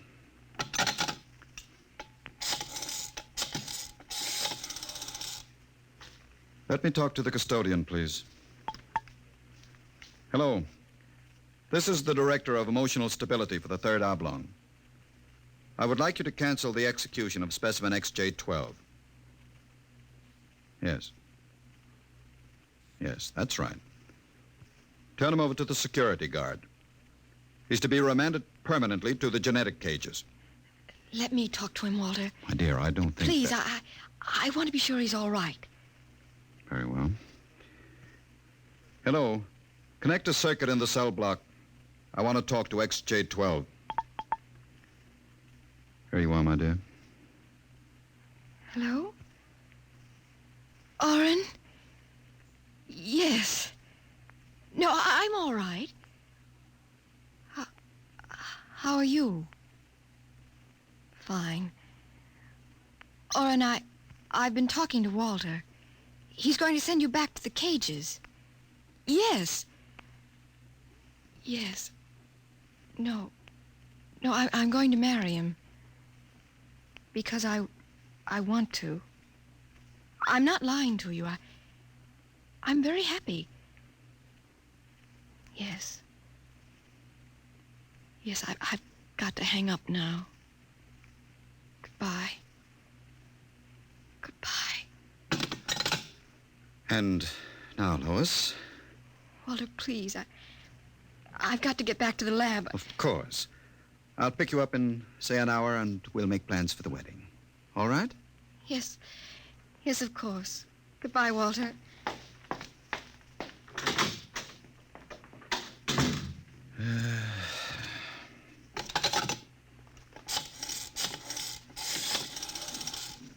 Hello.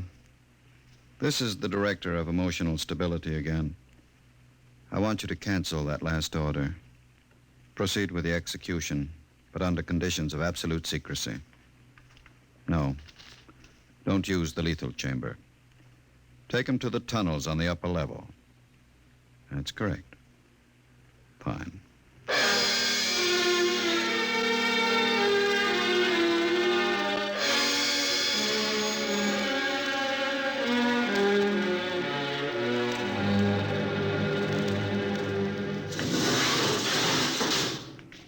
This way. Where are you taking me? You're being returned to the Philogenic Institute. Orders from the Director of Emotional Stability. Into the elevator. Very well. Why are we going toward the surface? The cages are on the lower levels. Radiation check. They've never done that before. New procedure. All right. Walk. Hawk, state your business. I'm the custodian for the Third Oblong. This imperfect is my prisoner. You can't go beyond this checkpoint. There's radioactivity in the tunnels. This is a special mission, if you know what I mean. Oh, I see. Well, just a moment, I'll open the airlock. Go ahead. You'll find 2 radiation suits in the chamber. We will need only one. So this is how they get rid of imperfects. March inside. All right. Turn around. Suppose I refuse. It'll be less painful if you cooperate. Before you dispose of me, could I give you a message for a friend? That depends. What is the message? This! Security! Help! Security! What is it? What happened? The prisoner, he struck me. Before I could recover, he escaped into the tunnels. Well, he won't last long. If the radiation doesn't get him, he'll starve to death. Can you go after him? I could send a robot, but it isn't worth the trouble. There's no way back from the tunnels except through here. Only other direction he can go is toward the surface. The closer he gets, the hotter the radiation. No, I think you can consider your prisoner dead.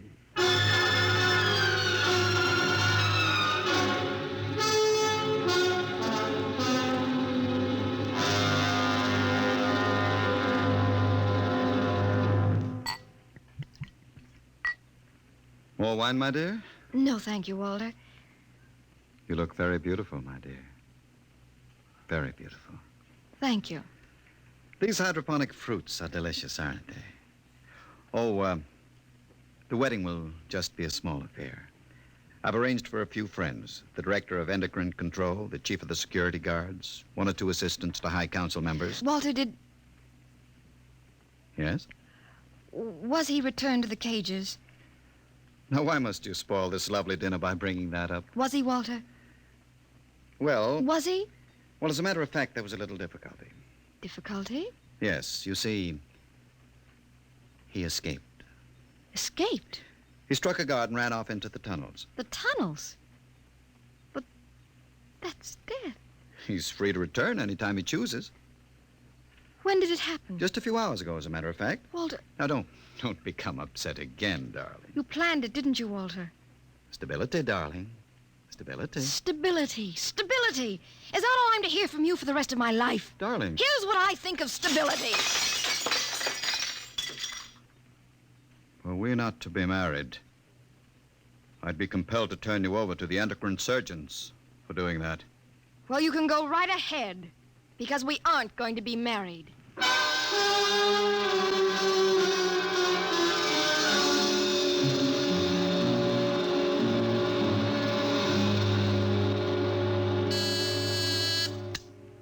Checkpoint. This is the director of emotional security. Yes, sir. If Professor Burton tries to pass the checkpoint, I want to take it into custody. Well, Professor Burton just passed, sir. She said You that... idiot. But she said I don't that... care what she said. Stop her. Send robots after her. Get her back. I'll have you destroyed as incompetent if you fail. Yes, sir, at once, sir. Robot control. Checkpoint to robot control. Order out all televocal robots into the tunnels. Have them bring back any humans. This is a first priority order.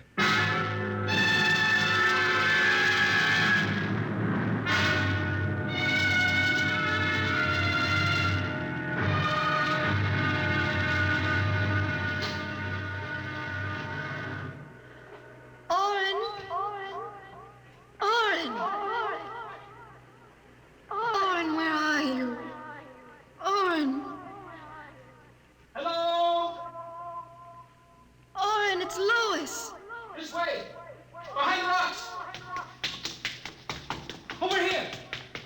Oh, darling. Lois, why did you come here? It's I suicide. had to. Darling, are you all right? So far. You've got to turn back. Give yourself up. They'll kill me. You can't stay here. The radiation is +4 at this point. It gets worse as you approach the surface. Go back, darling. What will you do? I'm going ahead. But you can't. I can. I'm going to the surface. Not even the robots can survive it. At least I'll be the first human in 1,100 years to see what the surface of the Earth looks like. Come back with me. No, darling. Then I'm going with you. Lois. Don't try to stop me, darling. There's nothing to go back to now. Nothing but Walter and emotional stability. Lois, you really want to come with me? Yes. You know what it means. I don't care. Oh, darling, I can't let you go. Oren, I love you. See, I know how to say it now. Say it again. Oren, I love you. Lois, what's that? Sounds... Oh, Oren, it's the robot control. It's looking for us. Come on, we've got to hurry. This way, hurry.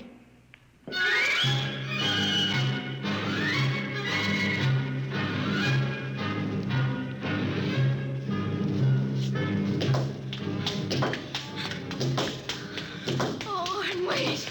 It can't be much further, darling. The robot is gaining. Here, let me help you. I just can't. All right, darling. We'll stop here. We may as well wait for it. Oh, Oren, it's coming. I can see its light now. Darling, listen. It stopped. The lights are swinging around. Oren, it sees us. Come on, darling. One last effort. Come on, run. Look. Look ahead. You can see the lights reflecting from something. It looks like a door. It is. No, it's a heavy lead door. There's a lever. Hurry. Come on through. Lois, there must be some way to close it. Here. Let me help you. It won't get through that. It's solid lead. Oren, where are we? I don't know. Look. Up there. A huge round light. Lois. Yes, Oren? That's Luna. The moon. We're on the surface. How red everything looks. How it glows. It's the radioactivity. Quiet. Peaceful. Deadly. Oh, darling.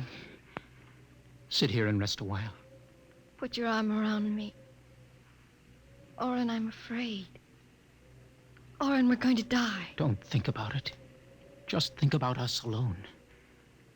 The first humans to stand on the surface of Earth in 2,000 years. Lois, that door must have been placed there by the last handful of survivors who went underground after the atomic wars. Those other lights, the small ones, they must be stars. Oren, I'm so tired. Go to sleep, darling. Put your head on my shoulder and sleep. Hold me, Oren. Hold me very close.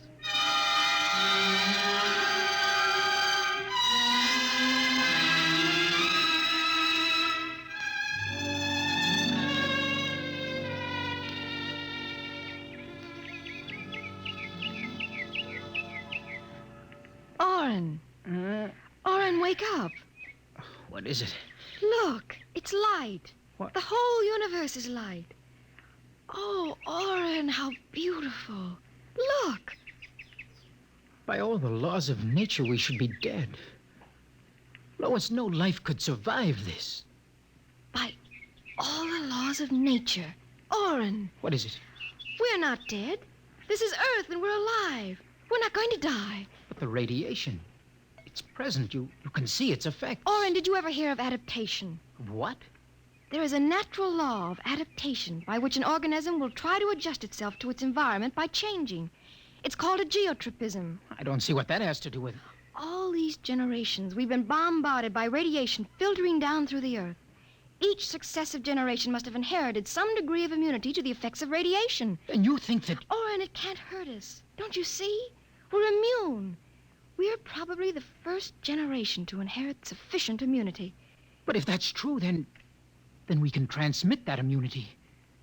We can pass it along to our children. Come on, darling. We'll have to find food and water. The practical wife. Oh, wait a minute, darling. What are you doing with that rock? I want to scratch something on the outside of this lead door. Lois and Oren. 4195 A.D. Hello, tomorrow.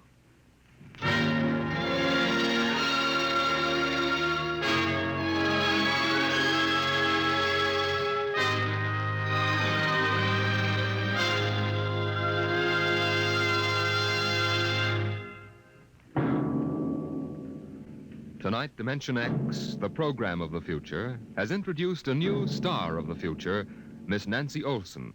Miss Olson appeared by courtesy of Paramount Pictures and may currently be seen in their production, Sunset Boulevard. Next week on Dimension X, the strange and sinister story of Dr. Grimshaw's Sanitarium. Tonight, Dimension X has transcribed Hello Tomorrow, written by George Lefferts. Appearing with Nancy Olson were Santos Ortega as Walter and Donald Buca as Oren. Your narrator was Norman Rose. Music by Albert Berman. Engineer Bill Chambers. Dimension X is produced by Van Woodward and directed by Edward King. Enjoy Bob Hope and Baby Snooks when they return this fall on NBC.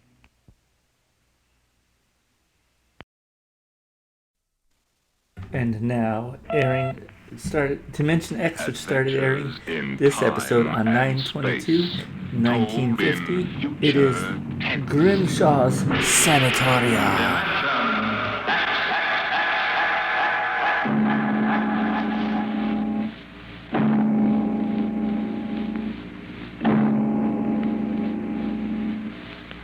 What you will hear transcribed in the next half hour represents either a magnificent hoax or the true explanation of the famous Grimshaw Sanatorium scandal, which made the headlines back in 1947. The manuscript upon which this account is based was removed by the New York State Police from a fountain pen cover found in the doorway to Dr. Grimshaw's study. We offer this manuscript as evidence only. Whether it is authentic or not, you must judge for yourself.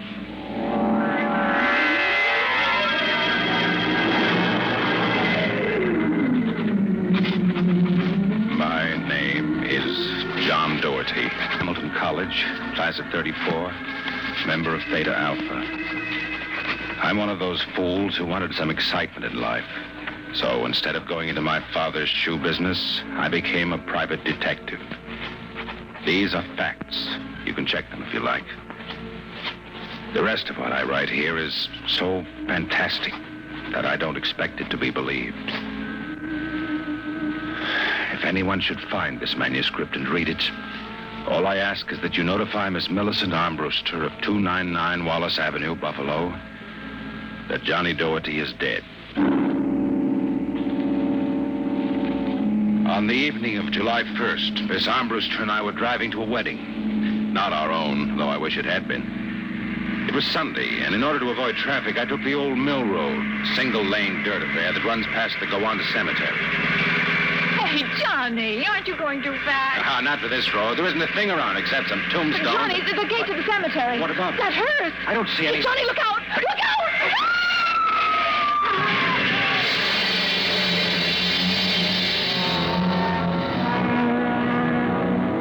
It was a big black hearse with no lights on, pulling out of the cemetery.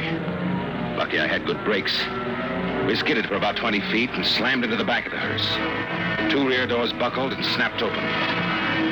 It was a freak. A huge oak coffin with brass handles tipped up and began slowly to slide back toward us. Oh, Johnny, look. The coffin is sliding out. Holy mackerel. Oh, how horrible. You stay right here, honey. I'll help the... I have to apologize, everyone. The system's going to have to restart here. Looks like my keyboard decided it wanted to go on the fritz again today.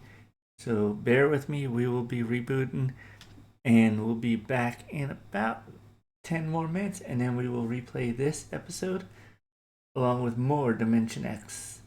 We're at episode 25 of 50. And we might even do Orson Welles' The Hitchhiker radio episode 2. So bear with me. Give me about 10 more minutes and then refresh your screen and you should see us live. Sorry, everybody.